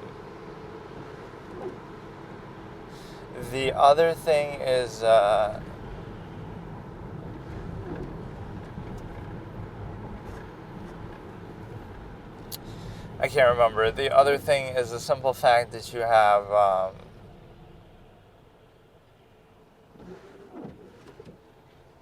don't specify conflict, don't give any man monopoly over sin, and then don't define the part by the whole or the whole by the part, as in, again, you could discredit any group by its lowest common denominator by saying, well, there's 1 million people in this group, and one person out of that 1 million committed a crime or did something bad, so they're all defined by them and discredited, even though out of any group of 1 million people anywhere in the world ever in history, right, you probably would find at least one who would do something disqualifying. So if you really want to use that, that's a fallacy. Right, and it doesn't have to be one person. It could be like 10 people out of 1 billion or whatever, the sample size, right? But that's the problem. And then don't define the whole by the part, don't define the part by the whole either by saying, well, this group is generally associated with such and such, like, there's a stereotype, like, oh, most people in this group are this way or whatever, right? But that doesn't mean that they're fully defined by that. Like, an individual in a group might not agree with everything that group says or does or stands for, and might even be against it, and you know what I mean? So there's nuance that they could be a member of that group, just like, you know, in any extrapolated sense. Like, you could be a part of society but still take issue with aspects of society. It doesn't completely, oh, you're a hypocrite, or oh, you can't do it. It doesn't mean that that's the case. And so what it means is,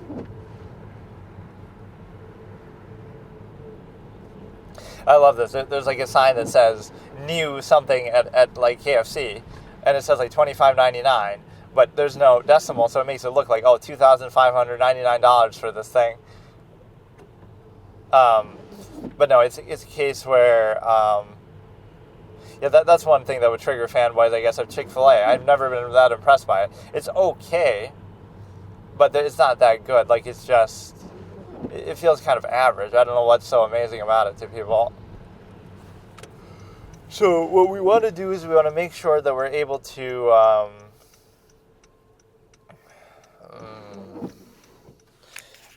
the part by the whole and the whole by the part.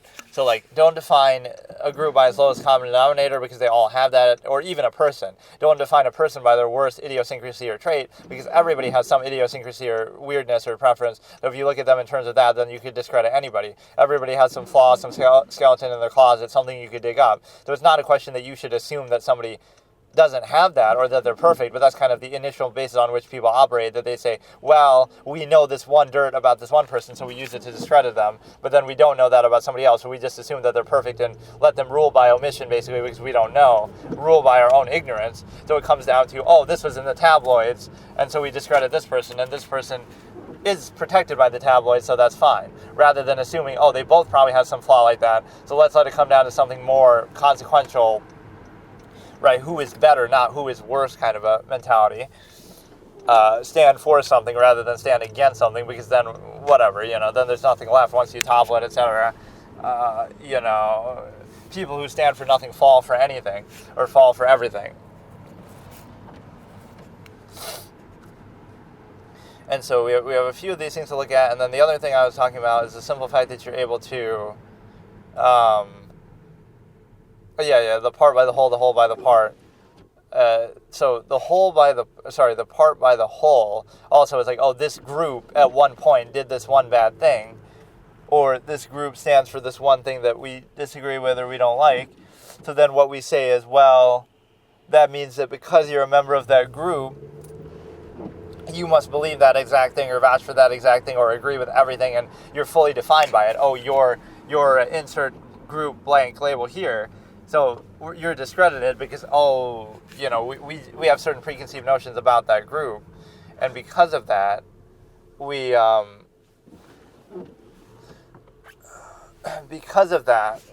able to,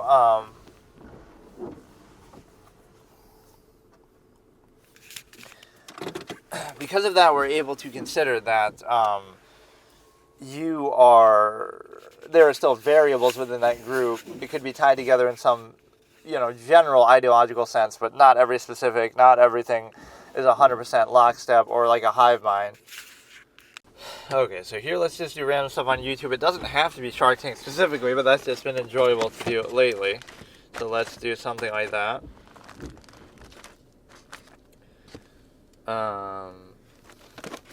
You know, I would say, oh, you should just kind of go wherever suggested stuff will take you, but the problem is that it doesn't actually do that.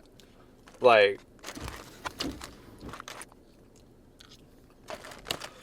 it'll be too much of the same similar stuff, or just, I don't know, not quite good enough, so.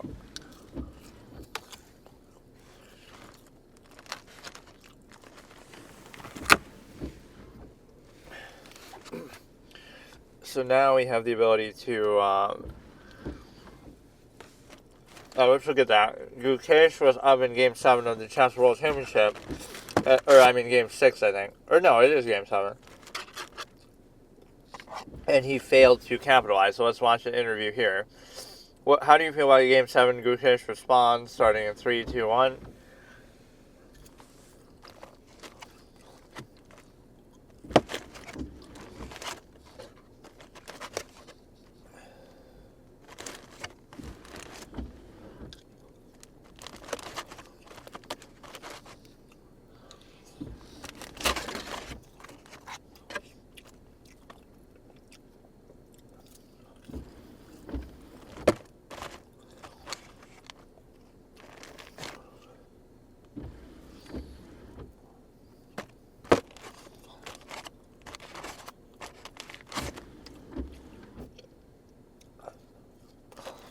sometimes players will be winning and they don't even know it though, because it's so nuanced, right? Like the engine works in mysterious ways.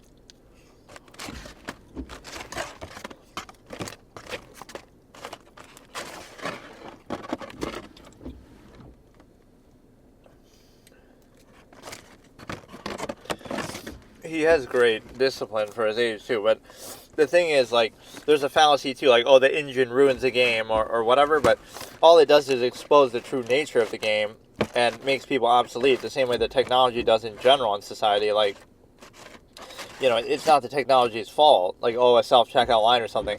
It just shows you how useless people are and how obsolete they are, and how a lot of undue emphasis placed on things like social contrivance is not actually valued. It just is valued in pretense as it's necessary or something. Right, so all of that goes out the window as soon as technology allows for it. And so here we have the ability to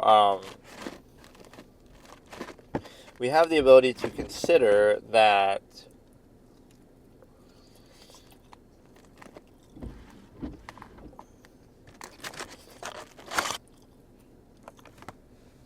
let me see what other things we could do here.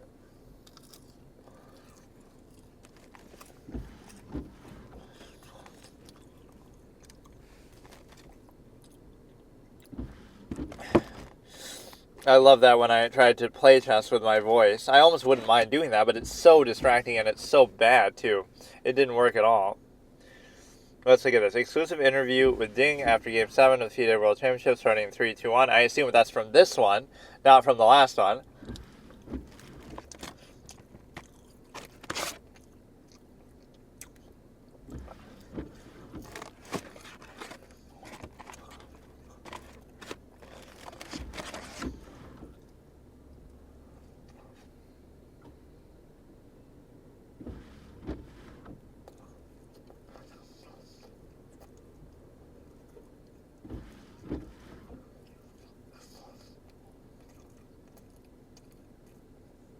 He looks kind of pissed. Or now he has to hold that cold ice cream all this time.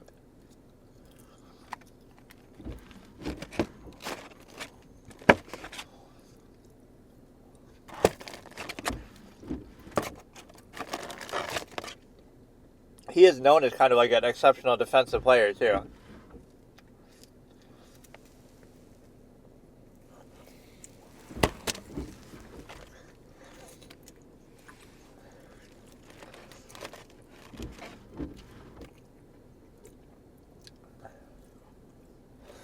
The word defending wouldn't exist without Ding. That's pretty sharp, actually.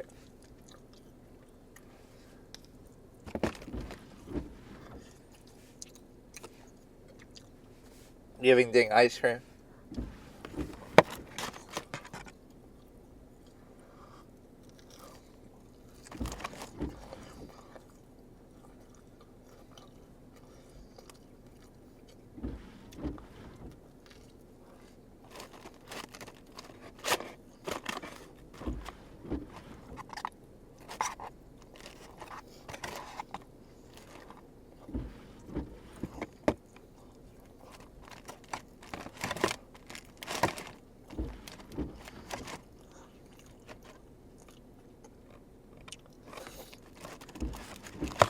He's saying it kind of correct, right? That's a very weird thing to do, but...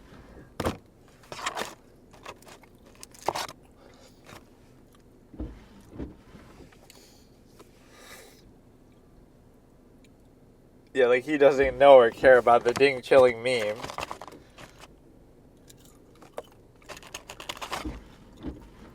I almost want to do that, but it's so hard to get it to work. Yeah, you can't do that because it's so distracting too while driving when it's already, bad weather and stuff, but maybe I should react to like some chess type videos, like as if we're finally studying. You know what, let's do that actually, fuck it. It's gonna be boring as hell though.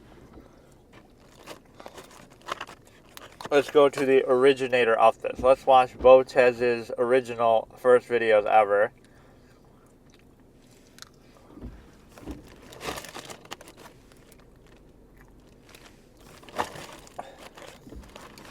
Oh, I don't even want to do this. Never mind. I changed my mind.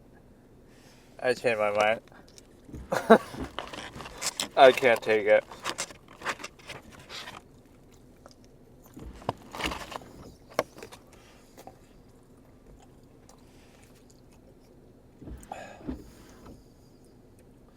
Do you have a pregame routine? Let's watch some of these.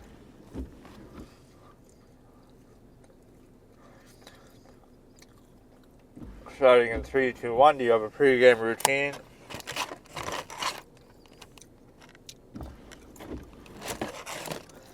They're stalking everything they're doing.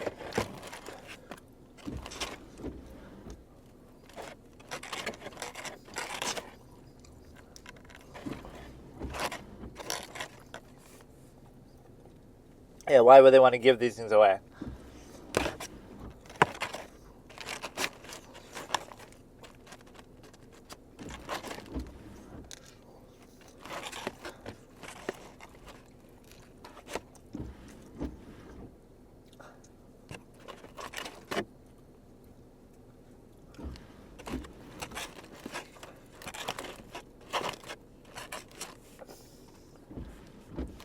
Gukesh definitely is more fluid with English and everything. Like, he's so much more comfortable in these kind of things.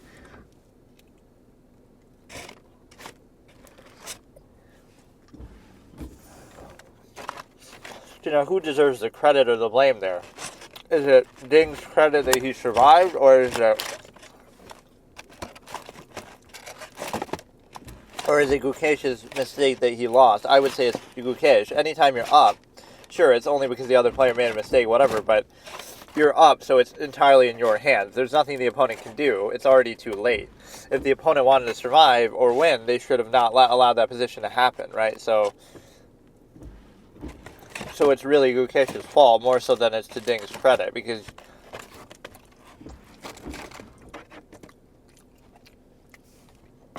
you shouldn't have allowed that to happen in the first place if you're Ding. So all that excitement for a draw.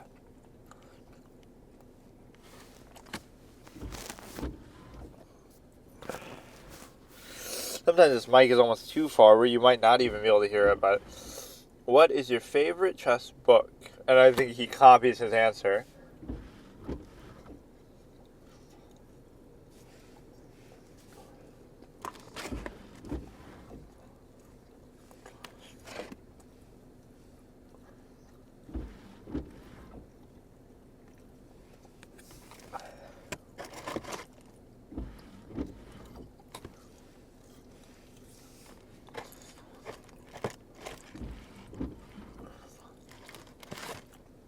Yeah, let's just watch some chess-related stuff for whatever reason. Just because the World Championship's going on. It's so boring, but it's also so... There's some fun things that happen with it. I'll just let it take me where it will on the algorithm. This is Ding's Engine Light Queen Sacrifice Stuns Grishuk, starting in 3, 2, 1.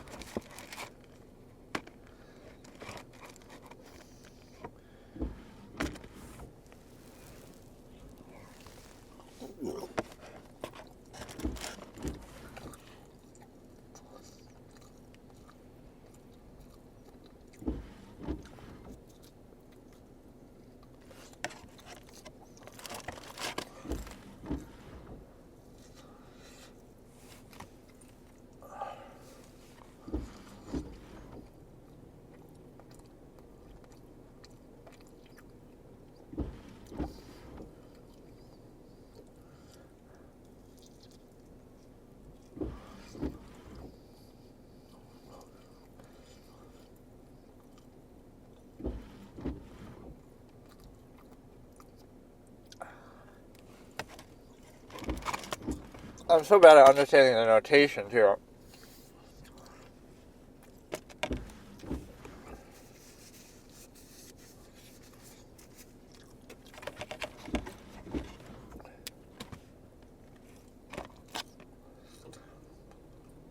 I still don't understand exactly why it happened.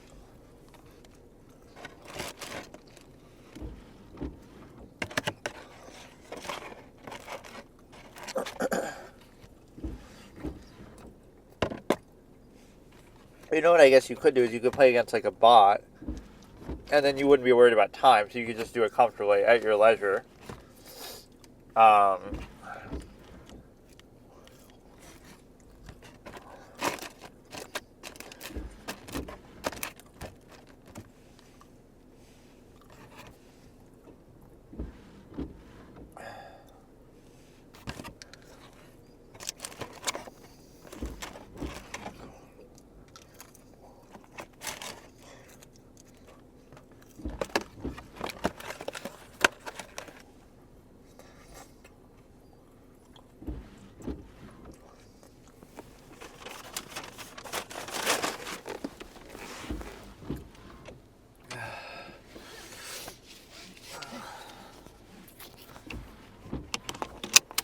That was one of the best jokes from the last year with roasting the chess championship. Was like, WCC stands for World Choking Championship rather than World Chess Championship, because that's how both players kind of choked a lot. And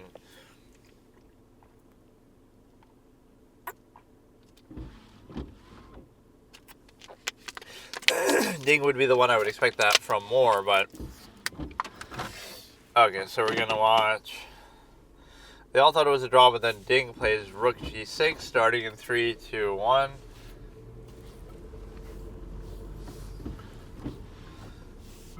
Fabiano commentating. Tanya's kind of annoying at times, or they overuse her a little bit.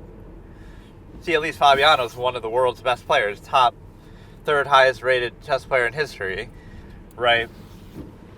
But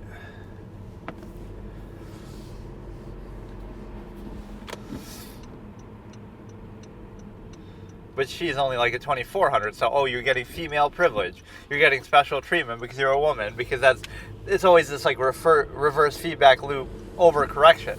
If it's Judith Polgar, nobody cares because she's 2700, but you're giving special treatment because women have been mistreated, blah blah blah, supposedly in the history of something. Now you give them special treatment just to almost try to make up for it, but that's also bad, because you would have said people have been mistreated throughout history because of some identity, but then you want to give them special treatment now because of that same identity to try to make up for it, instead of simply treating them as equal. So you went from not treating them as equal in a negative way to now not treating them as equal in a positive way, and so they're both bad, right? You still shouldn't do it. And then that breeds resentment the other way, like, now you're being prejudiced against them because you think they're getting special treatment, but you shouldn't be giving them special treatment. It's not that you're against them, you're against the same process, right? You're doing the same thing. Now you're mistreating other people by comparison just to try to prop them up. So you use the past to justify the present. Like, well, it's okay to give a group a special treatment because they were mistreated in the past, but now other groups are being mistreated by comparison to them. And so now it creates an endless loop process where you always do that.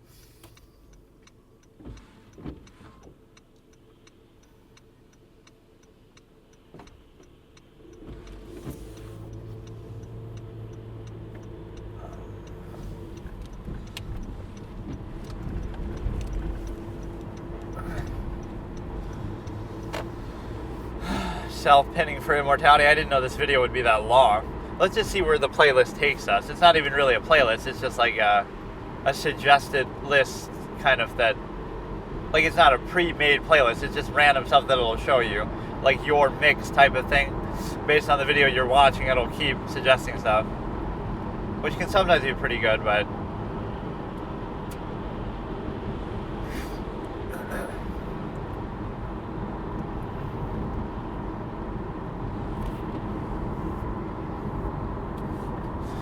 or even they have the benefit of the engine, but then they can't see. They try to guess what it is.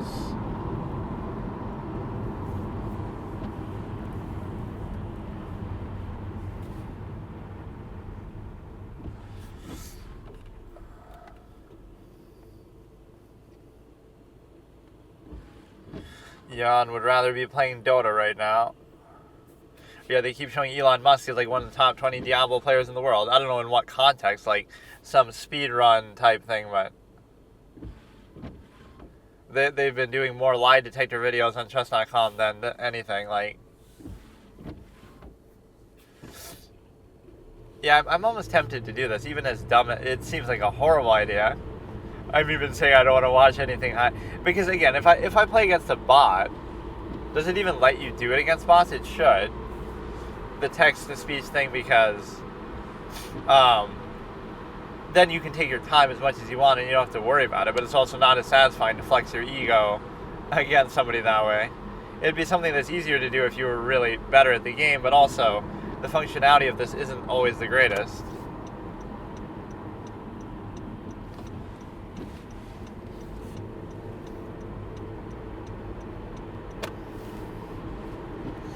So, yeah, give me a second here, though. Yeah, everybody was subjected to a lie detector. Andrea and Alex Botez. It's just so fake, like the whole thing behind it. But the one thing about chess that should be rooted and valued is meritocracy, like being actually good.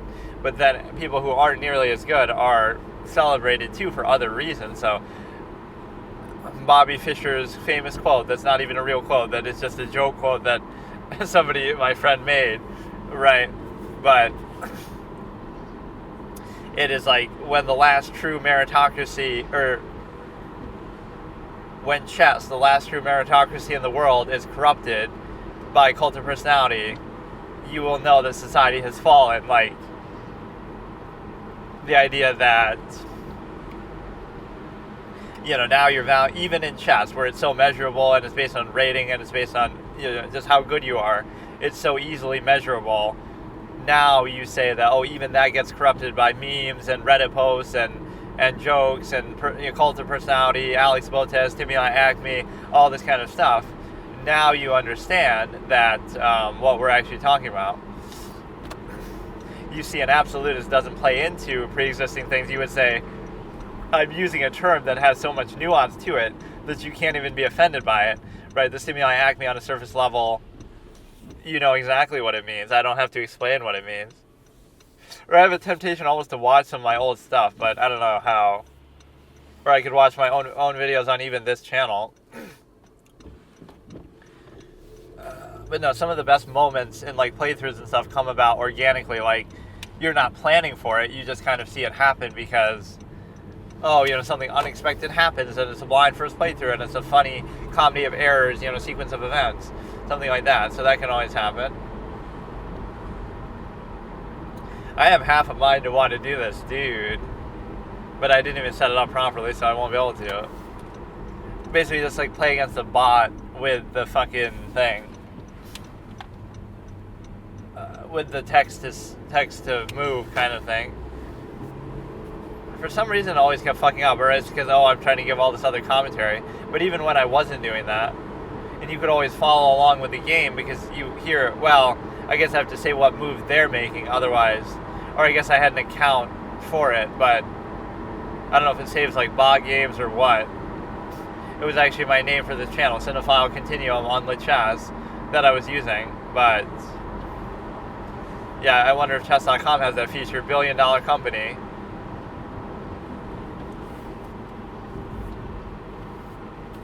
That, I'm telling you, that name alone is worth like hundreds of millions. Just the fact that, it's called Chess.com, and it's like, if you own that alone would be worth so much, just because you look up chess, and that's the first thing that pops up just because of the namesake.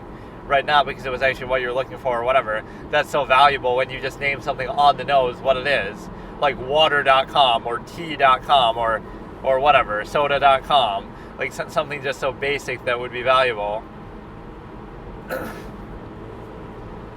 It becomes sort of ubiquitous with it. Something as simple as that has tremendous value.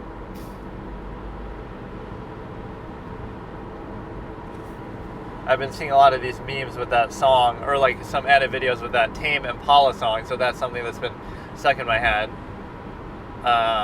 You could almost look it up by that basically, like, just show me memes. It's that one part though that's so good, like, it's like something that's used in TikTok videos or something too, and it's like they'll adopt one part of the song as like a big deal, and everything else is irrelevant, right? It'll just be... I have a reaction to that with the song Sidewinder from Avenged Sevenfold, where the ending of that song is so good, but the rest of it I don't think it's bad, but it's just like kind of ordinary, but the ending of that is so good. Like we look up Tame Impala best part.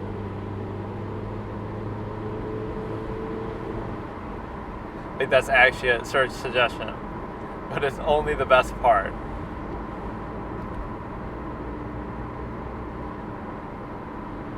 Fuck off. Now you have an ad. So yeah, let's just talk about random stuff, but I'll listen to music while I do it, which sometimes gives you some pretty good ideas. This is what's used in all those edits. I have this thing too, like maybe it's just me, or maybe a lot of songs are like that, where I can barely understand what they're saying. I could listen to them hundreds of times and I never even care about the lyrics or understand them or anything. Let me try to play a game of chess in my head, and I'll tell you what I'm thinking, so. Okay, so we go pawn to... Okay, well, let's say I'm playing as both sides, then. What would make it easier is if you try to mirror moves, like... So my first move is the king's pawn opening, so you go like pawn to...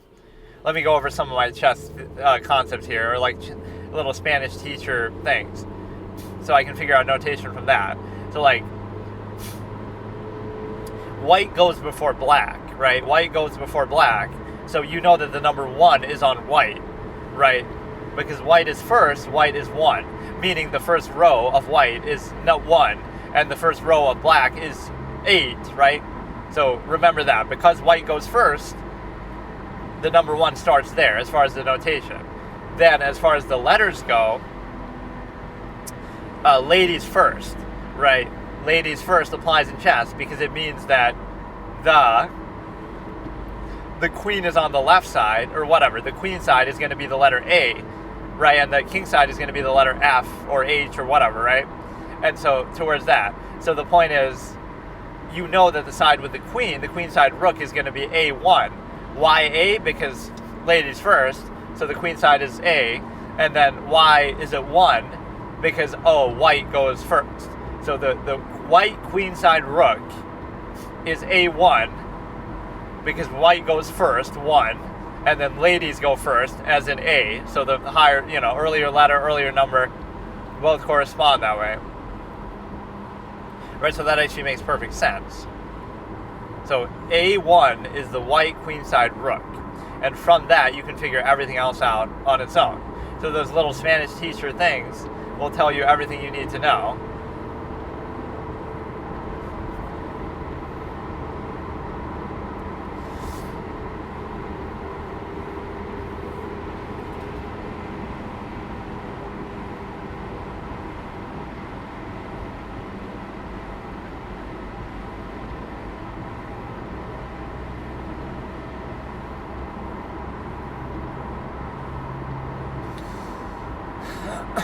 So let's try to figure it out from there.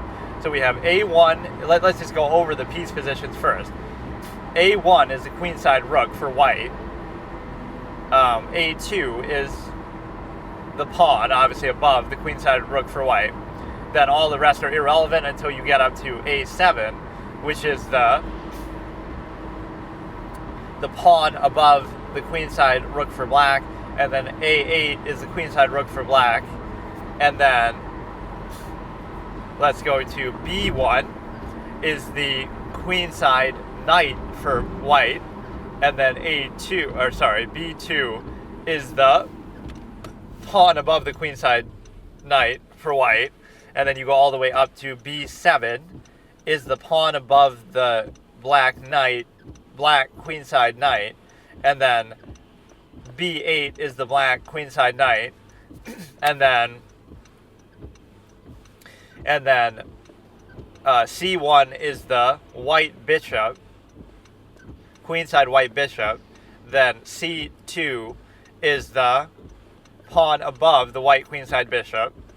Then C7 is the black pawn above the black queenside bishop.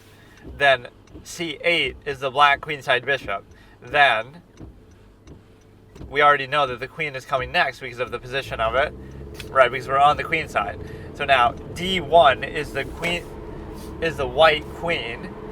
Then D2 is the pawn above the white queen. Then D7 is the black pawn is the black pawn above the black queen, and then you have d8 is the black queen, then e1 is the white queen, then e2 is the pawn above the white queen, then e7 is the black pawn above the black queen, or black king, and then d8 is e8 is the black king, then f1 is the white kingside bishop, then where am I? FG8, right? So F1 is the white queenside bishop, then F2 is the white, or kingside, white kingside bishop, and then F2 is the pawn above the white kingside bishop, then F7 is the black pawn above the black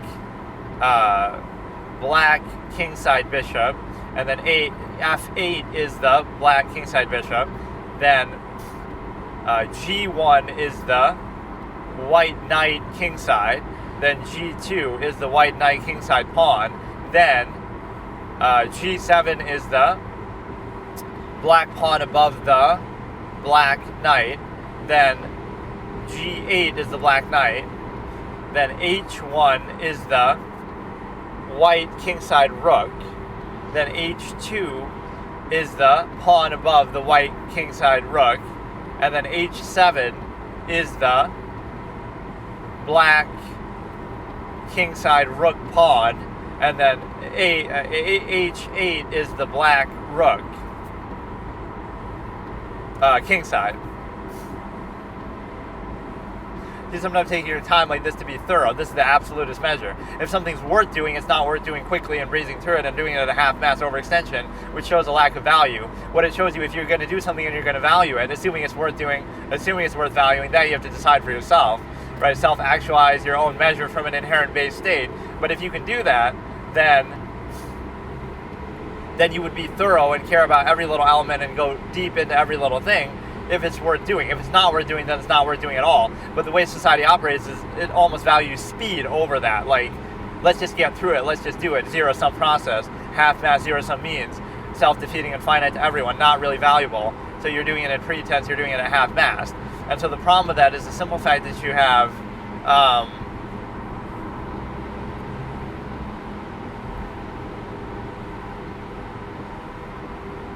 I had this mac and cheese from Walmart yesterday, and it was so good. Normally they'll have it in like these little big trays that they give you like a little portion of it, but I had it in like a container that was like fully prepared. That was actually so good. I know it had been sitting for like 5.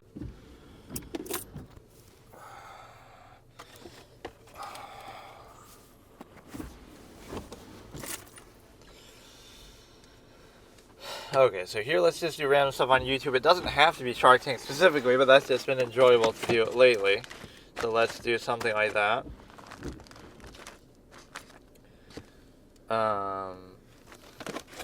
You know, I would say, oh, you should just kind of go wherever suggested stuff will take you, but the problem is that it doesn't actually do that. Like,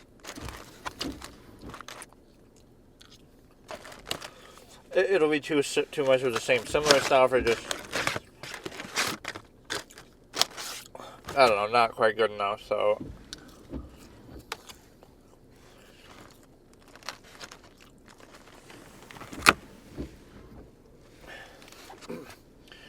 So now we have the ability to, let's look at that. Gukesh was up in Game 7 of the Chess World Championship. Game 6, I think. Or no, it is Game 7. And he failed to capitalize, so let's watch an interview here. How do you feel about Game 7? Gukesh responds, starting in 3, 2, 1.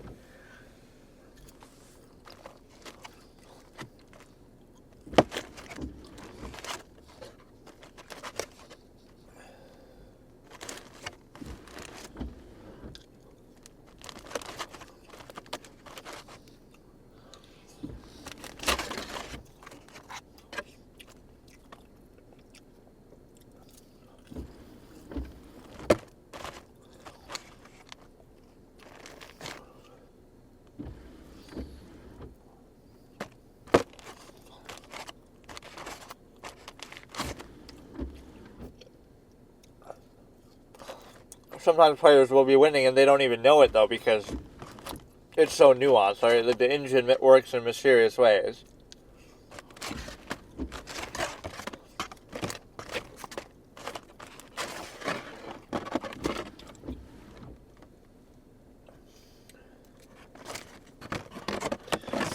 He has great discipline for his age, too, but the thing is, like, there's a fallacy, too, like, oh, the engine ruins the game or whatever, but all it does is expose the true nature of the game and makes people obsolete, the same way that technology does in general in society. Like, you know, it's not the technology's fault, like, oh, a self-checkout line or something. It just shows you how useless people are and how obsolete they are, and how a lot of undue emphasis placed on things like social contrivance is not actually valued. It just is valued in pretense as it's necessary or something. Right, so all of that goes out the window as soon as technology allows for it. And so here we have the ability to consider that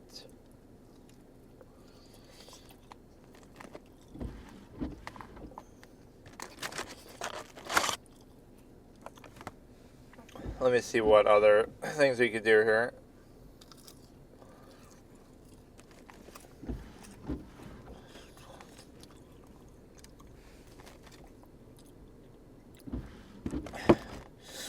I love that when I tried to play chess with my voice. I almost wouldn't mind doing that, but it's so distracting and it's so bad, too. It didn't work at all.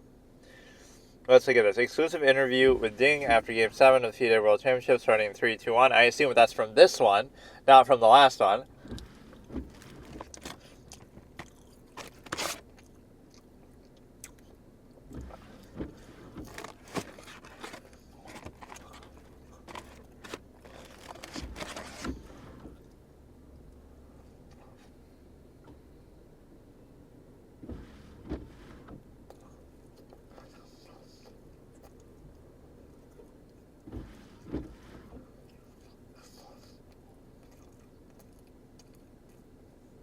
He looks kind of pissed. Or now he has to hold that cold ice cream all this time.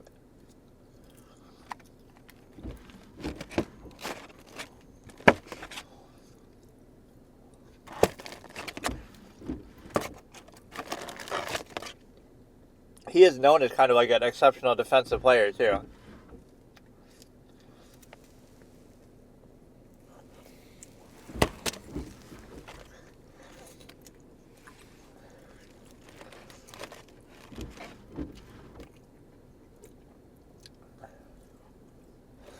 The word defending wouldn't exist without Ding. That's pretty sharp, actually.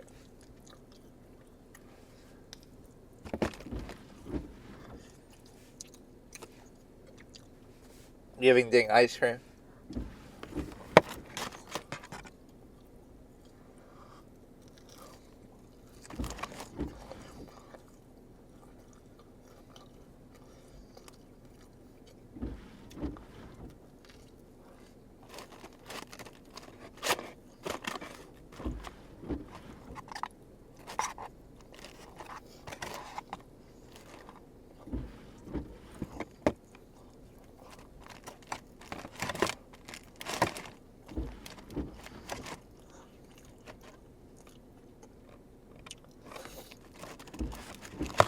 He's saying it kind of correct, right?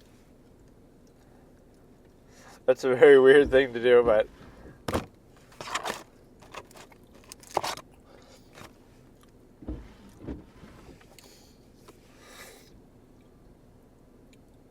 yeah, like he doesn't know or care about the Ding chilling meme.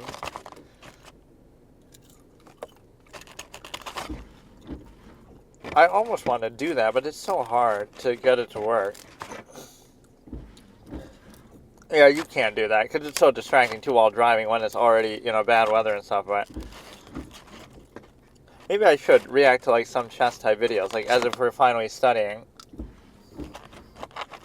Yeah, you know what? Let's do that, actually. Fuck it. It's gonna be boring as hell, though. Let's go to the originator of this. Let's watch Botez's original first videos ever.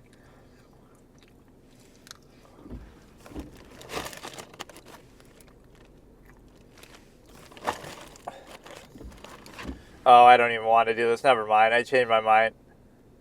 I changed my mind. I can't take it.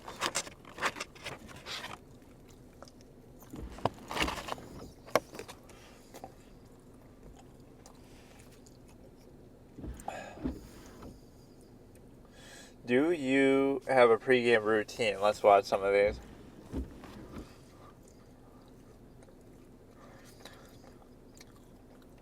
Starting in 3, 2, 1, do you have a pregame routine?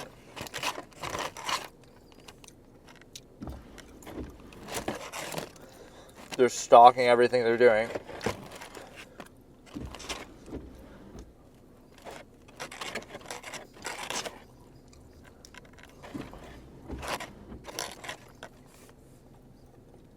Yeah, why would they want to give these things away?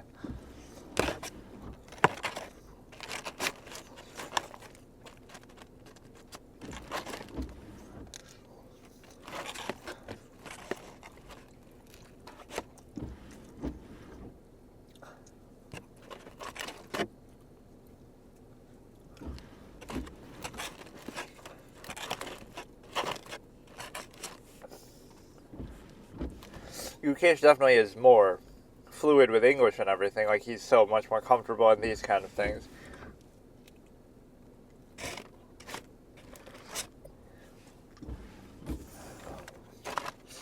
You know, who deserves the credit or the blame there?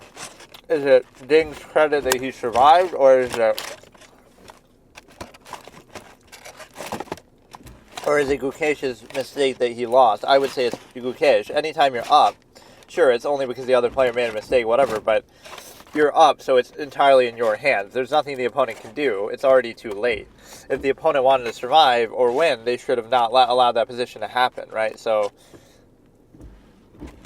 it's really Gukesh's fault, more so than it's to Ding's credit, because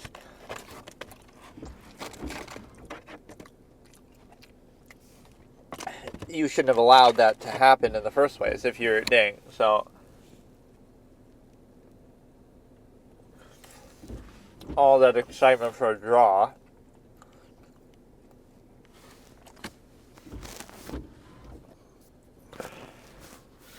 Sometimes this mic is almost too far where you might not even be able to hear it, but what is your favorite chess book? And I think he copies his answer.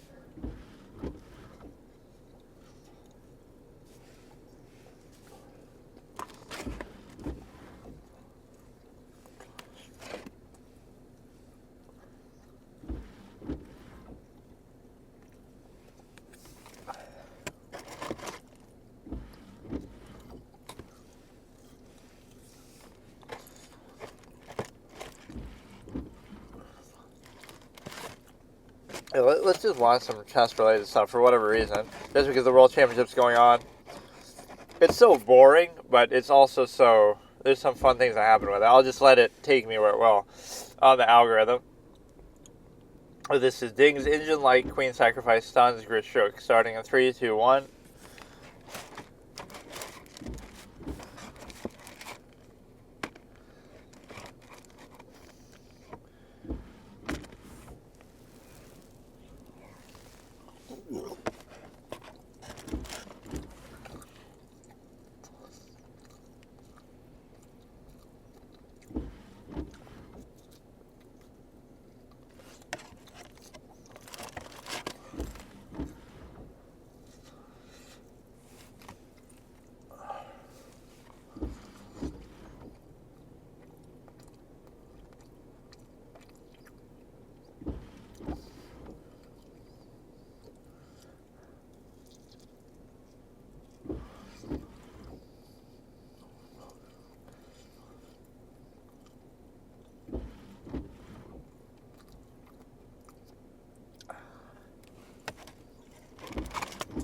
I'm so bad at understanding the notation, too.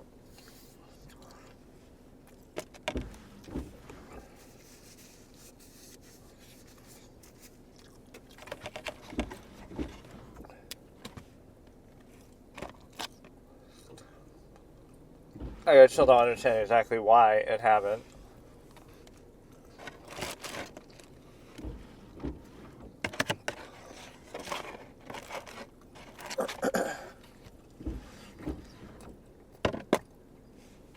You know what I guess you could do is you could play against like a bot, and then you wouldn't be worried about time, so you could just do it comfortably at your leisure.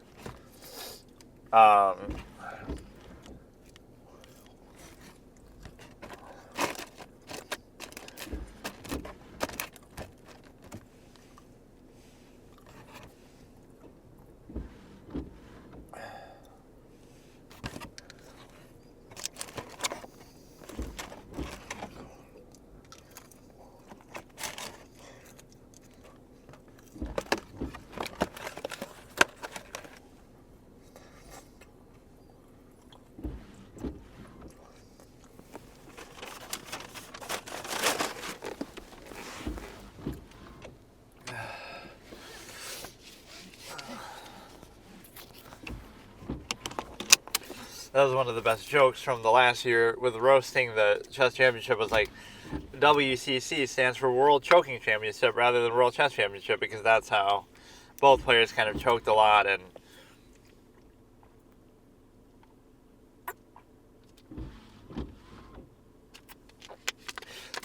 Ding would be the one I would expect that from more, but okay, so we're gonna watch. They all thought it was a draw, but then Ding plays Rook G6, starting in 3, 2, 1.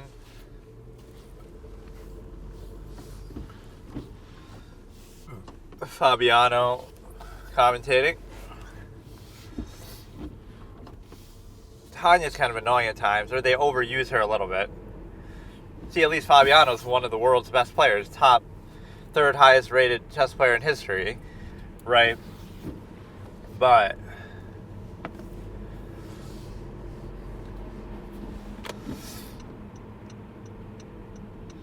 she's only like a 2400, so you're getting female privilege, you're getting special treatment because you're a woman, because it's always this like reverse feedback loop overcorrection. If it's Judith Polgar, nobody cares because she's 2700, but you're giving special treatment because women have been mistreated, blah blah blah, supposedly in the history of something. Now you give them special treatment just to almost try to make up for it, but that's also bad, because you would have said people have been mistreated throughout history because of some identity, but then you want to give them special treatment now because of that same identity to try to make up for it, instead of simply treating them as equal. So you went from not treating them as equal in a negative way to now not treating them as equal in a positive way, and so they're both bad, right? You still shouldn't do it. And then that breeds resentment the other way, like, now you're being prejudiced against them because you think they're getting special treatment, but you shouldn't be giving them special treatment. It's not that you're against them, you're against the same process, right? You're doing the same thing. Now you're mistreating other people by comparison just to try to prop them up. So you use the past to justify the present. Like, well, it's okay to give a group a special treatment because they were mistreated in the past, but now other groups are being mistreated by comparison to them. And so now it creates an endless loop process where you always do that.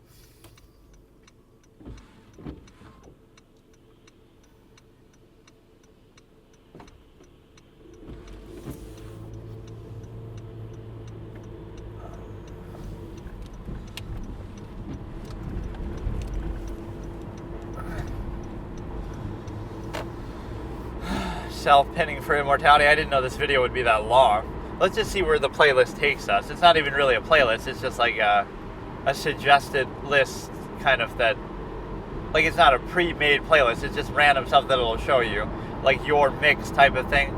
Based on the video you're watching, it'll keep suggesting stuff, which can sometimes be pretty good, but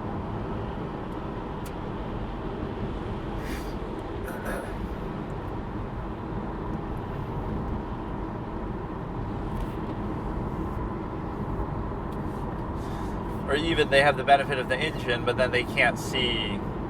They try to guess what it is.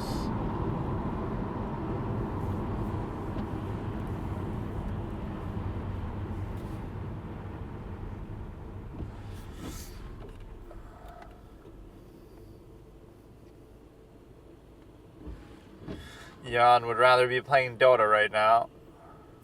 Yeah, they keep showing Elon Musk as like one of the top 20 Diablo players in the world. I don't know in what context, like some speed run type thing, but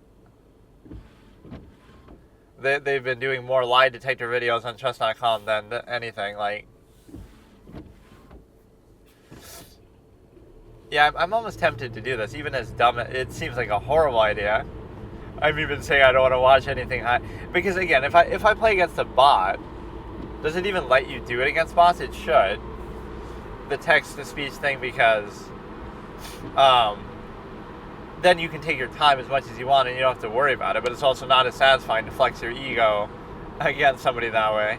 It'd be something that's easier to do if you were really better at the game, but also the functionality of this isn't always the greatest.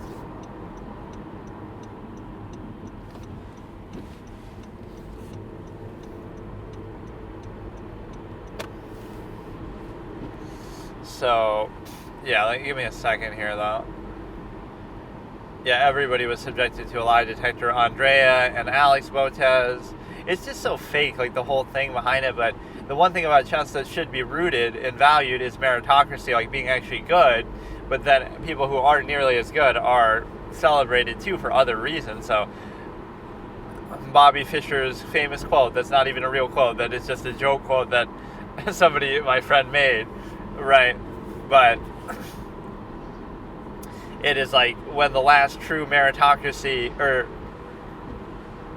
when chess, the last true meritocracy in the world, is corrupted by a cult of personality, you will know that society has fallen. Like,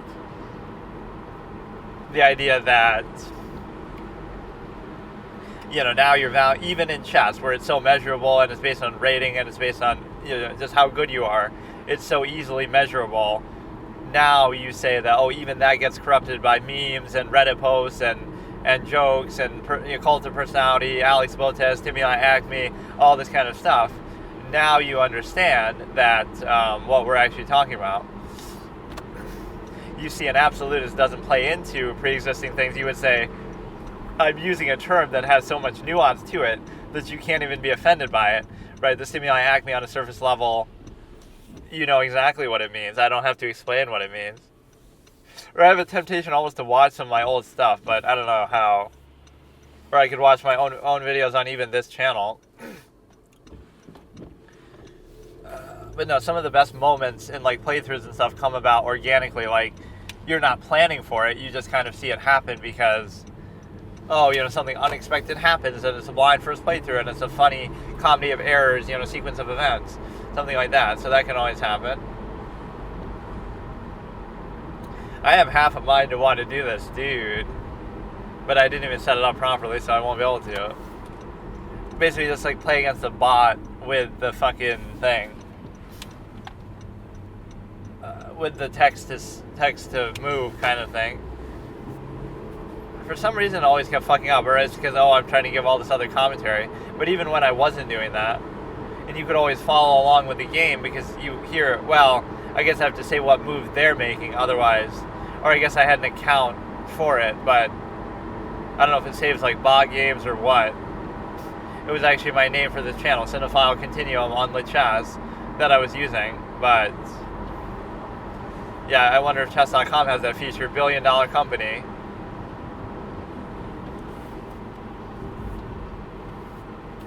That, I'm telling you, that name alone is worth, like, hundreds of millions. Just the fact that, oh, it's called chess.com, and it's like, if you know, you own that alone would be worth so much, just because it's, you look up chess, and that's the first thing that pops up, just because of the namesake. Right now, because it was actually what you're looking for or whatever, that's so valuable when you just name something on the nose what it is, like water.com or tea.com or whatever, soda.com, like something just so basic that would be valuable. It becomes sort of ubiquitous with it. Something as simple as that has tremendous value.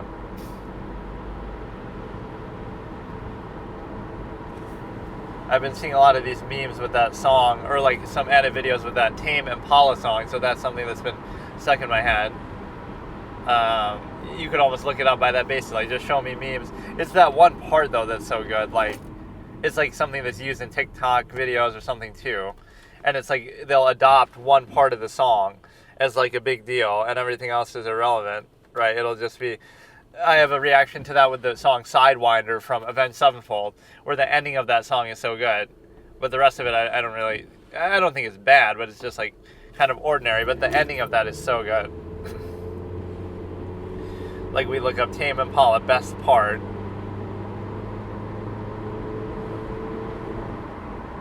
Like that's actually a search suggestion. But it's only the best part.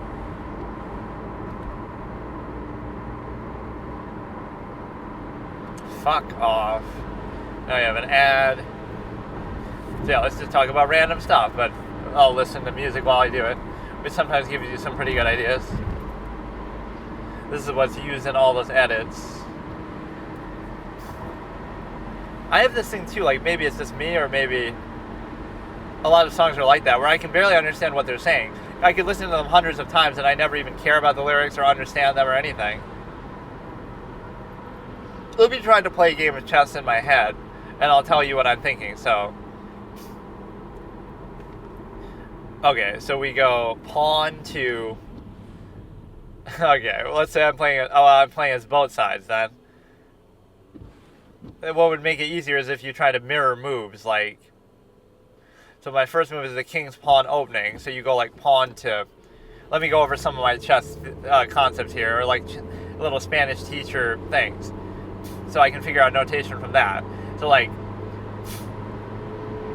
white goes before black, right? White goes before black, so you know that the number 1 is on white, right? Because white is first, white is 1, meaning the first row of white is 1, and the first row of black is 8, right? So remember that, because white goes first, the number 1 starts there as far as the notation. Then as far as the letters go, ladies first, right? Ladies first applies in chess because it means that the queen is on the left side, or whatever. The queen side is going to be the letter A, right? And the king side is going to be the letter F or H or whatever, right? And so towards that. So the point is, you know that the side with the queen side rook, is going to be A1. Why A? Because ladies first, so the queen side is A, and then why is it 1? Because, white goes first. So the white queenside rook is A1 because white goes first, 1, and then ladies go first, as in A. So the higher, earlier letter, earlier number, both correspond that way. Right, so that actually makes perfect sense. So A1 is the white queenside rook. And from that, you can figure everything else out on its own. So those little Spanish teacher things will tell you everything you need to know.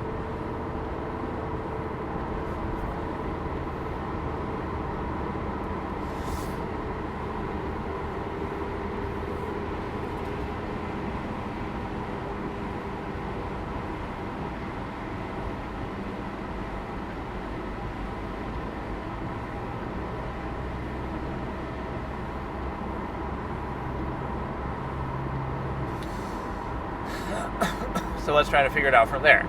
So we have A1, let's just go over the piece positions first. A1 is the queenside rook for white. A2 is the pawn, obviously above the queenside rook for white. Then all the rest are irrelevant until you get up to A7, which is the pawn above the queenside rook for black. And then A8 is the queenside rook for black. And then let's go to B1 is the queenside knight for white, and then B2 is the pawn above the queenside knight for white, and then you go all the way up to B7 is the pawn above the black queenside knight, and then B8 is the black queenside knight, and then C1 is the white bishop, queenside white bishop. Then C2 is the pawn above the white queenside bishop. Then C7 is the black pawn above the black queenside bishop. Then C8 is the black queenside bishop. Then we already know that the queen is coming next because of the position of it. Right, because we're on the queen side. So now D1 is the white queen. Then D2 is the pawn above the white queen.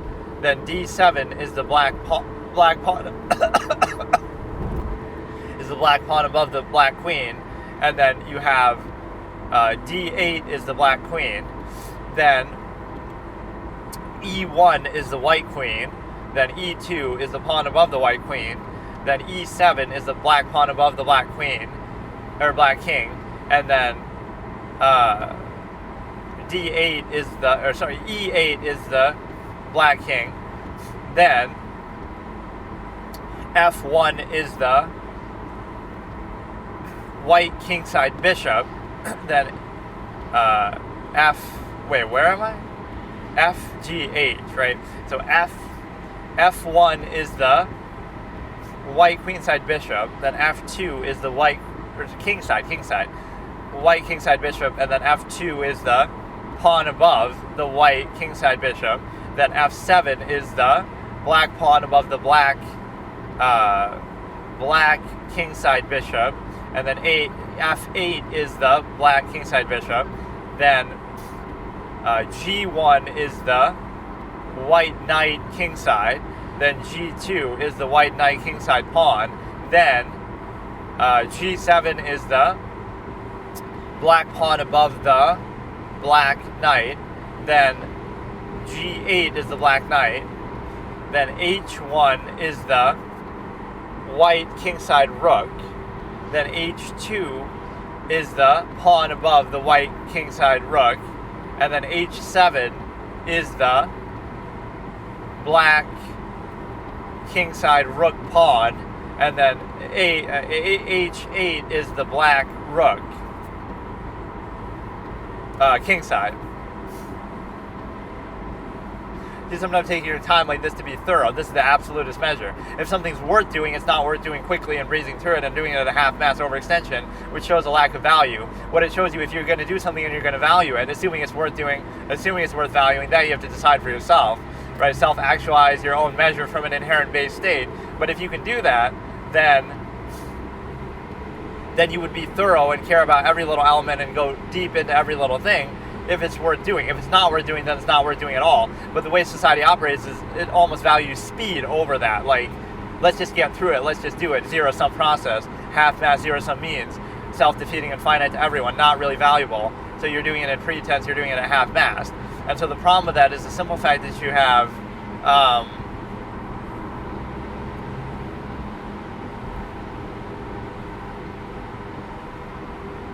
I had this mac and cheese from Walmart yesterday, and it was so good. Normally they'll have it in like these little big trays that they give you like a little portion of it, but I had it in like a container that was like fully prepared. That was actually so good. I know it had been sitting for like 5 hours because I was in my car that I was driving and doing stuff, but it was still so good. I mean, you probably shouldn't do that, but it make you sick. I always would do that, like, oh, don't leave food out for more than 2 hours, but I would leave it out for like 7 hours and I would still eat it, like chicken and stuff from fast food, and it would still be fine. But you probably shouldn't do that. So yeah, what I was saying is an absolutist tendency would be you would always value something fully, and you would go deep into it rather than, oh no, let's hurry up, let's do it efficiently, let's do it quickly rather than efficiently, and let's just breeze through it and get it over with. But that shows you a lack of value inherently to what you're doing. So kind of like less is more. Do something of value that you have conviction and belief in, rather than let's just overextend all these things together and mishmash them and suffer from a half-mass conflict of contrivance, because we're not really aware of our inherent tendencies or base, and we're just human functions, indoctrinated, reactionary. So you would be more minimalistic, but you would fully appreciate and experience everything, rather than, oh, you get to experience more as part of some sort of externality sense that, like, you're almost trying to overcompensate, but you're not really invested or fully appreciating. It's all just like, do it just to get it over with, and you can never fully be invested in anything. So now let's start the game. So E2 is the kingside pawn, F is the queen, E is the king. It's a thorough approach. Right? An absolutist doesn't just do things, they would do them fully. They would commit. Either do it fully or don't do it at all. Right? And then, of course, it comes down to ability within that, but we sometimes treat that as a granted. Like, just do it and then assume the ability is a baseline, not that you can improve it or that it's a result of other things. You treat it as an inherent base. This is a fallacy like in school, right? People say, oh, I'm just not good at math, I'm just not smart. But if you really want it to be, It's ability and will. Like, if you really wanted to be good, you could study, you could think harder about it, but you just assume, like, your baseline state is all you have. Like, you are what you are, and that's it. But there's a human variable that you don't think the smart kid is a result of them being a choice and being a nerd. You think it's easy. You think it just comes to people that they don't put effort into. Like, Magnus Carlsen is the world's best chess player, but it's not just because he's naturally that good. He maybe studied harder than everybody else and worked harder and, this and that, in addition to being obviously gifted. But that has a lot to do with it too, is the right circumstance, but the right effort is necessary, common denominator. So you have a situation where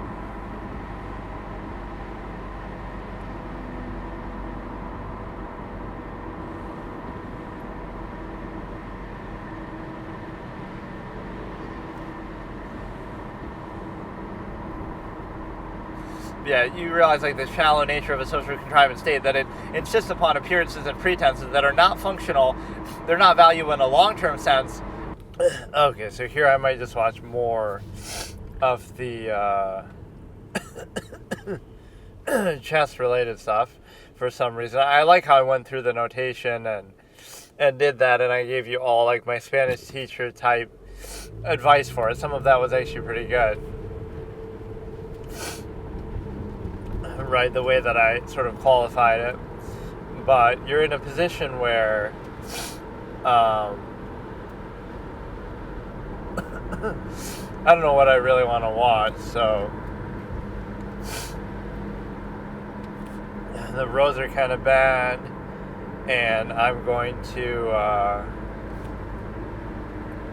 people keep spamming this ding chilling meme, which is obviously just based on John Cena's Bing chilling, which I think it just means ice cream in Chinese, but I don't know exactly, which almost doesn't make sense, because that doesn't sound like, the Chinese word for ice cream. That sounds like a parody of it, like, it's chilling, which means, cold, and in English, chilling is not a Chinese word, so I don't know why that would be called, unless it's like a brand of it, or I don't know. But he says it like a few times in that clip, like he's promoting Fast and Furious 5 or something, or some newer one or whatever. He's promoting some movie, and he keeps saying it over and over, Bing chilling, Bing chilling, Bing chilling. But he does speak Chinese, so he's kind of showing off. And I like that moment where Mark Zuckerberg, top 10 anime betrayal moments, plot twist moments in anime. Mark Zuckerberg comes out and starts speaking Chinese when he's at like a seminar in China, and everybody's so happy and cheering and going crazy. And of course his wife is Chinese, some sort of Chinese spy, surely Priscilla or something. Priscilla Chan, or maybe I'm getting something wrong, but yeah, the reality is that I didn't really have time these last couple days to try to reorient myself, but I'm enjoying this, but like I gotta be a little more structured. So we gotta find a movie that starts with the letter E, and then we gotta watch that, and then we gotta watch Monk episode 6. And before I watch Monk episode 6, I should recap on the character point system up till episode 5. It'll generally be that Sharona and the captain are pretty much at 0 because they have a good moment and a bad moment, and Monk is probably at like a +2, but I'll try to go through and skim through the scenes and figure that out. So, yeah, Biden's getting clowned because he was able to pardon his son. They're doing exactly the kind of things they would kill Trump for if he did them. But, you know, it's just...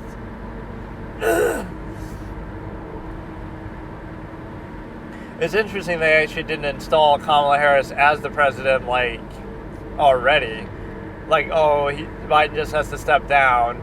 It was one thing to run the campaign. I thought that's almost how they would do it. Like a year in, terrorists would just take over. And then, anything negative you say, it's because she's a woman, so you're a misogynist or whatever, sexist. And now you use that as a card, but...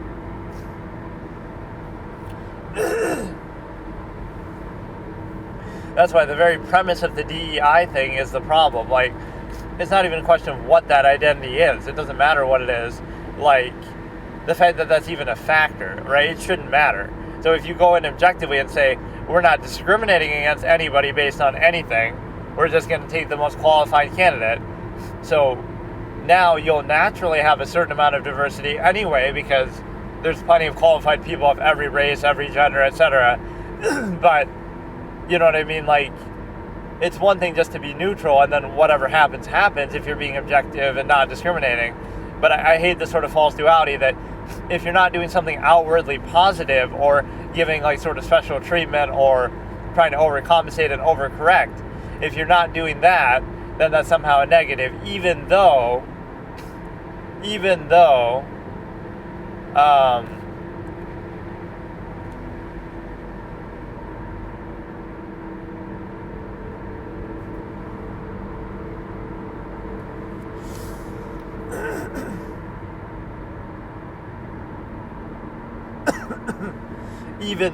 like, I forgot.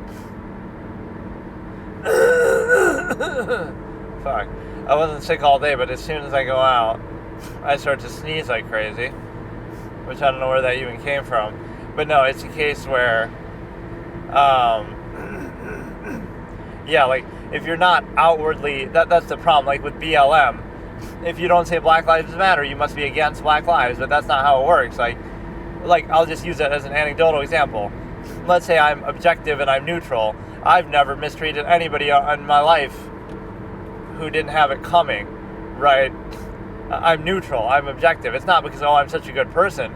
It's because I don't care. The only basis on which I might be disrespectful or mistreat somebody would be just the fact that they're a human being. Not about their particular race or identity, but because of the human race, that human beings are inherently flawed and stupid and pathetic. Hypothetically, that would be an objective perspective, not that it's about any specification therein. So you're doing a disservice. To the extent that I might disrespect somebody, it would be based on their actions or their ability or lack thereof, because, the old expression, human beings only use 10% of their brain and stuff like that. That's exactly the reality. Even of that 10%, they probably only use 1%. People are pathetic, worthless creatures from this objective, absolutist perspective. So you wouldn't care about, it's because of the gender, because of the race. That's insignificant. Again, not because you're so open-minded and nice or whatever, but because you're neutral. You don't care about those things. They don't have any impact. Chances are you're a pathetic, worthless person, but that's just because you're a human being, and that's just how human beings are, and we should strive to some higher standard that we live up to, even though we should strive for a higher standard, even though, we're all in a mediocre half-mast state. So that's a different standard than simply saying, let's try to be the best we can and realize our flaws and be self-aware and self-critical and objective. But the reality is that you have the ability to consider that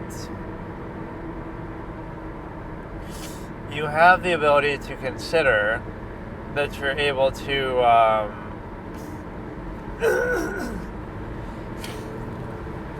unless you're actively outwardly doing something to overcorrect, right now you're somehow part of the problem, but you're not, right? Somebody could say that, like, I've never mistreated anybody in my whole life based on anything other than their actions. I've only ever judged people in terms of their actions or their behavior or their, inherent state of being, like being a human being, not about any particular race or any particular gender or anything like that, right? That would be the criteria. So, like, how can you say that? How can you say, I owe it to somebody, or you got to victimize and say, Black Lives Matter? No. You've never behaved in a way inconsistent with that idea. You've never hurt anybody. You've never killed anybody. You've never done anything against anybody. You've always just been neutral and objective and fair, right? So suppose you're that ordinary person there, and you're doing that. Now all of a sudden you say, well, the fallacy to that is inherent anyway, like, all lives matter is somehow controversial, as if it should be. Like, again, it's taking something with good intention, but you go too far. Like, the average person isn't against anybody like that. Like, we want everybody to just die or suffer or whatever, right? Most people aren't like that.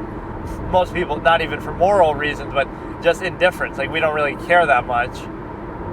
Just live and let live. We don't really give a shit. But at some point,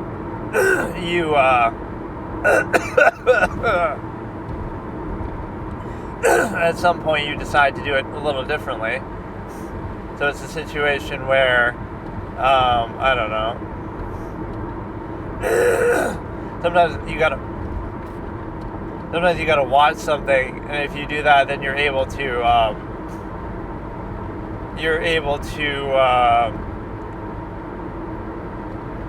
there's a deer sighting.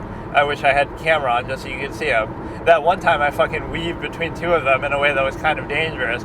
I was going like 60 and I'm kind of not paying attention, and I see two deer and I just go right the fuck through them, in between them. I didn't even slow down or nothing. I'm like, fuck it, dude. Because really, hitting one isn't going to, it's not going to cause you to crash unless you make it. Just hit it and just keep going. Don't worry about it, right? It might damage your car a little bit, but like generally, you can afford to hit a deer and it won't cause you to crash out. Now, your reaction to hitting the deer might, like, oh, if I brake or try to avoid it. But if you just keep going right straight through it, right, a deer is nothing compared to a car, so it's not going to cause you to, it's not going to cause a problem. Or yeah, a cop's going to pull you over, you got blood all over the thing. It's like fucking, bro, I just hit a deer, which is a legitimate excuse that you could possibly use. What are they going to do, test the blood right there, or have some way to be able to tell whether it's human blood or not? So yeah, when I watch stuff I don't talk as much, although I do talk quite a bit, which people might find annoying, but I find it fine because that's the point of this, right? The point of this isn't to, oh, let me just play the content and, let you watch that, even if I was showing it. No, the point is my commentary, whether good or bad or whatever. So that's what it's about, right? It's not about anything else. Like, you've already seen the movie or the show or whatever, or it already speaks for itself. So there's nothing to consider besides the fact that you're able to do this. Just do it straight up and don't even worry about it. And so, if you want to watch the show without commentary, just watch the show without commentary. You know what I mean? Part of it is like, you could recap at the end, but I kind of don't even want to do that. I want to give a running commentary, because then it's like a review, which I've done those enough in the past. This is meant to be a visceral reaction right when you're watching it, as soon as you're watching it, all the way through. And of course, you'll give some other takes too, but it's more in-depth still than most people, though, because they'll just give like a baseline reaction, like, oh, look at this interesting thing that just happened, but they won't really analyze it. I tend to give pretty a little deeper takes, or at least like ongoing things, like this is a pattern, this is a character point system, this is a some larger process at work here, character point system, character trend, character trope, anything of the sort. So let me try to watch something, but now I don't know actually what to watch. I should always decide this before I start driving. Yeah, I was playing that game of chess in my head, basically. We could recap from the position we were at, but at that point in the game I was actually kind of a little stuck at what to do next, because our development is done, and so now I'm not really sure what to do. Not that I know opening so well, but I'm kind of comfortable at least developing and playing it safe and stuff like that. And of course I played basically identically as Black and White. The roads actually aren't bad here, but in the morning they were kind of bad because people were, like, they're not ready for it. This is like the first snow of the season, so they feel like they're able to... Yeah, did you know some places use sand? Instead of salt, they use sand because they're too cheap to afford salt or something, right, to basically sand the roads instead of salt the roads. Which I don't know how well that really works, but...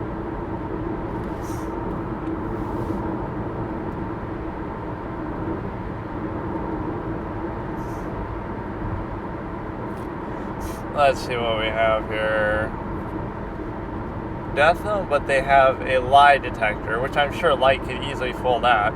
I love that scene in Psych where Sean fools the lie detector and inadvertently uses it to confess his love for Jules. I wonder how that show ends. Like, do they get married or what? Maggie Lawson and James Roday. I know I've seen her in other things, I just can't remember what.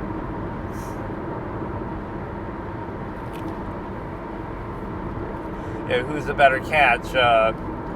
Juliet O'Hara or... that's all they ever call her too, or Lassiter calls her O'Hara. I kind of hate Lassiter a little bit at the beginning. He's so annoying. Like, he's one of those adversarial characters that I keep comparing to in Monk, like the Captain, but the Captain's actually fair. Even though he was a little bit unfair in the last episode by not letting Monk get his badge back, I like the fact that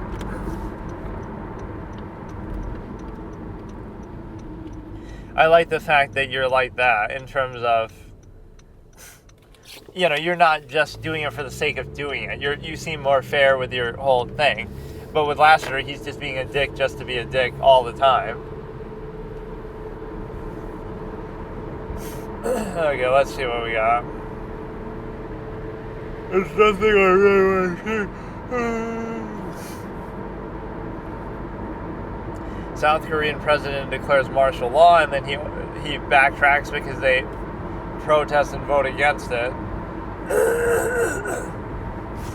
Perfect time for North Korea to attack, am I right? So now we have a situation where I really can't find anything to watch.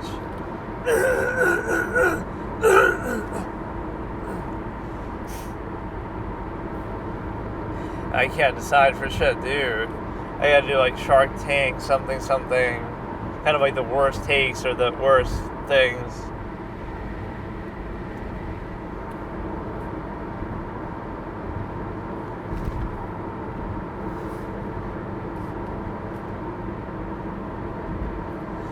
Scott Jordan is pretty funny. He tells the Sharks they're out.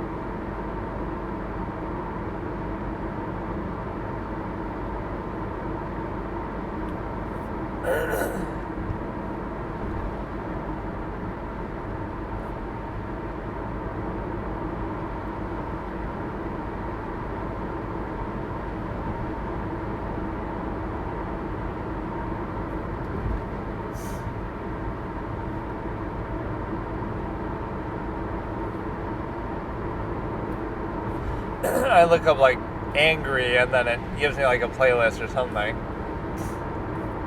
So let's see. Top 3 biggest fights, but then it doesn't really do that right because the fights are like the same ones we keep seeing over and over, like Scully and stuff. Let's just do it anyway. But I hate this because I can't decide what I want to watch. I was almost hoping it would be something that isn't Shark Tank, because I've seen kind of too much of that lately, but I can't be picky when I can barely navigate this shit. I'll watch this yet again. Fuck it. Shark Tank top 3 biggest fights starting 3, 2, 1. So it's gonna be Scully and this and that. Lulu Bang. Maybe this is a different video actually. I don't remember Lulu Bang. I remember Chris Saka and fucking Mark fight over something, some door company tour or something.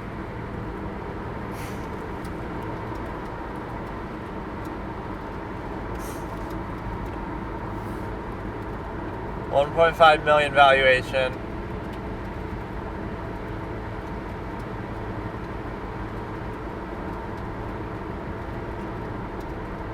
Robert Cringe.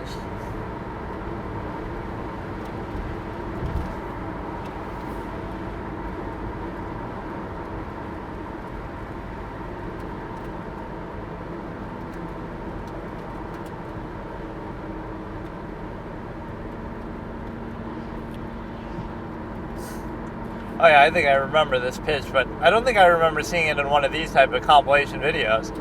So maybe this is a different video, which would be nice.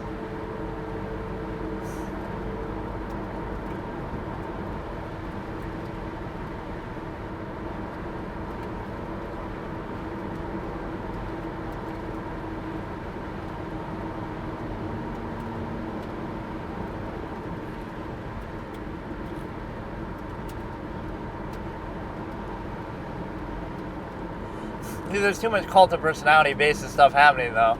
I don't care about the person, I care about the product. I'd be more like Kevin, although not as charismatic and funny and witty because he's a genius.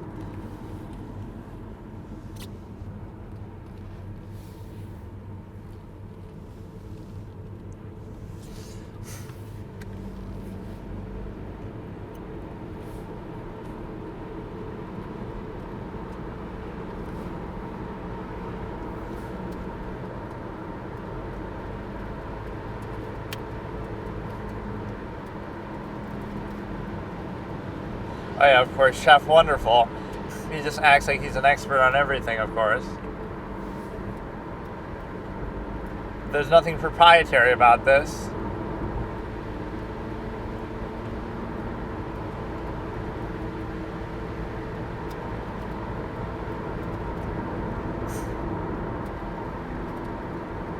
Nobody can do it like us because we do it with love and this and that. And like, come on, bro. Come on, sis. I don't believe in products like that either. Like, oh, we have a good recipe, we have a good, like, who cares? I like the marketing, branding behind it, because people are stupid for stuff like that, but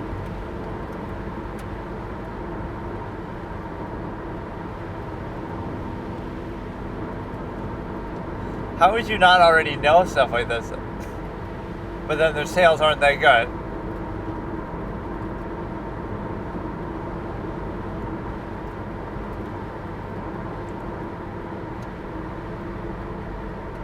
Oh, here we go. You're getting special treatment.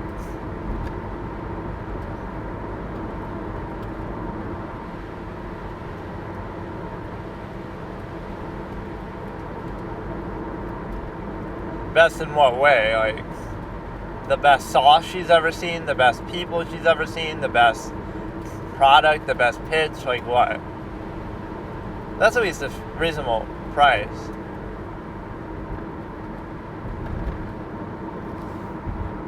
That's not really that much at 170 stores. Or maybe it is because they're so cheap. Now we got an ad.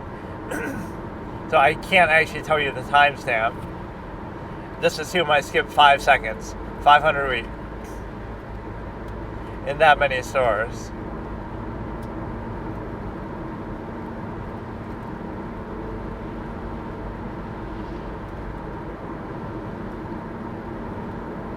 Damon did that quick head math. Yeah, so you've already had the chance.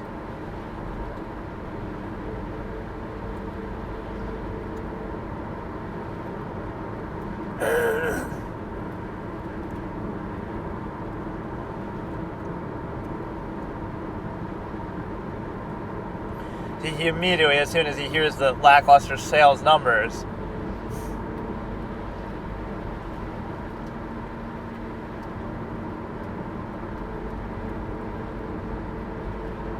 Laura's attacking him.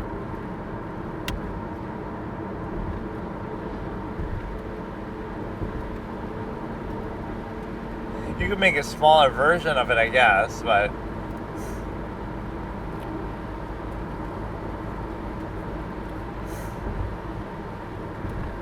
oh, here we go. They're going to get special treatment because they're women of color, or strong, independent women of color. Oh, he fucked over Bubba. He fucked them over. He scammed them.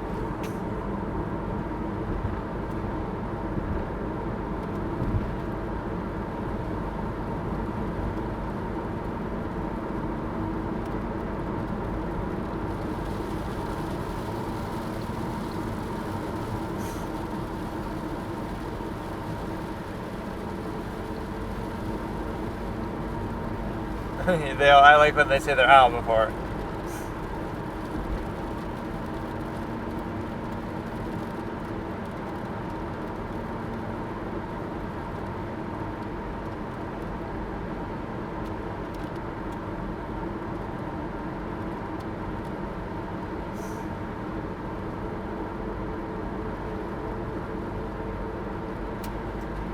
That makes you look really bad. You know, you're selling 2 bottles a week. Like, what kind of shit is that?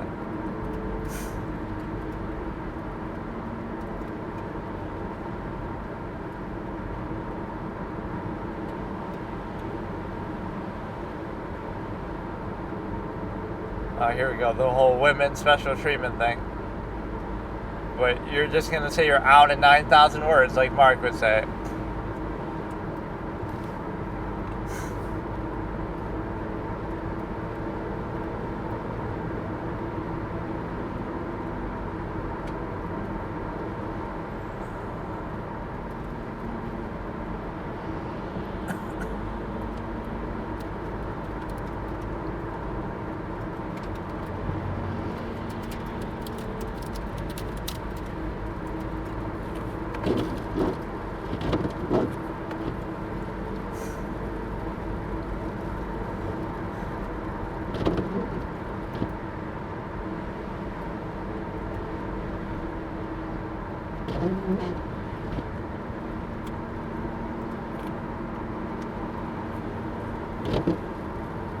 Yeah, like, wouldn't Walmart just say fuck it then? You know how competitive it is to get into Walmart? It's impressive, but it's also disappointing. How patient would Walmart be with that? That wasn't even a fight. What do you mean? What's the fight? Where's the fight? Maybe after. You get a good amount of publicity for it. Find it at your local Walmart today. Let me guess, it's Southern Walmart's because it's only $170.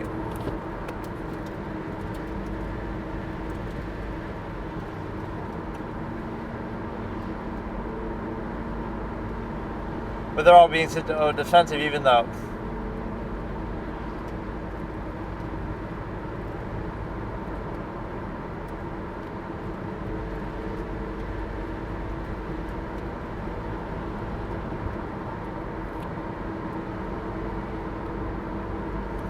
Yeah, I like the way Kevin approaches it.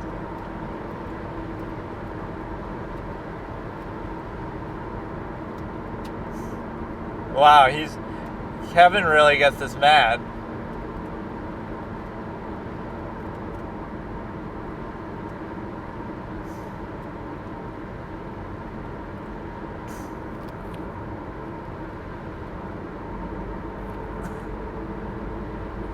Yeah, maybe you should, like the little post-it note chick, maybe you should just give up.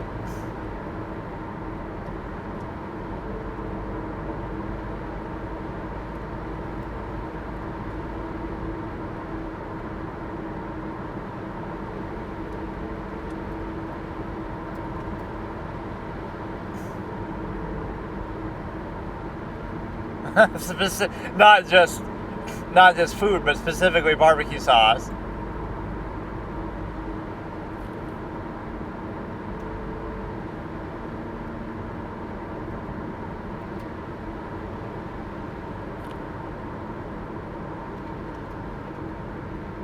So you're saying, oh, it's good for her, but you never say that with any other product in the tank, like, oh, it's good for you, it's a nice business for you, but that's not what the tank is about. But see, even when he's being harsh like that, he's right, or he's like, he doesn't do it in like a hostile way, he does it in like a sarcastic way, or it's kind of hard to explain, like a witty way. He doesn't feel like mean. Oh, here we go, here's the tour fight.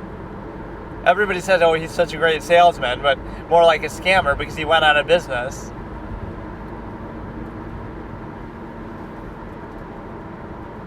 So you would think Barbara would be the one to judge most heavily here, but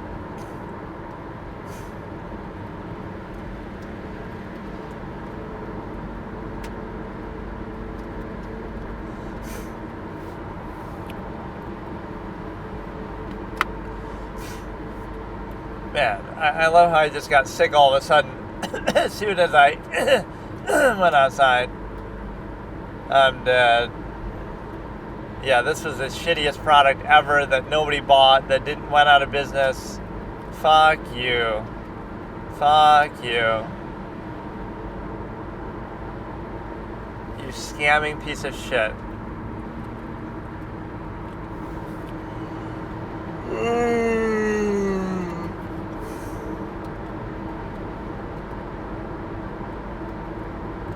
Chris gets so mad he would just create his own product to do this himself.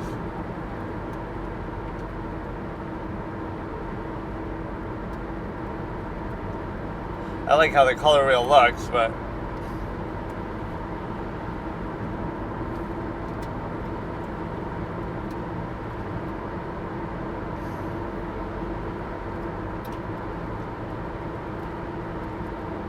a good demonstration, but it's like, okay, now we have like another 5-second delay, I think. Skip that. There you go. Give it a second. I mean, it's a cool thing, but first of all, it doesn't have to just be for these uses. See, if a guy said that to a girl, nice dress, nice this, it's sexual harassment, or women get away with a lot of things like that.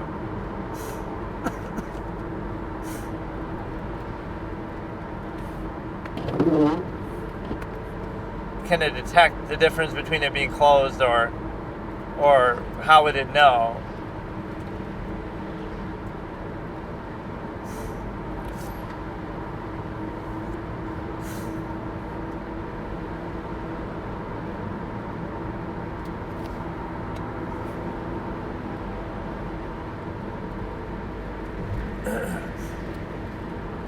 He sold none and he never sells any because he's a clown.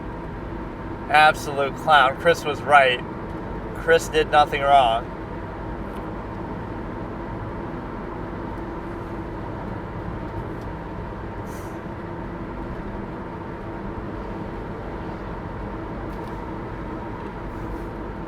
They're expensive as hell too.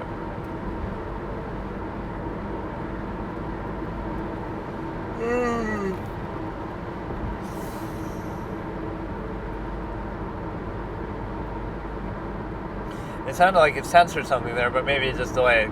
I flipped my first.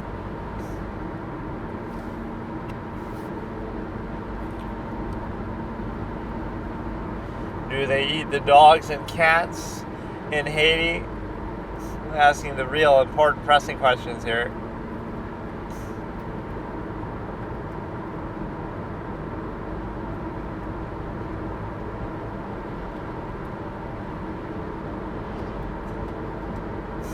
Or I should try to assess. Yeah, that's a fun mini game to do.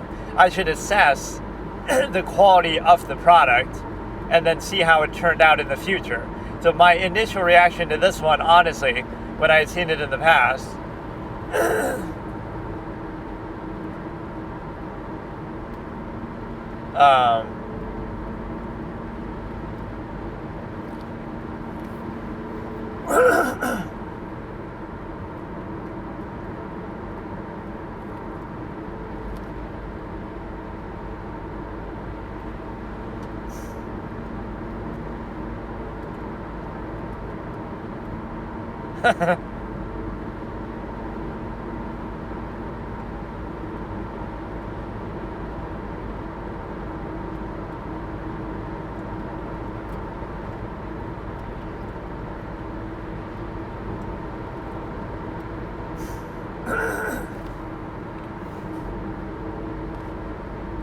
top 10 longest verses in rap history here. But no, like, I should judge the product and then see if I'm right with the prediction. So when I first saw this, I would say it's a pretty bad product, and I would have been right. I wasn't convinced by this.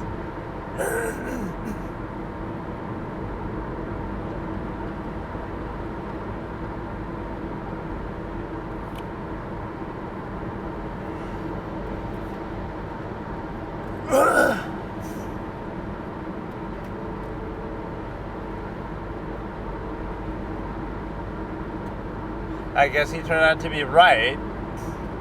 And a lot of the time these people back out of the deals anyway, but...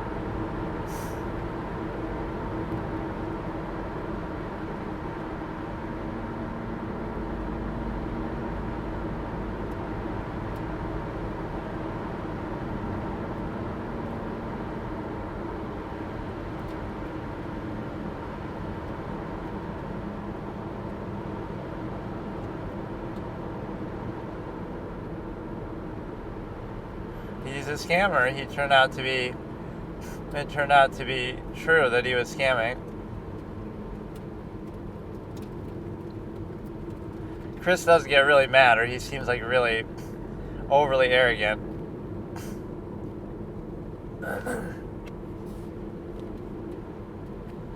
Oh shit, it got really bad all of a sudden. Fuck me.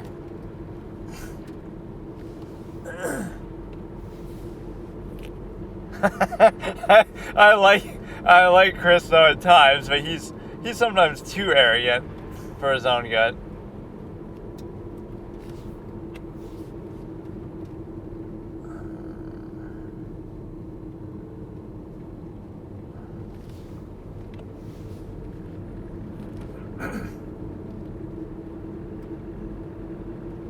She says all this to say she goes out. You're the best salesman ever.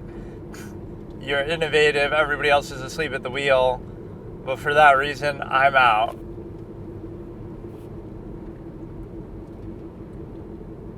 But that Eddie Warbucks ended up being right. So we got like another 5-second delay here. And so skip ad.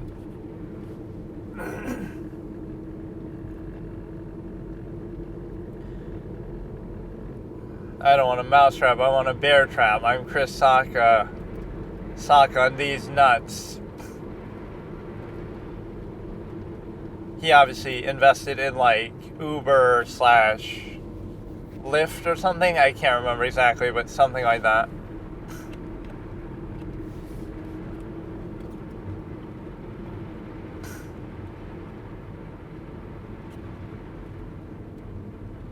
Kevin seems to make an offer on like every single thing ever, like, and he often doesn't get the deal, but it's like there's some obligation in his contract. I figured it out. They make him make an offer just for the fuck of it, even if it's unreasonable and nobody takes it. Like imagine if you took every single one of Kevin's deals, he'd be invested in like every single product ever. How do you even keep track of that shit? Like, that's way too much. It sounded like it was going to play the celebration music.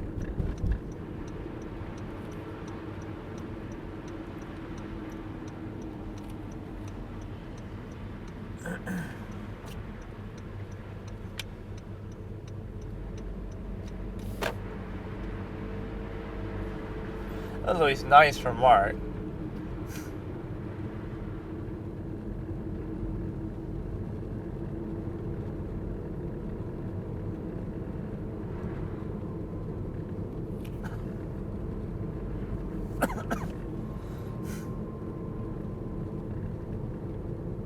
Which, oh, you're the best salesman? Yeah. Keep fluffing him up.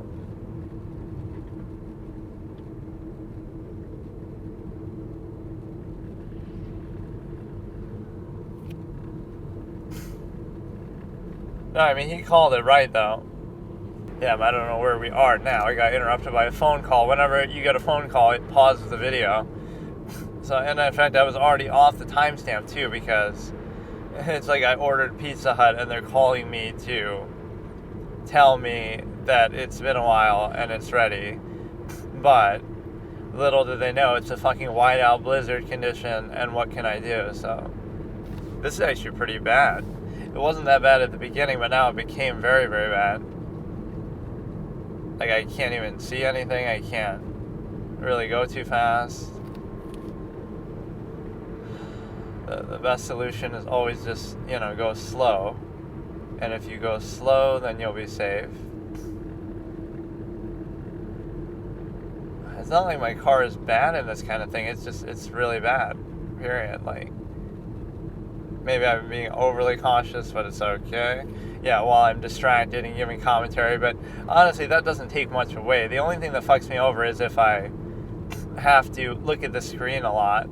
And the way that you look at the screen a lot is if you decide to, you're watching like a show or a movie and it's super involved and you might have to look, or you're doing something like playing a game of chess and then you have to look for that reason, but typically it's not that important, and so you can typically just go off the audio alone is enough to tell you the story, basically. Or, on these kind of roads maybe it's bad, but then when you get into a town it'll be better. I don't know. I like how when you go from high beams to low beam too, it like changes the whole coloration. It goes from like a light blue to like something else, like more orange. Like it doesn't just make it brighter, it makes things look like a different color too.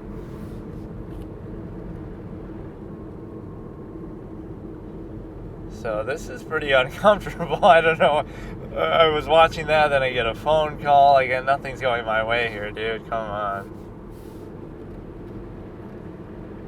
Or, when it's so bad, you lose track of even where you are. Like, I'm on a familiar route, but I have no idea where I am right now. Oh, shit.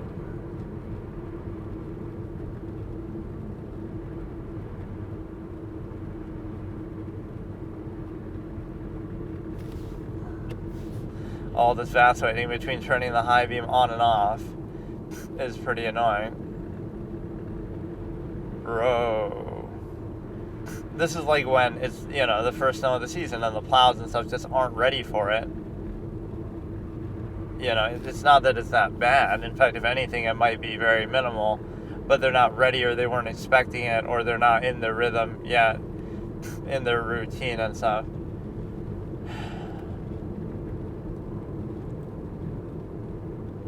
At this speed, even if something was to go wrong, right, it wouldn't be that big of a deal. That's the beauty of it.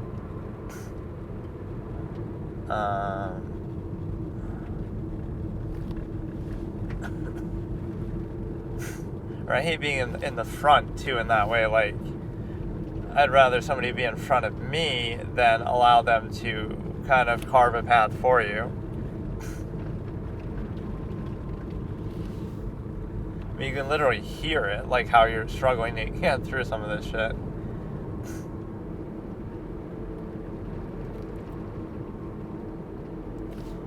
Oh god. I love it. You count how many times if you can hear it. I turn my headlights on to off to on to off. I can't even fuck with the video. Let's just do this nervous ASMR driving in a whiteout. I honestly can't even place exactly where I am. I think I know, but what the fuck is going on?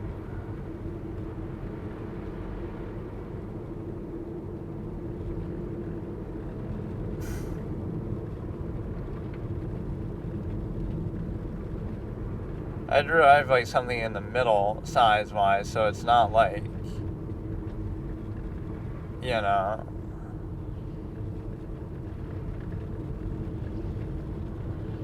it's not huge like a big truck, but it's not small like a small car. So it should hold up almost better than what we're seeing here. This is almost a little weird.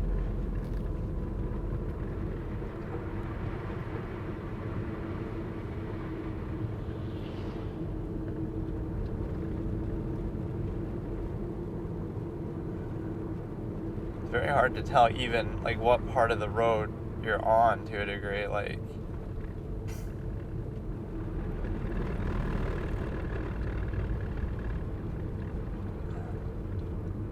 the fuck is going on?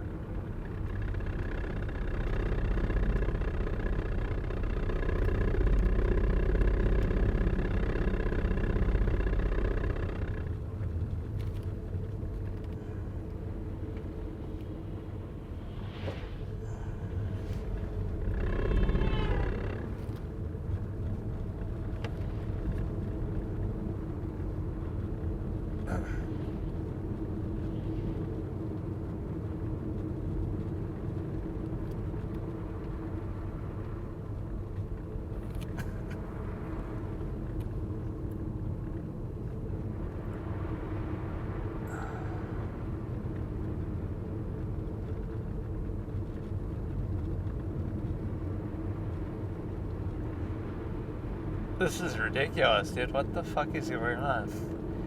I've driven in like really bad things, but again, it's just early in the season, so I guess the plows and stuff aren't in rhythm to deal with it. Holy shit, this is stupid as fuck. Okay, so now here it's getting a little better.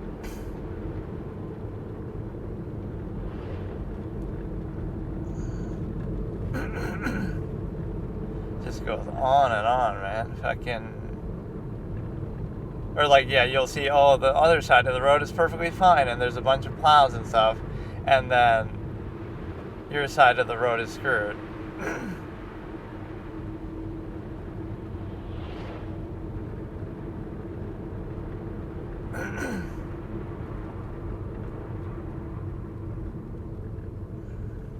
That one section was insanely bad. I had to go like almost into the other lane, where it seemed like I was off the road, but I wasn't. It was just that bad on the road. This would be a good time to have a camera or video. You know, like some sort of peephole, little tiny camera to fucking effectively do face cam or whatever. Not really face cam, but like, I don't know.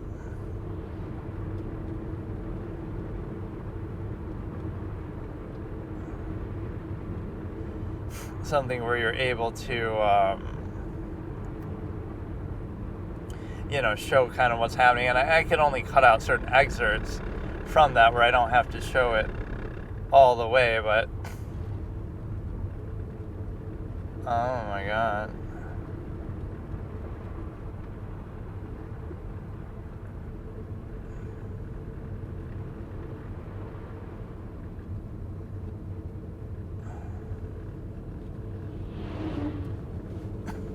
Yeah, a plow goes right by you, but they're on the other side of the road, or there could be one in front of me, but it doesn't feel like there was because of how bad this is.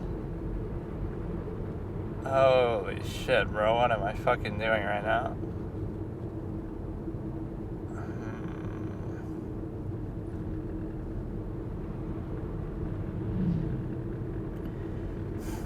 Like, this should be good now because you're in, like, a fucking town, like I was saying. Why is this so bad still? It's not even snowing now. Like, it's done. But I guess you're going right as it happened, so there's only so much they can do to keep up with it.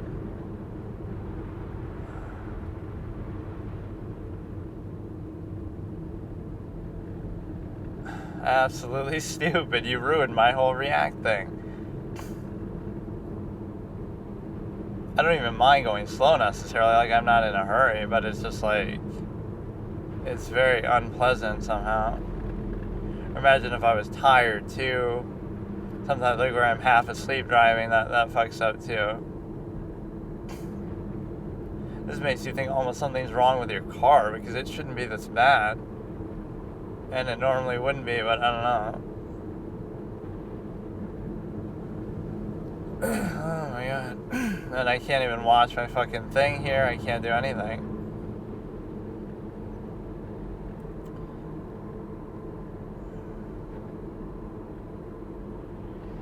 And then anytime you're braking, it's impossible too, because you'll get, you're better off just like slowing down 100 to 0, like, slow down all the way, don't even try to brake because you'll get fucked over.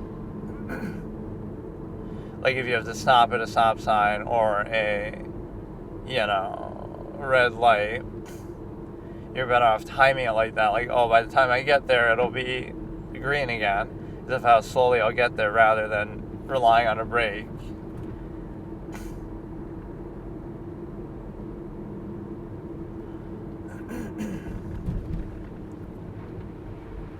Right, when you suddenly, yeah, see, I just did that actually too. I timed it in such a way that I didn't have to brake, so I can just keep going, even, as the light was red, so now it's green.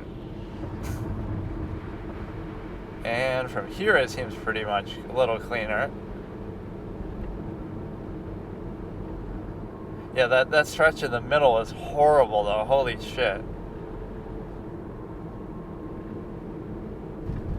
Maybe this route isn't going to be the best in the winter. Although I think I did it last winter just fine, but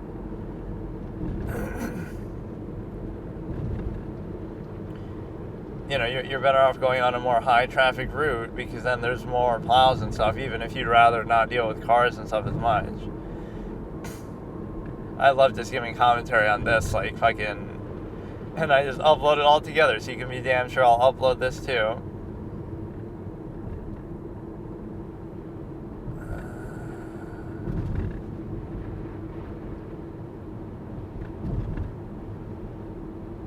Or imagine doing like Uber or some shit in this scenario. This would be but you have like a nice sexy truck and you don't have to worry about anything, right, with snow tires and stuff. That would be the whole benefit there. But other than that, okay, now here I will probably have to brake, come to think of it, which may or may not be easy to do.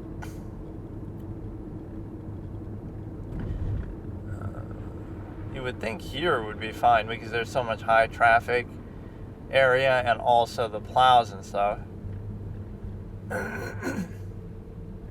Right, so this doesn't feel quite as bad. Or like you never want to brake all the way, like brake a little at a time.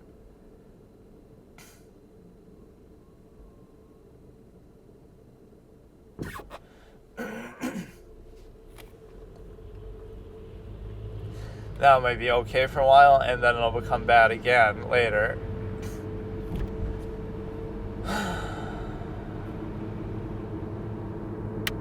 It really didn't even seem that bad, like it snowed that much, but maybe it's from earlier in the day.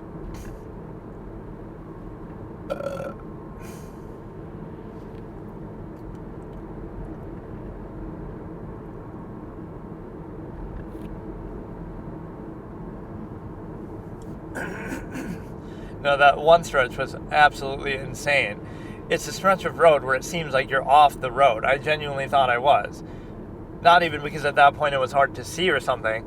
It's because you're bumping, you're grinding like, oh, you must be off the road, but you're not. It's just because that part of the road is completely undriven and unplowed. So you're literally driving as if you're driving off the road. And there's nothing I could do. I had to veer into the other lane, right, a little bit, and you could probably hear somebody honk. Like, it was deliberate though, because if I didn't do that, it probably would have been worse. Right, that was the right thing to do. Because it was impossible. That part of the road was totally fucked up. Even in a big truck or something, it would still give you some trouble. And yeah, that's a good excuse for braking a red light. Like, officer, I couldn't stop because it's too, if I tried to brake and in this icy kind of weather, it would have caused me to crash out.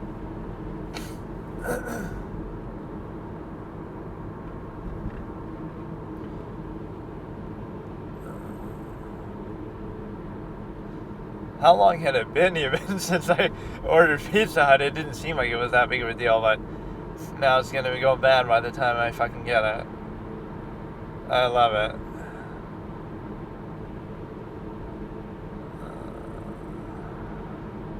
See, here it's pretty clear, but I think the next stretch after this is going to be bad again.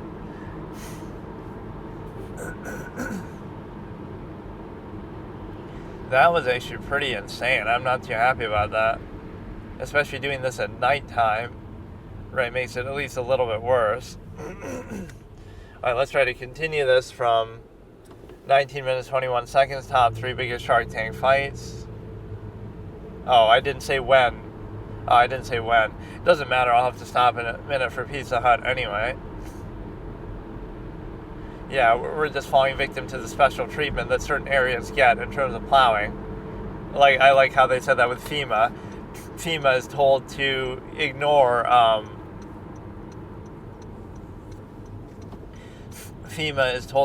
something, like, oh, houses with Trump signs or whatever, if you're able to,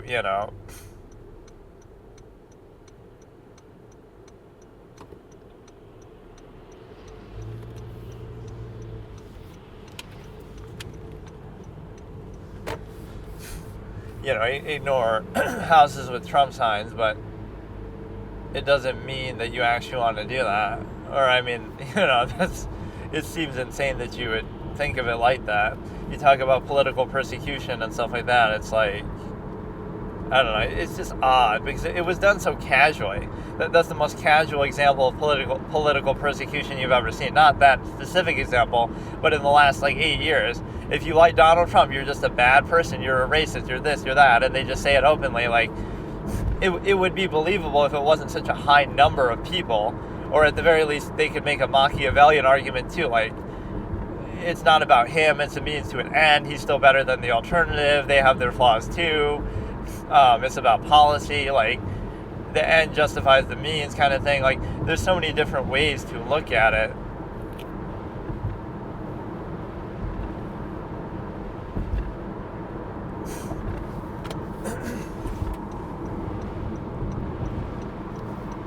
absolutely nuts, dude. I'm not happy about that, but I've driven in some mad shit, but this was kind of very unpleasant to me. That's the best thing to do, is kind of lean into it, if you will. You understand what's going to happen, so I would have even pulled over, but I didn't trust my ability to brake in that. I wish I had that one stretch on video, to be fair. Like, the rest of it, yeah, whatever. It's just a whiteout, or it's just snow, that's fine. But that stretch was, like, actually deadly. You can't do anything because somebody's behind you. And even though I'm going relatively slow, and there's people in the other lane, and my side of the road is actually intraversable. Nobody's been on it, nobody's plowed it, nothing. It seems like nobody had driven on that in a while, like, you know, since the initial snowfall. So that was very, very bad. Whereas here now it's comfortable, and then watch, as soon as we get past there, it'll be fucked. I was wondering who would be calling me at this time anyway.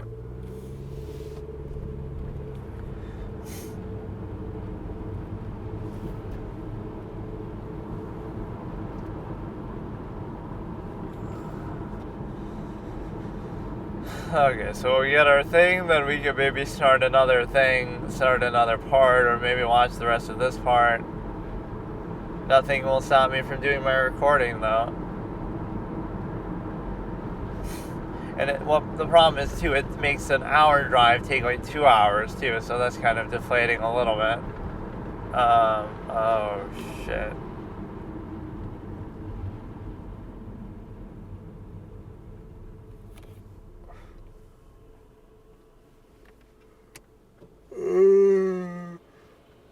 Yeah, but this tour guy ended up not really being very good, because he ended up or like the biggest scammer that they faced on the Shark Tank was that one guy with the breathalyzer thing. I can't remember the name of it. It's the breathalyzer, digital breathalyzer. And it was totally debunked, and all 5 sharks invested, and Mark Cuban's talking about how the guy went on vacation and he's partying. And oh no, it's networking, like,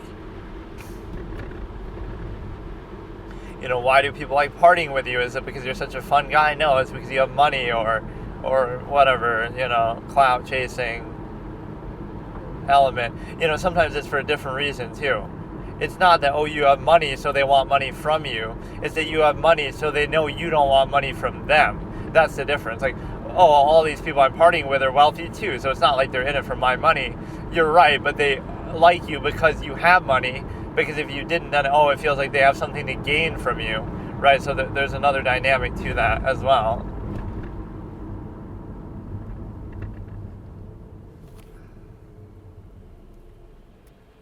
It's a good example of how a lot of your problems are solved or created by society and other people, though. Like, if nobody else is on the road there, then there's nothing to worry about. You can go 1 mile an hour and you'll be fine.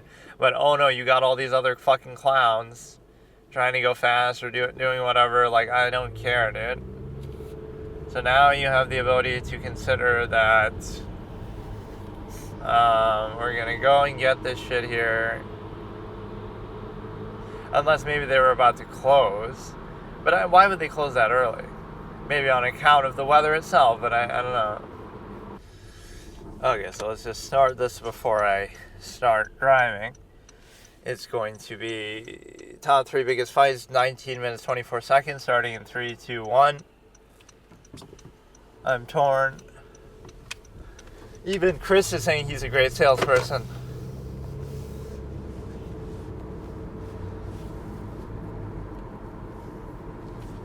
Oh, and a bear trap, I like that line. Maybe like Uber, maybe like Lyft.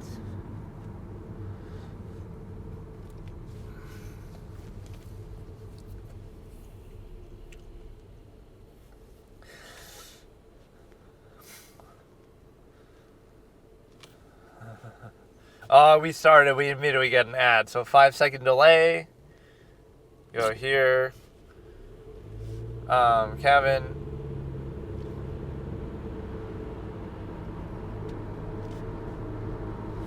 Kevin just acts like he's in every industry, even though he's not.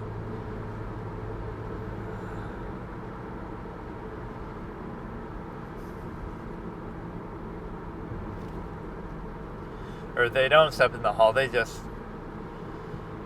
she just wants to do that because her natural habitat is to be out.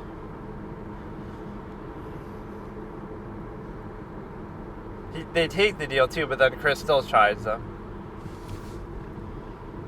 But I hope they backed out because they would have lost all their money. Sexual harassment, again, it's funny when a woman does it, but not if an old man said that to a young woman. Like, come on.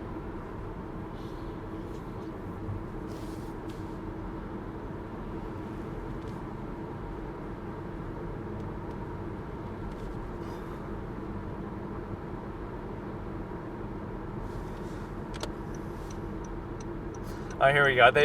Two people who are out fight about a deal that's already made by other people.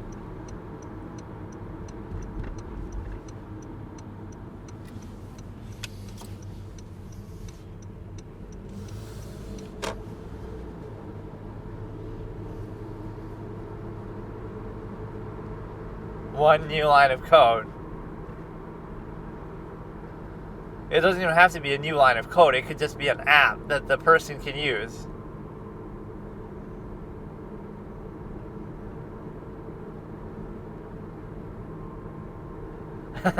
Barbara doesn't like him, how arrogant he is. She gave some interview that she says that too. You have to go through the agent now, but you could just add that as a feature on the same device. Just add. You could.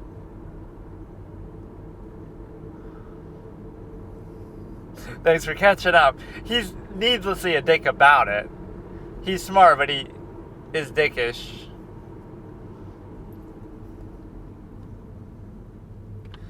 I love that they're arguing. Neither of them are in the deal.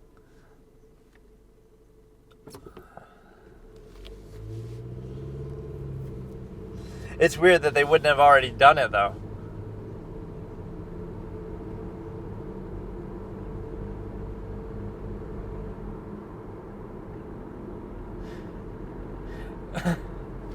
Mark didn't even take the deal, though. Fucking...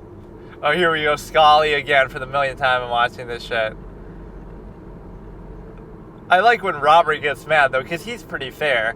Say what you want about him being a welcher behind the scenes and not taking a lot of deals. But, but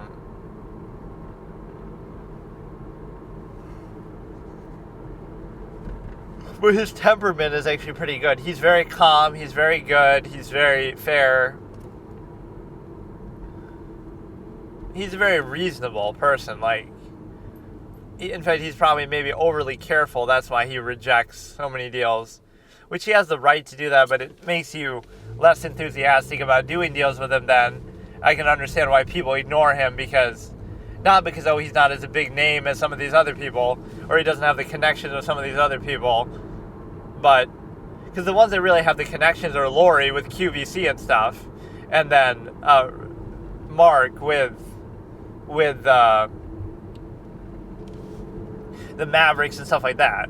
Everybody else is like pie in the sky. Like, we get that Kevin's wealthy, but he doesn't have those kind of, I don't know, it's just different avenues. Kevin O'Leary is the kind of guy who could be a billionaire, but you've never heard about his name. Like, he's just he does what he does in his circle.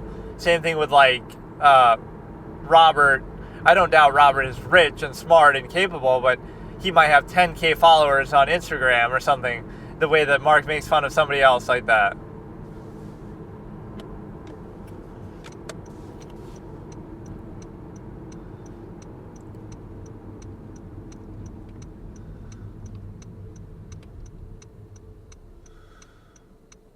This one I think did pretty well too, despite all their fighting and reservations and stuff.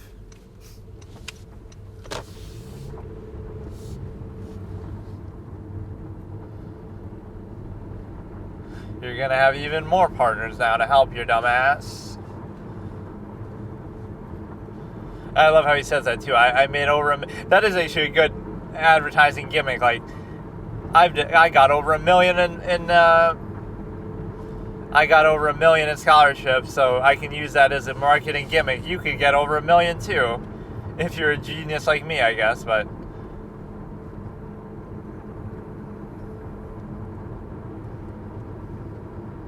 Bill Gates.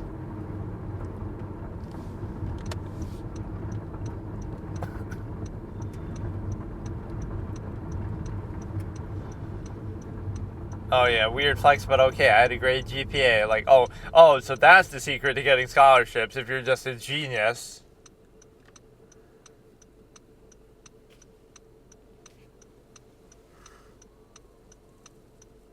$1.3 million.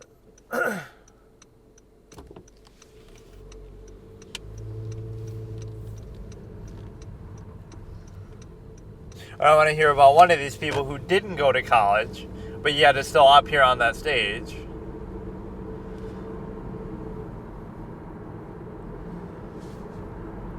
You can still get those institutional ones on top of it. You would think there'd be a limit, like, oh, you can only get so many, before they start to overlap, but...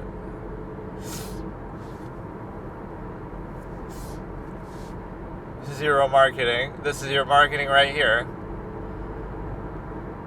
I like how Charles Barkley says that too, like, oh, I would charge you more than my investment for an endorsement just to do an ad for you. They get mad, but the way these things are paced, there seems like there's been offers in this amount of time before. But according to maybe the pitch time, like, oh, it goes on for an hour, and we get a delay here of I don't know how long. I couldn't even tell you, so it's more than 5 seconds. I'll just tell you what it starts at. It starts now. Awesome. Let me just ask some real questions. But no, my point was the way these videos are cut and edited together, it doesn't make it seem like it was that early of an offer. But in the context of the pitch, it might be earlier than most because, again, the video's edited down. All the pitches are an hour, but all the videos are 10 minutes. So for us, it doesn't seem that crazy.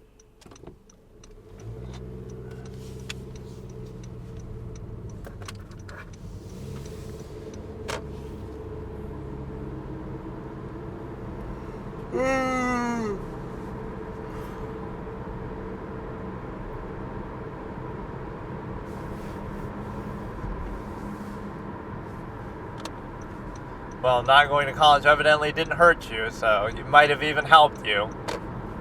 Because you became an independent thinker and she lets you make clothing in your little basement or some shit. She even says that too, like, oh, we'll figure it out.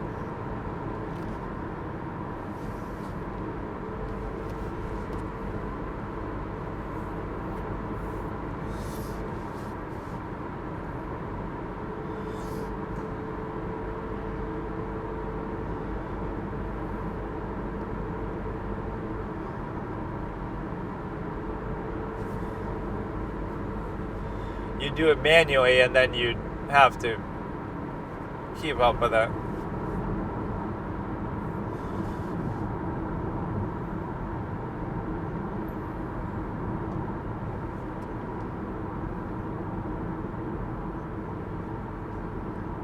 So you're just taking all the credit for their skills. Like, there's this clip about, oh, Steve Jobs probably just hired a bunch of people to do the work for him, but you don't realize that everybody does that.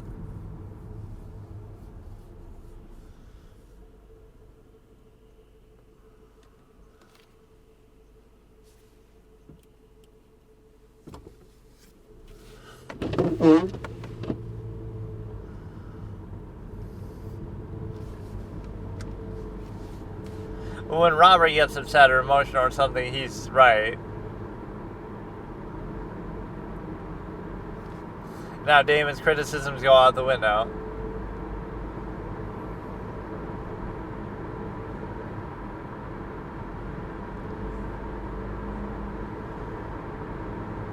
So he was asking that for 10%, or what was he asking?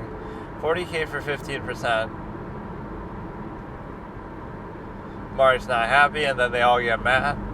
It doesn't seem that different than what Mark does in a lot of other ones, though. He'll say that, take my deal right now, or I'm out.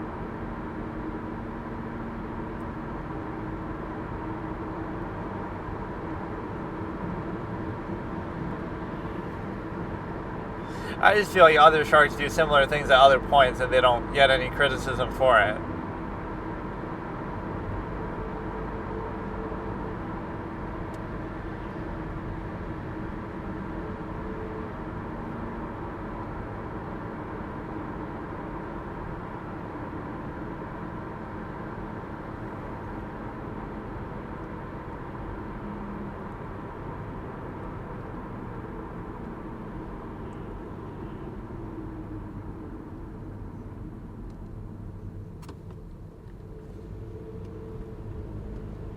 And they'll look into those details after the fact, and then they'll back out, just like you, Robert. Oh, wait.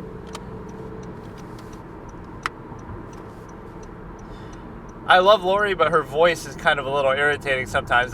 Her accent and the way she talks.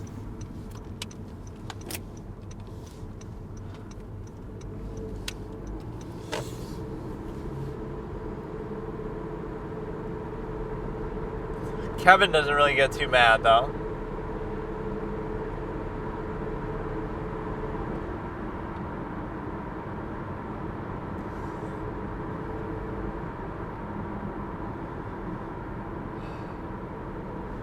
Sometimes this sort of thing happens. And then she doubles down. You don't like when you get scooped. I'm talking, she pulls out the Kamala Harris technique. I hate when they bring up stuff like that, though, in other pitches, like women and...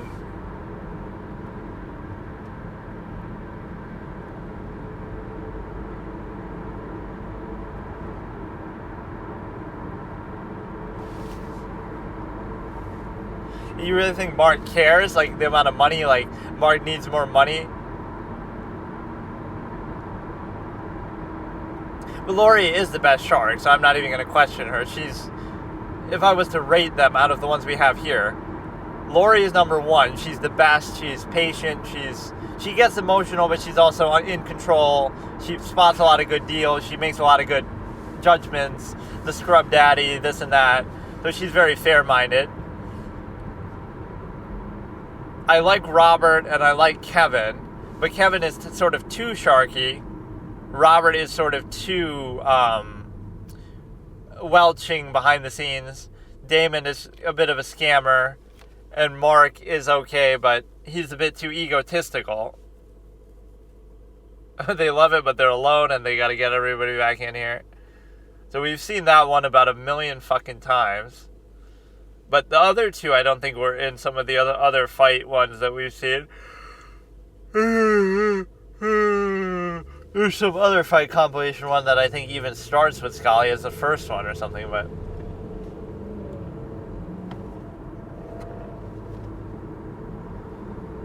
Oh my god, what a disaster of a fucking first half of that drive. Was awful. Sometimes it's just about the timing of it, based on when I left.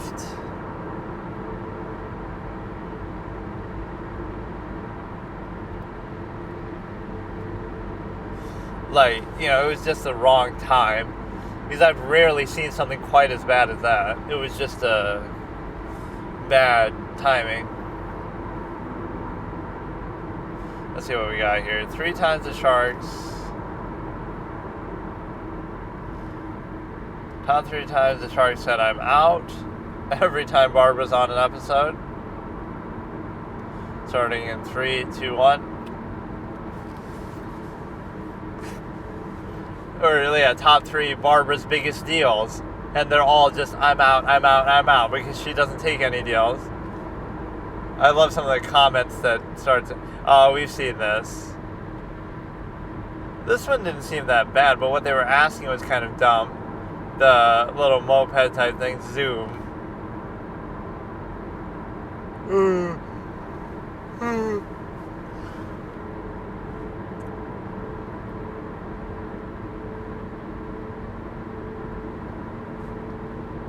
I've seen people on kind of similar things like this, clowns that they are. Yeah, try to ride this shit in winter on the ice and the snow. I mean, it sounds like a lawsuit to me. Everyone and their mother. It does kind of give the vibe of a hoverboard, though, these kind of things. It does kind of seem cool, but it also seems a little bit inefficient. I mean, who needs to ride a bike or some shit now? Right, that's what it would replace.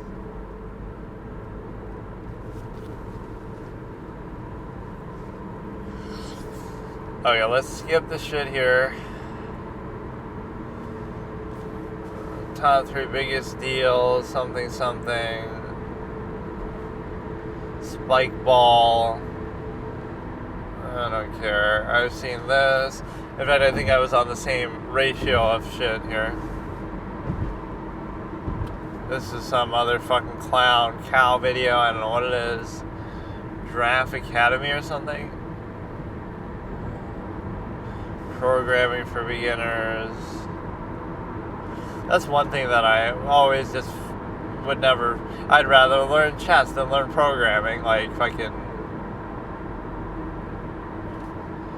Unbelievable World Championship Game 7, Levy Rosman, Gotham Chess video, which is going to be, of course, the fact that Ding made a good comeback. But I'm not somebody who believes in that. Like, it's not really impressive that you did a comeback because you shouldn't have been down in the first place. So it's more just like it makes up for that fact that you were down, but it doesn't make me that impressed. Like, you should have just not been down to begin with.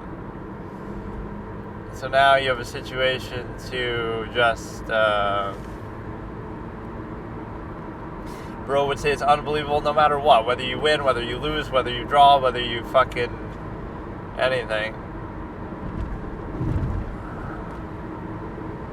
You know, I love how little sort of traction and traffic this channel has gotten, but the reason why it doesn't matter to me, it's not even like an ego thing, but it's like I'm satisfied with what I'm doing and I'm enjoying it, so why does it really matter? And I do kind of understand in part. Again, you can't guarantee the level of success you're going to have, but there are 2 notable things that you should do that I don't do. One of them is face cam, which you could do even while driving. I don't think my expressions would add much to it, though, because I'm pretty monotone and, you know, I might get excited, but you can kind of hear it in my voice and what I'm saying. But my face and stuff doesn't change too much, but whatever. I could still do face cam and I could still do the other thing, like showing the video in the background, which would take some editing.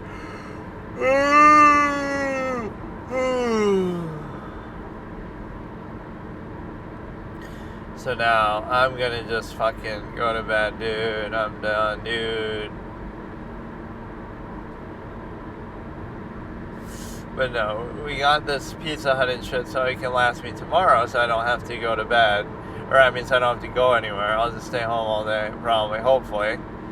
If I don't have to go anywhere. I might have to shovel some shit, but I don't give a shit either.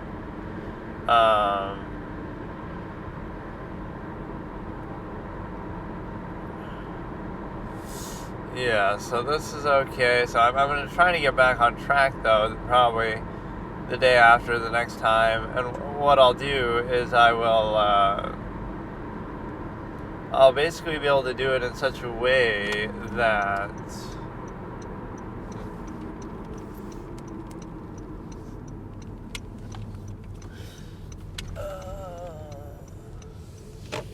I'll do it in such a way that I will do the E-movie, and then I'll do the other thing, the Monk episode 6 and the Monk recap. So yeah, episode 5 was good. It was a B grade. It was lacking only in terms of the killers not being that interesting, not really getting much screen time, not like Dale the Whale caliber, right? That's what elevates it from, episode 4 could be a B, but it elevates it to an A for something exceptional, which is the villain is so good, so iconic. The mystery is good. The way it's solved is interesting. The character interactions are good. Some of the other dynamics are good. Everything is good.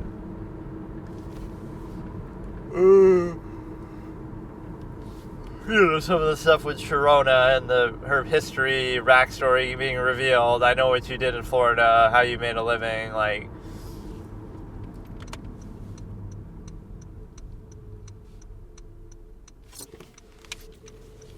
Just like there's so much depth to what's going on, which is always hard to assess in the context of a show because you know, you have sort of the characterization, and it is what it is, but, you know, still the content of each episode speaks volumes.